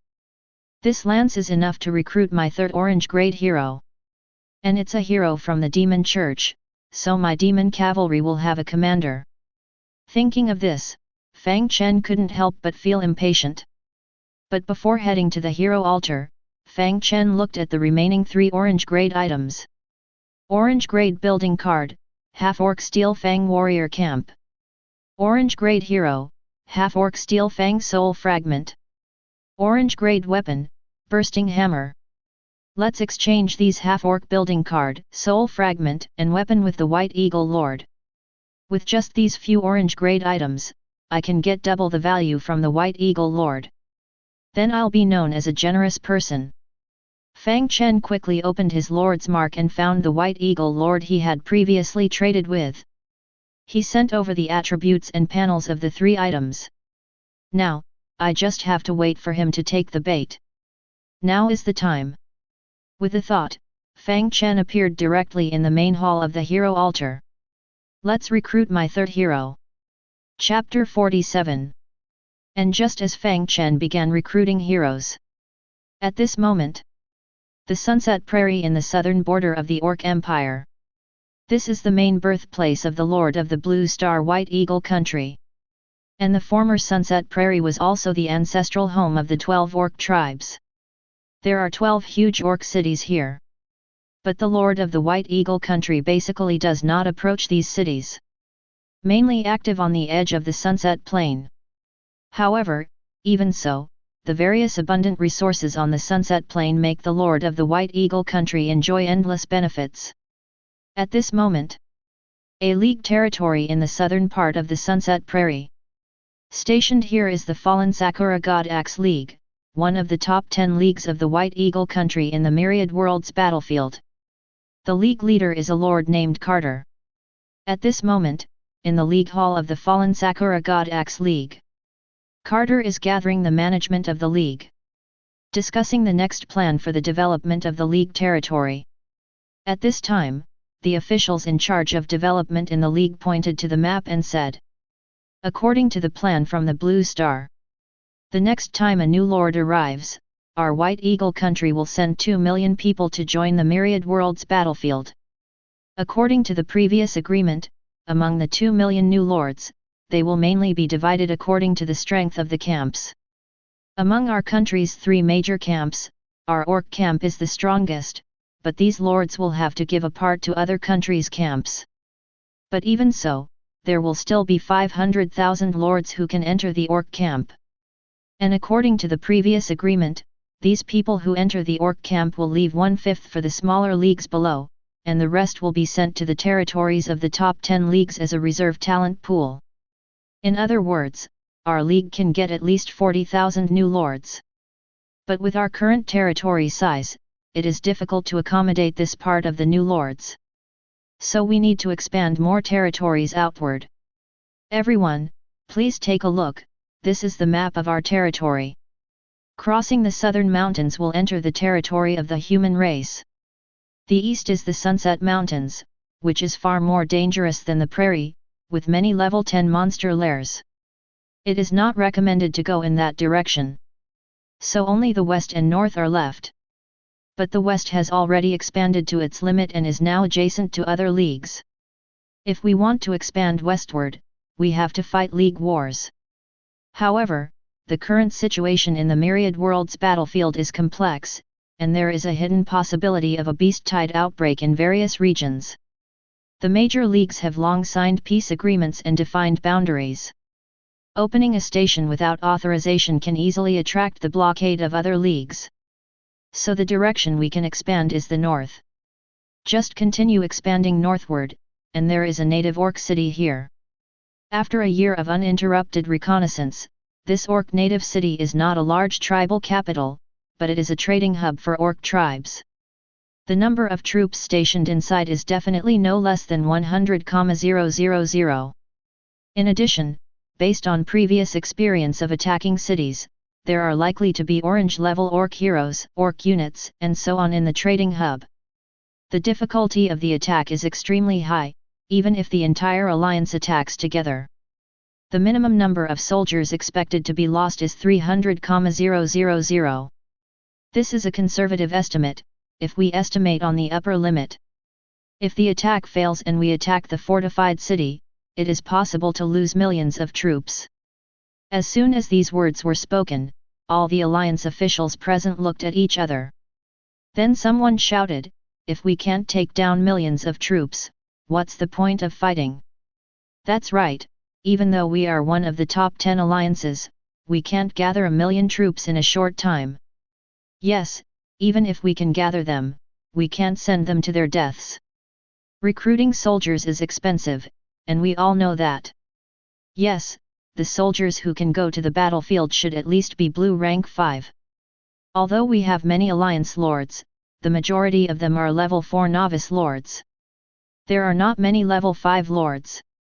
Are we going to squeeze them dry? But if our alliance wants to expand northward, then this city must be captured. Unless we don't want these 40,000 novice lords. It's impossible. These 40,000 lords are the largest replenishment. If we don't seize this opportunity, who knows when the next one will come. There have already been large-scale protests in Blue Star for this matter. I'm afraid there will be adjustments to the policy of forced recruitment. We must seize this opportunity.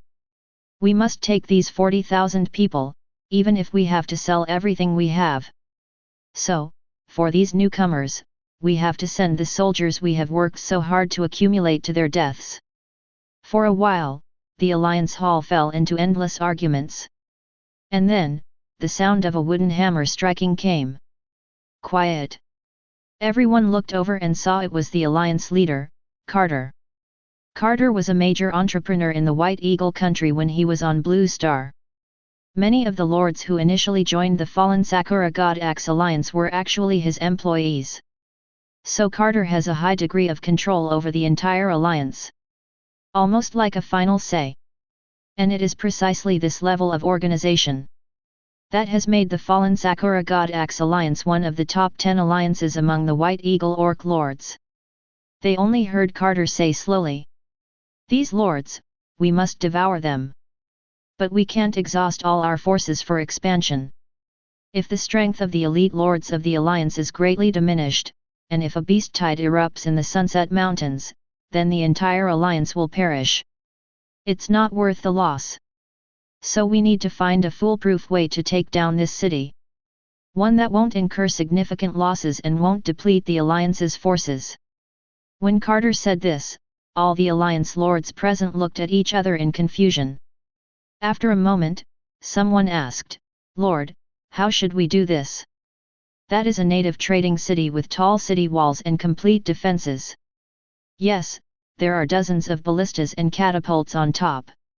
We also found out through reconnaissance that there may be a shaman temple inside, which means there might be an orc shaman legion. Add to that the city defense army, mercenaries, militia, regular army, and the Lord's personal guard, among others. Lord, in the face of such hard power, there is no possibility of any clever tricks." Upon hearing this, Carter shook his head. This trading city is strong, but not all the soldiers inside can be of Orange Tier units. If we organize an Orange Tier legion of 50,000, support it with a Purple Tier legion of 150,000, and attack with 200,000 Red and Blue Tier legions. Is it possible to take it down? Carter's words once again left everyone speechless. After a long time, an official finally spoke up. "Lord, the Red and Blue Tier legions are not a problem, and we officials can afford the 150,000 Purple Tier legion even if it's a bit difficult. But this 50,000 Orange Tier legion? Lord, there are only a few Orange Tier barracks in the entire alliance. Where can we gather a 50,000 strong army?" Upon hearing this, Carter shouted, "Then we'll buy from all over the world. If we can't buy construction cards, then we'll hire. Now the alliance's finances are good, and we will receive a huge return on our investment in the future. Plus, Blue Star will allocate some resources to us. There is still some time before the arrival of the new lord. Spend money to smash it. Can't we gather a 50,000 strong Orange Tier legion?" This bold statement immediately ignited the confidence of the fallen Sakura God Axe Alliance lords present. Their eyes sparkled one by one. With the lord's words, everyone's passion was ignited. Clearly, some people were already thinking of making money from this opportunity. But immediately after, Carter said, "However, all financial expenditures must be approved by me." This made those lords with ulterior motives sigh one after another. Carter looked at these people and sneered inwardly. In Blue Star, you are all my subordinates. Can't I control you? And just at that moment, someone among the officials below suddenly exclaimed, "Oh my God! There's this!" This cry attracted the attention of all the lords. Carter also looked over and found that it was a manager named Rog below. "Rog, what are you shouting about?" The lord called Rog swallowed his saliva and then walked forward, showing Carter the message in the lord's mark. When Carter saw the message in an instant, he leaped up from the lord's position. "Take it down. It must be taken down. Rog, you must immediately contact this lord named Fang Chen. These 3 orange tier items. I want them all." "Yes, Lord." And at this moment, in the hero altar hall of the wilderness territory, Fang Chen had already stepped onto the altar and placed the demon bishop's spear on the sage stone tablet. A burst of orange light shot up into the sky. The next moment, Fang Chen heard a voice in his ear. "Brenny fights only for the flame of spirits. Mortal, you have awakened me. Are you prepared to believe in the flame of spirits?" Chapter 48. As a deep voice resounded inside the golden hall of the hero altar, a figure clad in pitch-black armor, riding a warhorse, appeared in mid-air. As soon as this figure appeared, it reached out its hand and grasped the void. A black spear condensed from the void. At the moment the opponent grasped the spear, fierce flames burst out all over its body. This cool entrance completely stunned Fang Chen. What the f***ck? Although it's an orange hero, its entrance is even more grand than Lilith's. They say that charlatans have many tricks. It seems that it's true. Just as Fang Chen was exclaiming, the summoned hero, Brenny, seemed a little impatient in mid-air. With a thrust of the spear in its hand, it directly pointed at Fang Chen and scolded. "Answer me! Heretic! Faith or destruction?" This unfriendly voice immediately brought Fang Chen back to his senses. Looking at the spear burning with black flames right in front of his nose, Fang Chen, however, did not feel the slightest bit of fear. Because despite being so close to her, in fact, until he agreed to recruit her, these awakened heroes were still in the river of time. What separated him from the heroes was a dimensional barrier. A true world apart. And the key to opening this dimensional barrier was his lordship. Because the lordship possessed the rule power of the Blue Star, carrying the civilization fire of the Blue Star. Only items with great Deo rules like this could break through the dimensional barrier and pull them out of the river of time. So in the face of the new hero Brenny, who held a flaming spear and aggressively questioned him, Fang Chen not only did not panic. Instead, he began to carefully examine the other party. Holding a cavalry spear, riding a warhorse, it's a cavalry hero. Whether it's the warhorse or the hero's body, they are both wearing all black heavy armor, so it seems to be a heavy cavalry hero. Gender, appearance is unclear, after all, the whole body is covered in heavy armor, not even the face is exposed. Judging from the voice and name, it should be a woman. It's really strange, the 3 hero units I recruited are all women. But the previous 2 might have been luck, this third one should be related to the recruited item, because judging from what she just shouted, she should be from the Flame Spirit sect.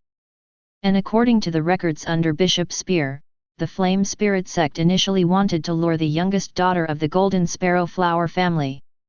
But in the end, they ended up getting themselves involved. Regardless of the consequences, if you want to get close to a count's daughter, you definitely can't send men, only female disciples can be sent. So it's reasonable that the hero recruited from the Flame Spirit sect is a woman. Just as Fang Chen was sizing up the other party, the awakened Brenny seemed to be getting impatient. "Mortal! State your purpose. If you're fighting for the Flame Spirit sect, I can join your ranks." This time, the tone was much better. But in Fang Chen's eyes, it was still not enough. As someone who knew the secrets of the Flame Spirit sect, he naturally didn't believe everything the other party said. She kept shouting about her faith in the Flame Spirit sect. In Fang Chen's view, she was probably up to no good. If he compromised in order to recruit her, even if he managed to recruit her, her loyalty would not be too high. She might even manipulate him. After all, she was the leader of a sect that worshipped demons, definitely different from Lilith and Christine before. So, to be on the safe side, Fang Chen decided to suppress her arrogance. He disdainfully said, "What Flame Spirit sect? Didn't you all join the daughter of the Golden Sparrow Flower Count? You've long since betrayed the faith in demons. What? You shout about the Flame Spirit sect, is it to cover up your history of betrayal?" As Fang Chen's words came out, Brenny was instantly struck as if by lightning. Betray the Flame Spirit sect? She muttered to herself a few times, then roared angrily. "No, we have never betrayed. It's the Lord who no longer responds to our prayers. In order to find the Lord, we exchanged our loyalty for the opportunity to go to the Abyss with Audrey. But we failed. Abyss disappeared, and in order to fulfill the contract, all the Knights of the Flame Spirit sect died in battle in the Northern Territory for the Golden Sparrow Flower family. Us. Never betrayed." With a final shout, the other party almost screamed. However, after hearing the other party's words, Fang Chen not only did not feel offended. Instead, he showed a cunning smile. "Understood. As long as I promise to help her find the Abyss Demon, she will exchange it for loyalty. This is more cost-effective than adding the entering spirit flame myself." Immediately, Fang Chen smiled and said, "The invasion of the Mist Gods, the main material plane has fallen. According to my information, the Abyss plane is likely to have fallen into the hands of the Mist Gods. If you want to find the former Abyss Sovereign, then there is only one way now. Swear to serve me unconditionally. If you agree, I will repay you by finding the former Abyss Sovereign, whether dead or alive." Upon hearing Fang Chen's words, the opposite Brenny fell silent. Fang Chen was not in a hurry about this. Because although Brenny was a human, he believed in demons and could be considered chaotic and evil. This was the first time he recruited a unit from this camp. Previously, he recruited Lilith, who seemed to be neutral, and Christine, who was lawful and kind. Different camps, hero personalities, and recruitment methods would also have differences. He had some understanding of this when he was on the Blue Star. Generally speaking, as a lawful neutral human race lord, they rarely recruit heroes from chaotic and evil camps. First, it was troublesome to recruit, and second, even if they were recruited, their loyalty would not be high, and even rebellion could occur. Although he had studied this knowledge before, there would always be deviations in practice. Now that he had already recruited, he couldn't give up this opportunity and tried his best to get the other party. Even if the other party immediately rebelled after being recruited, it didn't matter. He could just surround and kill them, as the artifacts were indestructible. When the time came, he could sell the artifacts for a profit. While Fang Chen was secretly planning in his heart, Brenny suddenly said, "I saw the arrival of the Great Destruction Era in the River of Time. The gods fell, the evil gods descended, the plains collapsed, and the creatures suffered. Although I know that the abyss is not spared. But until I see the bones of the sovereign, I will never lose faith. Human from another world. If you promise to find the abyss and the sovereign of faith for me in the future, I, Brenny, the 103rd Bishop of the Flame Spirit Sect, am willing to follow you, even if I am crushed to pieces, I will never betray." Upon hearing these words, a smile appeared on Fang Chen's face. Because as long as he continued to develop, he would inevitably touch the deeper secrets of this world in the future. And as one of the once most powerful planes, the Abyss Plane, it was definitely something he couldn't bypass, and it was inevitable to find it and explore it. So this promise was completely acceptable to Fang Chen. At this moment, on the altar, Fang Chen looked at the demon bishop Brenny in the void with a focused gaze. Then, in an extremely solemn tone, he said, I, Fang Chen, the Lord of the Wilderness, promise. If my future strength allows, I will definitely seek the entrance to the abyss and find the abyss sovereign for Brenny. As Fang Chen made his oath. In the next moment, Brenny jumped off his warhorse and knelt down on one knee, bowing to Fang Chen. Brenny pays respects to Lord. At the same time, a prompt sound came from the Lord's mark. Ding, do you recruit the orange hero, Demon Bishop Brenny? Yes. Ding, you have obtained the hero unit Demon Bishop Brenny with a loyalty lock of 100 points. When Fang Chen heard the final prompt sound and saw the loyalty locked at 100 points, he murmured, it's worth it. Chapter 49. During the time on Blue Star, Fang Chen had read a book about the science of heroes in the Myriad Worlds battlefield. When he opened the first page of the book, there was a question. What is the most important attribute of a hero? At that time, when Fang Chen saw this question, the answer that came to his mind was spell power, attack power, and then it changed to skills. These are all the most important attributes that determine the strength of a hero. But after Fang Chen finished reading the book, he realized that he was wrong. In the Myriad Worlds battlefield, for a lord, there is only one attribute that must be constantly focused on. That attribute is loyalty. Because once loyalty is low, the hero's subjective initiative is poor. When carrying out missions, even if they know it's a trap, they will still lead their soldiers to charge in and die. And if it is below 30 points, there will be intentions of betrayal. This is extremely fatal for a lord. But in contrast, high loyalty can ensure that the hero autonomously exercises subjective initiative. When encountering danger in the wilderness, they will actively weigh and choose the optimal solution. When the lord encounters danger, they will actively step forward to protect. Once loyalty reaches 90 points, they will even actively share the knowledge they possess. This can be seen from Lilith's behavior. And if loyalty reaches 100 points, they will obey the Lord's orders without hesitation. Even if the Lord orders them to die, they will go without hesitation. However, this kind of order also brings endless troubles after it is used. If the hero who was ordered to die doesn't die, the maximum value of loyalty will be halved in the future. And it is extremely difficult to restore loyalty after it has decreased. Hardly any lord dares to do this. So in the Myriad Worlds battlefield, lords attach much more importance to the loyalty of heroes than to skills, spell power, and other attributes. Many lords strive harder than licking the goddess to ensure that the loyalty of their heroes is above 80.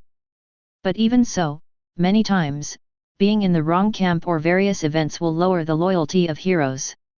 So many lords have started to study how to lock the loyalty of heroes. The result they finally obtained was only one possibility. That is the mystical method of bonding. In short, treating them as real people and using love to influence them. Although it is mystical, the success rate is also very low. But there are often people who succeed. Of course, this generally requires a huge amount of resources and wealth to succeed. And now, Fang Chen looked at the demon bishop Blaney kneeling in front of him. If those lords knew that I actually mastered the second method to lock the loyalty of heroes. And it's such a simple method. I'm afraid they would all go crazy. Speaking of which, it was also a coincidence that I achieved this. It's almost impossible for other lords to replicate. After all, you need a high-level artifact with a story behind it, recruiting heroes of the same race but different camps. And coincidentally, I also know some stories about this hero. All these conditions must be met to trigger it. Thinking of this, Fang Chen couldn't help but sigh again. His luck was really not bad. And at this moment, Blaney, the demon bishop who had been pulled out of the river of time by the power of the civilization's spark and completed the condensation of his body, suddenly said, "My lord, I sense the presence of my cult's cavalry in the northeast direction." After hearing this, Fang Chen was slightly surprised. You can sense it from such a far distance. Blaney nodded. I am the bishop of the Flame of Spirits cult, and I have a strong mental connection with my followers. Upon hearing this, Fang Chen's eyes brightened. Could this be a kind of tacit understanding between orange heroes and matching armies? Or is it a skill? Right, I haven't checked Blaney's skills yet. Fang Chen stared at the demon bishop, and with a thought, he materialized Blaney's attribute panel through the Lord's Mark. Name, Demon Bishop Brini. Level, LV1, 0/7000. Quality, Orange. Potential, 1 star. Carrying Artifact, Demon Bishop Spear. Attack Power, 700. Health Points, 7000. Stamina Points, 7000. Loyalty, 100, infinitely loyal to you, will never betray. Skills, Grip of Demon Flame, Demon Contract, Flame Aura, Soul Resurrection. After seeing Brini's attribute panel, Fang Chen showed a slight surprise. The attributes are not high. However, upon seeing the loyalty, Fang Chen understood. Muttering to himself, he said, to gain something, one must lose something. He then looked at Brini's skills. Having only 4 skills was expected. Most orange heroes have this number. After all, not all heroes can be like Christine, a mutated orange unit with 5 initial skills. However, looking at the specific content of the skills, Brini's skills are still good. Grip of Demon Flame is a skill that combines damage and control. It can inflict demon flame damage on up to 10 targets, while units being gripped will have their actions restricted. Demon Contract can sense other units that have signed the same contract. When Brini acts together with these units, he can gain a high attribute bonus. Flame Aura is a mixed skill that increases defense, shields, magic resistance, and inflicts demon flame damage on targets. The last skill, Soul Resurrection, is quite overpowered. If a unit that has signed the demon contract dies nearby, Brini can use this skill to instantly resurrect them for 15 minutes. During these 15 minutes, the resurrected unit can gain a double attribute bonus. At first glance, this double attribute bonus doesn't seem like much. But as Brini levels up, this attribute bonus will become more and more significant. If it reaches 10 times, then before the battle, just sacrifice the Demon Knight order, and then resurrect. A unit with 10 times the attributes, full health and mana, appearing on the battlefield. Fang Chen imagined that scene. So beautiful. I can't bear to watch. After reading Brini's skills, Fang Chen had a firm thought. It's her. She is the commander of the Valley Garrison. With Brini in charge, assisted by the Demon Bishop Cavalry Corps, there will be an impregnable military territory in the northeast. It will also be the forward base for my continued expansion in the northeast. Thinking of this, Fang Chen immediately gave Brini an order. Brini, I appoint you as the military commander of the Valley Garrison in the northeast. Go and station there immediately. Brini tapped her chest with her hand. I will protect the territory for the Lord with my life. Then she mounted her horse and left the main city. Seeing Brini's departure, Fang Chen began to plan his next move. The Golden Sparrow Flower family has such great benefits from just one fixed garrison. Continue heading northeast and find the Golden Sparrow Flower family's expansion territory. Then the benefits will be. Fang Chen's excitement surged in his heart. With a single thought, he immediately appeared in the Lord's Hall. Bring Lilith to me. Let's discuss the next expansion plan. Just as he gave the order, an urgent message came from the Lord's seal. Fang Chen opened it and his face immediately showed joy. The long-awaited big fat sheep has come to the door. Chapter 50. Inside the Alliance Hall of the Fallen Sakura God Axe Union, Lord Raj carefully enlarged several items in the chat interface. When the high-level management of the Fallen Sakura God Axe Union attending the meeting saw the panels of these items, There was an instant chorus of exclamations in the hall. I've been in the Myriad Worlds battlefield for at least a dozen years. I've seen at least 20 or 30 orange barracks, but I've never seen a unit like the Steel Fang warriors that perfectly matches the half-orc lord. Tisk tisk tisk, the Steel Fang warriors. All the units they produce awaken with a primary bloodthirsty battle chi. The city lord's guards in the trading city probably have the same strength. If we recruit 10,000 of them, we can easily take over the trading city, right? To be honest, when I saw this building card, Gil was trembling with excitement. Then your vision is too shallow. Look at the next two items, the soul fragments of the orange hero. Do you know what this means? It means that if we take them to the hero altar, we can recruit a guaranteed orange hero, and it's a half-orc orange hero. The alliance managers on the side stared at the soul fragments, their eyes turning purple.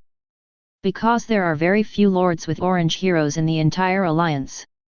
And there are even fewer heroes that perfectly match the half-orcs. So when the soul fragments appeared, they immediately conquered all the half-orc lords in the alliance hall. And at this moment, someone spoke again. Did anyone notice that the building card, the soul fragments, and the weapon are obviously connected? This orange weapon is likely the exclusive equipment of the hero with the soul fragments. And the soldiers produced by the building card are likely to be under the command of the hero with the soul fragments. From this, it can be inferred that the lord who sold these items probably conquered an orc tribe. Upon hearing this, all the members of the alliance present showed an incredulous expression. Conquer an orc tribe? Are you kidding? Yet, even the weakest tribe in the orc tribe has a population of at least 1 million, with countless high-level heroes and soldiers. So far, who has the ability to conquer an orc tribe? That's right, didn't we forget the battle when we jointly attacked the main city on the Sunset Plain?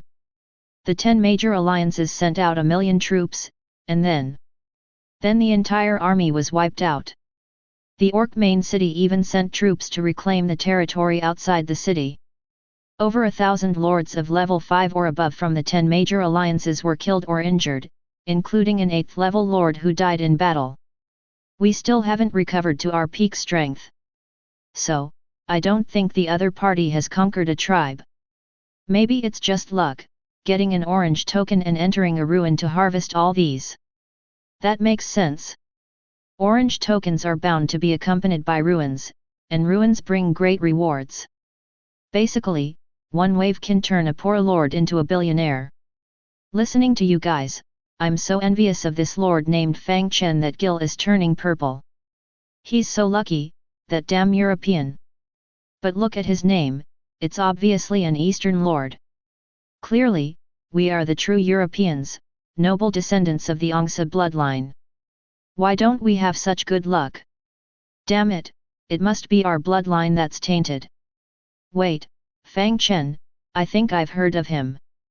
This immediately caught the attention of all the lords. You know him?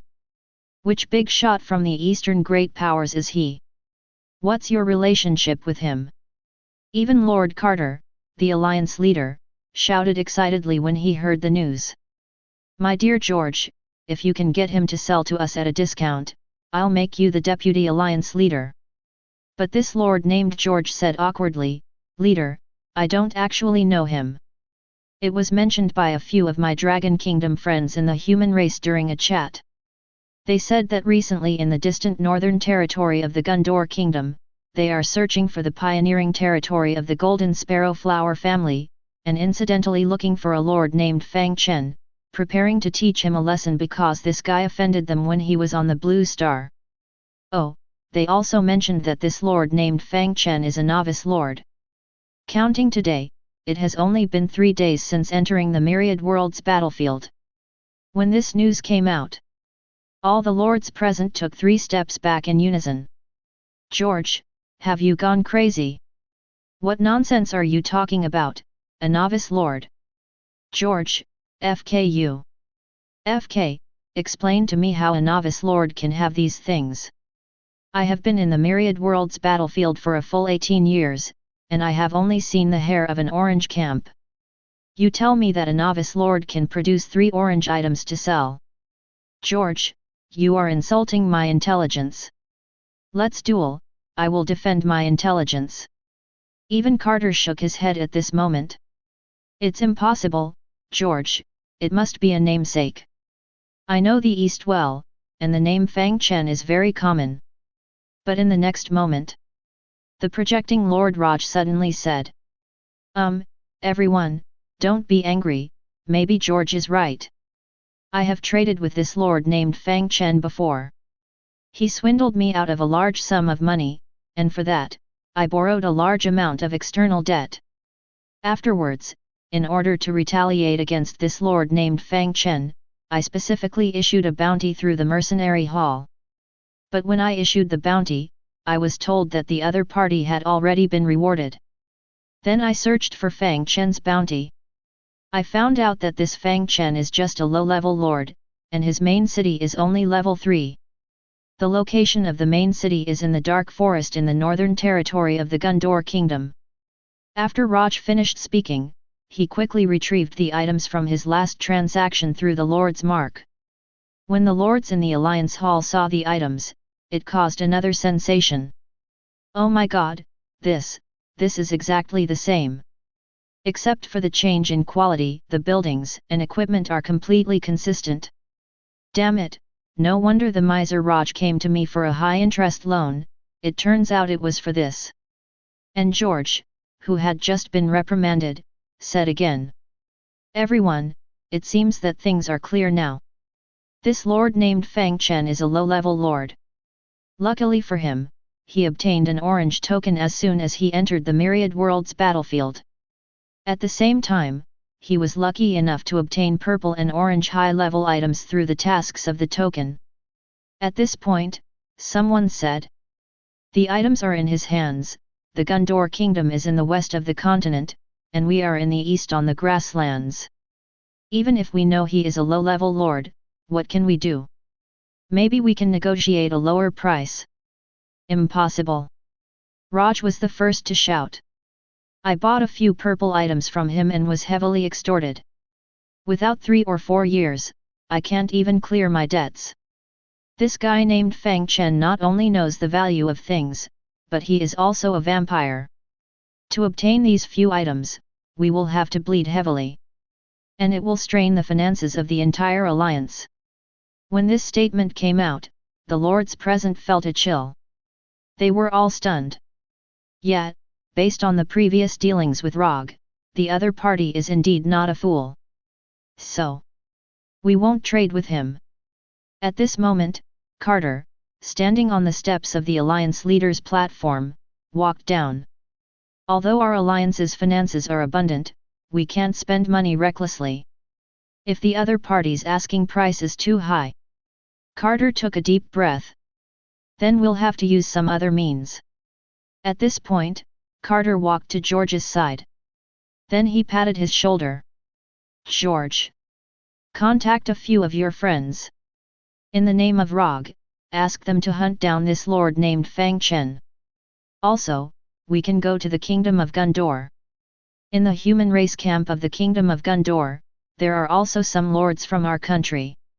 Find them and hire them with a large sum of money to go to the dark forest in the north and build an outpost for us. And then station troops at the outpost. Once we find Fang Chen's territory, launch an all-out attack regardless of the cost. Destroy his main city, plunder his resources. Reclaim the 3 orange treasures that belong to our half-orc camp. At this moment, Carter already regarded these 3 items as his own. And George, who received the order, slightly bowed. Understood. Lord Carter. I will contact them right away. But are there only lords from our country in the Kingdom of Gundor? Carter smiled slightly. Leave it to me. Obviously, Carter didn't trust anyone else in this matter. He even knew very well that the few lords George brought in were unlikely to accomplish anything. But it didn't matter, those few friends of George were just cannon fodder. If they could be useful, great. If not, at most they would lose some down payment. For their large alliance, this amount of money was like water. While they were plotting, Rog suddenly shouted from the side. Lord Leader, Fang Chen has replied. All the lords in the Alliance Hall immediately looked at the projected chat box. There, Fang Chen had offered a price. 1 for 2. Give me 6 human race camp barracks cards of no less than orange excellent quality, hero soul fragments, orange excellent quality weapons, as well as 10 million gold coins, resources, 1000 orange source crystals. These things will be yours.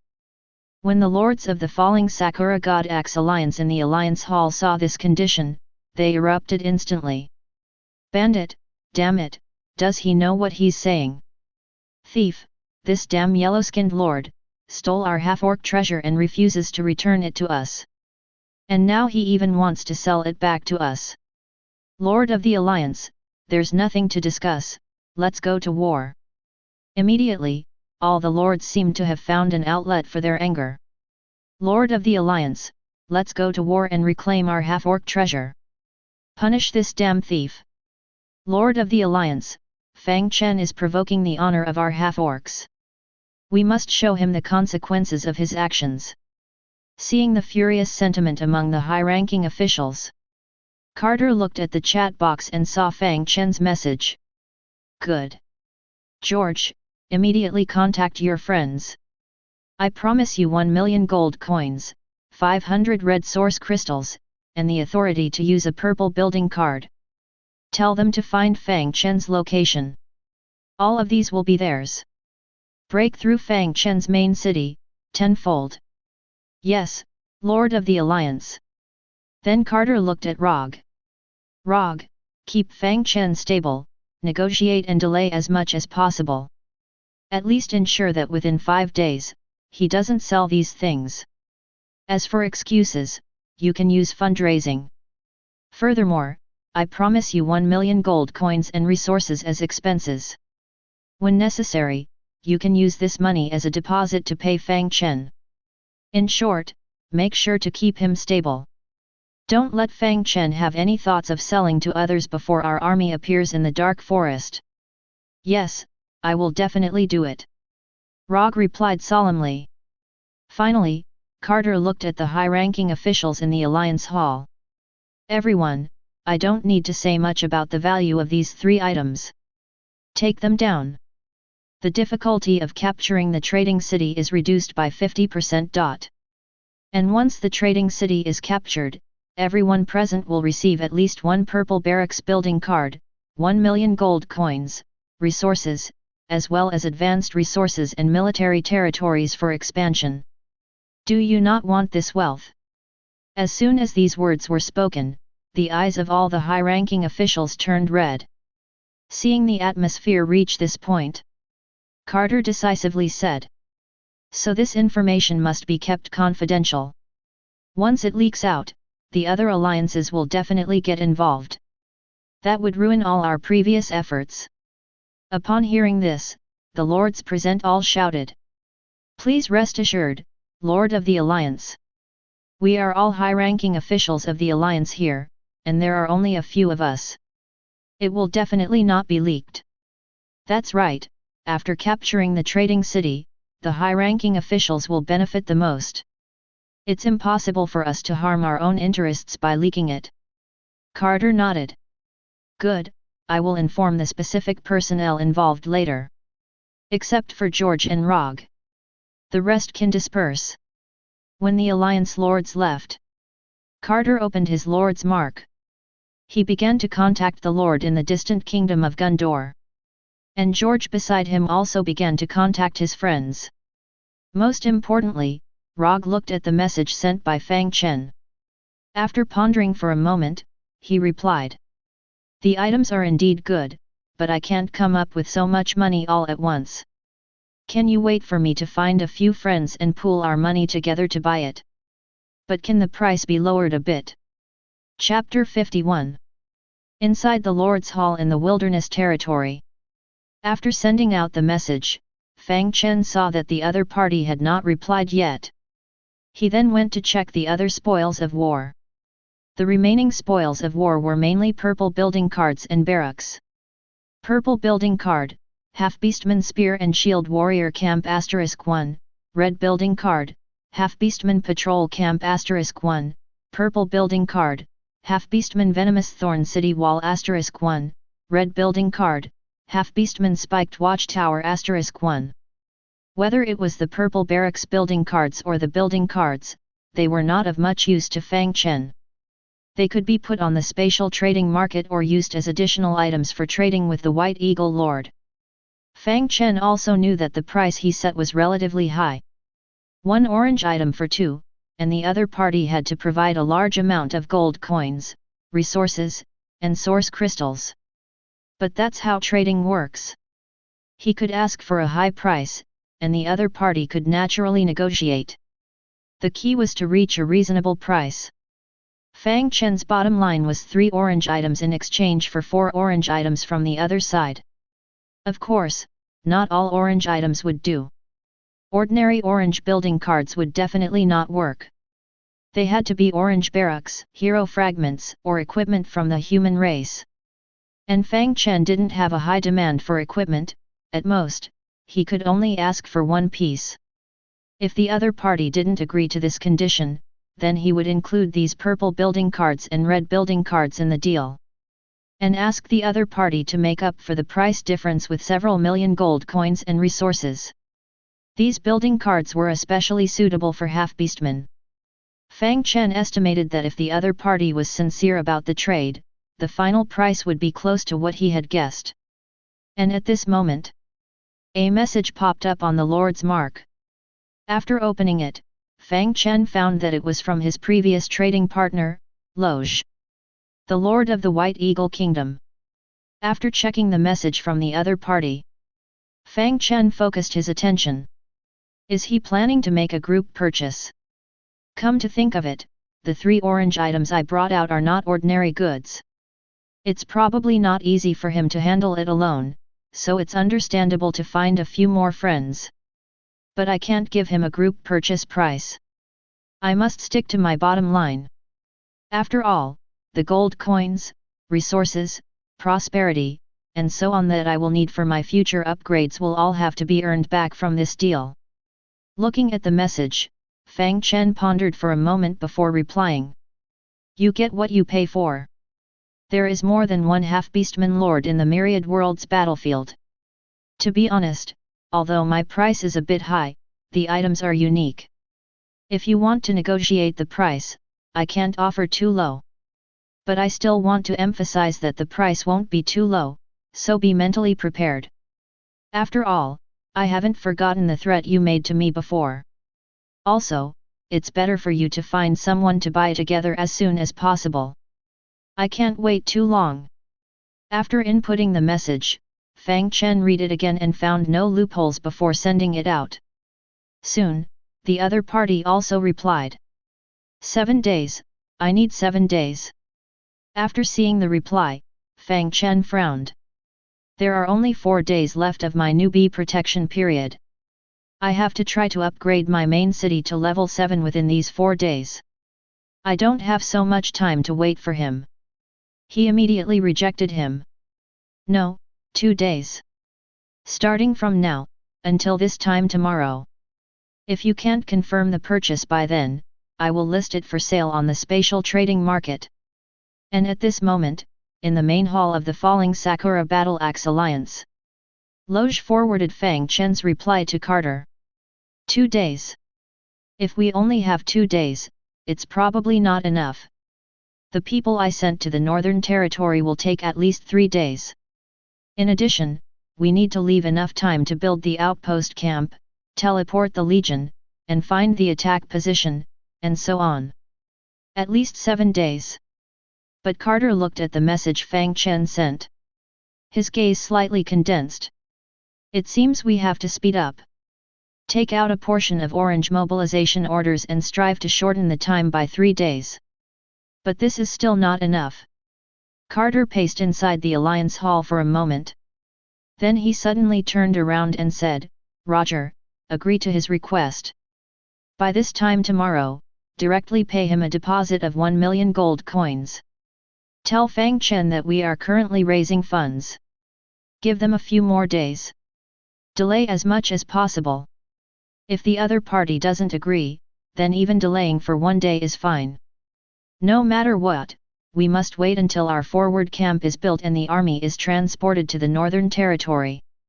Roger quickly nodded upon hearing this. All right, I will reply immediately. Then Carter turned to George. George, how is your communication going? George made an okay gesture. They have already accepted. And they said that they can find Fang Chen's location by tomorrow at the earliest. Upon hearing this news, Carter slapped his thigh. That's great. It seems like luck is on my side. If we can find Fang Chen's main city location tomorrow, the people I've hired can directly build the forward camp at his doorstep. Meanwhile, in the wasteland territory. After receiving Roger's reply, Fang Chen quickly calculated in his mind. Tomorrow, we will finalize the trade, and then the gold coins, resources, and building cards will be credited.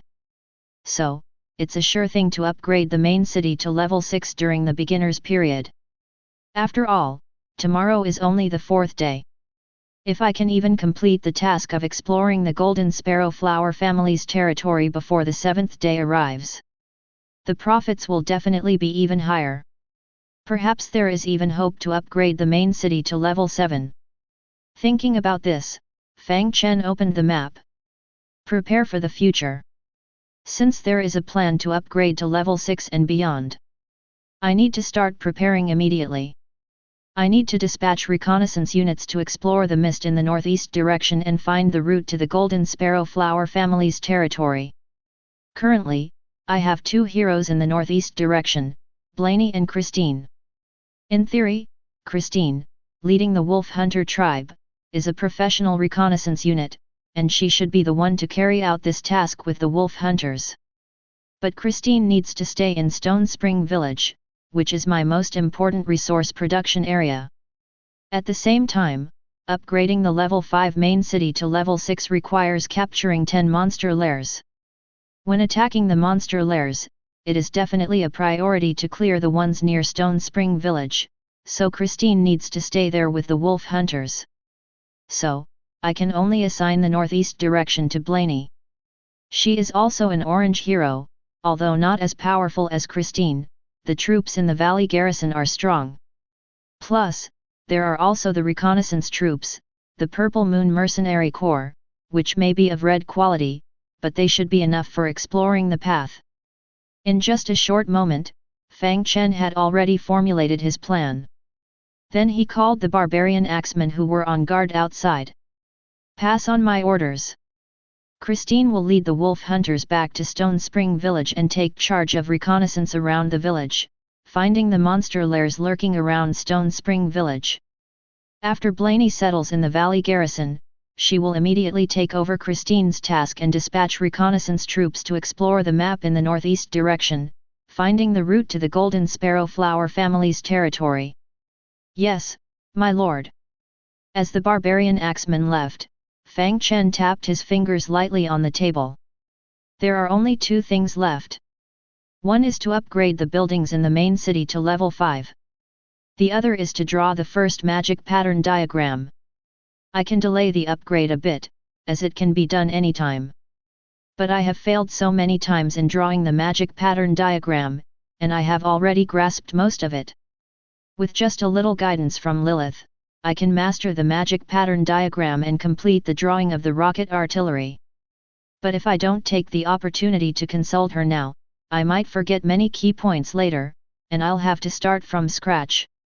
It's better to master the magic pattern diagram for rocket artillery first.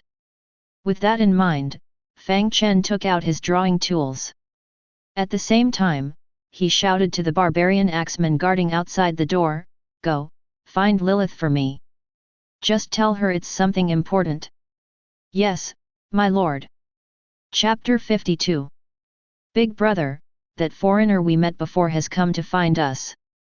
At this moment, in the forward camp of Huang Mao and his brothers, the leader known as Third Brother suddenly shouted.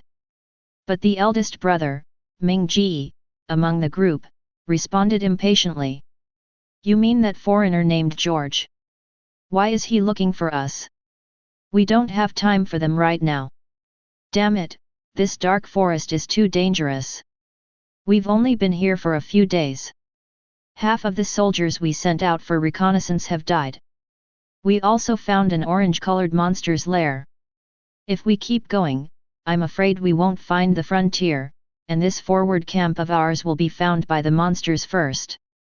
Ming Ji complained to himself. Today is their third day in the dark forest, and the group is already suffering from the torment of the monsters in the forest.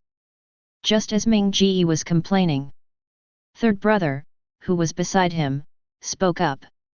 Big brother, George isn't here to chat with us this time. He's asking if we're willing to take on a mission. Upon hearing this voice, Ming Ji turned his head in surprise. A mission? This foreigner isn't in the Sunset Grassland. We're in the kingdom of Gundor, thousands of miles away. What mission does he have for us? Ming Ji clearly had some doubts. But when third brother passed on George's message, Ming Ji's narrowed eyes miraculously opened. Fang Chen. Is it that new lord, Fang Chen? Third brother nodded. Yes, it's him. George said he's a new lord who just entered the Myriad Worlds battlefield. He was previously wanted, but the bounty was recently removed. He's asking us to find this Fang Chen in the Northern Territory. The promised price is 1 million gold coins and 250 red complete source crystals. Big brother, this price is much higher than the bounties in the mercenary hall before. Should we? Before he could finish his sentence, Ming Ji interrupted him. He asked with a curious tone. Who exactly is this Fang Chen? He was previously wanted for hundreds of thousands of gold coins, and not long after, the bounty was taken down even at the cost of forfeiting the deposit.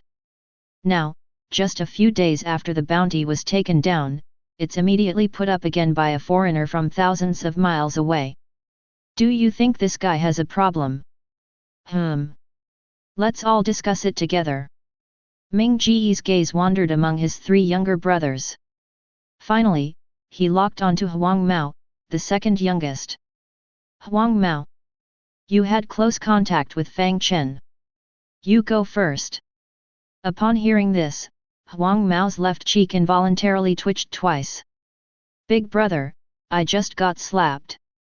But seeing the narrowed eyes of the eldest brother, Huang Mao quickly said. Unique, he feels really strong.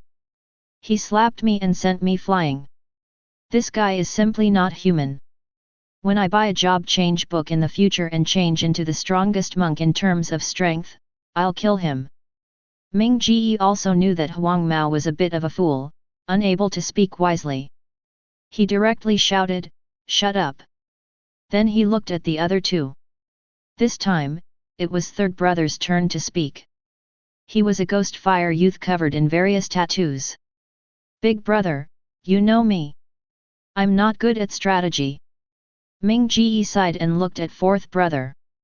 Compared to the previous two, fourth brother was a skinny youth, nicknamed Skinny Monkey. But besides being skinny, his intelligence was second only to Ming Ji among the group.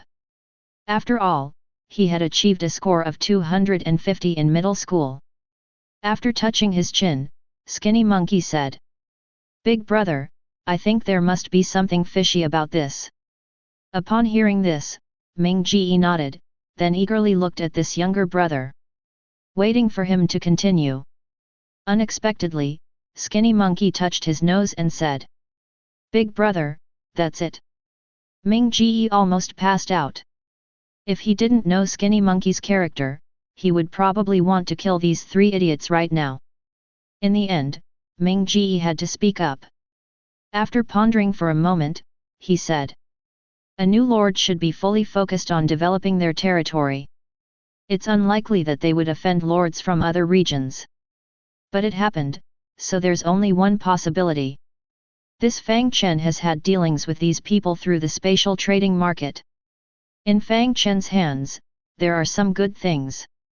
He sells items through the spatial trading market and has offended George, who is thousands of miles away. As soon as he finished speaking, Huang Mao clapped his hands and shouted. Big brother! I know. It must be talent scrolls. Fang Chen has talent scrolls and wants to sell them, but the price is too high, so he offended someone and is now being wanted. After saying that, Huang Mao looked proud. As if he had discovered a new continent. But when he looked at Ming Ji, he received nothing but disdain. Huang Mao, besides being fast, you're useless. Calculate the time. It's already the third day. Whether Fang Chen sold the scrolls or used them himself, the talent scrolls have long been gone. Third brother also spoke up. That's right, we were speculating that Fang Chen might not use the scrolls himself on the first day, so we came to the Northern Territory to look for him. It's all because of your garbage forest patrol. We didn't find Fang Chen on the first day. Upon hearing these words, Huang Mao's face turned green. In order to find Fang Chen, all the purple-ranked troops he had painstakingly gathered, the forest patrollers, were wiped out. Even the heroes were severely injured, if it weren't for their luck.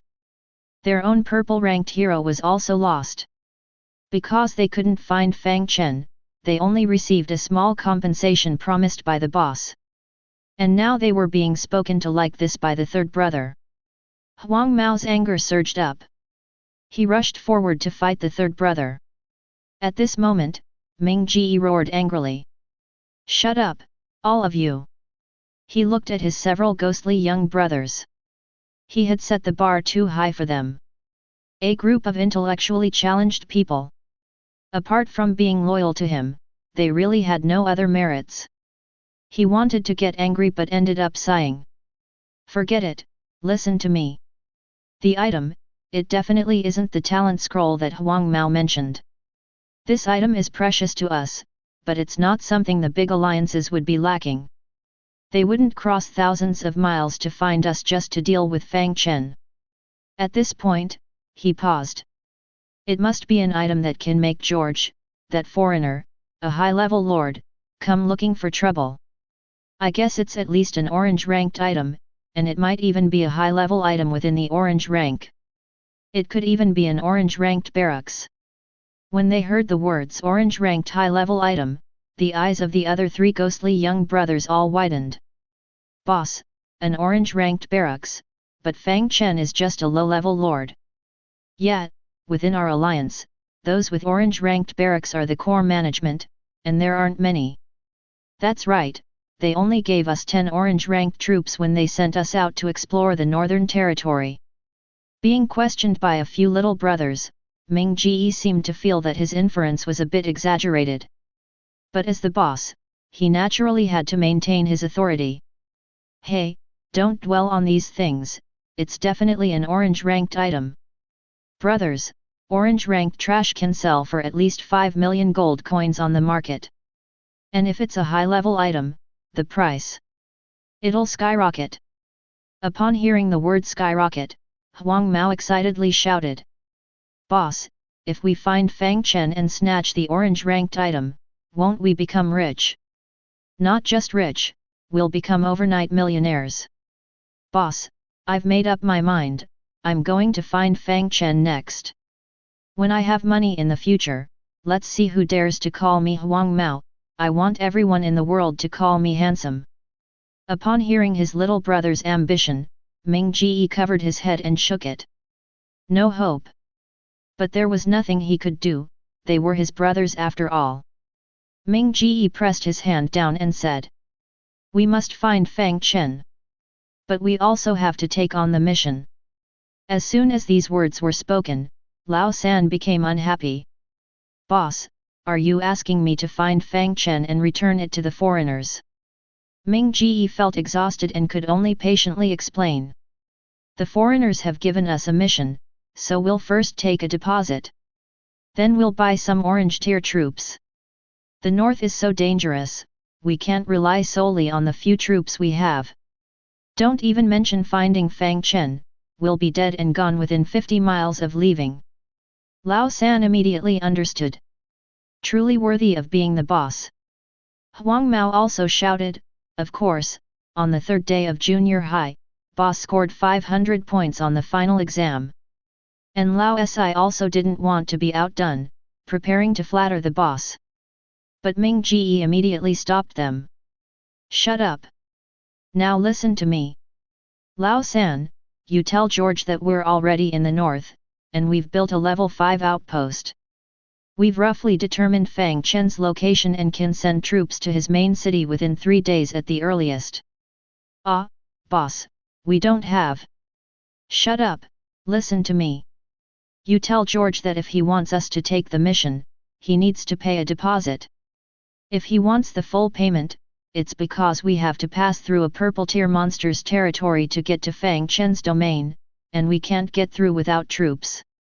Hearing this, Lao San suddenly understood.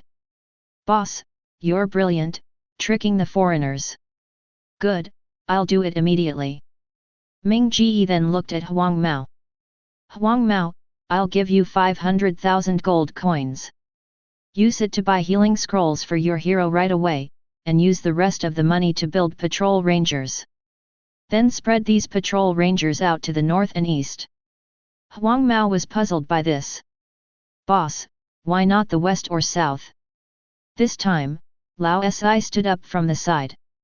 You fool, there's a orange tier monster territory to the west, and the south is the direction we came from. How could Fang Chen possibly be there?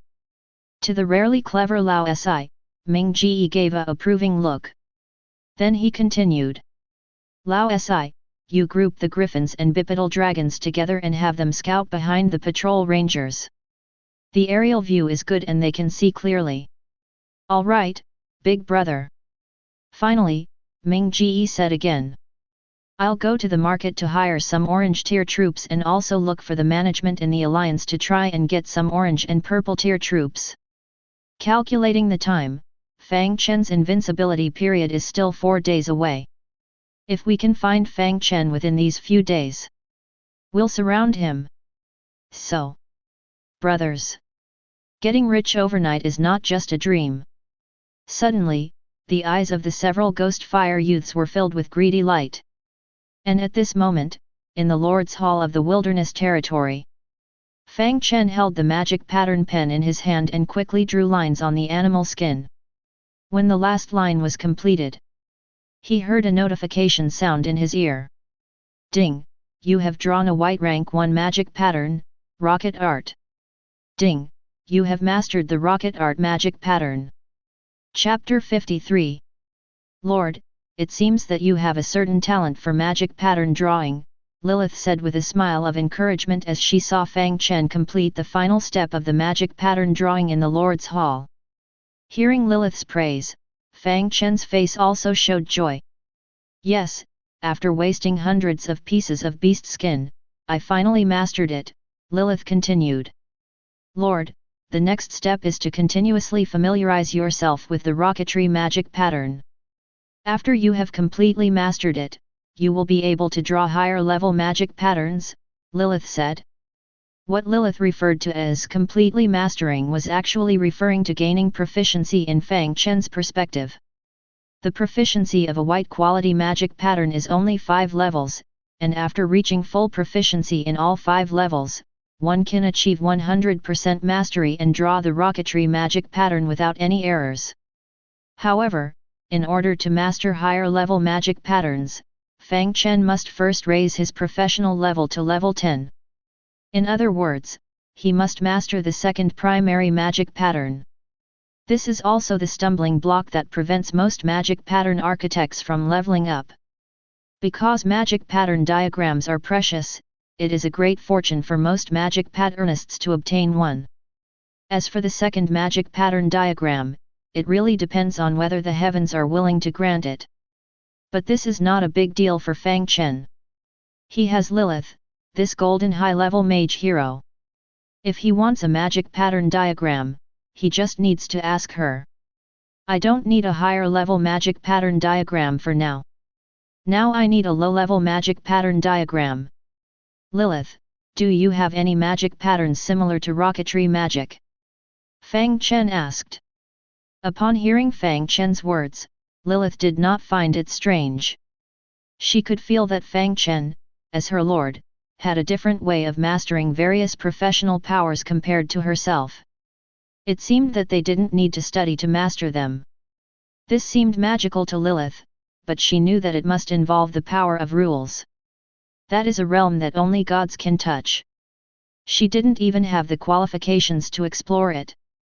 So after hearing Fang Chen's question, Lilith pondered for a moment before saying, "Of course, let me think. For fire-based primary magic patterns, there are Fireball, Warmth, Primary Burn, Burning, and Scorching Ray. And for wind-based primary magic, there are Wind Blade, Cleaning Technique, and Wind Chains." Lilith was about to continue, but Fang Chen interrupted. "Hey, how do you also have wind-based magic?" Lilith shrugged. Of course, in the later stages of magic research, it is discovered that the power of combined magic is very effective. For example, the Forbidden Curse meteor shower that I researched is a combination of earth, fire, and spatial magic. Every high-level mage is actually a composite talent. Hearing this, Fang Chen suddenly felt that he had hit the jackpot. Just the knowledge that Lilith possessed was an endless gold mine. This made Fang Chen firmly believe that Lilith must not enter dangerous battlefields. He must quickly become stronger and let Lilith live in the main city in the future. But that's all for the future. Now, let's think about what the second magic pattern diagram should be. Fireball, a classic fire-based primary spell with good damage. Warmth, it can increase body temperature. This magic is more like a trick and does not belong to the spells mastered by formal mages. It is a skill for apprentice mages. Primary Burn, it can amplify the damage of other fire-based spells, which is quite good. Scorching Ray, also a classic fire-based damage spell, but its damage is lower than Fireball and Rocketry. As for the other series, Fang Chen thought about it and decided not to consider them for now. As a low-level mage, he should first become proficient in one elemental series. But there were too many magic pattern diagrams to choose from. Although he could ask for all of them, being greedy won't lead to mastery. It's better to focus on quality rather than quantity. Just as Fang Chen was feeling a bit conflicted, Lilith saw his expression. She couldn't help but say with a smile, "Lord, these will all be yours in the future. But after you have mastered rocketry, I suggest you learn Primary Burn. After combining the two, the damage of the rockets you launch will be amplified." Upon hearing Lilith's suggestion, Fang Chen nodded. Actually, he also had this idea at the beginning. After all, he could clearly see the advantage of the Primary Burn. It's just that Fang Chen suddenly had a thought. If he were to engrave the magic pattern on the goblin mech, could he transform the logging mech into a war machine? And if he were to engrave the magic pattern on the mech, he could choose Fireball or Scorching Ray as additional damage. Fang Chen immediately told Lilith about his idea. After hearing about engraving the magic pattern on the mech, Lilith rubbed her chin and said, "It's not impossible. The goblin mech uses the energy core of the construct. It already has many complex magic patterns. But they only serve as energy supply and cannot be converted into damage. But if we can draw magic patterns on the surface of the goblin mech and utilize the powerful energy of the construct core, the spells will definitely be amplified several times, even more than 10 times. But there is a downside to doing this, which is that the magic patterns will not be used many times. For example, this white magic pattern will be scrapped after one use." After hearing that his idea was feasible, Fang Chen's eyes lit up. As for the magic pattern being scrapped after one use, he didn't think it was a big deal. Because for himself, who had successfully changed professions, he could easily enchant the magic patterns drawn on the animal skins onto the mech. As long as he drew a few more in advance, the mech would have an endless supply of magic patterns. This was equivalent to treating the goblin mech as a rifle and the magic pattern as bullets. Although it was a muzzle-loading rifle, But it was still a huge improvement, giving the goblin mech, which could only chop wood, a purpose. At the same time, it allowed himself, a magic patternist with no combat power, to control the mech and engage in combat with enemies. Thinking of this, Fang Chen quickly said, "Lilith, I want both the primary burn and fireball. I want to practice both of them together. After becoming proficient, I will immediately install them on the mech to test the effect." Lilith shrugged when she heard this. "Whatever. But Lord, I have to remind you in advance not to have too high expectations. Even if the primary magic is amplified tenfold, the damage is still not high." Fang Chen didn't mind this. As the saying goes, quantity leads to quality. If one shot is not enough, then shoot more. Moreover, as his magic patternist level increased, when he mastered middle-level magic patterns, it would be like changing from a bird gun to a cannon. And if he mastered high-level magic patterns, it would be like changing from a grenade launcher to a mountain cannon. As he mastered higher-level magic patterns, one day, it wouldn't be impossible to release a forbidden curse. Thinking of these things, Fang Chen's heart was suddenly filled with fighting spirit. He urged Lilith to quickly draw the two magic patterns. At the same time, he opened the Lord's Mark and found the materials he had purchased from the store for drawing. This time, Fang Chen had a big plan. So he bought all the drawing materials in the store without hesitation, spending a total of 100,000 gold coins. And just as the payment was successful, the Lord's Mark popped up with another message. Fang Chen glanced at it and it was from the store owner. The other party had previously believed that Fang Chen had mastered the magic patterns. They wanted to exchange the light magic pattern with him, but after being rejected, they didn't bother him. Fang Chen thought that the other party had given up. But unexpectedly, they sent another message. Fang Chen didn't want to bother, but out of curiosity, he opened the chat box to check. But when he saw it, Fang Chen's pupils suddenly widened. Then he couldn't help but exclaim, "What the f***ck? There's actually this kind of magic pattern." Chapter 54. Fang Chen's voice also attracted Lilith, who was standing by. "What magic pattern?" Lilith asked curiously. After hearing this, Fang Chen quickly projected the panel of this magic pattern. Name: Building Transformation Magic Pattern. Quality: White. Usage: used to transform white buildings. Remarks: after using it on a building, there is a 10% chance of upgrading it to green, a 5% chance of upgrading it to blue, a 1% chance of upgrading it to red, a 0.1% chance of upgrading it to purple, and a 0.000001% chance of upgrading it to orange. Hey! The drawing style of this magic pattern. It looks quite unique, with a bit of the style of wandering mages.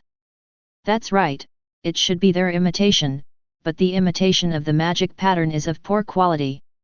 Not only is the drawing rough, but many crucial points are also drawn incorrectly. We can only speculate from a few keystrokes. Tisk tisk tisk, the things produced by this erroneous theory are as absurd as ever. I can't bear to look at it. They have distorted the true rules of magic pattern like this. If those mentors from the Mage Tower back then saw this, they would probably be so angry that they would explode these goods with a fireball. These ignorant mortals actually attempt to explain the rules that even gods fear with their shallow knowledge. They even try to create the most powerful rules magic pattern. Hey, such ignorant persistence! Hearing Lilith's words, Fang Chen's curiosity was also piqued. Rules magic pattern. What is that? Lilith pointed her staff lightly towards the Lord's Hall. Rules are the inherent laws of the world's operation. Rules magic pattern is also called world magic pattern. After studying the laws of various substances, magicians developed magic patterns. Each rune of a rules magic pattern is a summary of these rules by the magician. This explanation may be a bit complicated. Let me give you an example. Rules are intangible, we can't see or touch them, but we can summarize them through the operation of matter. And powerful magicians, through summarizing the rules, create rules magic patterns. Each rule's magic pattern is unique. Hearing this, Fang Chen suddenly understood. Using the theory of blue star to explain, it is actually the laws of nature's operation. Similar to the 3 laws of mechanics. But rules are often everywhere. Discovering rules can rely on experience, but to elucidate the internal operation of rules, scientists like Newton are needed. And the magic patterns developed by magicians through studying rules are their achievements. It's just that compared to the achievements of blue star scientists, which need to be transformed and applied through an industrial system to form powerful weapons like mushroom eggs. The rules magic patterns developed by magicians are much more straightforward and crude, carrying unparalleled destructive power from birth. Looking at it this way, if there were enough magic patterns, Lilith's world should be able to enter a magical industrial civilization similar to Blue Star. And as a result, magic pattern diagrams would not be rare. They could be found everywhere. But the reality is not like that. Fang Chen expressed his doubts to Lilith. She shook her head. We magicians have experimented with it before. But unfortunately, a complete magic pattern diagram inherently carries destructive power. Non-magicians using magic pattern diagrams can cause catastrophic disasters. Additionally, resources are not allowed. Drawing magic pattern diagrams, even low-level ones, requires a large amount of money to support. Our world simply does not have enough resources to popularize this kind of power. In the end, after consultation by the Mage Association, the majority of magic patterns were placed under the control of the Mage Tower. At the same time, untrained mortals were prohibited from accessing magic pattern diagrams. However, during the time when the power of magic patterns was being popularized, many mortals witnessed this power. They worshipped this power as if it were divine and began searching for and studying it. And these people later evolved into wandering mages. But most wandering mages spend their entire lives unable to research the correct magic patterns. And then they deviate from the correct path, using their limited knowledge to forcefully interpret and draw them. They often cause disasters in various places. Occasionally, 1 or 2 succeed and even challenge the Mage Tower with animal skin diagrams containing the power of magic patterns. But in the eyes of orthodox mages, they are simply seeking death. Because once they continue their research, their poor theories are fundamentally wrong, and further progress is certain death. Later, in order to prevent these wandering mages from causing chaos, the Mage Association had to issue orders prohibiting the private research of magic patterns. At this point, Lilith shrugged. However, it wasn't very effective. The wandering mages had already formed their own erroneous theoretical knowledge system. Coincidentally, these seemingly plausible things also attracted commoners who longed for magic but lacked talent. So throughout the history of glory, the tradition of private research by wandering mages has continued. Later, there was even a wandering archmage who touched upon the rules of magic patterns. This guy created a gravity magic pattern, and damn it, he actually succeeded. But this gravity magic pattern was uncontrollable and directly shattered his entire school, along with a kingdom. The president of the Mage Association at the time was so angry that he issued a wanted order. As Lilith spoke of these things, a hint of reminiscence appeared on her face. Upon hearing this, Fang Chen suddenly had an idea. Damn, these wandering mages are just pseudoscientists on Blue Star. They talk nonsense, but they have quite a few followers. A bunch of idiots who have only heard the word science treat their words as gospel. Especially online, even if the president of the Academy of Sciences comes to popularize, they can still be criticized by them. But compared to the pseudoscientists on Blue Star, these wandering mages are quite miserable. Because in this transcendent world, engaging in pseudoscientific research will really get you killed. And the director of their scientific institute won't come out to popularize science. Instead, they'll throw a forbidden curse at you and wipe you out. Through these, Fang Chen also gained some understanding of the history of magic pattern development. He turned to Lilith and asked, Lilith, since the magic pattern for building renovation comes from the hands of wandering mages, does it have any use? Lilith shrugged. That depends on you. Furthermore, my civilization went through a great destruction era, where all rules were destroyed. All items were contaminated by the rule power of the mist. The magic patterns made by these wandering mages are definitely no exception.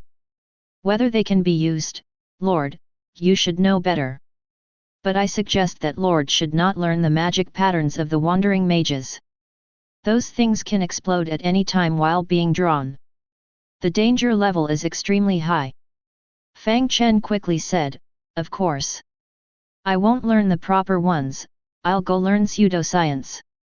I'm not crazy. However, the finished magic pattern drawings are somewhat useful. The finished magic pattern drawings do not have teaching functions, they are already completed magic patterns. They can be used directly. They are disposable items. But they can only renovate white quality buildings.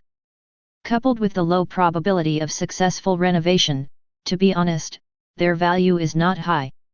Of course, they can still be used. His hunter's cabin is a white quality building. He had planned to demolish it before. But if he can upgrade it, perhaps he can still keep it. Thinking of this, Fang Chen looked at the chat box. He directly typed a message. What do you want to exchange for this finished magic pattern? Soon, the other party sent a message. A magic pattern drawing that can be used for teaching. Seeing this request, Fang Chen sneered. You're thinking too much. Even if I'm an idiot, I wouldn't exchange it with you. He sent this message, and the other party didn't reply for a long time. Just when Fang Chen thought the other party had given up, the message notification sound rang again. Hey, big shot, I really need an advanced magic pattern drawing. I've been stuck for over 10 years. How about I become your follower? Fang Chen directly replied with 2 words. This magic pattern drawing is worth a maximum of 3,000 gold. If you want to exchange, exchange it. If not, don't bother me. This attitude made the other party panic. Exchange, I'll exchange. Soon, the other party hung up in the store. After Fang Chen made the payment, he received this finished magic pattern drawing. And just after the transaction was completed, when Fang Chen was about to try its effect, another message popped up. Big shot, if I use a secret realm crystal to exchange with you. Can you exchange a magic pattern drawing for me? Seeing this message, Fang Chen's face showed a hint of surprise. A secret realm crystal. You have one. Previously, Fang Chen had repaired the secret realm hall but hadn't used it yet. He thought he would have to have good luck to get a secret realm crystal. He didn't expect to receive this message so soon. I do, but it's not complete. It can only be considered a fragment of a secret realm crystal, but its quality is purple and rare. But it's still useful, it's just that the time spent inside is very short, and you can only go for 3 hours. If the big shot is willing to exchange, wait for me for 2 days. Looking at the message from the other party, Fang Chen hesitated for a moment. It's not impossible to exchange. If the other party brings the fragments, I can also exchange them for the magic pattern drawing of warmth. 1 for 1, I won't lose out. Besides, I can also see what this secret realm is like. Thinking of this, Fang Chen replied directly. Okay. Bring it over and we'll exchange. Upon seeing the message, the other party was obviously overjoyed. Thank you, big shot. Wait for me for 2 days. Just 2 days, I will definitely give you the fragments after 2 days. After seeing the message, Fang Chen exited the Lord's Mark. Then he took out the finished magic pattern drawing he had just obtained. Hunter's Cabin. Whether you can stay or not depends on your own destiny. Chapter 55. As a unique white building within the territory. When Fang Chen first built it, he saw the potential of hunters being able to explore the territory and hunt.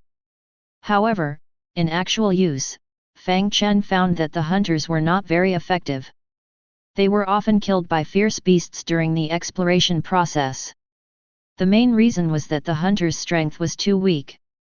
After all, they were only of white quality.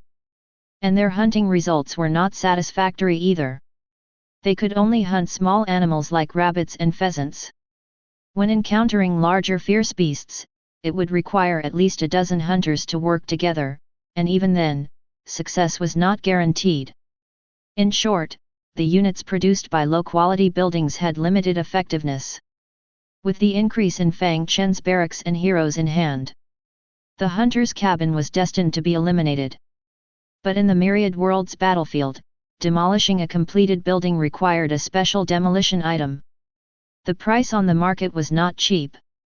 That's why Fang Chen was reluctant to easily construct new buildings for so long. And this hunter's cabin, although it was a white building, because it was a special building, it also required the use of a white special building demolition scroll. Although the quality was low, it was priced at a high 100,000 gold coins on the market. Fang Chen felt heartache at the thought of spending so much money to demolish a building. So it was better to try and see if it could be transformed. At this moment, in front of the hunter's cabin, Fang Chen took out a finished magic pattern diagram and was about to use it. Suddenly, a thought crossed his mind. From the information below the magic pattern diagram, the success rate of transforming it into a green quality building is only 10%, 5% for blue, and 1% for red. In the future, purple and orange are almost impossible. If I use it like this, the probability of failure is high. This costs 3,000 gold coins. Although I am worth 1,000,000 now, these gold coins are mainly used to upgrade the territory. Every penny must be spent wisely. So even though I bought the magic pattern diagram for 3,000 gold coins, I can't waste it. It would be best to slightly increase the success rate. I heard before that there are heroes like astrologers in the Myriad Worlds battlefield who can make lucky playing cards, as well as items like fate coins and lucky dice, which can increase a lord's luck.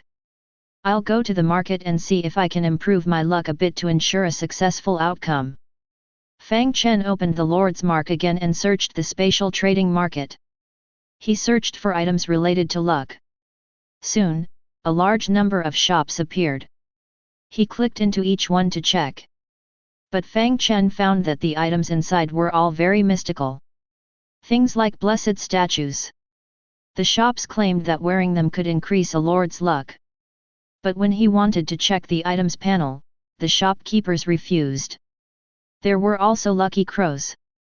It was claimed that the first sentence the crow spoke after being bought would determine one's luck for the day.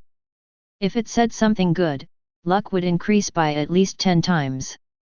But looking at the rotting flesh hanging from the crow's mouth, it didn't look like it could bring good luck no matter how you looked at it. It would probably increase bad luck instead. There were also things like poisonous snakes used for releasing to increase merit. None of them seemed reliable.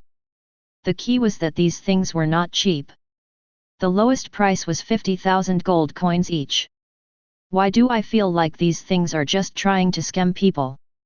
Indeed, mystical things are priceless to believers, but to someone like me who doesn't believe, they are just a bunch of scammers. If they were a bit more reliable, I might have bought them today. I didn't expect it to be such a scam. Never mind, I'll just do it barehanded.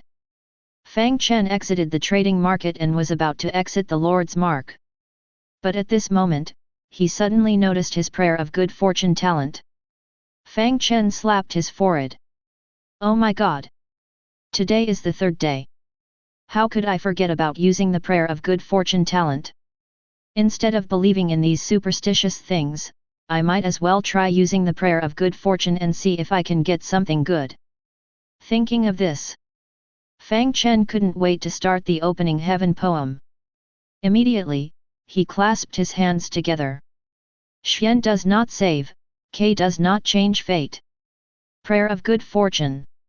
In the next moment, a faint purple light descended from the sky and landed in front of Fang Chen. The faint purple light gradually dissipated, revealing a scroll floating in front of Fang Chen. Ding! Prayer of good fortune successful, you have obtained the blessing of the purple common item, Dawn Priest. Upon hearing the prompt, a hint of disappointment appeared in Fang Chen's eyes. It's only a purple common item. Remember, the previous 2 times I got gold and orange items. Could it be that the items obtained from the prayer of good fortune talent are decreasing? Does that mean the next one will be red? What will happen when it reaches white? Will it go back to gold again? Fang Chen thought it was unlikely. If that's the case, it would be a stable output of gold items. I guess I was thinking too much. I'll try again tomorrow. Saying that, he turned his attention to the purple scroll obtained from the prayer of good fortune.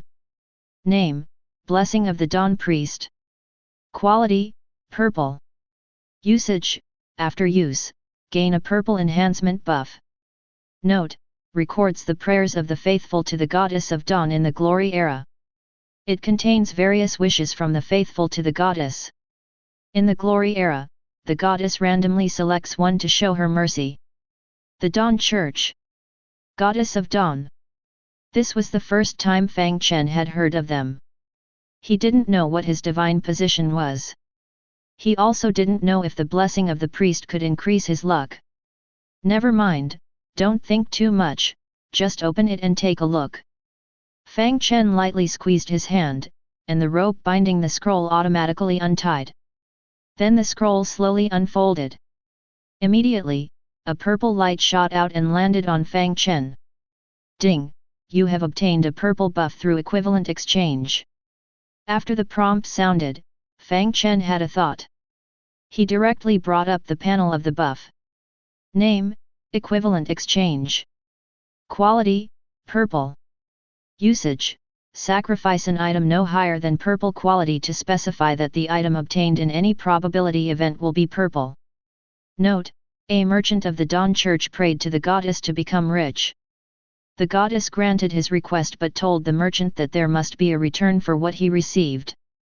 As a return to the goddess, the merchant offered his wife and daughter, and they became priests of the Dawn Church. After seeing the buff panel, a look of surprise appeared on Fang Chen's face.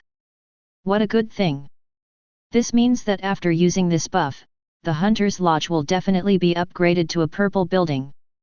From white to purple in an instant. If this gets out, other lords will be jealous. But immediately, Fang Chen couldn't help but say with a bit of greed. It's a pity it's only an orange buff. Next time. Now let's think about which purple item to sacrifice. Fang Chen opened his bag. Inside, there were purple building cards for the half-orc patrol camp and the poisonous thorn city wall. These were originally intended to make up for the price difference in the trade with Rog. But using one of them didn't matter. Equivalent exchange, the higher the value, the better. The value of the patrol camp building card was higher than the poisonous thorn city wall building card. So he chose it. After selecting it, Fang Chen quickly used the equivalent exchange buff. Ding! Equivalent exchange successful, buff modified to guarantee a purple item in the next use of a probability item. After hearing the prompt, Fang Chen turned his gaze to the Hunter's Lodge in front of him.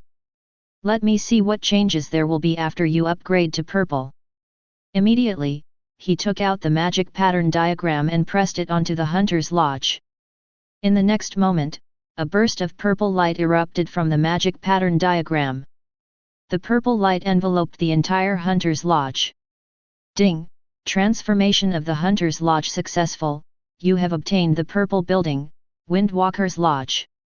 Chapter 56. Ding! Upgrade and reset the building level and prosperity, deduct 400 prosperity points from the Hunter's Hut building, current level of the Windwalker's Hut is level 1. Ding! Purple buildings increase prosperity by 500 points. Although the level has been reset, after calculating the overall prosperity, I still gained 100 points. Indeed, high-quality buildings are worth it. Fang Chen looked at the building in front of him that had completed its upgrade. He thought to himself. The hunter's hut used to be a production building, and although the hunters it produced had some combat power, it wasn't much. Now that it has been upgraded, the units it produces inside must have changed. Let's open it and take a look. With that thought, Fang Chen directly summoned the panel of the Windwalker's hut. Name, Windwalker's hut. Level, LV1. Quality, Purple. Durability, 500. Prosperity, plus 500. Artifact, none. Output, Rank 1 Windwalker Hunter, a purple rare unit that masters the primary Gale Chi. Each unit consumes 5 population, 500 gold coins, and 500 food. Seeing the panel, Fang Chen's face revealed a look of surprise. This equivalent exchange is too worth it. It actually exchanged for a unit that masters Chi. Because units that master Chi are mostly orange quality. Not to say that purple quality doesn't have them, but they are extremely rare, and the chance of obtaining such units is almost negligible. And the purple quality after the upgrade of the hunter's hut can actually produce this kind of unit.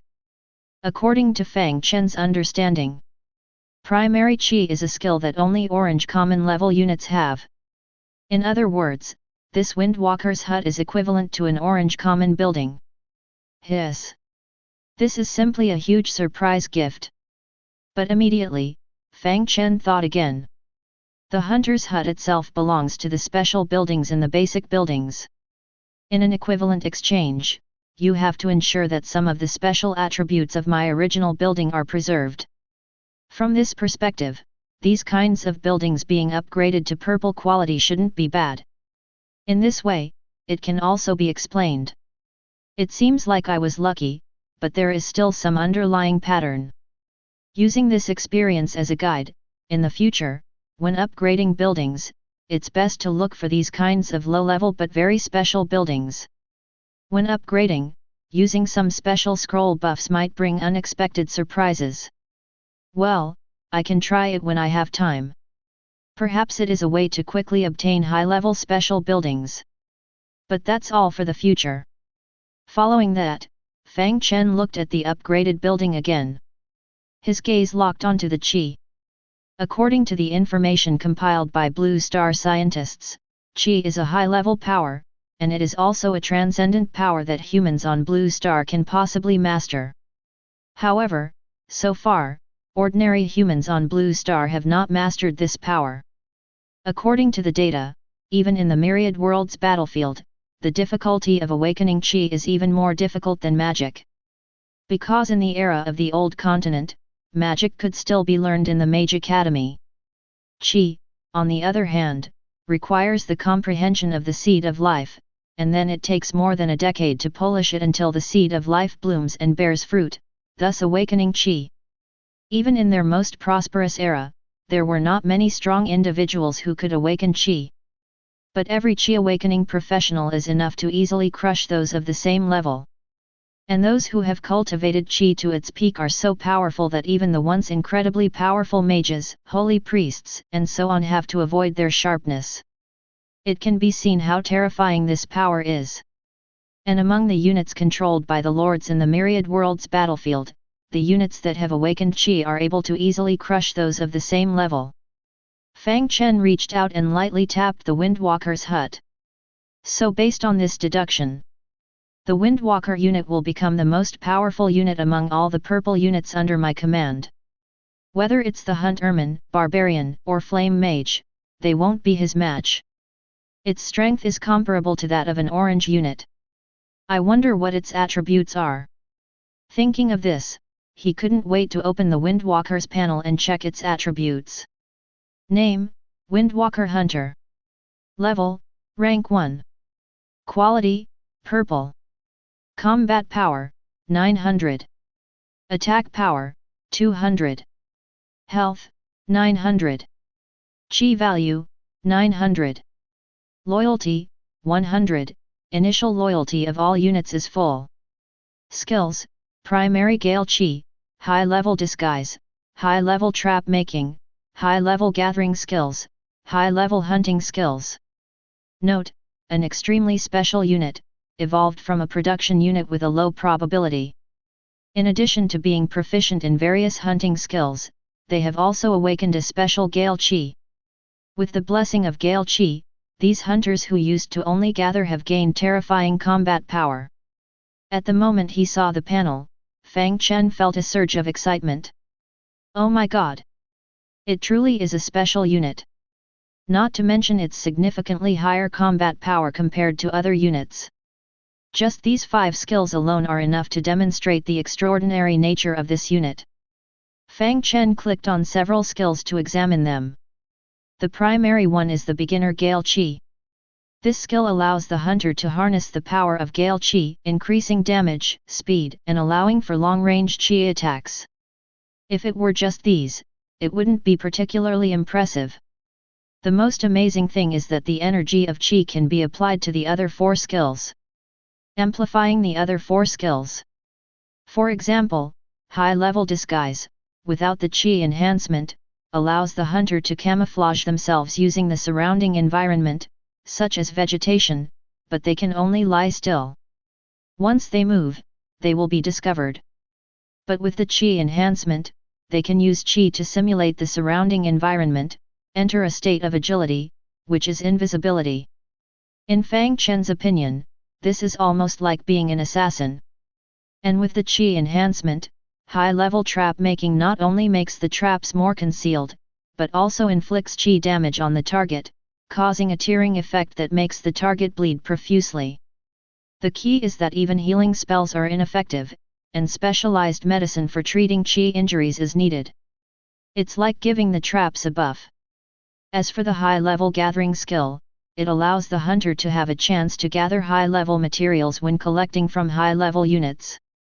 With the Chi enhancement, the hunter can now collect from higher-level units. In other words, a purple unit hunter can now collect from orange units. Finally, the high-level hunting technique enhances the hunter's perception and damage to units of the same level. With the Chi enhancement, the perception range increases, and it also allows them to inflict damage on orange units. After Fang Chen finished reading the skills. At this point, he had a comprehensive understanding of the Windwalker Hunter. This is a unit that combines both combat and hunting. Although the Windwalker Hunter seems suitable for reconnaissance. Compared to ordinary reconnaissance units, the role of the Windwalker Hunter far exceeds that.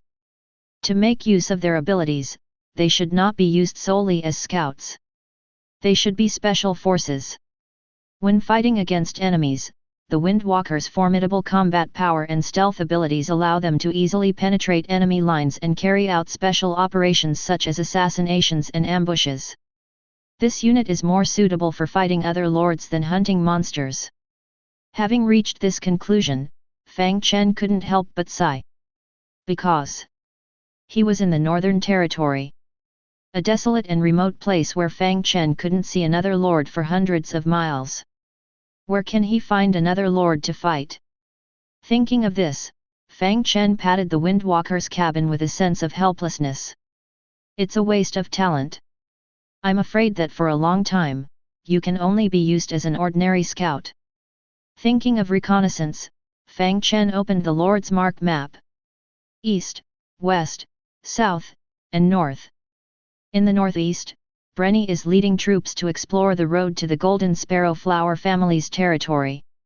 The Purple Moon mercenary group there is almost enough. Sending another reconnaissance unit would be a waste. In the south, Christine is leading the Wolf Hunters in exploration. If we compare it based on the exploration map alone. To be honest, the efficiency of the Wolf Hunters, who have wolves as their mounts, is higher than that of the Windwalker Hunters. Sending them over would also be a waste. The remaining directions are west and north, with the west currently blocked by the entrance to the dungeon. It's best to remain vigilant about the dungeon entrance for now, especially when he doesn't want to start a war. However, the northwest direction is still open for exploration. To be precise, it's northwest-north. The position Fang Chen is in should be southeast, slightly east of the dark forest. It shouldn't be considered the core area of the dark forest. This can be seen from the distance to Stone Spring Village and Valley Garrison.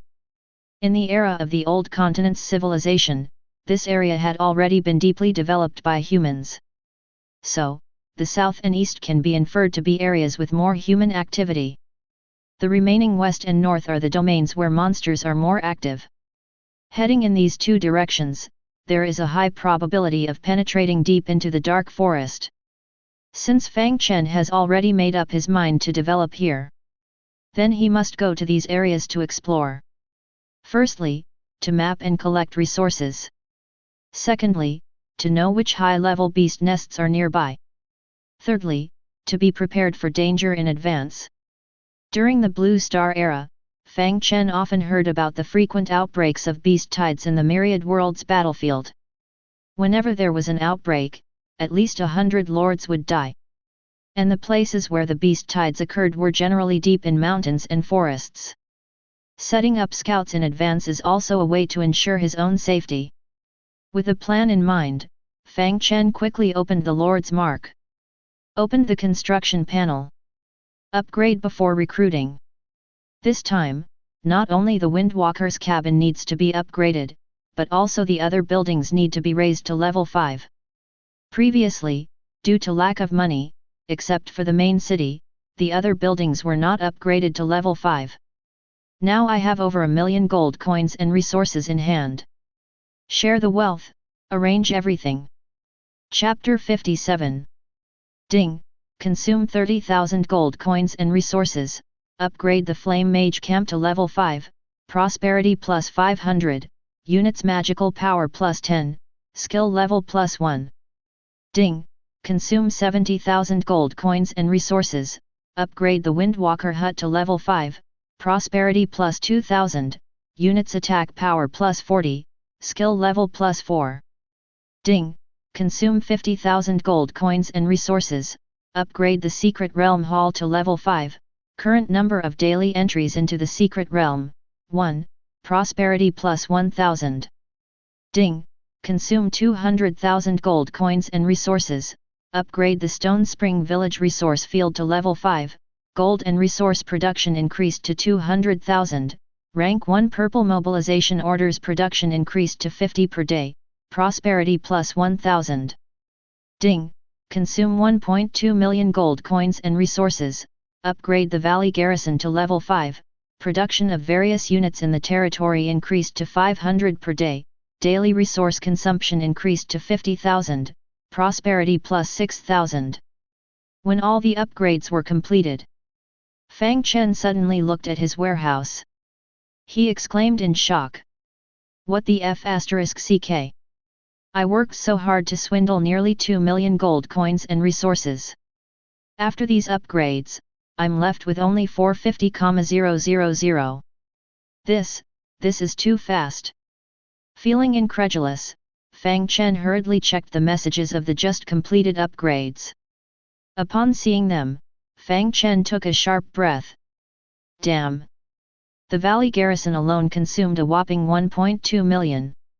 The rest added up to a total of 540,000. In an instant, I've spent my entire 1.74 million gold coins and resources. Tisk tisk tisk. High quality buildings are good, but the consumption is too high. To be honest, when he saw that he had lost over 1 million resources, Fang Chen's heart hurt for a moment. This was 1 million resources that even a new lord would take several years to accumulate. And he had spent it all in an instant. However, when Fang Chen opened the main city panel and looked at the prosperity level, his mood instantly improved. Name, Wild Desolation Territory. Level 5. Camp, Human Race. Strength, Gondor Dynasty. Identity, Northern Frontier Lord. Durability, 50,000. Prosperity, 45,400/60,000. Population, 5,800/10,000. Building slots, 9/40. Castle buildings, Hero Altar, none. Windwalker Hut, purple. Wolf Hunter Camp, purple. Flame Mage Camp, purple. Radiant Magic Tower, purple. Barbarian Axe Thrower Camp, purple. Mercenary Hall, orange. Magic Crossbow Tower, orange. Secret Realm Hall, orange. Influence Value, 500. Resource Territory, Stone Spring Village, Level 5, plus 200,000 gold coins and resources per day, plus 50 rank 1 purple mobilization orders per day, plus 1000 prosperity per level.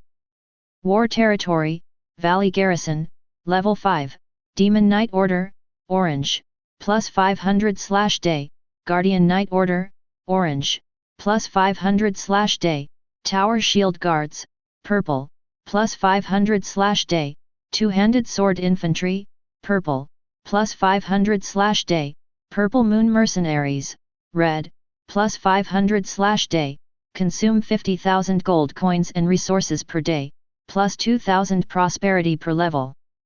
Miracle Territory, 0. Upgrade Conditions, 500,000 units of gold coins, 500,000 units of stone, 500,000 units of wood, 500,000 units of food, 500,000 units of minerals, 1,000 units of intact white source crystal. Second, the prosperity level reached 60,000 points. Third, at least one purple building is owned. Fourth, breakthrough 10 territories, nests, tribes, and other forces that are not lower than blue rank 5. This upgrade has increased my prosperity by a whopping 14,100 points. The extra 100 points are provided by the Hero Altar. At this moment, the prosperity level of the main city has reached 45,400. Only 14,600 points are needed to reach level 6 of the main city. And these prosperity points only require 3 orange buildings. Fang Chen pondered for a moment. Since the Lord named Rog has already agreed to the exchange, there is a high probability that he will be able to obtain 3 orange buildings tomorrow. Which means that on the 4th day, he will be able to successfully upgrade the main city to level 6. Oh, wait! In the transition from level 5 to level 6, prosperity level is no longer a unique condition. Among the 7 conditions in total, the only task he lacks is to break through 10 blue rank 5 nests. In addition, the resources are not up to standard either. Out of the remaining 450,000 resources, 50,000 will be left for the daily consumption of the Valley Garrison tomorrow. The remaining 400,000 plus the 200,000 produced by the Stone Spring Village only amount to 600,000 in total. This is still not enough. He now has a population of 5,800 and recruits thousands of soldiers under his command. He needs to reserve a portion for their daily supplies. In addition, there is also the expansion of the army, and the recruitment of windwalkers. This requires money as well. Fang Chen calculated casually. This mere 600,000 gold coins and resources. It is simply not enough for him to upgrade to level 6 of the main city tomorrow. Now I really have no money and everything is difficult. Fang Chen couldn't help but cover his forehead. If I forcefully upgrade to level 6, I won't be able to produce windwalkers. And even if I do upgrade, I will instantly become a pauper. Relying solely on the 200,000 gold coins and resources from Stone Spring Village, not to mention reaching level 7. Even daily consumption will be tight. Unless I can get a large sum of money today. And if he wants to make money. Fang Chen opened his own backpack. The remaining half-orc buildings inside cannot be sold, they are to be exchanged with Rog. What's left is the dragon blood. Only a fool would sell it. Oh, there's also source crystals, both purple and orange. But they cannot be sold either. The source crystals in the warehouse are all high quality and intact. He is reluctant to use them for hero upgrades. How can I bear to sell them? The reason why Fang Chen, like a miser, stored these source crystals as treasures, is because high-quality buildings have a threshold at every 5th level. To upgrade further, you need to use source crystals of the same quality. The quantity in the warehouse is estimated to be insufficient. How could I possibly sell them? After looking around, it seems like there's nothing that can. Oh wait! This should work. In the corner of the warehouse, Fang Chen saw a large pile of weapon fragments. There are fragments ranging from white to red, purple, and even orange. And the quantity is not small. They were all obtained by capturing Stone Spring Village and the Valley Garrison. The main purpose of weapon fragments is to repair damaged weapons. However, repairing requires a specialized forging furnace building and a hero who has mastered blacksmithing. If you don't have both of these, then weapon fragments are just a pile of junk. I don't have either of those. Furthermore, the heroes under my command are not equipped. These weapon fragments are almost useless, it's better to sell them for money. Low-quality fragments probably won't sell for a good price, after all, there are a lot of them. Purple and orange ones should be more valuable. Thinking of this, Fang Chen quickly opened the space trading market, searching for related items. Soon, a large number of merchants who buy these items popped up. Fang Chen randomly clicked on one, and found that his guess was correct. The prices for weapon fragments below red quality were ridiculously low. White ones were 1 to 1,000. 1 gold coin for 1,000 pieces. Green ones were 2 to 1,000, blue ones were 3 to 1,000. When it came to red ones, the price increased to 1 to 100. Purple ones reached 1 to 10. Orange ones were 100 to 1. One orange fragment could be exchanged for 100 gold coins. Fang Chen looked at his warehouse. If I sell them all, I'll only end up with a little over 10,000 gold coins. So little. Fang Chen thought this merchant was a swindler, so he continued to check more than 10 other merchants. He found that the ratios were all the same. Helpless, he could only sigh deeply. Forget it, even a fly is meat. Let's exchange them. He sold all the weapon fragments directly. The warehouse suddenly became empty, even the mice shook their heads when they saw it. Just as Fang Chen was feeling helpless. Suddenly, he saw a few things emitting a green light in the corner that was originally covered by weapon fragments. What is this? I remember now, it's the seed of the rare item blood-sucking vine. It was obtained by Lilith at the Valley Garrison. It's green, so it's probably useless. I wonder if I can sell it. Desperate Fang Chen had already tried to sell everything he didn't need. Fang Chen opened the panel to check and furrowed his brows slightly. Name, seed of the blood-sucking vine. Quality, green. Usage, obtain the blood-sucking vine after hatching. Note, a plant originating from the abyss, it used to take root in the bodies of demon followers and form a parasitic relationship. However, with the disappearance of the abyss, the blood-sucking vine is said to have become extinct on the continent, losing the abyss power of the demon lord. Now, the blood-sucking vine cannot parasitize the bodies of followers. It has something to do with demons. Still parasitic. It feels a bit anomalous. I can't use this myself. I have 5 of them, so I might as well try selling one. Items from the abyss, although they are green, should fetch a good price. Thinking of this, Fang Chen opened the spatial trading market and searched for the seed of the blood-sucking vine. After a moment, he fell into contemplation. There isn't even a trading record. In other words, no one has traded this item. It's probably not easy to trade. I can't even determine the price myself.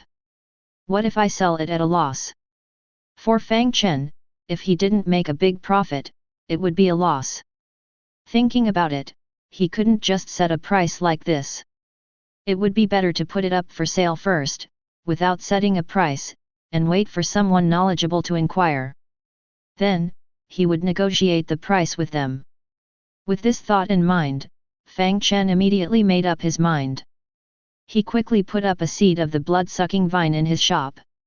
Without setting a price, he only wrote, "Rare item, whoever offers the price gets it." Then he logged out. At this moment, Fang Chen was unaware. In the Silver Moon Forest. In the elf camp, Lord Su Fei, who ranked first in individual combat power, suddenly received a message. Boss Su. The thing you wanted has appeared. The item for the second advancement of the druid profession. The seed of the blood-sucking vine has appeared in the spatial trading market in the Gundor Kingdom area. Chapter 58. If we were to discuss which human lord had the strongest territory, it would be difficult to come up with a definitive answer. Because many lords, even if they possess heroes, barracks, and buildings that can make it onto the leaderboard, they would not reveal their names. But if we were to talk about who among the human lords is the best at fighting, then there is generally only one person recognized by everyone. The leader of the Flying Business Alliance, Su Fei. He was one of the first lords to enter the Myriad Worlds battlefield. At that time, a spatial rift suddenly opened up in the Blue Star.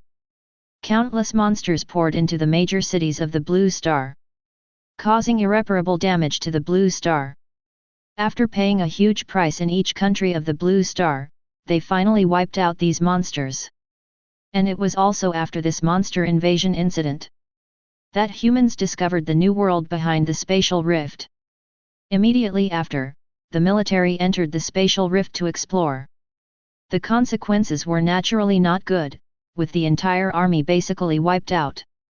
At the same time, a large number of monsters gathered behind the spatial rift. Human civilization instantly reached its most dangerous moment.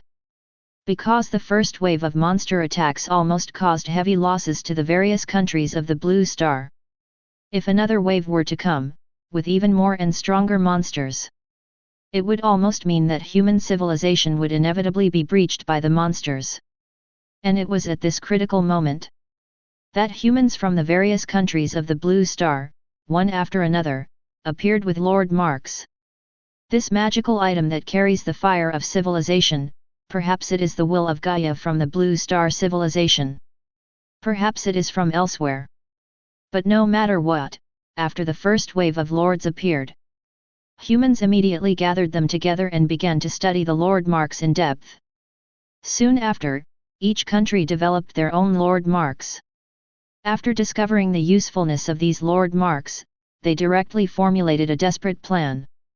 Each country recruited their citizens who had experienced war to enter the Myriad Worlds battlefield, defeat the gathering monsters, and seal all the spatial rifts. At that time, the humans of the Blue Star had just experienced a huge disaster. Every family had loved ones who died in the attacks of the monsters. For a while, the number of people applying to enter reached 2/3 of the total population. In order to preserve human civilization, each country only selected a portion of outstanding citizens to enter the Myriad Worlds battlefield. And Su Fei was one of the lords selected to join the desperate plan at that time. Originally, the Dragon Nation only had the human race camp. But under the enormous threat, the entire human race united tightly together. Each country sent lords to join the other camp. In the end, Su Fei joined the elf camp, which was relatively rare in Northern Europe. In the long years that followed, almost all of the original leaders of the first batch of the Burning the Boats plan died. But luckily, Su Fei survived against all odds. And the reason he was able to survive was because, upon entering the Myriad Worlds battlefield, he immediately picked up a professional job transfer manual. During the beginner stage, he transferred to the rare druid profession. Moreover, he could transform into a thunderous giant bear. His initial combat power was equivalent to that of a peak green hero. With this combat power, Su Fei not only successfully passed the beginner stage, but also personally led his legion to explore and expand. Not only did his territory grow larger, but he also cultivated the druid profession to its peak. Now, Su Fei's strength is such that he can easily kill a fully starred and fully leveled purple peak hero with a single palm strike. He is the strongest lord among the human lords. The guild he established, the Fei Alliance, has also become the third-ranked alliance in the Silver Moon Forest Elf Camp. Although it is ranked third, the gap between it and the first and second is not significant. This achievement later attracted the envy of other lords. They all tried to replicate Su Fei's mythical and transfer to lead troops and explore maps themselves. However, ideals are lofty, but reality is harsh. So far, all the lords who tried to imitate Su Fei have died without a trace. Only Lord Su, with his Fei alliance, stands proudly in the Silver Moon Forest. However, over the years, Su Fei's development has also stagnated. The level 10 main city cannot make any progress.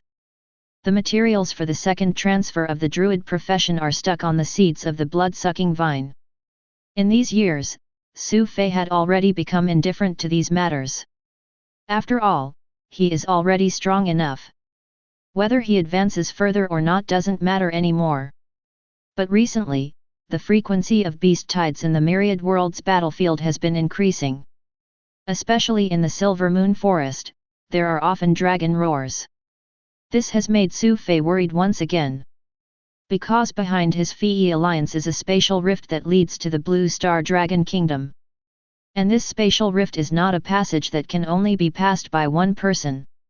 It is a giant passage that is big enough for dragons to enter. If his Fei city is lost, the recently recovered Blue Star will likely be plunged into disaster once again. This has forced Su Fei, who originally planned to take it easy, to once again give orders to his subordinates. They are to go out and search for materials to upgrade the main city and materials for his own second profession transfer. It's just a pity that, so far, there has been no news about either of these. Just when he was already desperate, this sudden news came. Suddenly, Su Fei's face froze. He looked at the content in the chat box with disbelief. He couldn't help but shout in disbelief. No, this is impossible. The blood-sucking vine is an abyss creature. The abyss disappeared during the era of the Old Continent civilization. How is it possible for it to reappear? Unless someone has found the abyss. Thinking of this possibility, Su Fei suddenly felt a chill rising from the soles of his feet, shooting straight to his brain. Abyss. If the demon army inside is awakened after being invaded by the mist, then all of us human lords, one by one, will die. The Blue Star civilization will be completely finished. Thinking of this, Su Fei no longer cared about the blood-sucking vine seeds. He quickly replied to the message. Hurry! Contact the lord who sells the seeds. I want to talk to him directly. At this moment, inside the wilderness territory, after hanging up the blood-sucking vine seeds, Fang Chen didn't pay much attention to them. Instead, he returned to the Lord's Hall. After running out of gold coins, Fang Chen had the idea of going to the Craftsman Alliance to find Zhao Yu. But then he thought. Zhao Yu had just been mined once and was still in the recovery period. If he went to dig immediately, the mine might collapse. After thinking it over, Fang Chen could only let Zhao Yu recover for a while. But he still needed to quickly get the money. And he happened to see Lilith drawing a beginner's burning magic pattern and a fireball magic pattern for learning. In that instant, an idea suddenly popped into Fang Chen's mind. Oh my god, how could I forget about magic patterns? I have already mastered magic patterns, so I should be able to make money. Thinking of this, Fang Chen immediately opened the Lord's Mark and checked the trading records of finished magic pattern diagrams in the spatial trading market. According to the historical trading records, the trading price of a finished white magic pattern diagram was around 100 gold coins. This was for magic pattern diagrams like illumination magic. Not attacking magic pattern diagrams. Even white attacking magic pattern diagrams could be sold for 1000 gold coins. If it reached red quality and had special effects, the price would be even higher. Of course, the trades were rare. Because most of these finished magic pattern diagrams were obtained by lords from various relics and token missions of the Old Continent civilization. They couldn't be used as teaching magic pattern diagrams. Basically, they were disposable items. But now that he had mastered the method of drawing the rocket magic pattern diagram, if he could mass-produce rocket magic pattern diagrams, selling one finished diagram for 1,000 gold coins. Currently, he could produce one in an hour, earning 24,000 in a day. As he became more proficient, his income would skyrocket. This was a considerable income. But then Fang Chen shook his head. No, I need money to upgrade tomorrow. Distant water cannot quench immediate thirst. Unable to find a way to make money, Fang Chen couldn't help but think. What if I try to persuade Zhao Yu again? Maybe he will change his mind even if he is determined. With a hopeful mentality, Fang Chen, almost unconsciously, opened the Lord's Mark. He was ready to find Zhao Yu and make a move. But at this moment, suddenly, a message popped up, interrupting Fang Chen's plan. Seeing the displayed chat avatar, excitement appeared on Fang Chen's face. This level! Oh my god, a level 10 lord! A big client is here. Seeing the message, Fang Chen quickly gave up on finding Zhao Yu and opened the chat box. And at this moment, in the distant Count Lanni's territory, Zhao Yu couldn't help but shiver. He muttered to himself. Weird. Why do I feel like I was just targeted by something unclean? And at this moment, Fang Chen opened the message. Without looking at the message first, he saw the other party's race and faction. His eyebrows slightly raised. Elf race. Immediately, a memory jumped out of his mind like a conditioned reflex. Druid and Princess. The Color Book of the Old Continent. Chapter 59. In the era of the Old Continent civilization, the elf race is also one of the most powerful civilizations on the continent. They have branches of the elf race in the forest, underground, grasslands, and even in high mountains and ice fields. The elf race in the forest is called forest elves, the ones underground are drow elves, and the ones on the grasslands are grassland elves. As for the rest, they are named according to their location. However, the term elf race is a general term. The elves in each region are not allies, but rather archenemies. Drow elves and forest elves are like this. When they meet, they fight until one side is dead. This is because forest elves worship the moon goddess, while drow elves worship the spider queen. Of course, their different beliefs are just one aspect of their unfriendliness. Another reason is the elves themselves. The elf race is not a group of kind-hearted individuals. They have their own empire and are very keen on expanding outward. Their desire for territory is no less than that of human empires. During the era of the Old Continent, there were 6 full-scale racial wars. Each war was instigated by either the elves or the humans. The most memorable for Fang Chen was the First Racial War. The reason it was memorable was because the cause of the war was quite scandalous. According to the historical records found by Blue Star, the First Racial War was caused by a druid of the elf race falling in love with the princess of the human race's king. The princess promised to marry the druid if he helped her find her lost magical pet. However, when the druid went to great lengths to find the magical pet, he discovered that the princess of this human kingdom was just playing with him. Not only did she mock the druid for overestimating his abilities, she also insulted the druid profession as uncivilized beasts. This manipulation angered the druid. In his anger, he returned to the elf empire, sold his property, and hired more than a dozen high-level professionals. Taking advantage of the princess's wedding, he kidnapped her during the ceremony. To Fang Chen, these actions seemed somewhat normal. But it became more scandalous later on. The deranged druid transformed into a giant bear and, in front of her fiancé, did something to the princess. According to the accounts of those who witnessed it at the time, the scene was simply something that the audience didn't like to see. Because of how sensational this incident was, it was recorded by the bards and became one of the most famous anecdotes in the taverns of the Old Continent. It has been passed down for thousands of years.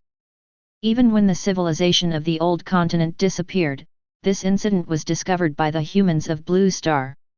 It was even made into a movie by some directors on Blue Star. Anyway, that's the story.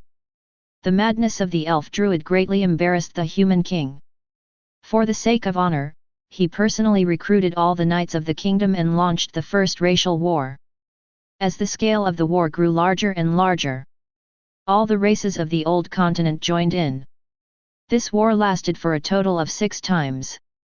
Goblins, ogres, and other races were shattered and became beasts in the forest. The dragon race was forced to retreat from the continent and huddled on Dragon Island, barely surviving. The unicorn race became protected animals and could only hide deep in the forest. But there were also winners. Human race, elves, half-orcs, dwarves, and other human and demi-human races expanded their influence unprecedentedly after the 6 racial wars. They brought the entire civilization of the old continent from the era of barbaric bronze tribes into the era of silver city-states. Then came the Golden Empire era. During the Golden Empire era, humans cultivated a large number of professionals, especially mages. This greatly increased the strength of humans, and the other races were no match for the powerful mage army of humans. They were eventually forced to retreat, and the main regions of the continent were occupied by human civilization. This was followed by the arrival of the Holy Spirit era. There are still other eras like the Divine War era behind. However, many documents have not been preserved. Historians of the Blue Star have been excavating the history of the later eras. Unfortunately, progress has been slow. Fang Chen spent a lot of time reading historical materials related to various races in order to understand the Myriad Worlds battlefield. But when he saw the history of the elf race, he found that there were very few historical documents from this faction. What left a deep impression was the colorful poetry left by the bards, the druids, and the princess of the other world. That's why when Fang Chen saw the elf avatar of the other party, this memory suddenly appeared in his mind. This poetry is really fascinating. Fang Chen shifted his thoughts back from the history of the old continent's civilization. He turned his head and looked at the chat box. Su Fei. It's actually the name of the Dragon Country Lord. This surprised Fang Chen a bit. Because the elf faction is somewhat rare in all the countries of the Blue Star. The elf faction only exists in the northern European countries. But when the Blue Star was attacked by the first wave of monsters, most of the northern European countries were destroyed. Now, the majority of the remaining population are immigrants who moved there later. These immigrants were originally from Eastern and Western Europe. They are generally unfriendly towards the Dragon Country. Except for the initial counterattack, which allowed some Dragon Country lords to join the elf faction. As the situation in the Myriad Worlds battlefield stabilized for various countries, these countries began to resume their hostility towards the Dragon Country. They absolutely do not allow Dragon Country lords to join the elf faction. So, based on this inference, the lord of this level 10 main city is an elf lord. Fang Chen was suddenly shocked. He might be one of the first group of lords to enter the Myriad Worlds battlefield. Fang Chen was instantly filled with respect upon obtaining this result. The plan of burning the boats and bridges is well known on the Blue Star. The lords who participated in this plan are all heroes who saved the Blue Star. However, the vast majority of them died in the Myriad Worlds battlefield. Very few managed to survive. But at the same time, the lords who were able to survive in the plan of burning the boats and bridges are all extremely powerful individuals. They are the top experts who can directly make it onto the leaderboard. Would such a top expert also be interested in buying my blood-sucking vine seeds? After all, this is a rare green item. He's interested.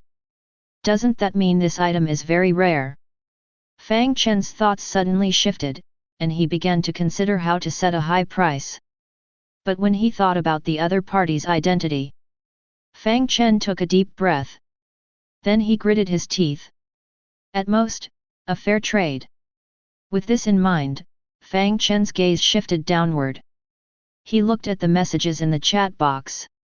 At this moment, he realized that the other party's message was not about the blood-sucking vine seeds. Instead, it was about something related to the abyss. "Hello, Fang Chen. I am Su Fei, the leader of the Flying Business Alliance. Can you tell me where you obtained the blood-sucking vine seeds?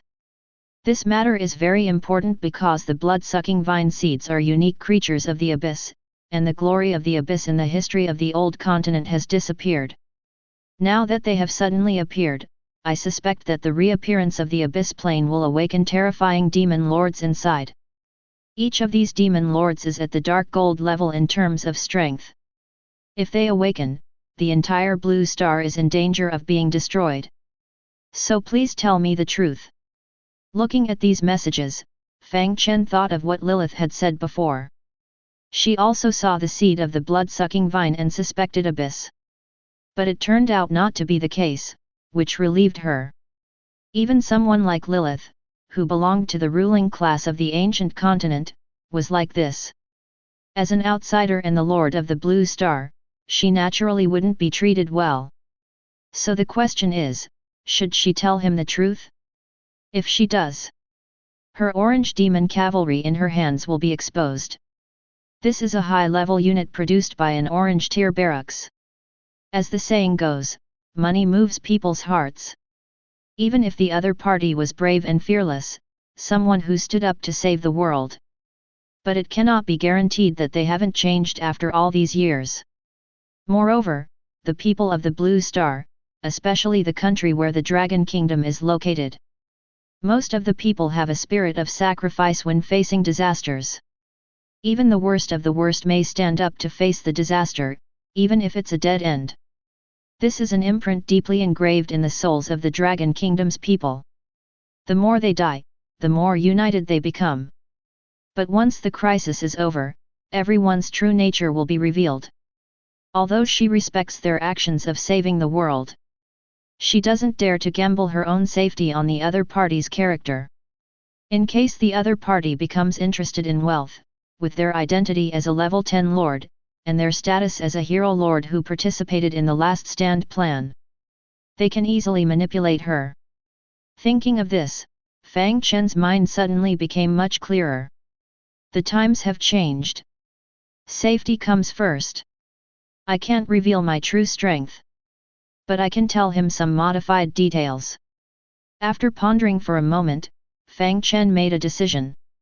She decided to change the process of obtaining the blood-sucking vine to herself entering the Myriad Worlds battlefield, and the main city happening to be next to an abandoned underground dungeon entrance. And she found a corpse while exploring the abandoned dungeon. On the corpse, there was a withered blood-sucking vine, and she obtained the seed after killing it. This process is true and false, and the other party has no way to judge its authenticity. Thinking of this, Fang Chen sent the prepared message. Then she quietly waited for the other party's response. In the flying business territory, one of Su Fei's trusted subordinates was reporting to him. "Leader, according to our investigation, Fang Chen is a war orphan. He actively applied to join the Myriad Worlds battlefield as a lord. His social relationships on the Blue Star are not complicated. He was raised by his grandfather since he was young, and he has been living alone since his grandfather entered the Myriad Worlds battlefield. Until recently, he gave up going to university and actively joined the Myriad Worlds battlefield. Currently, his territory is in the northern border of the Gundor Kingdom, the Dark Forest." Since entering the Myriad Worlds battlefield, Fang Chen seems to have attracted attention. At first, a sub-league under the Craftsman Alliance issued a bounty. But for some reason, it was cancelled. Now there is news coming from the Gundor Kingdom that the Fallen Sakura Axe Alliance in the Sunset Grassland is looking for someone, preparing to build a forward camp in the northern border. It seems to be for this Fang Chen. This is quite strange. A novice lord can actually offend the orcs thousands of miles away within 3 days. Weird, really weird. However, Su Fei said indifferently when he heard this. Not weird at all. This Fang Chen probably got something good in the northern border and put it up for sale on the spatial trading market. Some scum saw it and wanted to snatch it. One of his subordinates nodded upon hearing this. Such things have been happening quite frequently in recent years. But there's no way around it, our ability to expand outward in the Myriad Worlds battlefield has weakened. The contradiction between the Lord's demands and the shortage of resources is becoming increasingly acute. In addition, the frequent beast tides force everyone to desperately snatch various resources to improve themselves in order to survive. When we don't have the ability to expand outward, we can only target the lords around us. For thousands of years, humans have always been like this. It's just that it used to be called a contradiction on Blue Star. Su Fei also nodded.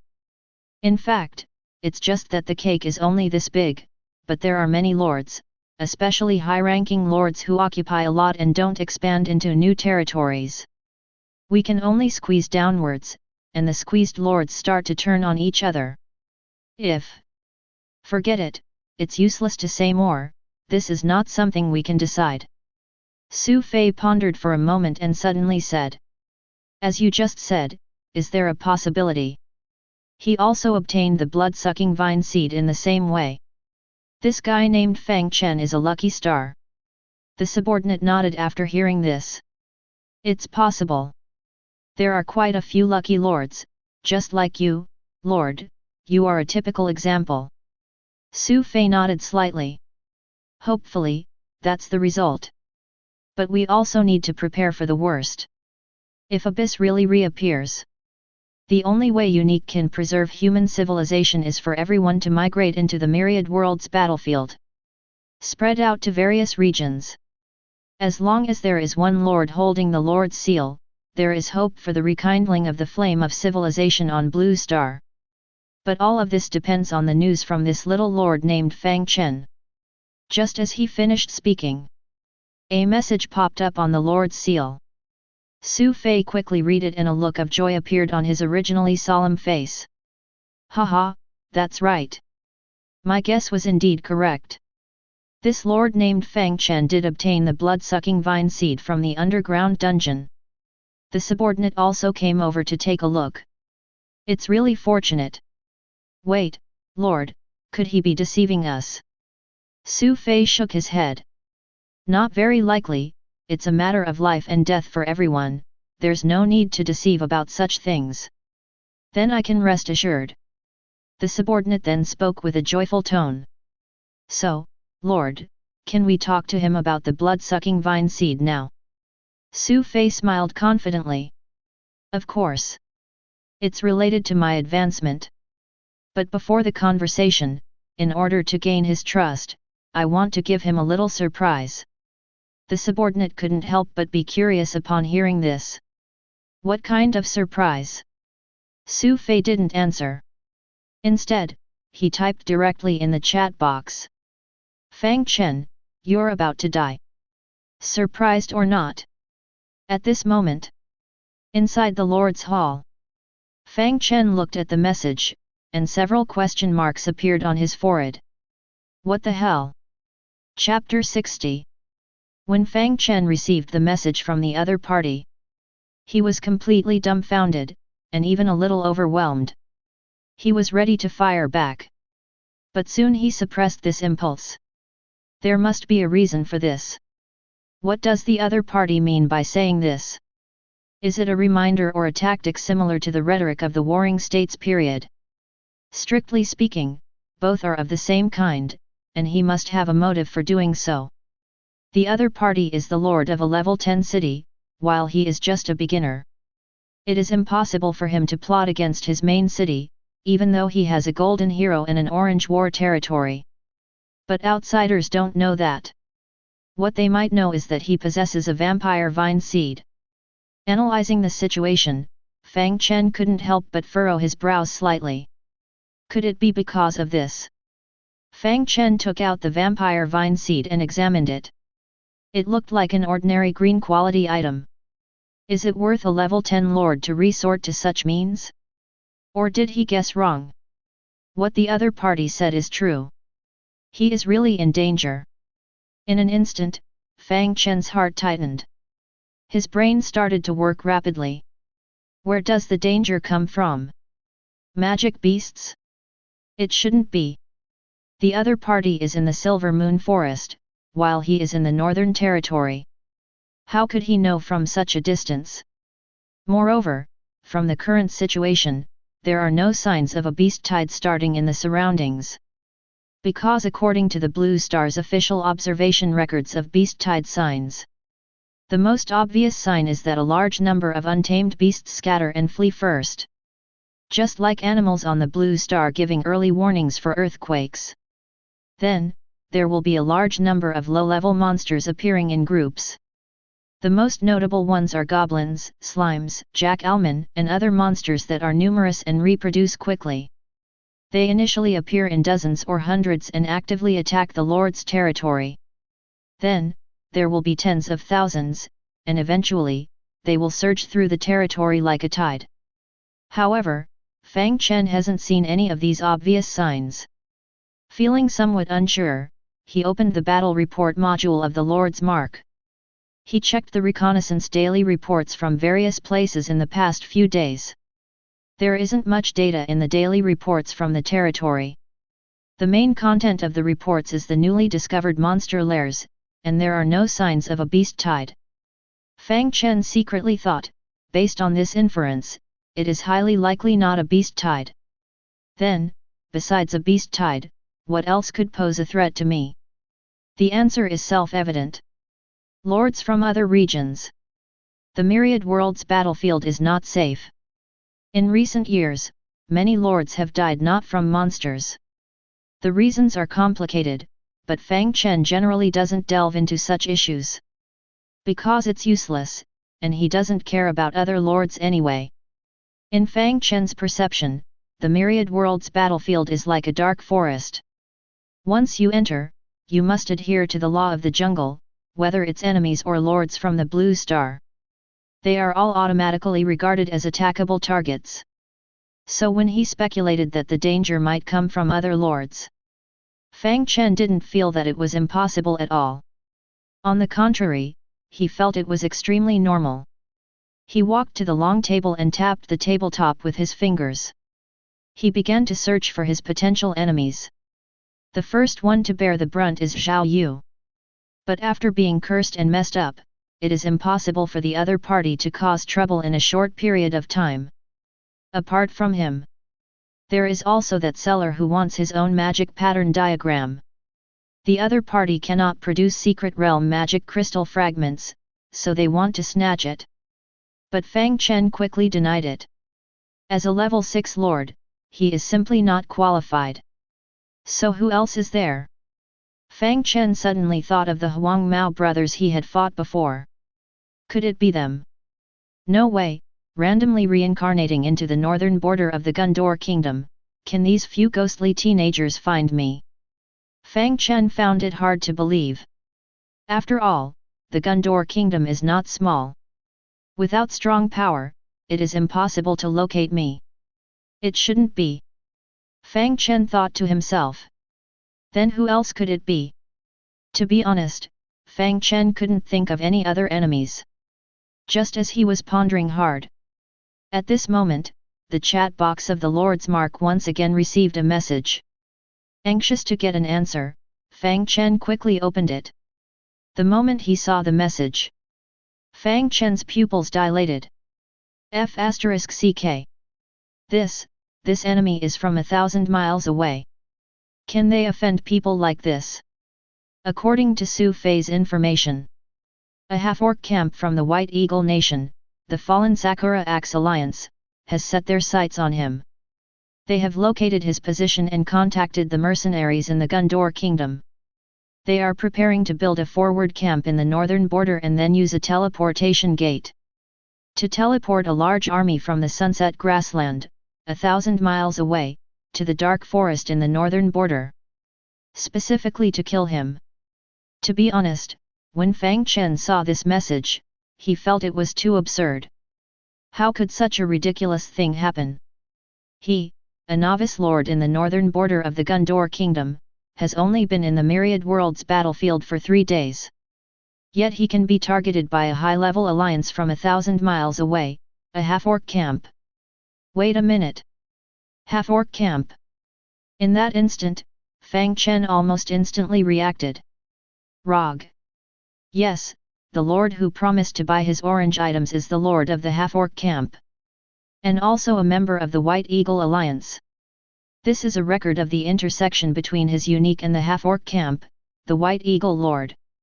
So why are they going to such lengths to cause trouble for him?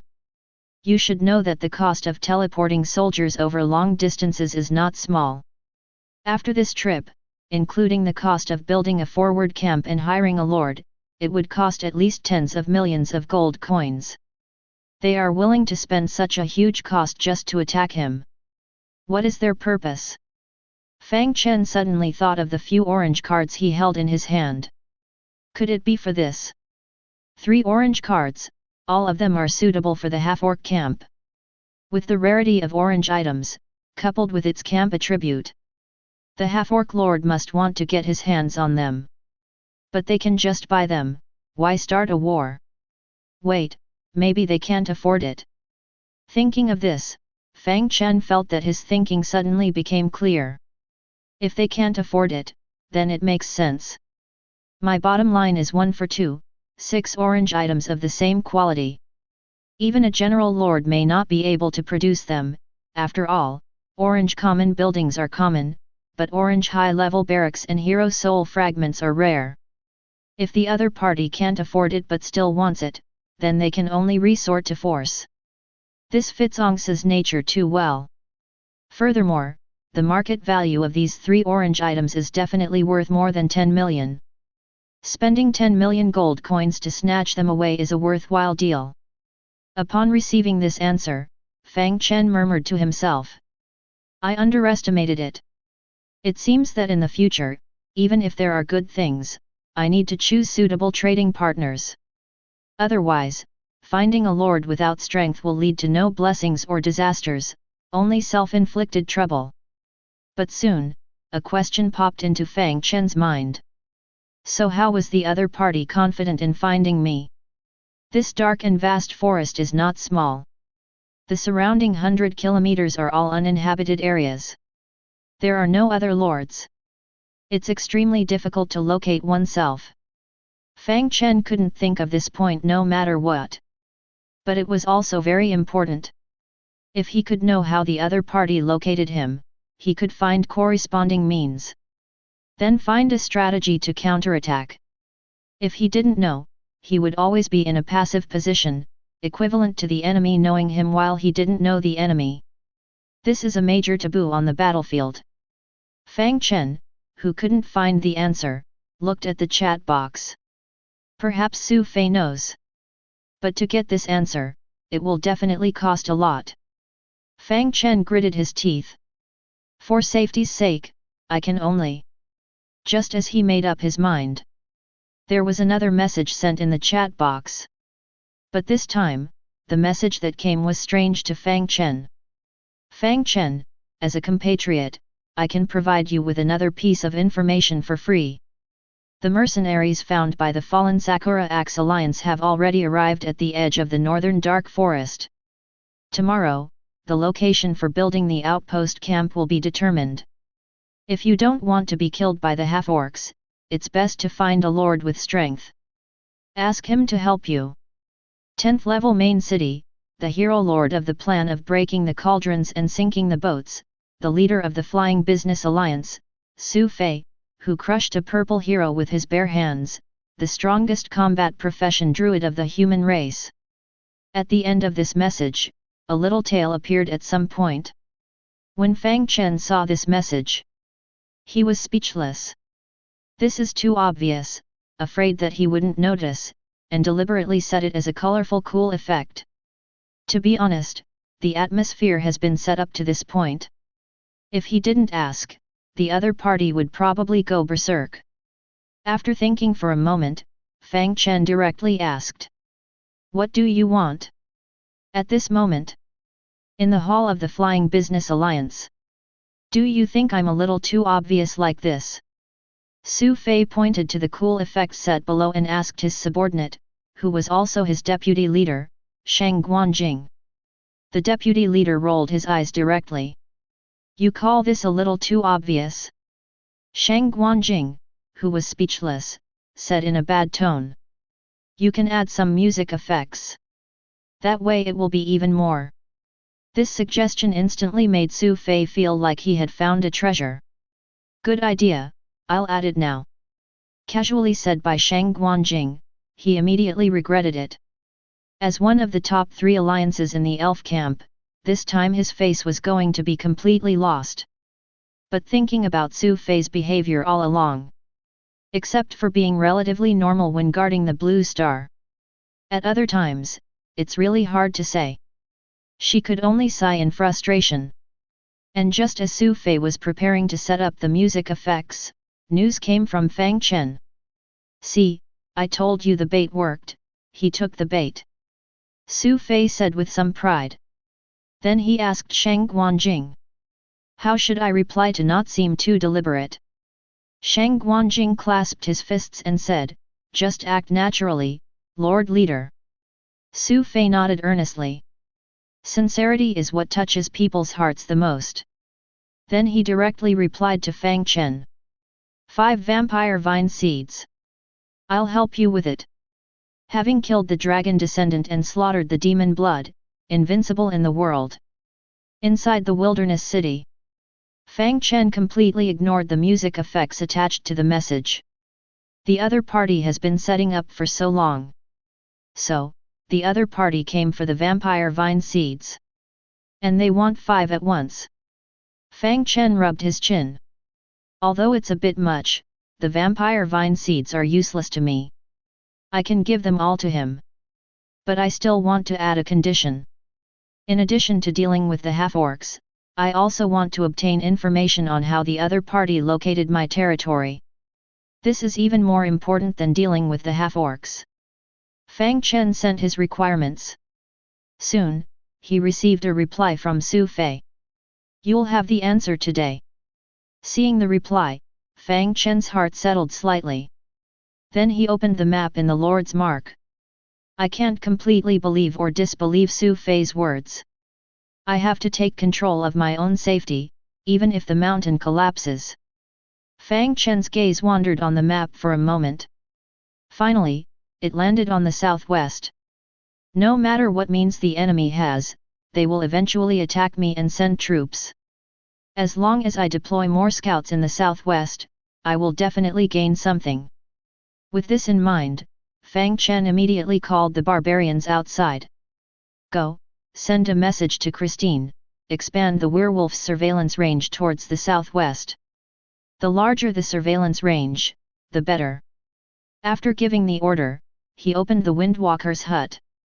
There are still over 400,000 gold coins and resources left. Now that danger is approaching, everything must prioritize safety. Let's produce some Windwalkers first. Fang Chen adjusted the number of troops to be produced, originally intending to produce as many as possible. But considering the need to keep some reserves, he chose half in the end. Ding! Consuming 200,000 gold coins and resources, outputting 400 Windwalkers. Fang Chen immediately deployed these Windwalkers to the southwest, setting them on reconnaissance missions. After completing this step, Fang Chen still felt somewhat unsafe. He began to ponder how to further strengthen his defense. And just at this moment, the barbarians outside hurriedly walked in. Report, Lord Leader, Lizardman cavalry has been found at the entrance of the underground dungeon. Their numbers are increasing. Chapter 61. Lady Lilith has already gone to the West City Wall. Inside the Lord's Hall, the echoing voice of the barbarian reverberated in the hall. Upon hearing the news, Fang Chen nodded slightly. He didn't show too much worry on his face, but instead remained unusually calm and composed. Although he couldn't claim to have the cunning of an old fox after living 2 lives, he had at least developed some level of composure and stability, like a deer calmly grazing while the mountain crumbled before it. Furthermore, as long as Lilith was present, he didn't need to worry too much. So, upon hearing this news, Fang Chen remained calm and did not adjust the plans for the Stone Spring village and valley camp. At this moment, he quickly closed the Lord's Mark and, with a single thought, instantly appeared on the west city wall. Here. Lilith, holding a staff, was looking down at the lizardman cavalry pouring out of the dungeon entrance with an indifferent expression. Upon seeing Fang Chen's arrival, Lilith smiled and said, "My lord, were you scared? In fact, there's no need to be afraid. The lizardman cavalry is a lower tier unit in the dungeon. And these lizardman cavalry are clearly low-level goods. The most obvious thing is that the knights riding on the lizardmen are not drow elves. They are a group of grey dwarves. My lord, you may not know this, but the grey dwarves were originally a group of exiled commoners. It is rumored that during the Third Race War, a group of mountain dwarves joined forces with humans to launch a surprise attack on the dwarven holy city. This led to the dwarves' defeat in the war against humans, and they were eventually forced to leave the city built by their ancestors and seek refuge elsewhere. But these traitorous dwarves didn't have a good ending either. After humans occupied the dwarven homeland, they began to deal with these traitorous dwarves. In the end, they were driven away and went to find a new home. Unfortunately, they were discovered by the mountain dwarves during their migration and were ambushed. In the end, the dwarven king killed most of the traitors and exiled the remaining dwarves to the Dark Territories. After entering the Dark Territories underground, they were quickly controlled by mind flayers and became slaves for mining. After countless years, these grey dwarves became a subspecies, awakening dark vision and becoming one of the indigenous inhabitants of the underground. Later, these grey dwarves found an opportunity, killed the mind flayer elder, and established an empire in the underground with a growing population, gradually prospering their civilization.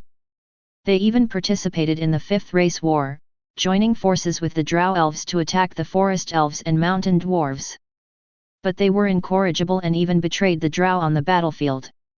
It is said that the high priests of the drow elves were all killed in the process.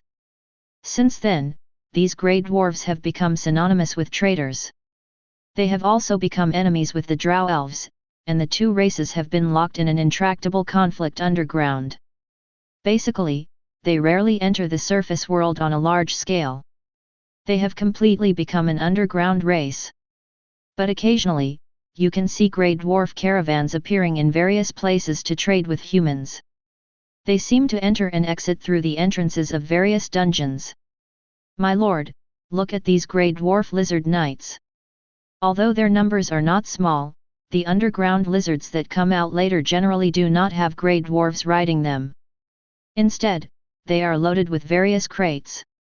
After Lilith said this, her shiny eyes looked towards Fang Chen. The meaning was clear without saying much. And at this moment, after Fang Chen heard this news, he swallowed hard. Then, with a somewhat incredulous tone, he said, "Are you saying? Could this be a grey dwarf merchant caravan?"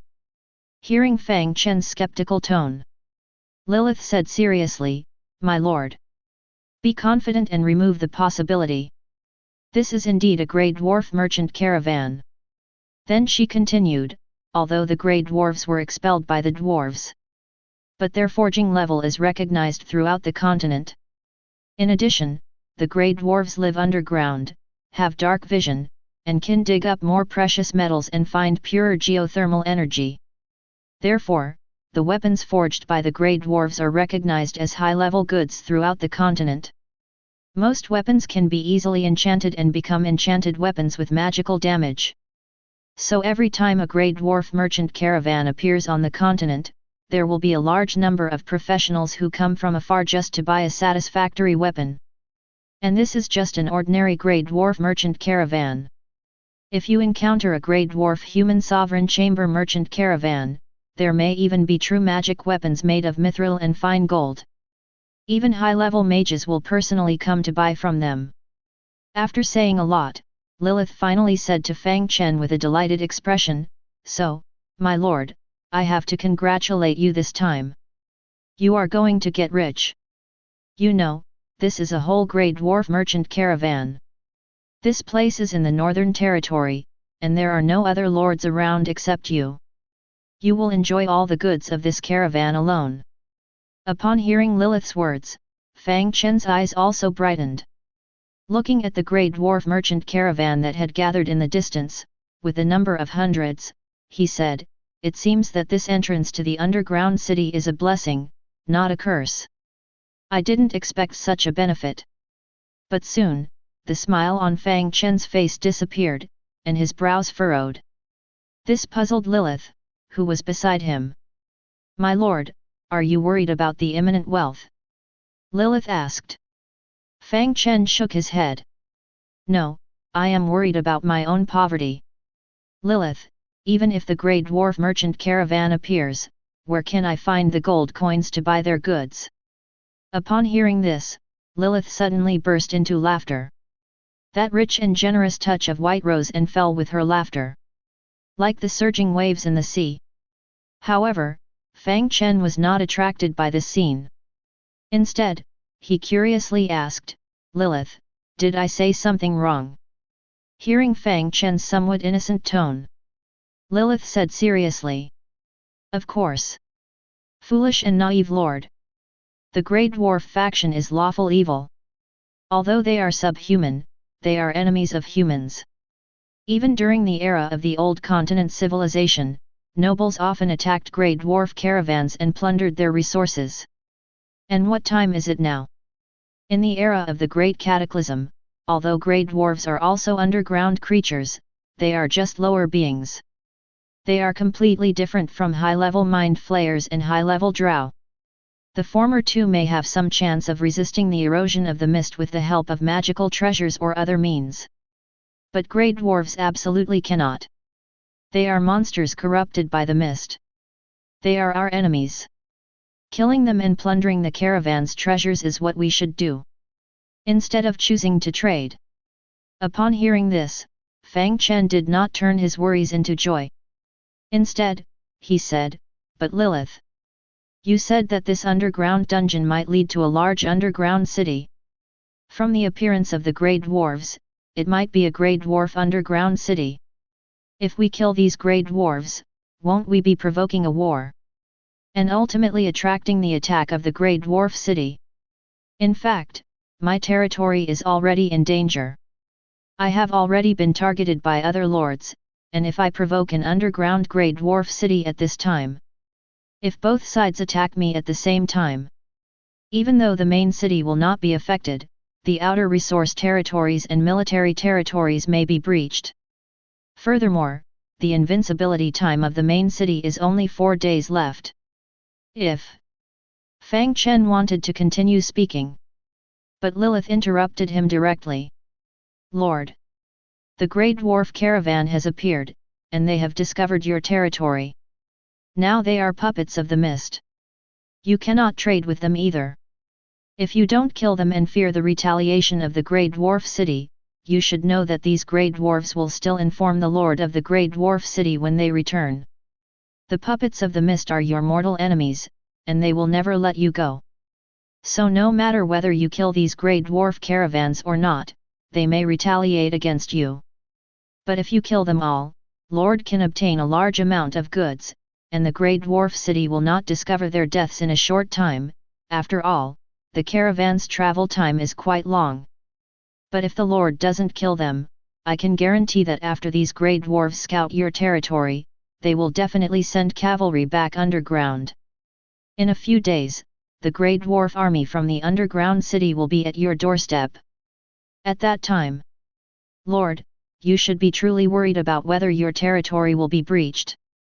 Lilith's words opened Fang Chen's mind in an instant. He murmured, "The onlookers are clear-minded. I was overwhelmed by Su Fei's news before.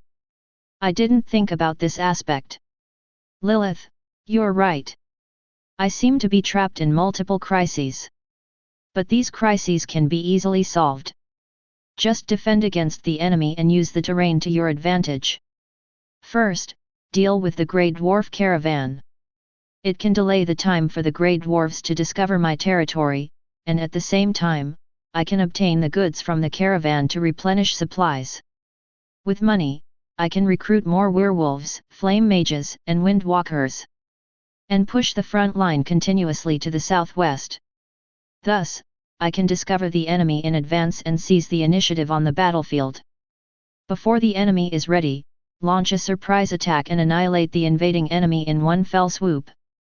Thinking up to this point, Fang Chen already had a preliminary counterattack plan in his mind.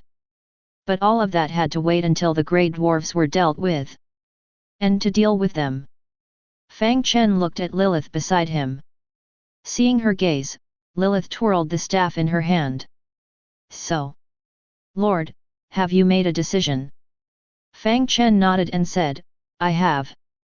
Deal with them first. Lilith's eyes instantly curved into crescents. All right. Lord, rest for a moment. I'll be right back. Immediately, Lilith pointed her staff. Flame mages, leave the city immediately. Split into 2 teams. Flank them from both sides and encircle them from the rear. I have only one requirement, block their entrance to the underground city. Don't let a single grey dwarf escape. Yes, Your Excellency. Chapter 62. At the entrance of the dungeon. As the last underground lava lizard drilled out, a caravan consisting of 500 grey dwarves and thousands of lava lizard camel beasts appeared on the surface. These grey dwarves came from the underground Black River tribe. It was a medium-sized tribe with tens of thousands of grey dwarves. They lived by the Black River underground and built the Black River city there. During the era of glory, the Black River city was invited by the Golden Sparrow Flower family to open a commercial trade route to the Northern Territory. Because when the chief of the Black River tribe was young, he had ventured underground with the Duke of the Golden Sparrow Flower family and they had a deep friendship. In addition, when the Black River was building the city, the young Duke of the Golden Sparrow Flower family helped the newly migrated Grey Dwarves in the Black River tribe to kill a heart-stealing demon, preventing the Grey Dwarves from becoming slaves of the heart-stealing demon. Apart from that, the most crucial reason was that the weapons forged by the Grey Dwarves of the Black River city needed a market for sale. The Black River city was a newly built underground city, located in the barren Northern Territory. Most of the surrounding areas were occupied by tribes of monsters and beasts. The closest were the orc tribes, and the reputation of orcs had always been low. As a new force caravan, they were likely to be robbed as soon as they appeared. So when the letter from the Duke of the Golden Sparrow Flower family arrived at this time, they readily agreed.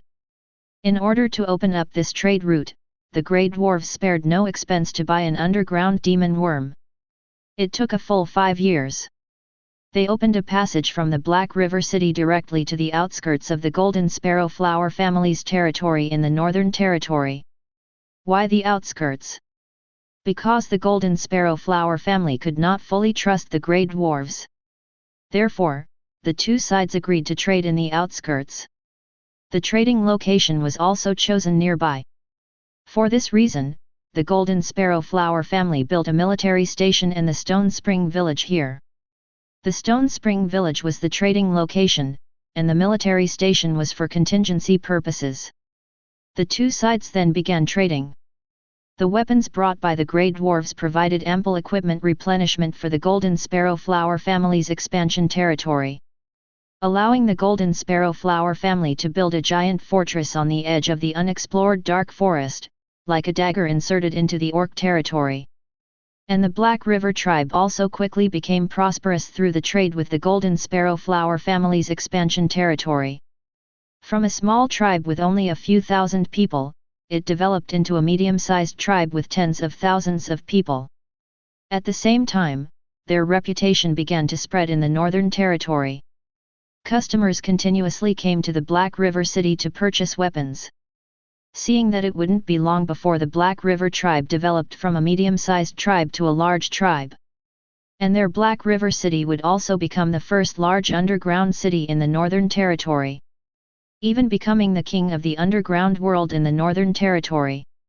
Unfortunately, with the arrival of the Great Cataclysm era, everything turned into a bubble. As lower creatures of the old continent, the Grey Dwarves were unable to resist the erosion of the mist. They were almost instantly robbed of their souls by the mist. Becoming puppets of the mist, the power of the mist shaped their new souls. Although they still looked like grey dwarves, they were no longer creatures of the old continent. After becoming puppets of the mist, the Black River grey dwarves in the Northern Territory fell into a long sleep. They were only awakened when the human lord appeared. However, it was not Fang Chen who first awakened the grey dwarves of the Black River city, but rather the lords of the underground camp and the orc camp.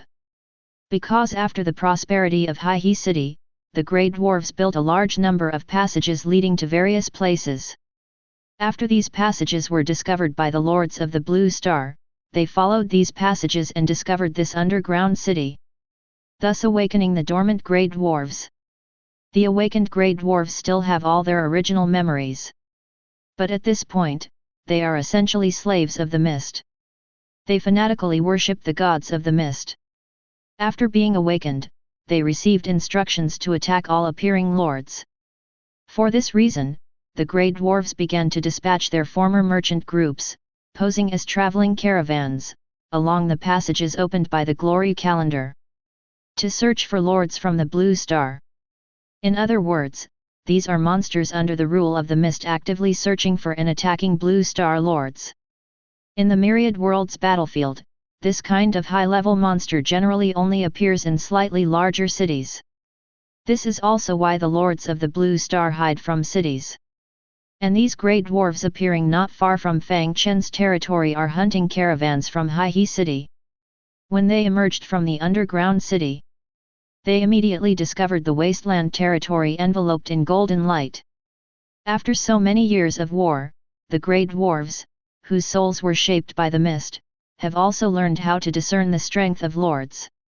So they could tell at a glance that Fang Chen was a novice lord, although he was still enveloped in golden light. But as soon as this time passed, the golden light would disappear, and this lord would become vulnerable. After discovering this sign, the leader of the grey dwarves did not hesitate at all and immediately ordered all the caravans to climb to the surface.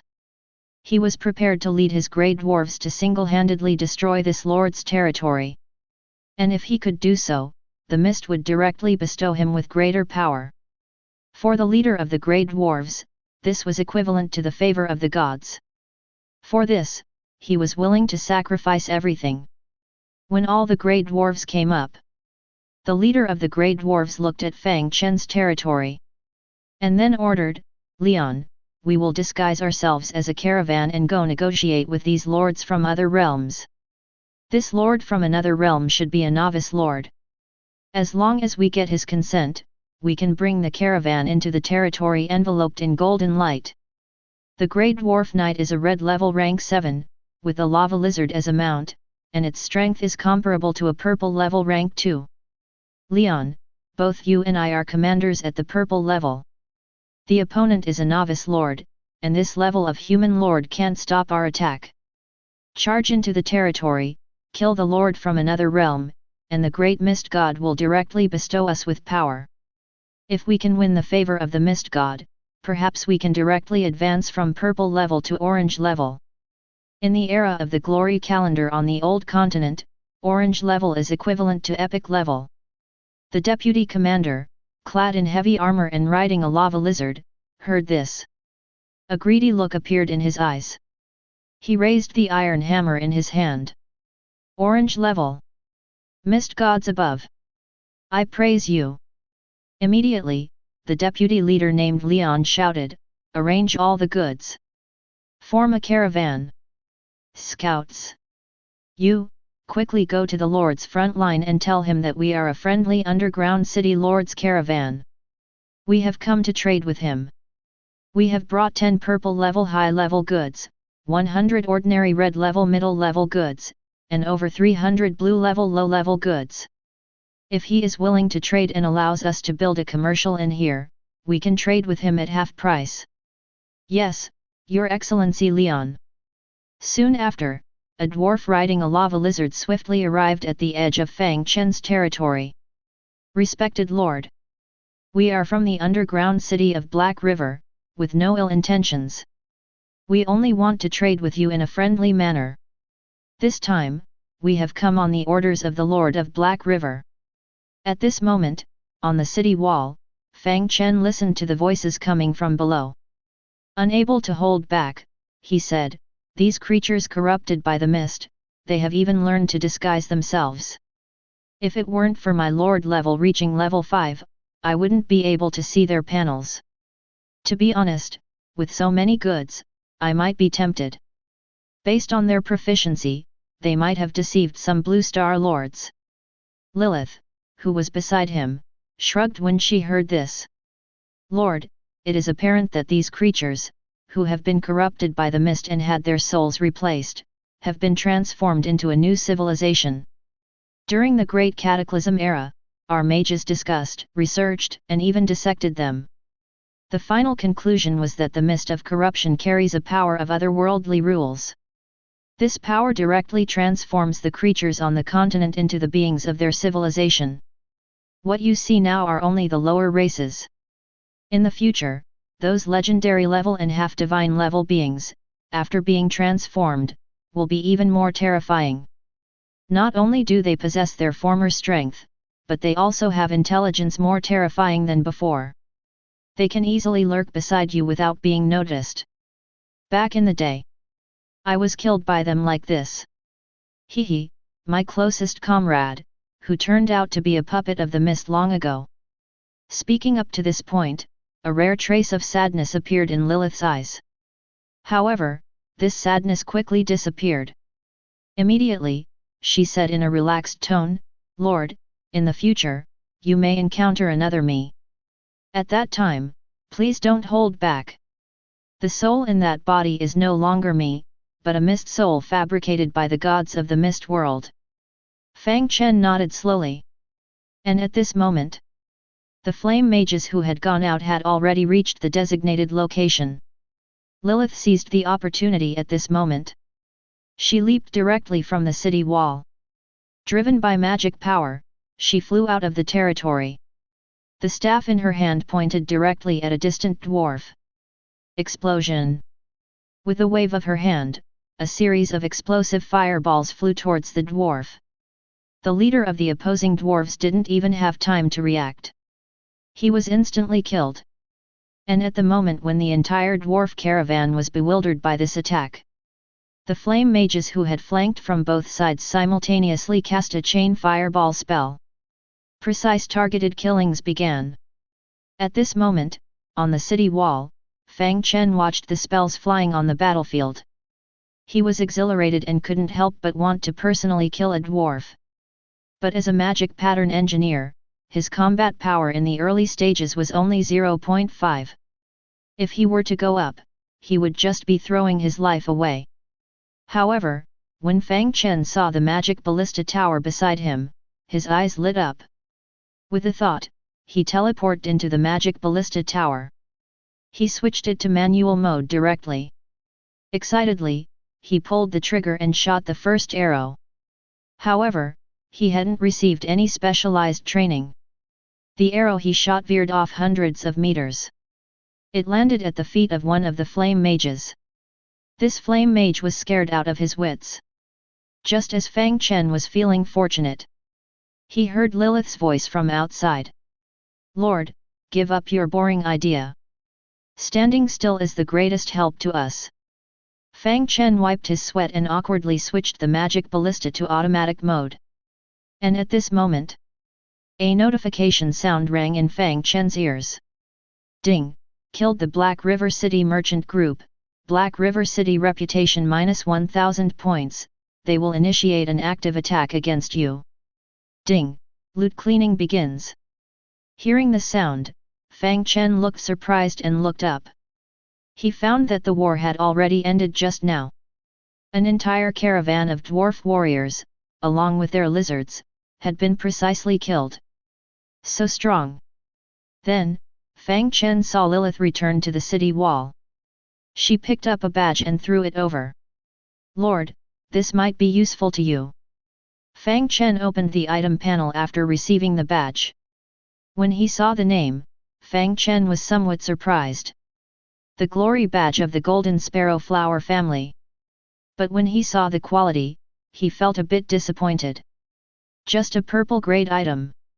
Then, he scrolled down and saw the purpose of the badge. Fang Chen exclaimed, "What the F***ck? Does this mean that I might have a chance to obtain a golden grade building?" Chapter 63. Name: Golden Sparrow Flower Honor Badge. Quality: Purple. Usage: after wearing it, the Golden Sparrow Flower Family Reputation plus 1000, Gundor Kingdom Reputation plus 500. When collecting the Golden Sparrow Flower Family Honor Badge, the Golden Sparrow Flower Family Guardian Battle Flag, the Golden Sparrow Flower Family Blade of Courage, the Golden Sparrow Flower Family Duke's Scepter, and the Golden Sparrow Flower Family Ring of Exorcism, you can upgrade any building to a Golden Building Exorcist Camp, producing the Golden Sparrow Flower Family's special unit, the Exorcist. Note: a badge awarded by the Gundor royal family to the Golden Sparrow Flower Family. The exquisite patterns on it record the glory that the Golden Sparrow Flower Family has obtained for guarding the Gundor Kingdom for generations. Unfortunately, the 13th generation Duke of the Golden Sparrow Flower Family lost it when he wore it on an adventure and killed the Elder Demon in the underground dungeon.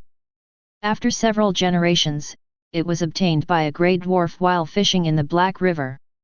The ignorant Grey Dwarf only treated it as a toy collectible. Fang Chen looked at the badge in his hand and sighed softly.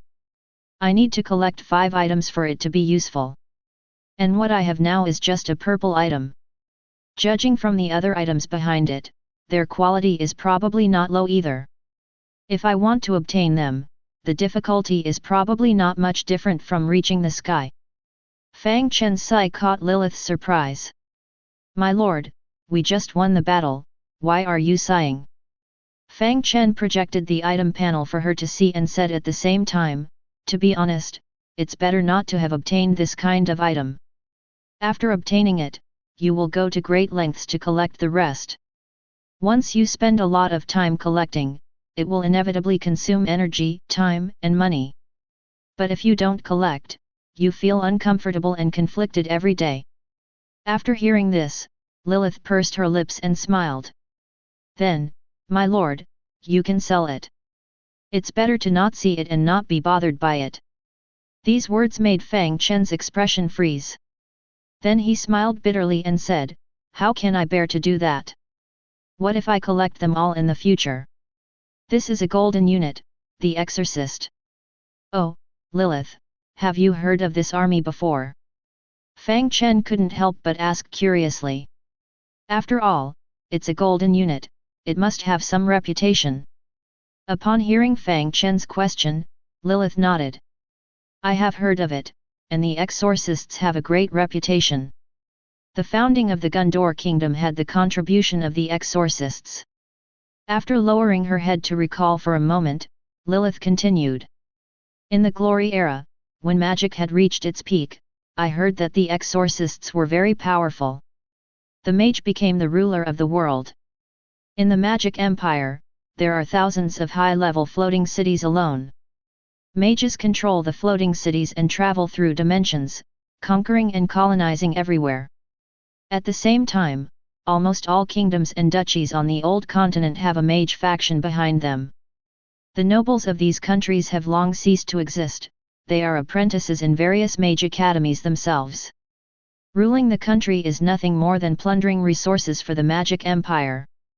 They actually have no idea how to manage an empire compared to the nobles. Mages are actually more suited to be scholars. During that long period of time, it was the most miserable era for the human race in the old continent. The number of mages expanded rapidly, and the resources they needed were terrifying. Almost all resources, whether from colonized dimensions or the old continent, were plundered. At that time, even professionals unrelated to magic would starve to death, and as for the commoners without even a profession, a large number of them would starve to death every year. The prosperity created by magic had nothing to do with them, it only brought them endless suffering. In the midst of death and despair, the seemingly vast rule of the Magic Empire already showed signs of collapse at this time. Mages, in their excessive pursuit of research, disregarded the lives of the lower class, completely offending other professionals. Rebellion soon began. First, professionals from various regions united, and they contacted the old nobles who had lost their territories to form a rebel army. But they were no match for the mages with their powerful floating cities. In just a few months, rebel armies in various parts of the Magic Empire were annihilated. Just as the floating cities returned to the Empire with the heads of these professionals to report their victory to the Imperial Council and the ruling officials, an accident occurred in the northern region of the Gondor Kingdom. A floating city suddenly lost contact. When the subsequent mages came to investigate, what they saw was a huge floating city shattered on the wasteland in the north. Hanging on the edge of the floating city were the heads of hundreds of high-level mages. The invincible floating city was actually shot down, and the high and mighty mages had their heads cut off. The news quickly spread throughout the continent, shocking the world. The ruling officials of the Imperial Council ordered an investigation. 3 magic legions and 3 floating cities were redeployed to the northern region. After a full 10 years of investigation, with the loss of no less than 10 epic-level magisters and 2 floating cities, the truth was finally revealed. Qi, a type of energy specifically developed to deal with mages. In the jungles of the northern region, there was a military force that mastered this type of energy. And they were the demon-breaking warrior legion trained by the head of the Golden Sparrow family, specifically designed to counter mages.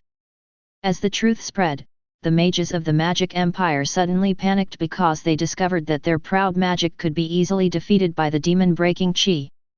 At the same time, in the northern region, the rebel army of the Golden Sparrow family, together with the beast tribes and barbarians of the grasslands, launched a massive rebellion. They easily killed the governor appointed by the Magic Empire, and the mage legions stationed by the Magic Empire were no match for the demon-breaking warriors. Almost within a few days, they drove out the Magic Empire's influence in this area. And this was just the beginning. The success in the northern region inspired the oppressed professionals, and soon there were incidents of mage officials being assassinated in various parts of the Gondor Kingdom. This greatly boosted the morale of other rebel armies, and they rose up one after another. Soon, they formed an alliance, and within a month, they captured the United Kingdom of Gondor. And in this situation, the Magic Empire has no way to deal with it, because the existence of the anti-magic Qi, which specifically targets magical powers, renders the power that magicians rely on useless against them.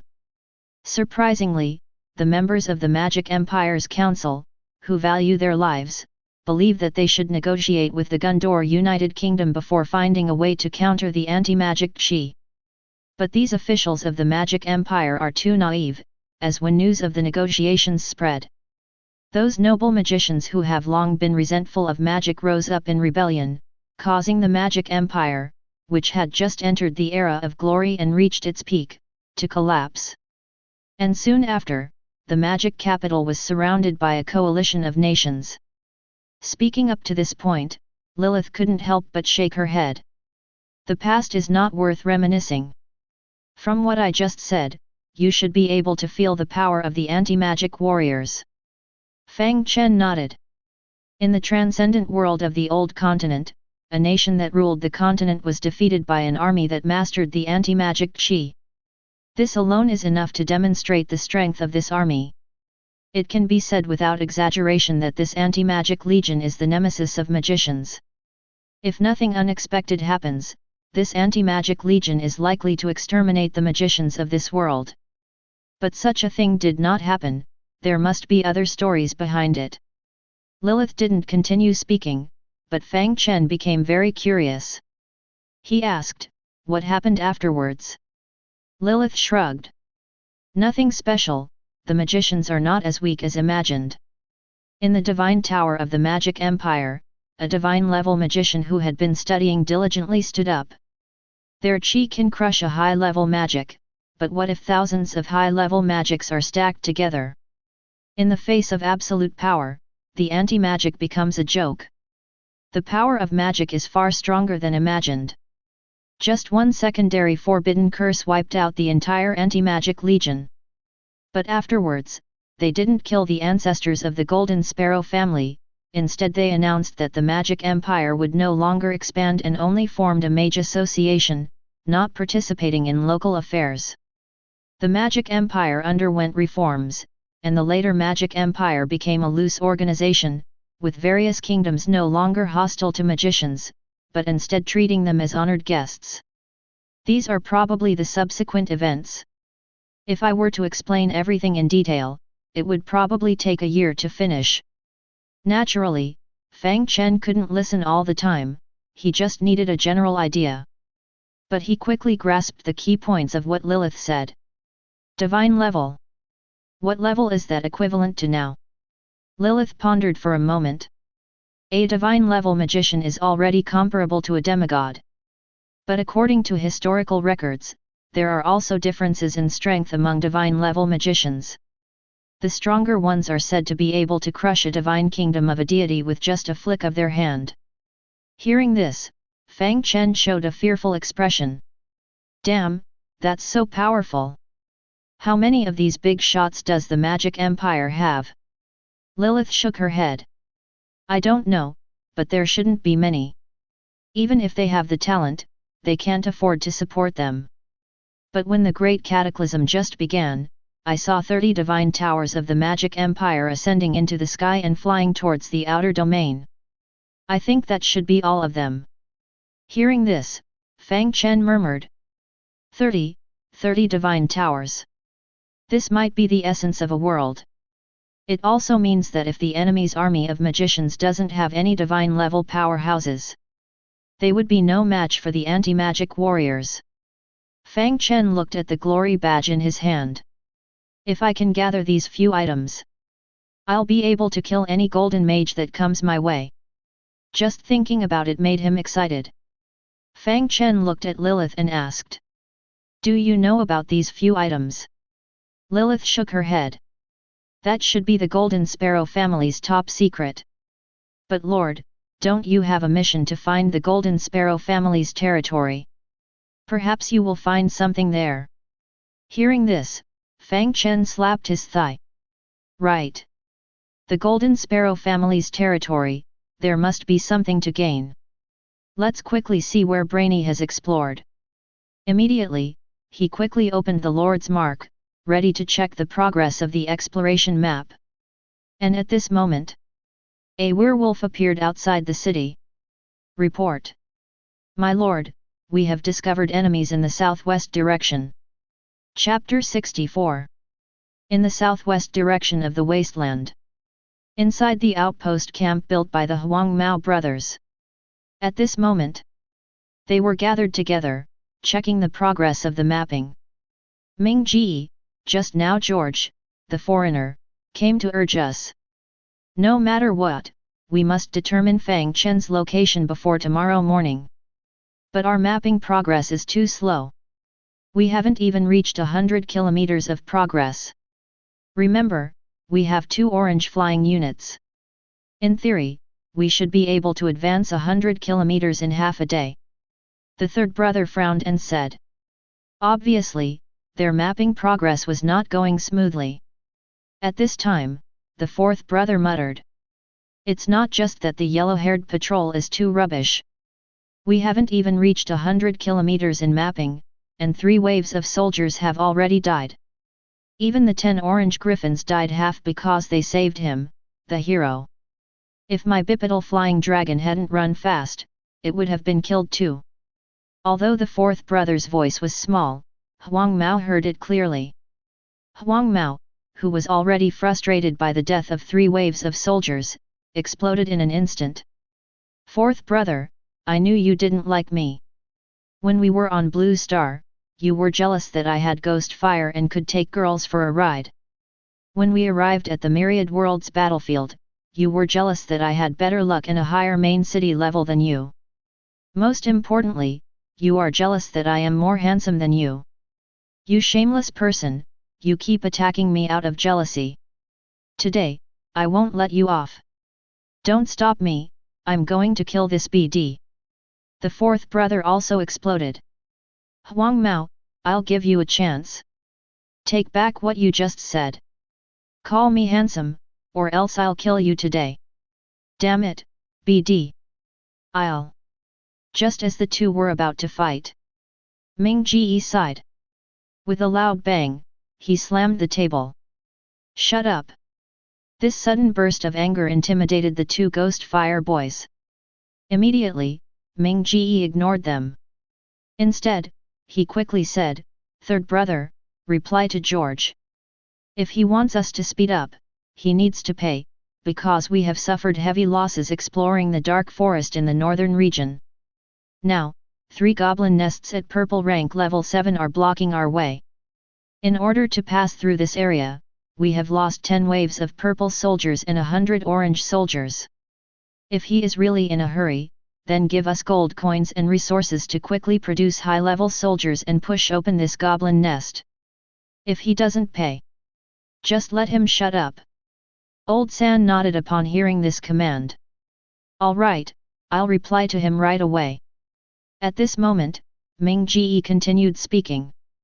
The reply to George earlier may have been exaggerated.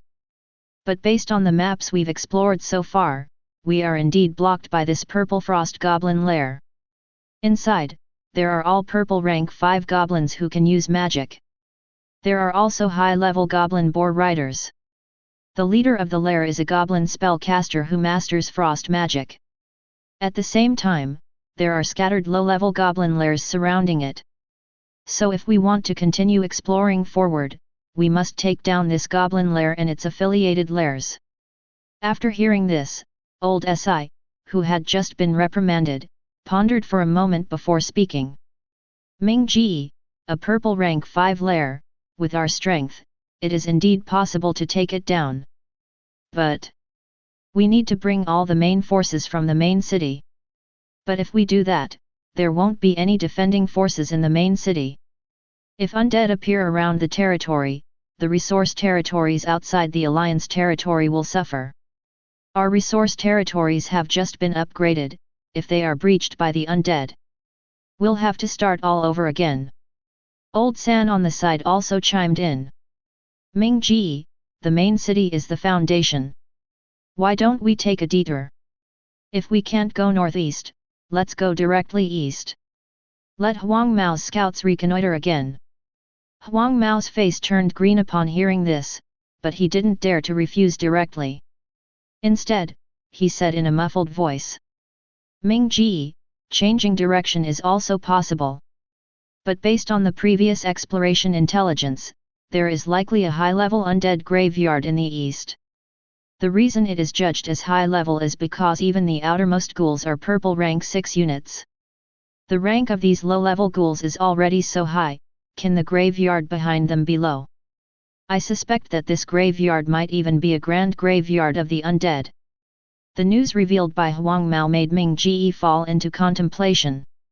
A grand graveyard. At the very least, it would be orange level. There might even be undead orange units like dark martial warriors and death knights inside. If we provoke them, Ming Ge, by then, if Fang Chen hasn't found anything, our hard-built outpost will be attacked by the undead first. Seeing that what he just said had an effect, Huang Mao quickly added another sentence. Ming Ge nodded slowly upon hearing this. Although he knew that Huang Mao was only saying this because he didn't want to change the direction of reconnaissance, what he said made sense. Because in these past few years, the lords in the Gondor United Kingdom region have been tormented by the undead, suffering greatly.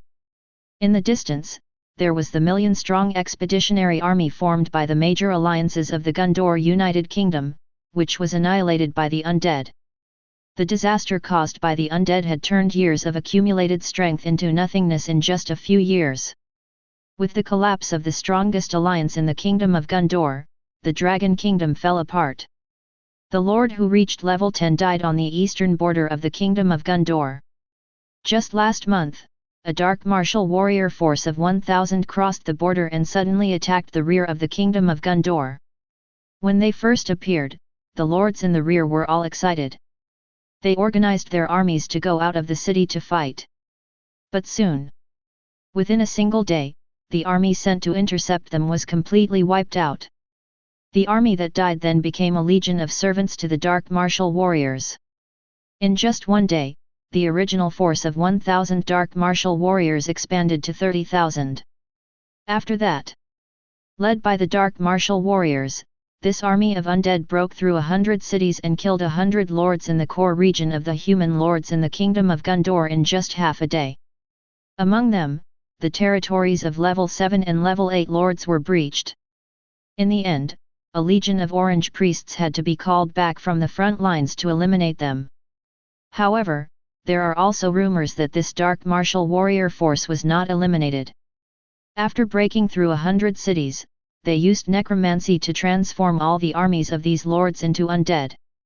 Then they left the kingdom of Gondor and headed towards the northern border. He had only heard this news and couldn't guarantee its authenticity. But regardless, the lords of the kingdom of Gondor were now shadowed by this army of undead. Basically, when they see undead appear, their first reaction is not to investigate. Instead, they pack up and move their cities to save their lives. Therefore, upon hearing the news from Huang Mao, Ming Ji immediately made a decision. We cannot go east. Although we don't know where these undead came from, we definitely can't afford to provoke them. Furthermore, we need to send the news back to the Alliance and inform them of the news of the undead in the northern border. At the same time, we need to request the reinforcement of the orange troops again. As for our plan to find Fang Chen, it remains unchanged. We will still scout in the northeast direction. With Huang Mao's news, we can be even more certain that Fang Chen is located in the northeast. After all, to the west is the territory of the orange monsters, to the north is the depths of the dark forest. To the east is the undead, and to the south is the direction we came from. So the only direction left is the northeast. After setting the tone, Ming Ji continued. Old San asked, how are we going to take down the frost goblin's lair? Do we really have to send our main forces? This time, Ming Ji didn't hesitate. Yes. Because even if we don't find Fang Chen, just capturing a purple rank 5 lair is enough to make us rich. You see, goblins are low-level monsters. Even if they reach the purple rank, their strength won't be too powerful. But because they are of purple quality, capturing this kind of lair will guarantee purple items as loot, and if we're lucky, we might even get purple high-level goods. To be honest, if it weren't for places like the northern border where there are few people, this kind of low-risk, guaranteed profit monster lair would never fall into our hands. They would have been taken by the higher UPS of the Alliance long ago. Besides, if the few of us join forces, it shouldn't be too difficult to capture this lair. We just need to move all the forces from the main city over there.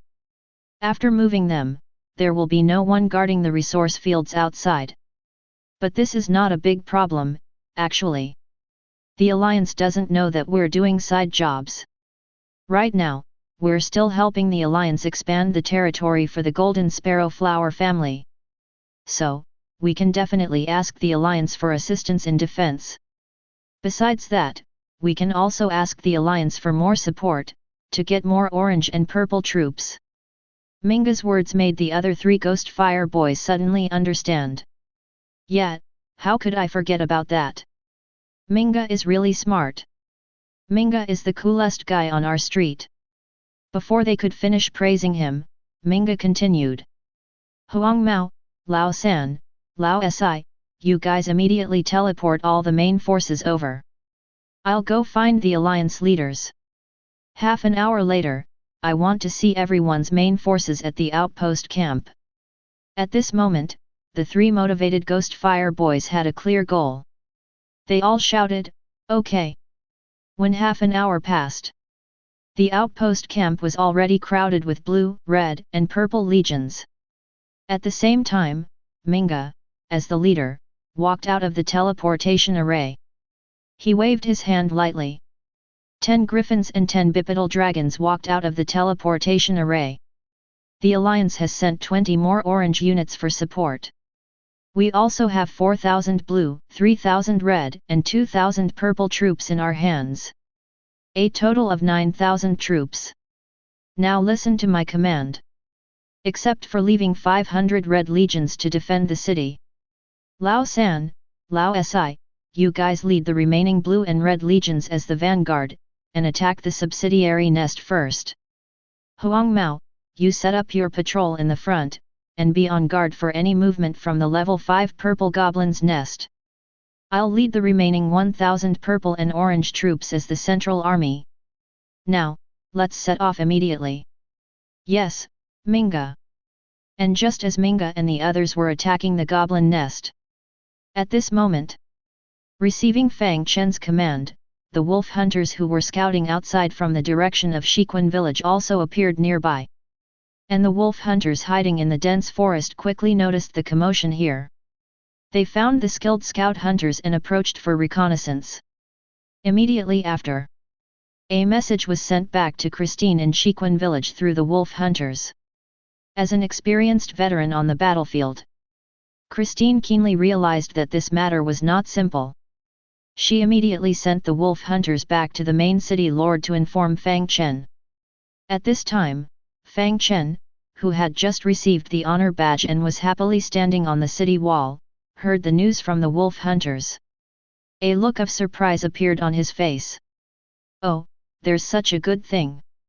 The mantis stalks the cicada, unaware of the aureole behind. Am I going to be the aureole this time? Chapter 65. Based on the information we have obtained so far, the legion of this unknown enemy is approximately 250 kilometers away from the resource area of Shiquan village. The number of troops in the legion is around 6,000. The main troops consist of blue and red quality units, with some purple quality units visible. However, the enemy has hidden a portion of the legion, so we can only make rough guesses. As for hero units, we have only seen red heroes leading the legion, accompanied by some blue heroes as support. We have not discovered any purple heroes yet, but with such a large army, there must be purple heroes. It's just that we haven't discovered them. Therefore, based on their strength, the lord behind this army can already be considered a core force in the Myriad Worlds battlefield. In the Lord's Hall, Fang Chen, who received the intelligence, pointed to the map while explaining to Lilith. After listening to this intelligence, Lilith tapped her slender fingers on the wooden table a few times. Then she asked, "The intelligence is still somewhat lacking. With only this current information, it is not enough to support us in formulating a winning strategy. I will mention the most crucial point. Is there one lord or multiple lords behind this army? Is it possible that there are orange units or orange heroes hidden in the part of the army that is concealed? These are extremely crucial pieces of information. And does the sudden appearance of these troops on the southwest defense line mean that there may be a camp behind them?" The questions raised by Lilith made Fang Chen fall into contemplation. He nodded slightly. "What you said are indeed all important questions. It seems that in order to obtain more specific information, we need reconnaissance units that can get closer and gather more accurate intelligence." And this immediately made Fang Chen think of the windwalkers he had just obtained. "It seems that we need to recruit troops." Lilith replied naturally. "That is for sure. My lord, the enemy has a considerable number of troops, and their true strength is unknown. For safety reasons, you should at least increase your number of soldiers to half of theirs." Upon hearing this, Fang Chen looked at his own population. He suddenly realized his population was actually at full capacity. A level 5 main city has a population of 10,000. Including the 400 windwalkers I previously built, I still had 2,200 population points that could be used to produce soldiers. One purple unit requires 5 population points, which means I can still build 440 soldiers.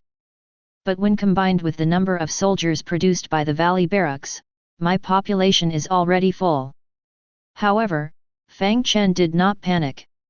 He had 2 orange and 1 gold hero units in his hands.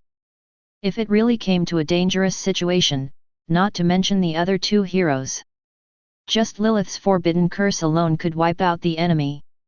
Fang Chen didn't really believe that the other party could withstand the Forbidden Curse. Of course, this is the last move, and if it can be avoided, it should be avoided. It would be best to solve the opponent with the current forces. But in doing so, it would require recalling Brenny. The progress of exploring the Golden Sparrow Flower family's territory would be delayed.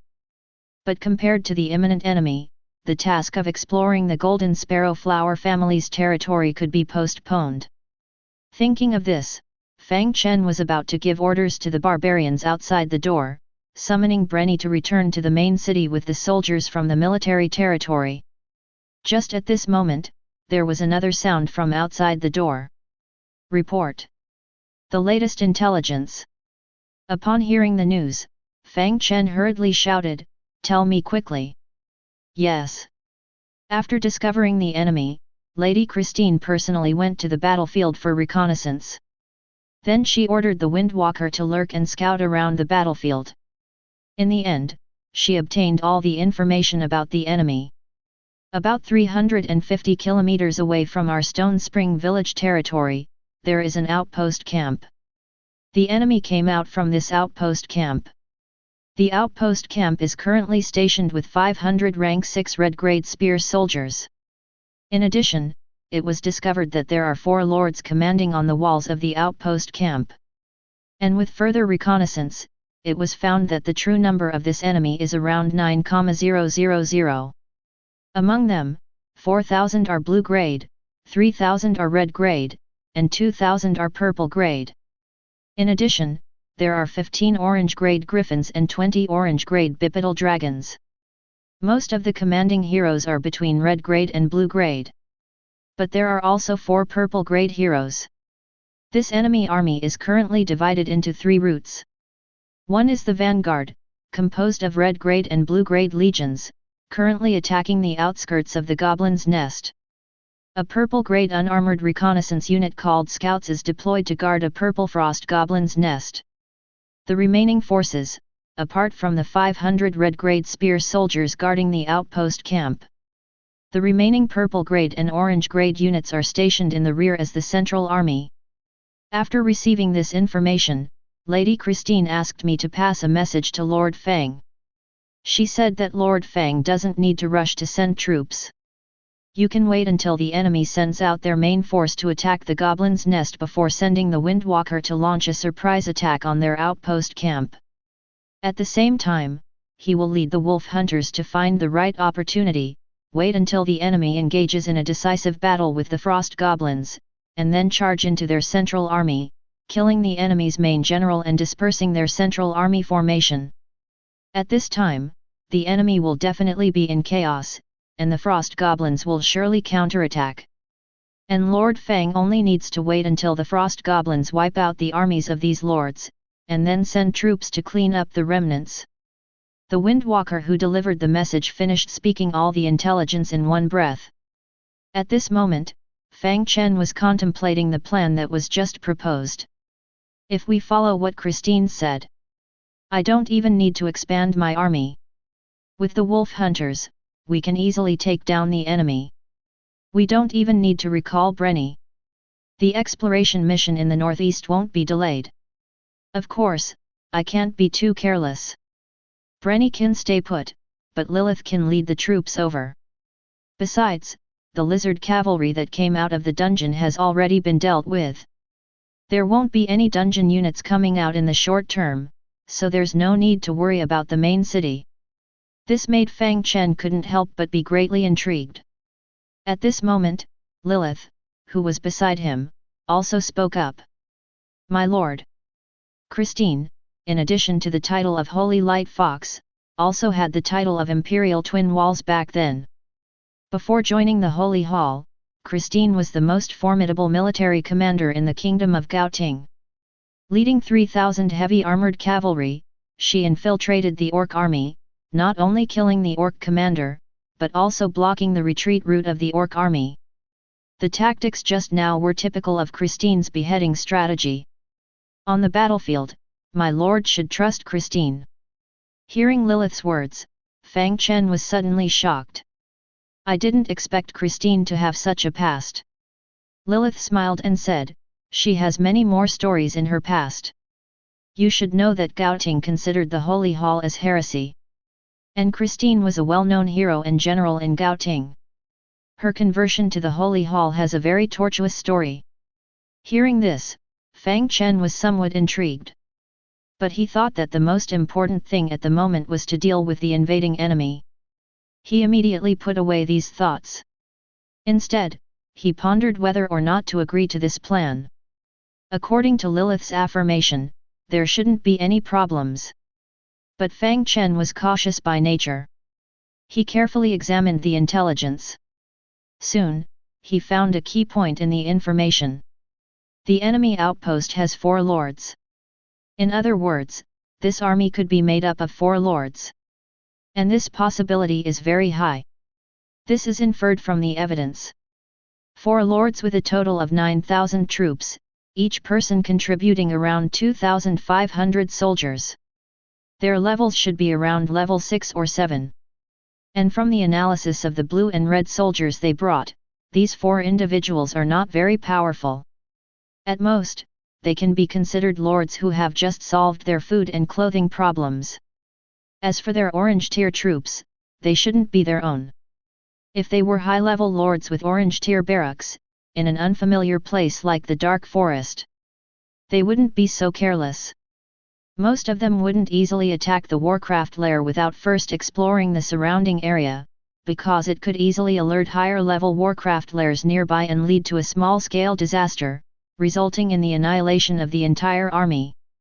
And the fact that they didn't even discover their own wolf hunters means that they didn't conduct a thorough and detailed investigation. Instead, they brought a group of low-level soldiers to fight purple tier lairs in the Dark Forest. They are so reckless that Fang Chen feels they are a bit stubborn. It doesn't seem like the calculations of those high-level lords.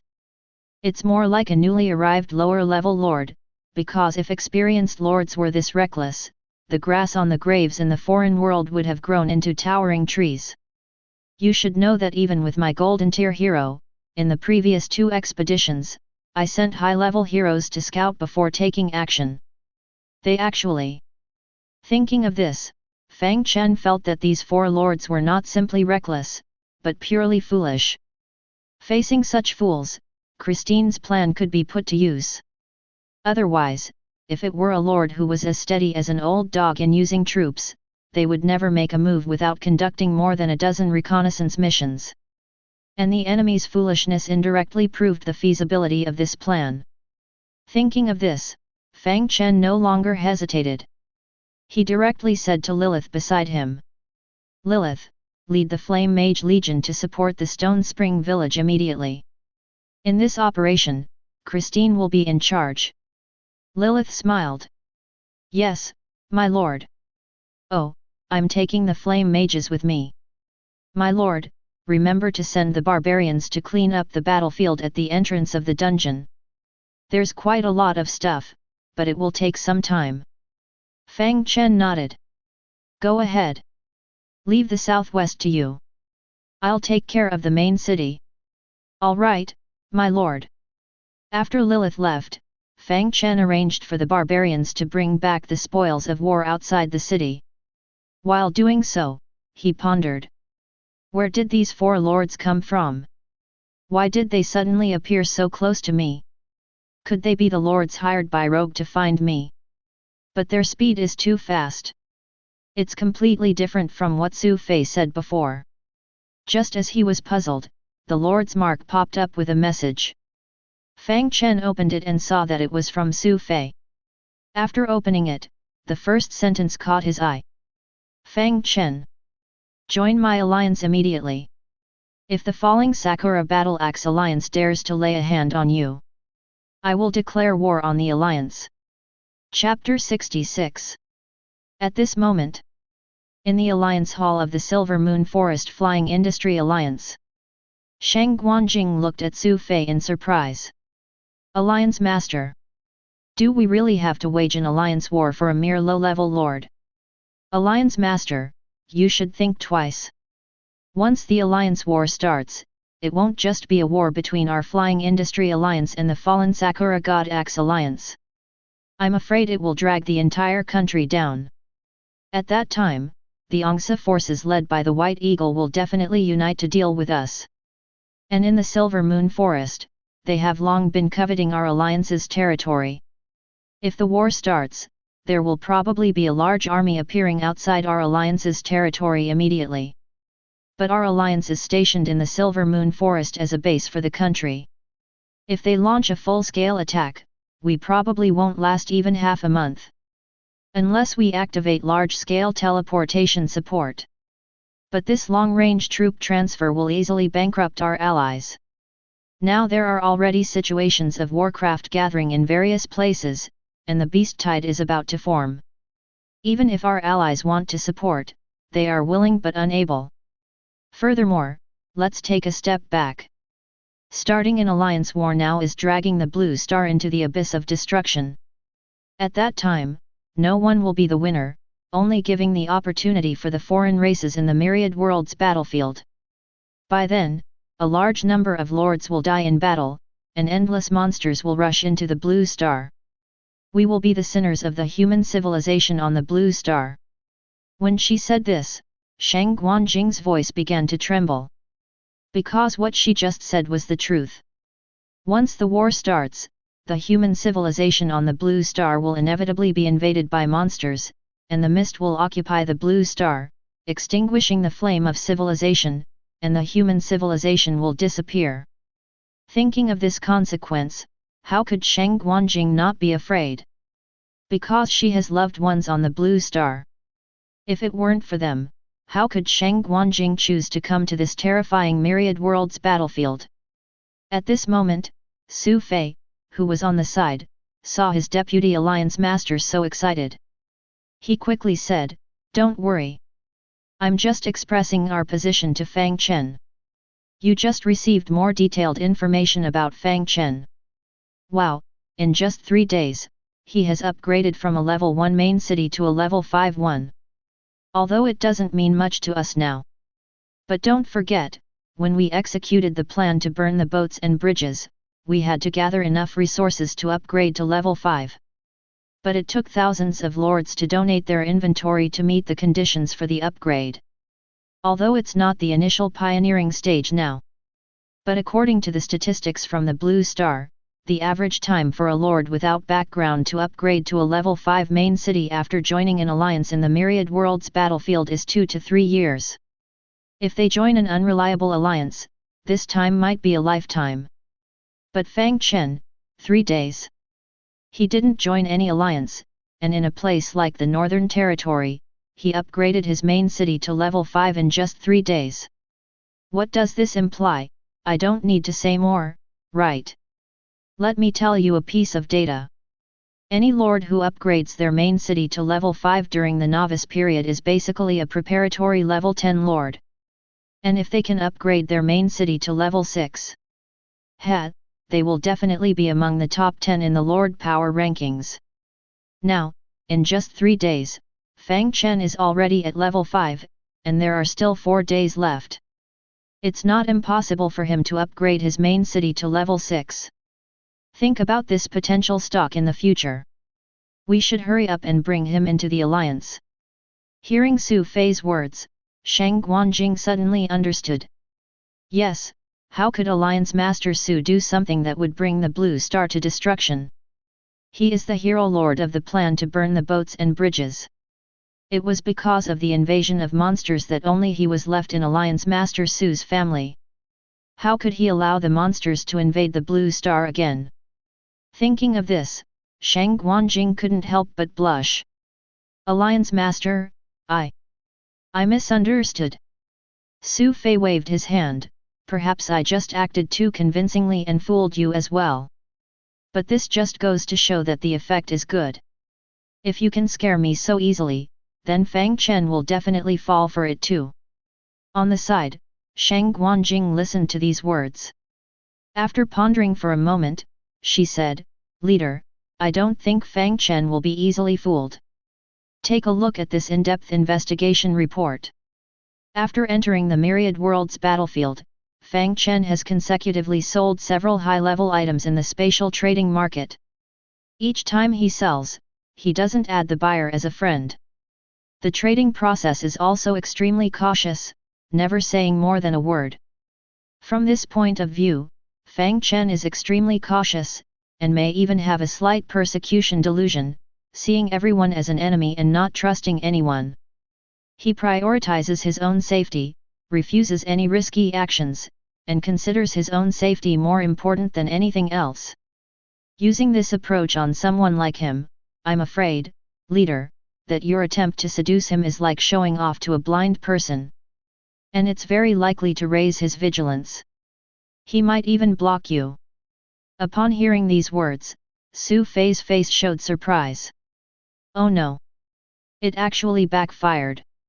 Looking at Fang Chen, who is so young, only 16 years old. After you said that, why do I feel like he is more mature and cunning than me? This is troublesome. Do you have any way to remedy it? We can't miss out on this genius.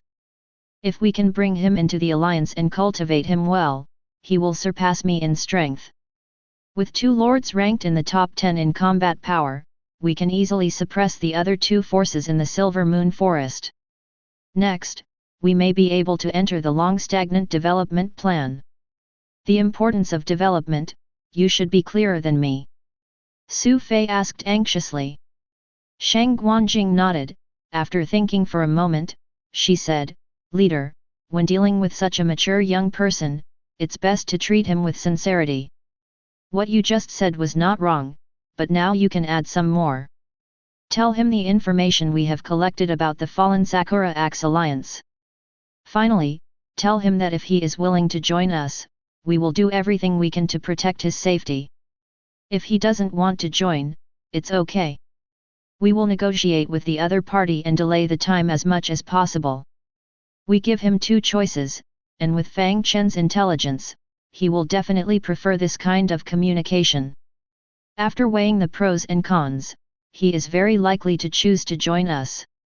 Su Fei nodded after listening. That makes sense.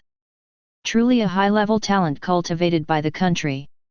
What if Su Fei doesn't choose to join us? Shang Guanjing smiled. Then we can still gain Fang Chen's friendship. Besides, leader, don't you want the blood-sucking vine seeds? We can spend a little more money to buy them, which can be considered as indirect support for Fang Chen. If he accepts, he will owe us a favor from the Fei Alliance. We have plenty of opportunities in the future. These words struck Su Fei's heart. Not bad. We have plenty of opportunities in the future.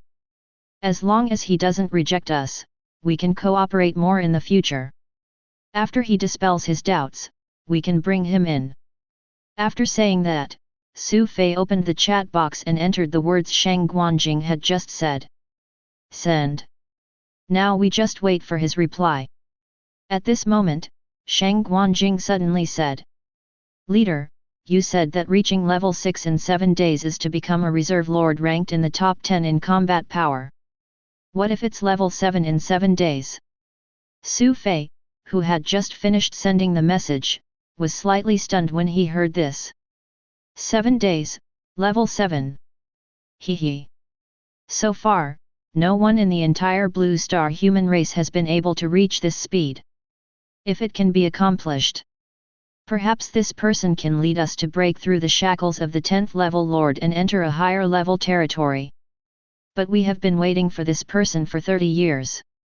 In fact, there was hope from someone 5 years ago.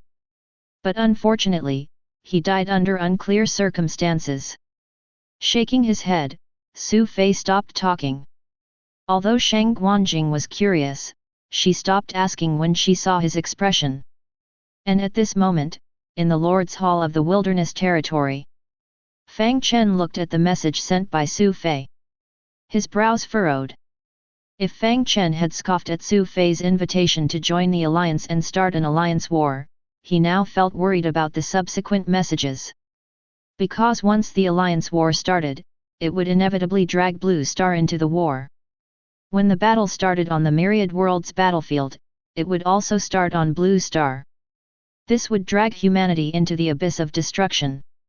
Even if Su Fei was the leader of the Grand Alliance, he couldn't easily make such a decision.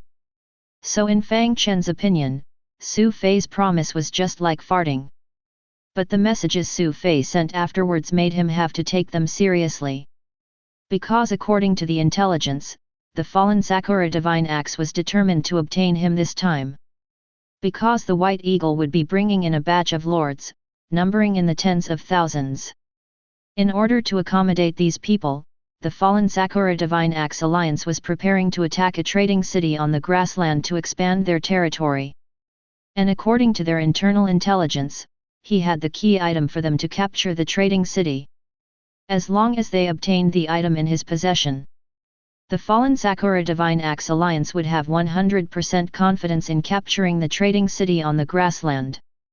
After reading these messages, Fang Chen paced in the Lord's Hall. The key item must be the 3 orange items that match the half-orcs in my possession. If Su Fei's words are true, it's no wonder the fallen Sakura Divine Axe Alliance came from afar to attack me. So now I've discovered the reason why they attacked me. How can I break this situation? The simplest way is to surrender, and offer the 3 orange items at a very low price. No matter what, Fang Chen doesn't want to take this step. I still need these 3 items to upgrade my main city to level 6. Furthermore, even if I have to give them up, I'll wait until they're at my doorstep. It's said that one doesn't give up until they reach the Yellow River, and one doesn't turn back until they hit a wall. But it's not at that point yet. The enemy hasn't even found my main city, and now I'm surrendering and admitting defeat. I'll be despised for the rest of my life. So surrendering is definitely not an option, then there's still the option of joining a force. Just like Su Fei said, pay a portion of protection fees in exchange for the protection of the Grand Alliance. This seems feasible. After all, Su Fei wouldn't dare to start an alliance war, and the fallen Sakura Divine Axe Alliance wouldn't dare to provoke easily either. Whoever starts it first would lose the moral high ground. But I definitely won't be able to keep the items in my hands, and in the end, I'll be forced to trade them at a price that the other party won't go berserk over, in order to consider the overall situation. This was unacceptable to him as well. Paying protection fees and losing the items, he was afraid that those items he had obtained would be lost in the process. Just thinking about it made him angry. He didn't want to accept this either. So if these 2 options don't work, is there a third way to break the situation? Fang Chen tapped his fingers lightly on the wooden table. There is a third way. That is to upgrade the main city. Expand the army. There are still 4 days left in the newbie period. If I can upgrade the main city to level 6, then one will enter a period of rapid development. Not only will the population increase significantly, but the barracks will also produce middle-level units, greatly increasing our strength. At that time, we should produce more troops and form an army mainly composed of purple units and supplemented by orange units. Relying on the environment of the Dark Forest, high-level heroes, and a powerful army to confront the enemy. Although the enemy is an alliance, they have come from afar, embarking on a long expedition. As long as we eliminate more armies than they can bear, they will definitely not dare to continue consuming and will only choose to retreat. Even if we take a step back, if we really can't win.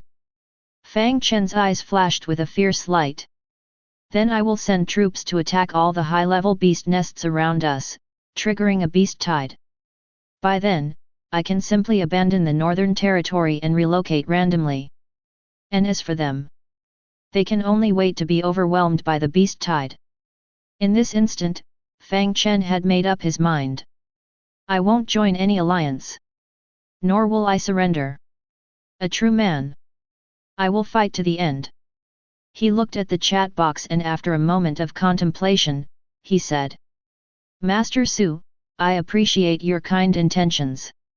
For now, I don't want to join an alliance. Let's talk about a trade instead. 5 vampire vine seeds. The price for one is 10 million. Fang Chen originally wanted to make an outrageous offer, asking for 10 million for 1 seed. But considering the other party's identity as a hero lord who had burned his bridges and the friendly attitude he had just shown, he deleted the 10 million. There might be a use for each other in the future. If I ask for too high a price, I might rip him off. He might be eager for this thing and reluctantly accept it. But he will definitely be unhappy and might seek revenge in the future. Although I'm not afraid. I can't possibly offend everyone.